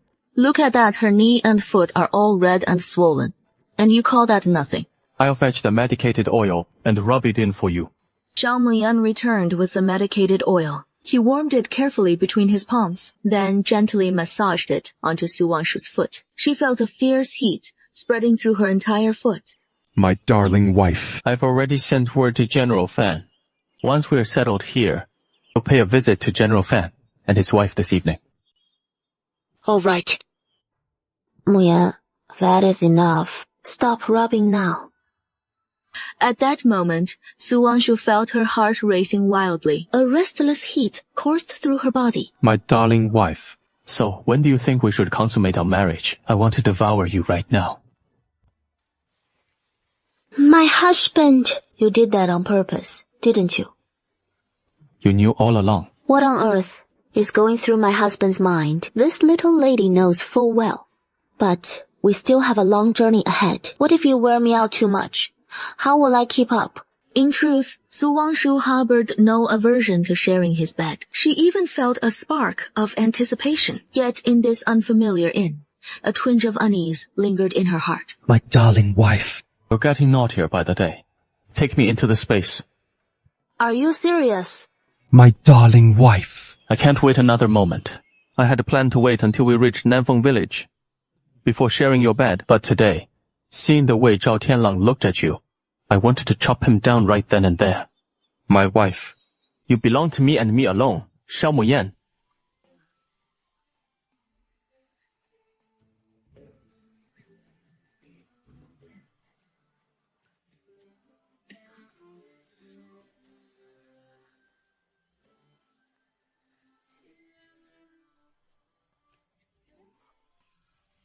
My wife, why won't you look at me? Why are you talking so much? Su Wanshu felt immortally embarrassed deep down. Gazing at Xiao Muyan, she flipped over and pinned him beneath her. Weren't you burning with impatience just now? Now you're hesitating and dragging your feet. The two tangled fiercely for 300 rounds within the space. Only when utterly exhausted did they finally settle down. Why is that? Su Wanshu lay lazily on the bed, grumbling to herself. Indeed, you can't let a wolf starve for too long. Otherwise, sating its hunger becomes quite the ordeal. Daughter-in-law, let me rub your waist for you. How about that? No need. I won't believe a word you say anymore. Hurry and boil some water for me. I need a bath. We've been secluded away in here. Who knows how long it has been. What if mother comes looking for me? If she finds me gone, she'll worry herself sick. Daughter! Just think, the two of us, alone in this room for so long. What would mother think? Go on, hurry and boil the water. The two of us holed up in the room in broad daylight, not stepping out. Mother Mu would guess exactly what we've been up to in a heartbeat. At the thought, Su Wanshu wished she could crawl into a hole and disappear. Luo Fang, Luo Xue, where are you all? Madam, your servants are here. There stood Luo Feng, Luo Shui, and the other 4 maids, all of them beaming as they turned to Su Wanshu.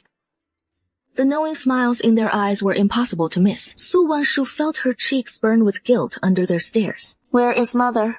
The old madam has gone to the front courtyard. A band of foreign merchants arrived at the inn, laden with exotic curios. Curious as ever, she went to see for herself. Did she take guards? No. Quite some time passed. Only then did Mu Baoyun return, her face alight with delight. Fan Shu, look at the treasures mother brought back. This string of tourmaline, slip it on your wrist. It'll look gorgeous. I picked up a little something else, too. A long life lock, straight from those foreign traders. See the back. It is inlaid with colored glaze. This Ruyi lock is my gift for your first child with Muyan, a token of my heart as their grandmother. Mother, it is far too soon. The deal's not even inked yet. Su Wanshu tucked away the Ruyi lock from Mu Baoyun. I was thinking, conceiving a child isn't easy. How could it possibly happen on the first try? He quickly made an excuse, saying he had to go find Shi Yunjie. Then he grabbed Shao Muyuan and dashed off. Sister Xinyan, long time no see. Indeed, it has been ages. You've grown so much taller since I last saw you. Xu Yunjie, where is Xiaozhi? Let me see him. Xiaozhi, he must be over 1-year-old by now, right? Yes, he is almost 2. Mother. Su Wanshu couldn't get enough of holding Xiaozhi in her arms. He never imagined a little baby could be this adorable. Xu Yunjie. So, it is settled then. I want to take Xiaozhi as my godson. While speaking, Su Wanshu untied a jade pendant from her waist and placed it in Xiaozhi's hand. Xiaozhi actually took it. That means he agrees too. Wanshu, don't think you can just use one jade pendant to whisk my son away. To be my son's godmother, we need to properly exchange tokens. All right. Tomorrow, I'll bring gifts to your door. Here, drink the tea Xiaozhi offered me. Reading a book. You and Moyan have been married for several years now. Why hasn't your belly stirred yet? You're a physician yourself. Haven't you checked your own pulse? My constitution's perfectly fine, of course. Back then, I always felt too young, so I put off having children. Let's see how these last couple of years go. Someday, I'll have a little one as adorable as little Zhi. This is your first pregnancy. Best to have it while you're young. You're young, with a robust frame. You'll recover quickly after giving birth. Sister Xin, how have you been feeling lately? Let me take your pulse and see. I've been doing quite well lately. As Su Wanshu steps forward to take Lu Xiyun's pulse, her hand just settling on her wrist, when Su Wanshu lifts her gaze to Lu Xiyun in utter disbelief. Madam, what is wrong? Congratulations, sister. You're pregnant. Over 2 months along already. Really? That is wonderful. I've always hoped to give the general a daughter. Your wish will come true, sister. Today marks Su Wanshu's first arrival in Kanglan City. Fan Haiqing and Lu Xiyun naturally host them with utmost hospitality. The four feast and drink late into the night before finally parting. Zhao Tianlang suffered a crushing defeat at Xiao Muyan's hands. The more he broods on it upon returning, the more furious he grows. Excellent. Have you tracked down their lodgings? Fu Yuyin, they've booked an entire private courtyard. Clearly. Silver's no object for them. Issue the orders. Tonight, slaughter every soul in that courtyard for me. Just spare that young lady. My lord, that warrior's martial prowess is formidable. Taking them all out silently will be no easy feat. What a pack of incompetents. Can't even use your heads for once. With all the poison at my disposal, just a dash will be more than enough to finish them off. My subordinates obey your command. Tonight, we will ensure our master claims his bride. Zhao Tianlang saha yi saka. No woman he is set his sights on has ever slipped through his grasp. Once he has her tonight, he'll carve that warrior into 1,000 pieces to avenge the humiliation at the city gates today. Su Wanshu and Xiao Muyan had a bit of wine at Fan Haiqing's today. They were already like newlyweds, and now the fire between them was burning bright. The moment they returned to their room, Xiao Muyan urged Su Wanshu to whisk him into the space. It is so late time to get some sleep. No more fooling around. Careful, or I'll make you grab the bedding and sleep in the outer room. Su Wanshu truly feared Xiao Muyan might overindulge and harm his health. Even in the heat of youth, it shouldn't be this reckless. My dear wife. Just once, I promise. I'll sleep right after. Xiao Muyan held Su Wanshu tight, refusing to let go, rubbing against her, kissing her all over. Unable to resist, Su Wanshu had no choice but to take Xiao Muyan into the space. But soon enough, he regretted it. A man's words truly can't be trusted. That so-called just once, right after, both turned out to be mysteriously drawn out. By the time they emerged from the space, it was deep into the night. His tipsiness had long since worn off. No next time. If not for that spiritual spring water just now, his waist might have given out. My dear wife. Don't be mad. Su Wanshu, unlike Xiao Muyan, faintly caught the sound of footsteps. Intruders. I hear them. And there are several. Stay sharp. All of you. Don't miss a thing. Rest assured, Master, we've already scouted it out. That little lady's quartered in the west chamber by now. She is likely fast asleep. Once I slip the poison smoke inside, we'll lure that warrior out. Then you can slip in and savor the charms of that little lady. You're a sly one now. Move swiftly. Until I've had my fill of the sport. Naturally, your rewards won't be forgotten.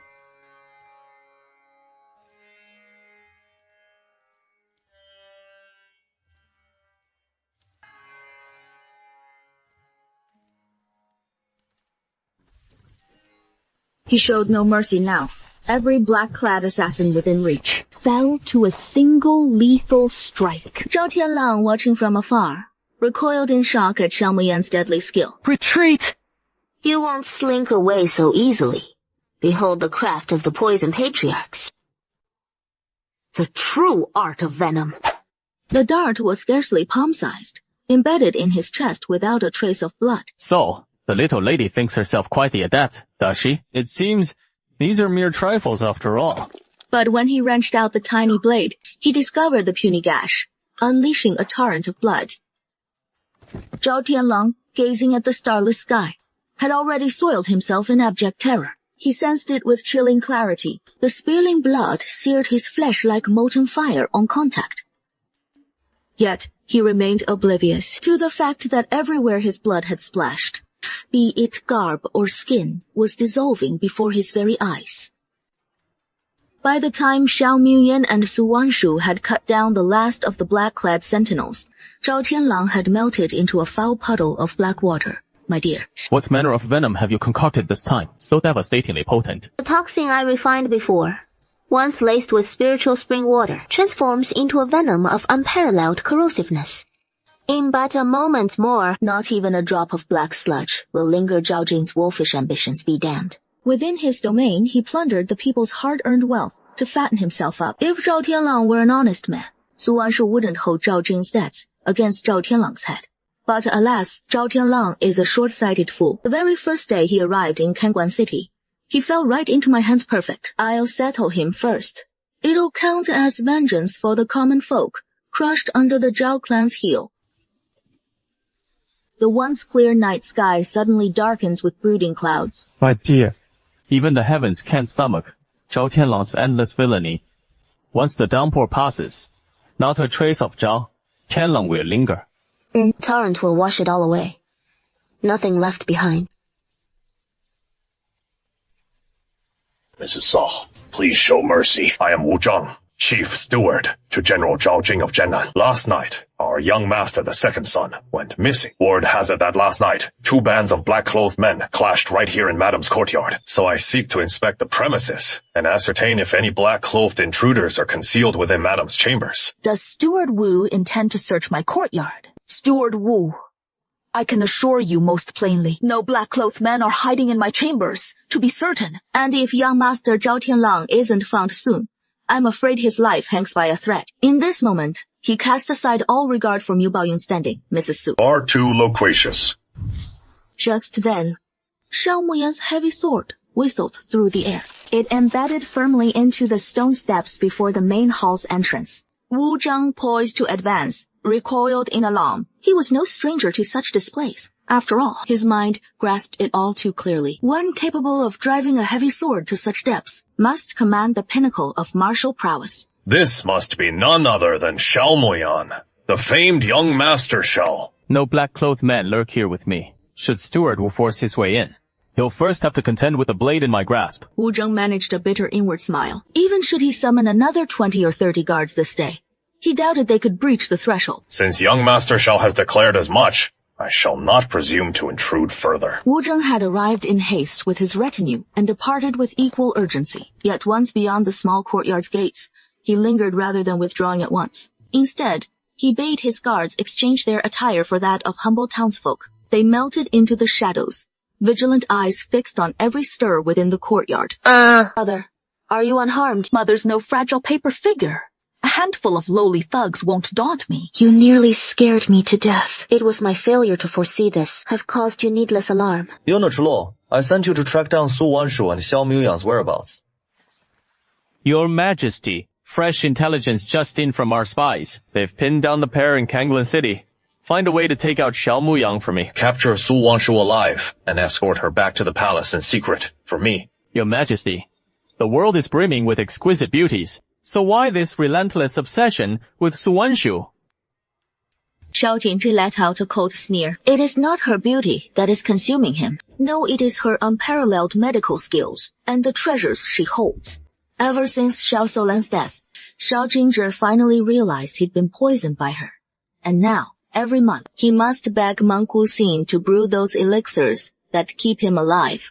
It leaves Xiao Jinzhi feeling utterly ensnared by this shadowy monk. A desperation that only grows to drag Su Wanshu back and compel her to purge his poison. Wifey, I'm Su'u, sleepy. How about we make time for that tomorrow? Alright. I'm not sleepy yet. Hurry and stash everything in the storage room. He has got a touch of OCD. He wants to tidy up the space in one go. Then, let's do something else instead. Behave yourself. I've still got a ton of stuff to sort in my space. We've got plenty of time ahead. You can tidy it up anytime, but one moment in this spring night is worth 1,000 gold. On such a beautiful night, not doing something. What a shame. With a single thought, they emerge from the space. The two reappear in the room.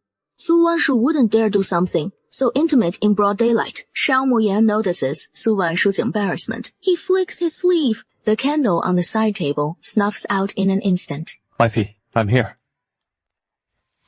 His excited voice makes Su Wanshu burst into laughter. You're getting more and more improper by the day. Su Wanshu and her entourage had lingered in Kanglan City for several days, preparing to set off for Jilan Prefecture. The next day, at the first faint light of dawn, Su Wanshu's carriage convoy departed. The carriages rolled along the official highway. At first, the ride wasn't too bumpy, while Su Wanshu reclined on her soft pillow, feigning sleep. She could even tidy up the items in her space a bit. But as time passed, the bends grew increasingly rough. Su Wanshu felt like she was about to hurl from the jolting, so she simply joined Shao Muyan on horseback, galloping along the official road. The warm spring breeze brushed across her cheeks. Su Wanshu beagled over the moon. It had been ages since she'd galloped so freely.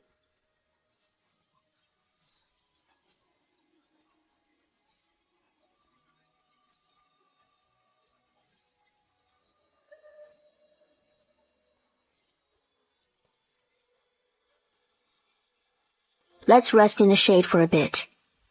My mom and the others probably won't catch up that soon.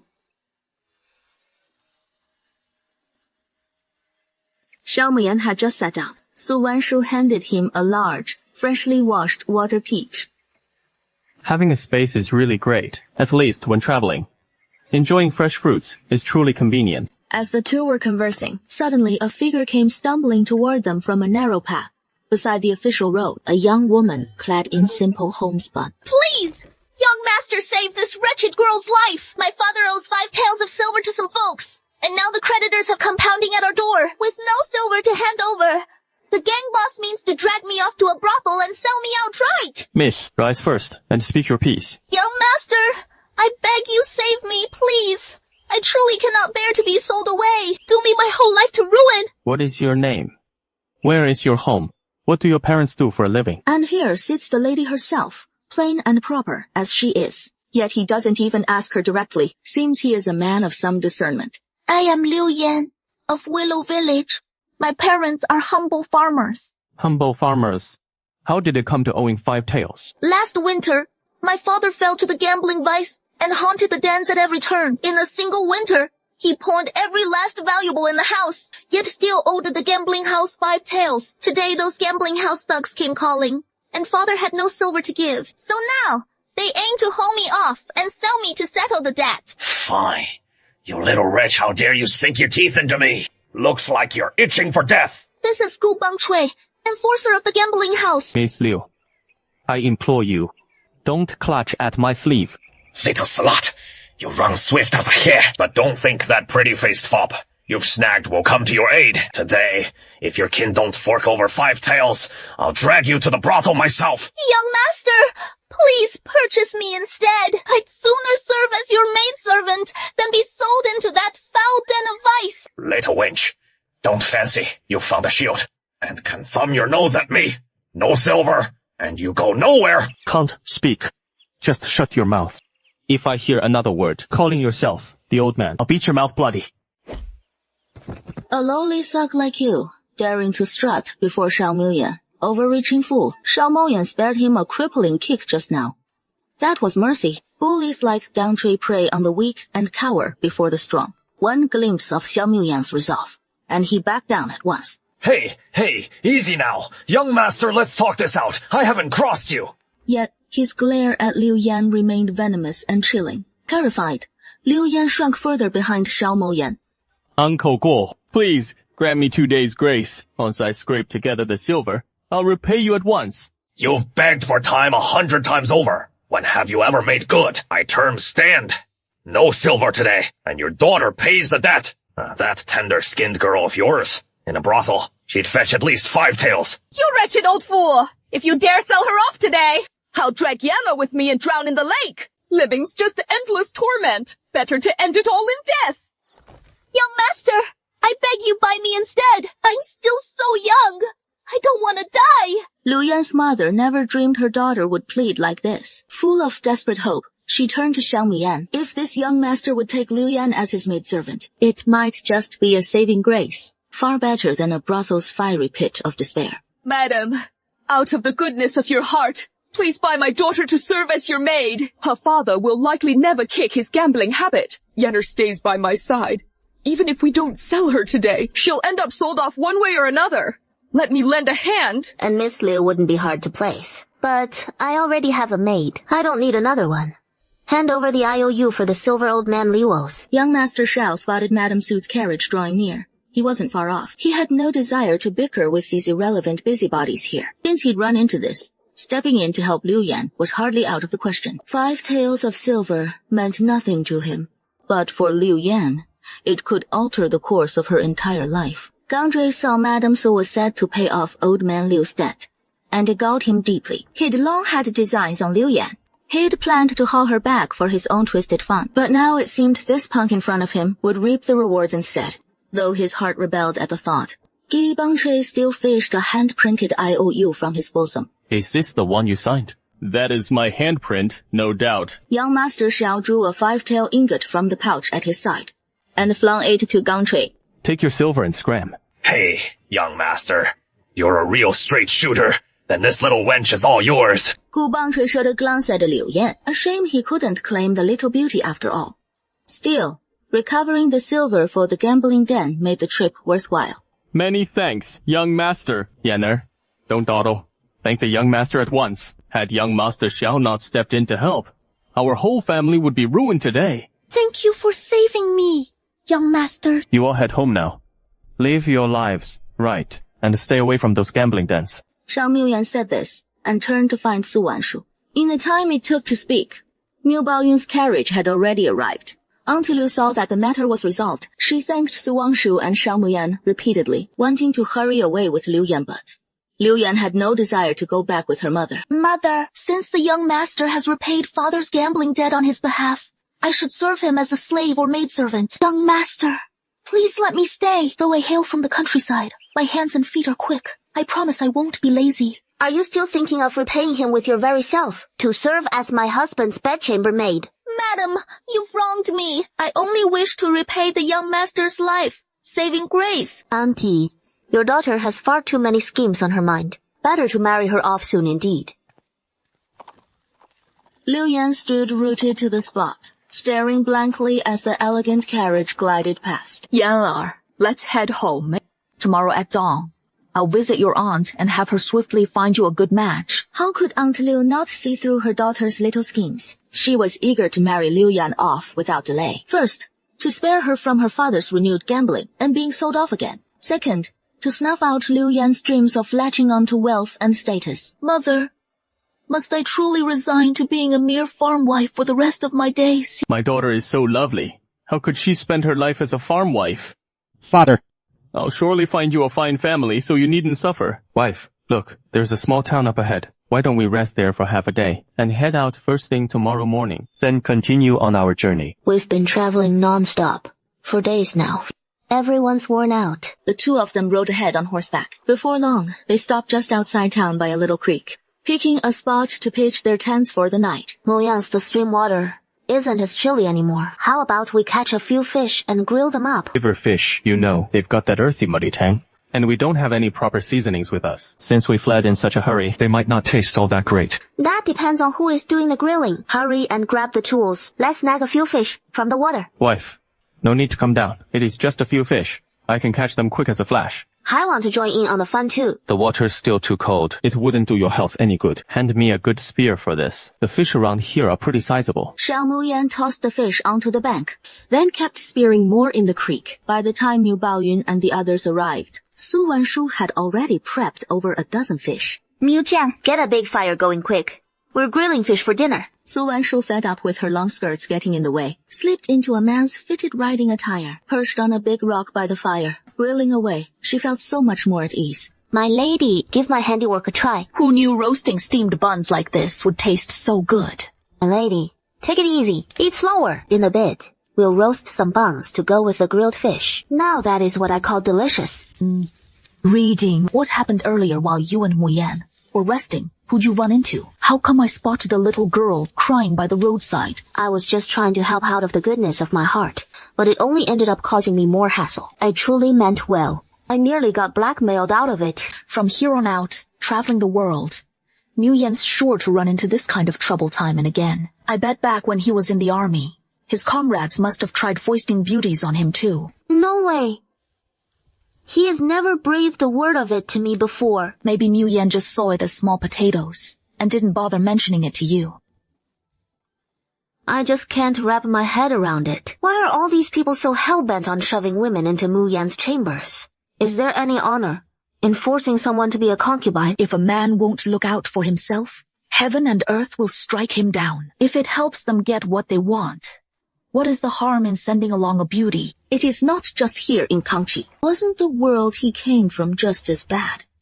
Those annoying flies are always buzzing around somewhere. My dear wife, I swear to you, be it the past or the future, I am Mu Yan, and you alone are my lawful wife. I won't so much as glance at any other woman.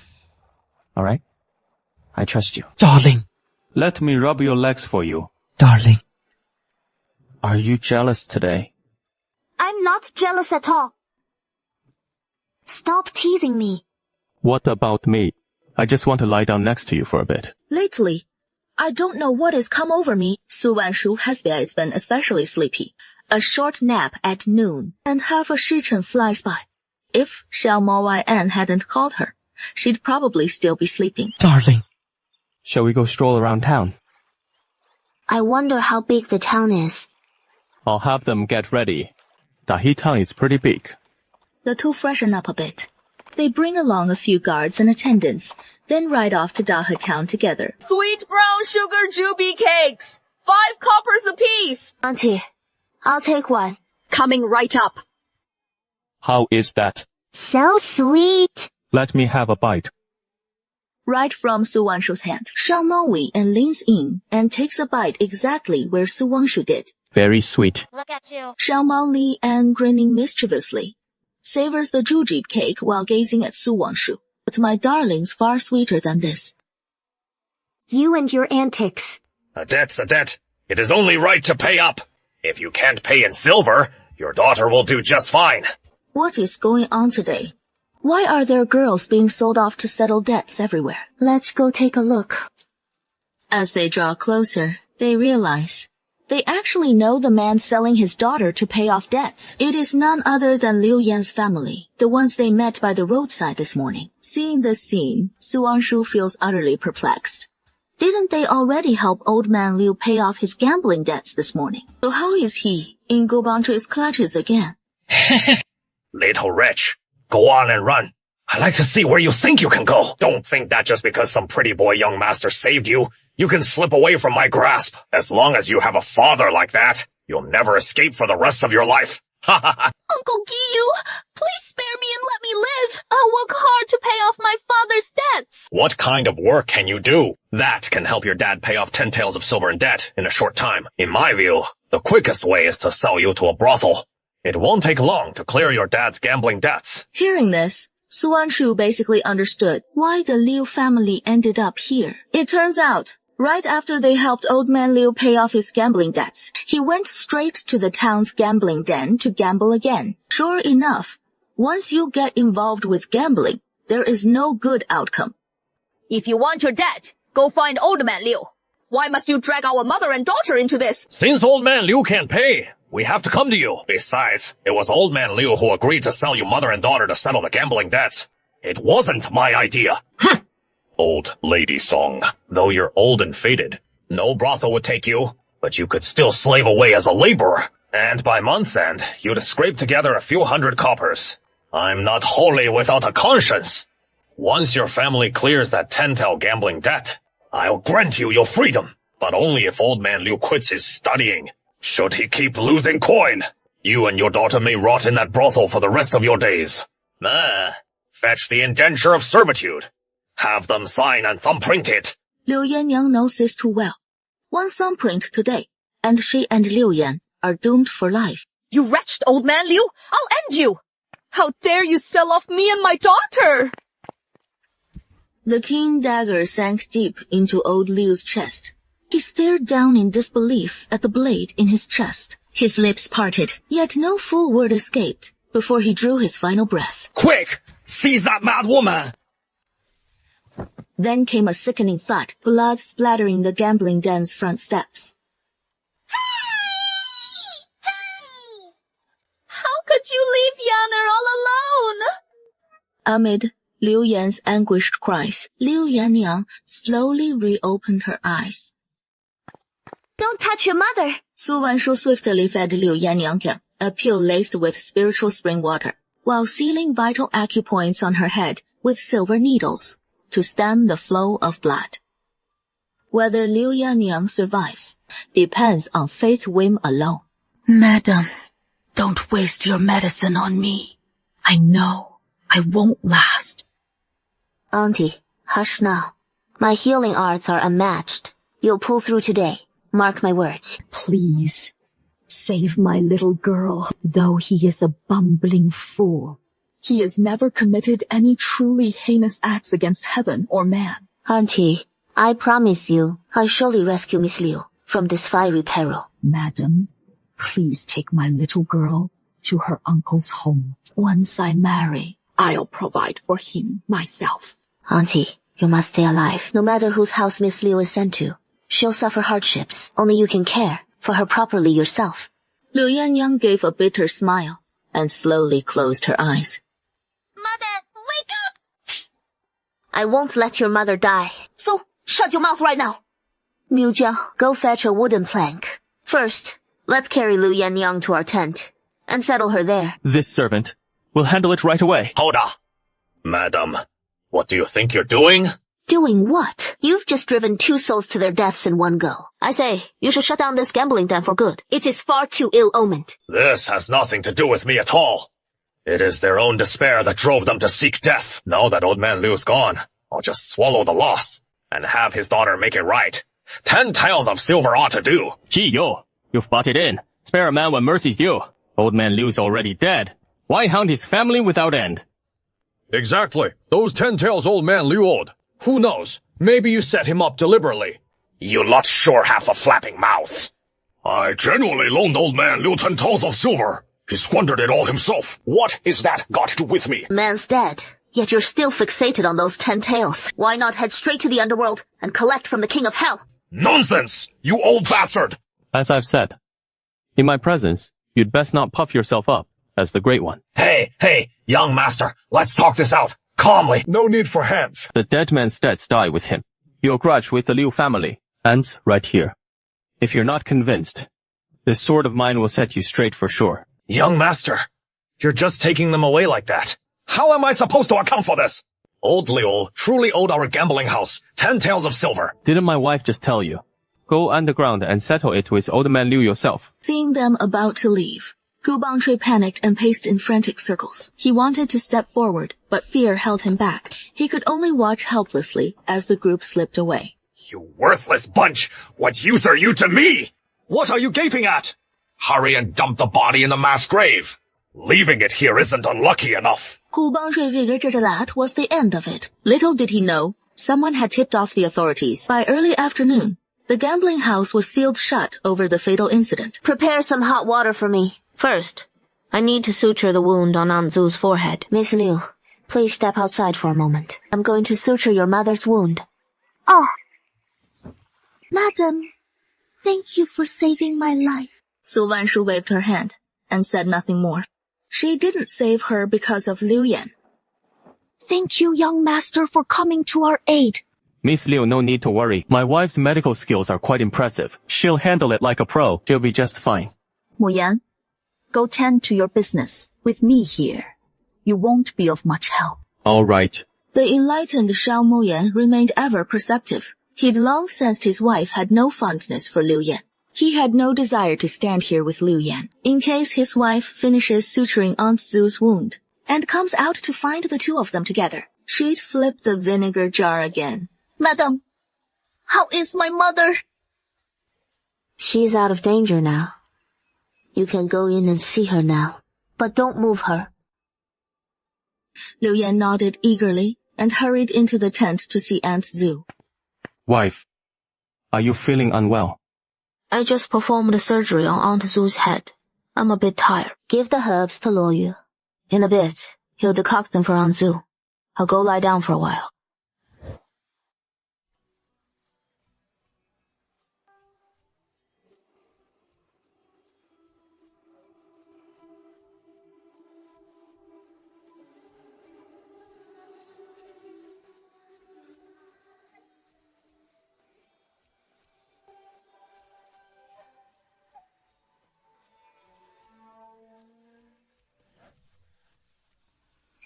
It is getting dark out. My dear wife, you're finally out. Where are you feeling unwell? Shall I fetch a doctor for you? You fool. Am I the doctor? I've just been too worn out lately. Even a simple procedure has left me exhausted. Starting today, you need to show some restraint with me. No more of your wild ways. My dear wife, tonight, let me help you out. Rub that sore back of yours. Not a chance. You behave yourself. Or you'll wear me out again. I'll turn you into a eunuch myself. My dear wife, aren't you being a bit too harsh? Keep nagging like that. Watch out. Su Wanshu swung a mock hand chop at Xiao Muyan's vital spot. Xiao Muyan flinched, clutching himself in terror. Mother, my tummy's rumbling. I'm starving. How do you sleep so long? Just a bit tired. Banshu, has your monthly flow come lately? Miu Baoyun's reminder hit him like a bolt. He caught on instantly. Indeed, her monthly flow seemed overdue. No way! How is Banshu doing? Is it the joyful pulse? Su Wanshu nodded in disbelief. No doubt, it is the joyful pulse. This little one's arrival is so unexpected. Su Wanshu felt a fleeting daze. She is really going to be a mother. That is wonderful. Blessings from the Bodhisattva. I've waited so long for this. Finally, you're with child. Second uncle, shouldn't we start preparing clothes for little treasure right away? Mother, I'm only just pregnant. It is far too early for the birth. Time slips by fast better to get a head start. Or we'll be scrambling when the time comes. Miu Yan! Mu Yan! Mother, what is the matter? Wanshu is pregnant, and I'm just thinking of making the 5 treasures for little Bao. Mother,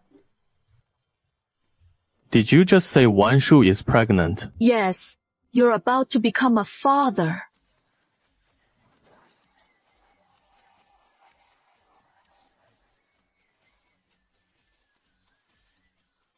My dear wife, I'm going to have a baby. I'm going to be a father. Muyan, let go of me. You're squeezing me so tight I can hardly breathe. Right. You're with child now. I can't hold you too tightly. Starting today, we can't share the same bed. We'll have to wait until after the baby is born, and you've fully recovered your strength. He has only just started tasting the joys. Not for long. Right when he is savoring it most. And suddenly, it is cut off hay froze on the spot. My dear wife, isn't there any other way? No. Haven't you heard? In many great families, once the lady is with child, the couple must sleep in separate rooms. When I checked your pulse just now, I seem to sense it might be triplets. Though I'm not entirely sure. It is still too early in the pregnancy. Is he really that potent? My dear wife. With the pregnancy so early, it is best not to spread the news far and wide. Even Mother hasn't announced it to me yet. We don't want to get his hopes up only for them to fall. Oh, I understand. I've never seen anything like it. Someone carrying triplets. And so, you're awake. Do you feel any discomfort anywhere? A headache or dizziness? Lady Xiao, thank you for saving me time and again. I'm feeling much better. Aunt Zhu, I'll be leaving Dahei town tomorrow. I've left some medicine for you. Just rest and recuperate well. You'll be fully recovered in no time. Is there anyone else in your family? Tomorrow morning, I'll have someone escort you there. Madam, I no longer have a home. You saved the lives of Yenner and me. I have nothing with which to repay you. Please wait until my wounds heal. Then let me serve you as your maidservant. To repay your life-saving grace. Aunt Zhu, I need no repayment from you. Just focus on nursing yourself back to health. Live your own life well. That is all I ask. As a lone widow, what sort of good life could I possibly have? Once I send Yenner to her uncle's house, I'll sign a deed of servitude with you, madam. Please, madam. You must take me in. Mother! I'm not going to Uncle's house. I want to stay with you and serve Madam together. Madam, this old woman has failed utterly in raising her daughter. I've made a fool of myself in your eyes. Very well. Then we'll honor Aunt Zhu's wishes. Tomorrow morning, I'll send someone to fetch Miss Liu's uncle and aunt. Wait for Madam Su to leave. Only then, with tears brimming in her reddened eyes, did Aunt Zhu carefully explain the truth to Liu Yan. Yenner, I know exactly what is on your mind. But you must understand. From the moment you were born, it has been your fate that you can never enter a great household as the principal wife. Even if you manage to get in, you'd only be taken as a concubine. Yenner, being a concubine is just like a transaction. What if the lady of the house is a formidable woman who can't tolerate you? Once you're old and faded, you might end up worse off than a pig or a dog. Please, heed your mother's plea. Your uncle and aunt may be strict, but they would never harm you. With your beauty, they'll surely find you a prosperous family to marry into as the wife. In time, when you bear a son, raise him well. If he passes the imperial exams and earns a title, you'll have made it through the hardships. Mother, but young Master Shao doesn't seem like the type to mistreat a concubine. You foolish girl! Are you trying to drive your mother to her grave? Can't you see how deeply young Master Shao loves Madame Shao? How could he ever do anything to hurt her? Yenner, you must never entertain such thoughts again. Madam saved our lives. How could you repay her kindness with enmity? Mother! Yenner, you persist in this delusion. You'll no longer be my daughter. Whether you live or die, I won't care anymore. Mother! You're hurting me. I'll listen to you. Isn't that enough? The next morning, at dawn, Madame Su sent Miu Jiang personally to fetch Aunt Su's brother and sister-in-law from her family home, to bring her elder brother and his wife. All the valuables in the Liu family had long been sold off by old man Liu. Aunt Zhu had nothing left to give Liu Yan. She could only advance a year's wages 15 taels of silver to her eldest brother, so he could help prepare a dowry for Liu Yan. In the biting north wind of early morning, Liu Yan left, glancing back every step of the way. With that, Aunt Zhu's last lingering worry finally eased. Madam, I thank you from the bottom of my heart for taking me in. Aunt Zhu, I can see you're a woman of real capability. From now on, stay by my side. You serve as my managing mama. Thank you, madam. This servant vows to serve you faithfully from here on. You've always struck me as so decisive in your judgments. Yet your heart is truly tender. Mama Zhu is a pitiable soul. After all, old man Liu is dead. She can't even return to her own family home, and her daughter, well, she is just too naive to see things clearly. If I didn't take her in, she'd likely have no choice but to seek refuge in a nunnery for the rest of her days. Mama Zhu killed old man Liu with her own hands. The deed had its reasons.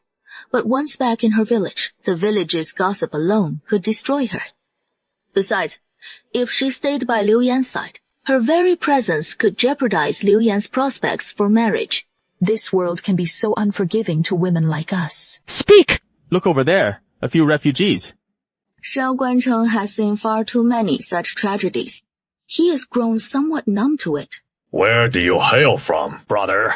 The four of us fled from over by Mosha City. This autumn, the Mosa River flooded badly. Our village swept away by the raging waters. We simply couldn't go on living there, so we fled with our families, begging for alms along the way. Who could have foreseen we'd leave as a whole family, only for me to be the sole survivor? So spoke Ding Hua. Shao Guancheng took her at her word. Our village can offer you shelter, but our village has strict rules. I'm not sure if you can abide by them. Oh, many thanks for sheltering us, brother. We're hardy folk. As long as there is a bite to eat, to keep us alive, we'll make do with anything. Very well. We've been here 2 days. Shall we ask around today about news from Shao Guancheng's household? Agreed. Keep it discreet. Don't arouse any suspicion. Understood, sir. They've been here quite some time. That is why we've held back, to avoid tipping off prying eyes. While they're at their meal, Ding will sound out the earlier arrivals about Shao Guancheng. Uncle Xiao isn't the Li Zhang of Nanfeng Village, you know. Nanfeng's Li Zhang is a woman. Oh, wait. A lady, actually. The Shao family's daughter-in-law. Who'd have thought such a thriving village would have a wealthy lady as its Li Zhang? Is that true? A woman serving as Li Zhang? I've never heard the like. What is so strange about that? Our Li Zhang is no ordinary woman. She's got real talent. Just a few years back, Nanfeng was a starving little hamlet. Now, under Su Lizhen's guidance, it is prospered like this. You haven't been inside the village yet, have you? Once you get the chance to go into the village and settle down here, you'll never want to leave. Uncle Xiao's daughter-in-law is quite something. Then his son must be 1 in a million, right? Well, half right, half wrong. I heard Uncle Xiao's son was simple-minded as a kid. And it wasn't until he married the Li Zhang that he gradually sharpened up. Later, he took up martial arts, fought on the border frontier, and proved himself a true hero. What is Uncle Xiao's son's name? Xiao Muyan. He and Su Lizhen headed to the capital last year to pursue some major business ventures, or so I hear. But just the other day, word around the village was they're both due back this year, though no one knows exactly when. And Su Lizheng's full name is Su Wangshu, isn't it? That is right. Ding Quan and Ding Mao locked eyes. Their gazes brimmed with excitement and shock. Shouldn't we find Shao Guancheng first and explain everything clearly? Shao Jingzhe's lackeys are likely already scouring the area for our tracks. If we're exposed, the whole Nanfeng village might suffer the consequences. Didn't that refugee just mention that Xiao Mian and Su Wanshu would soon return to Nanfeng village? Why not just wait for them to return and then lay it all out? At this moment, Ding Quan's heart swelled with excitement. He had come to Nanfeng village, bearing the token from Emperor Jingyuan, seeking out Shao Guancheng, all to locate the 9th prince, born to the late empress, and to see him ascend the throne in place of the usurper, Shao Jingzhi. Now, learning that the 9th prince was not only alive and thriving, but had even honed formidable martial skills, and wed the daughter of the protected general, Ding Quan felt genuine joy for Xiao Muyan from the depths of his soul. Had Xiao Muyan been merely an ordinary farmer, even handing him the imperial seal would scarcely enable him to claim the throne so swiftly. With this in mind, Ding Quan could only sigh deeply. Perhaps this truly is the will of heaven. Little did Su Wanshu and Xiao Muyan know that someone was waiting in Nanfeng village with the imperial seal. Ding Quan and Ding Meng, who had been lying in wait outside, had at last spotted the pair returning to Nanfeng village. They had planned to wait a couple of days until the travelers were rested before broaching the matter. But how could they possibly hold back? In the end, they approached without delay. Your subordinate greets the 9th prince. What 9th prince? I don't understand. What are you talking about? Your Highness, we two are secret guards who served the late emperor. I am Ding Quan, their leader. And this is the deputy leader, Ding Meng. Even before Shao Jingzhi usurped the throne, that very day, the two of us carried the imperial jade seal and the late emperor's secret decree to Nanfeng village in search of his highness. Heaven has not forsaken the faithful. We have at last fulfilled the late emperor's dying wish and found his highness. It turns out the late empress did not die a natural death back then. She was poisoned by one of the consorts. Emperor Jingyuan loved the virtuous empress with all his heart. He knew it all too well. This newborn son of his was frail and delicate. If he remained in the palace, he surely wouldn't survive.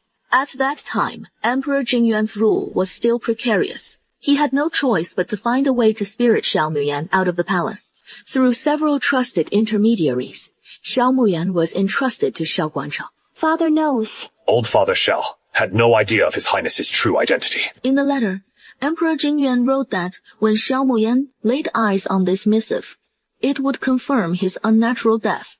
He instructed the commander of the secret guards to deliver the jade seal to him. As long as he holds the jade seal, he can summon generals like Su Tingyi and Fan Kenglu to his side and help him reclaim the throne. Commander, where is the jade seal? It is in my possession. Ding Quan presented a black cloth pouch, embroidered with coiling dragons, to Xiao Muyan with both hands. Xiao Muyan untied the pouch in his hands. Inside lay the long-lost imperial jade seal.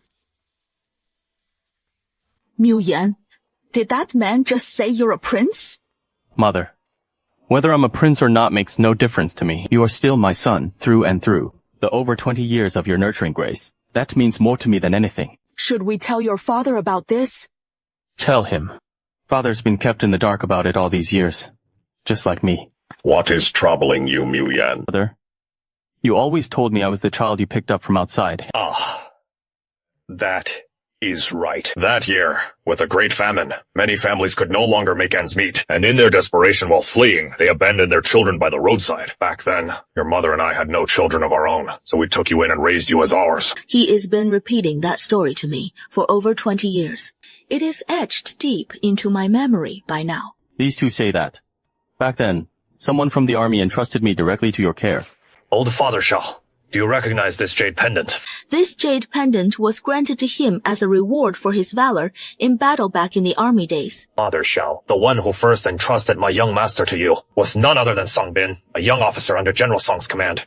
At the time, he told you my young master was General Song's youngest son. Everything Ding Quan said rings true. When Song Bin took his leave back then, Shao Guancheng handed him the jade pendant he himself wore. He said it would serve as the token to one day recognize General Song's son. Father Shao, the child Song being delivered to you is no son of the Song family, but the 9th prince of the late emperor. Ding Quan's revelation left Shao Guancheng frozen in shock. From the son of a general to an imperial prince. Indeed, very well.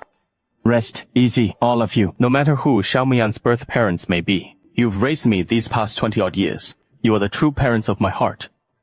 That is well said. Miu Yan, with words like those, Mother knows her love for you was never in vain. Just as Ding Quan revealed the truth, Yang Guihua thought she was about to lose Xiao Muyan.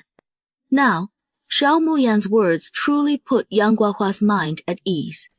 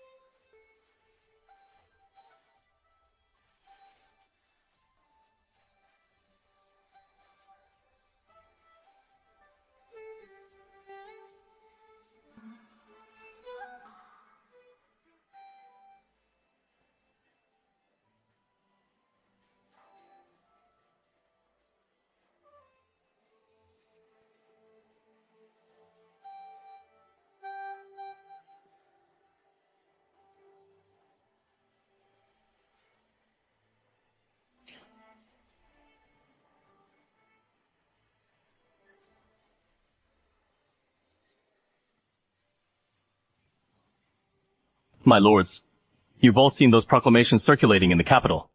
Have you not? Your Majesty. Since no one dares to speak, this king shall say a few words. With King Zhangning addressing him as Your Majesty, before the assembled court, he has acknowledged Xiao Muyan's identity. Imperial uncle, please speak. With the imperial seal in hand, and the 2 leaders of the Shadow Guards at his side, we naturally acknowledge His Majesty's identity. We beseech Your Majesty to exchange the jade tablet, proclaim it to the realm, and ascend the throne at your earliest convenience. As for the enthronement ceremony, there is no rush. The realm is still in turmoil. Just you wait. Wait until next year, holding the enthronement ceremony. Then will not be too late. With that, Xiao Muyan produced the imperial seal. Back then, the late emperor dispatched Ding Quan to deliver the imperial seal to me. His intentions, I shall always remember. Typically, when a new emperor ascends, to show respect for the late sovereign, the enthronement ceremony is held the following year. Xiao Muyan also adheres to this tradition, and has no desire to alter it. Your Majesty is wise. I nearly forgot. There is also the matter of Xiao Jingzhe. When I was living in Nanfeng village, Xiao Jingzhe was swept into our village by the river currents. My elder cousin somehow learned from somewhere that the late emperor had a 9th prince lost abroad. After rescuing Xiao Jingzhe, she mistook him for the 9th prince, and thus escorted him all the way to the capital. My younger cousin, Xiao Yun, can attest to this. Back then, when the late emperor entrusted me to my father, there was a token. Fortunately, the token remains. Later, Imperial Uncle, please verify it thoroughly, lest anyone question my lineage again. This humble subject obeys. Now that the matter is settled, guards, seize Xiao Jingzhe, drag him out into the streets, and behead him before the eyes of the capital citizens for daring to taint the imperial bloodline. He deserves the extermination of his 9 clans, but in his madness, Xiao Jingzhe has already slaughtered his own kin. So let this be the end of it. Mother, I'm about to give birth. I'll help you back to the room. No rush just yet. Let me walk around the courtyard a bit. Su Wanshu 忍着 the torment of her pain. Her thoughts were fixed on Shao Muyan. If he didn't hurry back soon, he'd miss her giving birth. He'd promised to stay by her side. Oh, Wanshu, that is no good. Just drink the pain-relieving herbal decoction. Delivering 3 babies will take even more strength than usual. I can hold on a little longer. An hour had passed. Su Wanshu broke out in a cold sweat from the agony. Even her clothes were soaked through with perspiration. Wife, I'm back, but I'm filthy right now. Let me clean up first. Then I'll come to you. Just wait for me a moment. Mother, it is time! I'm giving birth! Wife, I'm right here. If it hurts too much, bite my arm. Su Wanshu didn't hold back. She sank her teeth into him fiercely. A loud wail pierced the air. The first child was finally born. With the aid of the spiritual spring water, the third child was safely delivered at last. Yang Guihua carefully placed the 3 little infants on the small wooden crib handmade by Shao Muyan, right in front of Su Wanshu. He hoped that when Su Wanshu awoke, she'd see their children right away. What did Mother send you out for? Nothing much. Wife, you rest first. I'll go trim my beard. It is the middle of the night. Don't fuss over it now. You can take care of it tomorrow. No, can't do. It has to be now. With that said, Shao Muyan tucked the quilt snugly around Su Wanshu and headed out first. Today, Su Wanshu was utterly exhausted and drifted off into a hazy sleep. Just as Su Wanshu hovered in that liminal space between sleep and wakefulness, she suddenly felt the quilt being lifted from her body. Muyan, what are you doing? I'm here to help our little ones get their milk flowing. If they keep missing their feeding times, your breasts will get sore. But I'm not sore right now. Then I should help even more, or else you'll dry up. Our 3 little ones won't have anything to eat. In his old way of thinking, machines could handle this. Little did he know, the Asians had it better, with good old hands-on help. Stop teasing me. I'm serious. I wonder if it is thanks to Shao Muyan's efforts. The next day, our 3 little ones' milk supply was flowing. Have you ever thought about coming up with names for our 3 little milk lovers? I've already come up with pet names for them. The eldest, a boy, will be called Jumo. The second and third are girls. The second one, Kai Cai. The third, Wei Shi. Perfect. For our 2 daughters from the classics, Reed's lush and verdant. I know, the white egret yet to perch. But why Jumo for the eldest? Because all 3 were born on the 9th day of the month, and the eldest was the fairest at birth. I figured he'll tend the darkest when he grows up. If his son ever learns how he got that pet name, he might just yank his mother's hair out. So, let's leave the formal name to Dad. My dear, the case at Qingyo Mountain Summer Palace. Haven't we already got some leads on it? Why not round up every last one of those traitorous officials? We've only nabbed a dozen so far. Not even half of them. Catching a few big fish will do. If we empty the pond of every fish, who is left to serve the emperor? Worthy of my dear wife indeed. Always thinking things through so thoroughly. Only if we muddy the waters in the pond, those big fish will start suspecting one another. They won't dare step too far out of line. If the pond stays too clear, then it'll be my headache to deal with. That is the way of it. To complement each other on this. Officially, I'll wrap the investigation here. But behind the scenes, I'll have Song Zixi keep a close watch. If anyone's embezzled, silver piles up high enough. I'll make them cough it all back up. Those hectic days slipped away in the blink of an eye. Shao Muyan and Su Wanshu at last welcomed their long-awaited enthronement ceremony.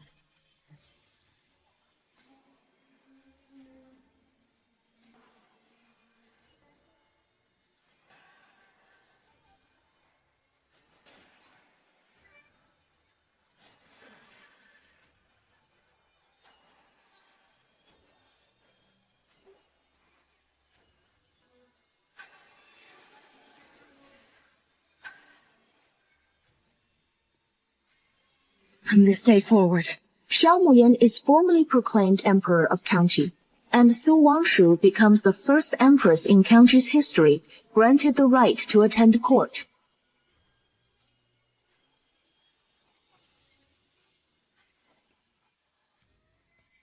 Your Majesty, this is the gift His Majesty prepared especially for you. The vibrant red wedding gown catches Su Wanshu's eye. This is the imperial wedding for Emperor and Empress. So many elaborate rituals, I figured you'd hate all the fuss. So I streamlined the whole ceremony, but I didn't skimp on the essentials. I had this wedding gown, made the moment I ascended the throne, commissioned right away. It took nearly a year to craft to perfection. Let me help you into it, my dear. Xiao Muyan personally helped Su Wanshu into her wedding gown. All along, Su Wanshu has known just how deeply Xiao Muyan cherishes her. Everything about her holds the utmost importance in his eyes. But he never imagined that Xiao Muyan would hold another wedding ceremony for her. He knows exactly what he is thinking. This is his way of proclaiming it to the world. How truly important she is in Xiao Muyan's heart.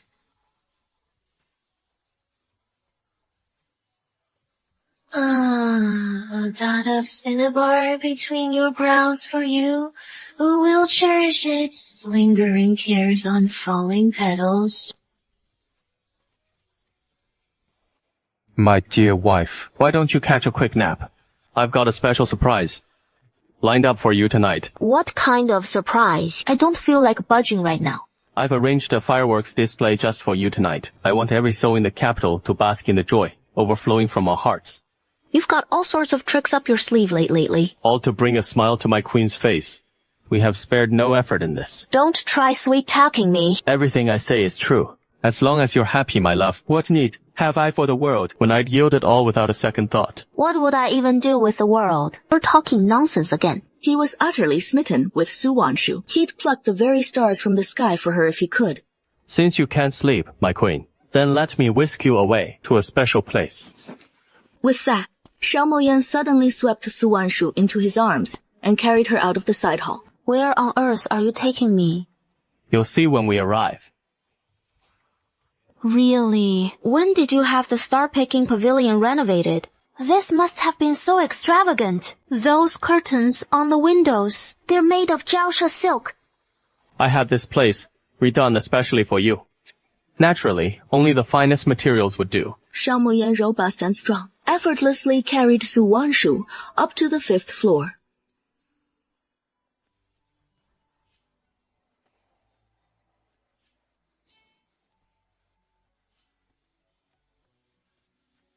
This was her first time standing so high, overlooking the entire capital.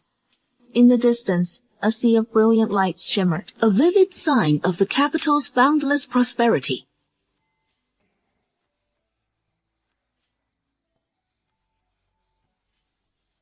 Not quite yet. Within 2 years, I vow to ensure that Kenchi boasts 10 more cities to rival the capital in splendor. I have faith in you, my love. You'll make it happen. I can't wait for little Xiaoju to grow up. Once he is ready to attend court, you and I can wander free and savor life's joys together. Xiaoju is just 1 year old. You'll have quite a wait. In the midst of their casual chat, fireworks suddenly burst across the night sky. Su Wanshu gazes into the distance. The once silent night sky now bursts with dazzling fireworks, alive with vibrant energy. Nearly everyone in the capital looks up at the night sky all at once. They all assume it is fireworks celebrating Xiao Muyan's ascension to the throne. Little do they know, it is simply a gift from one man to the woman he adores.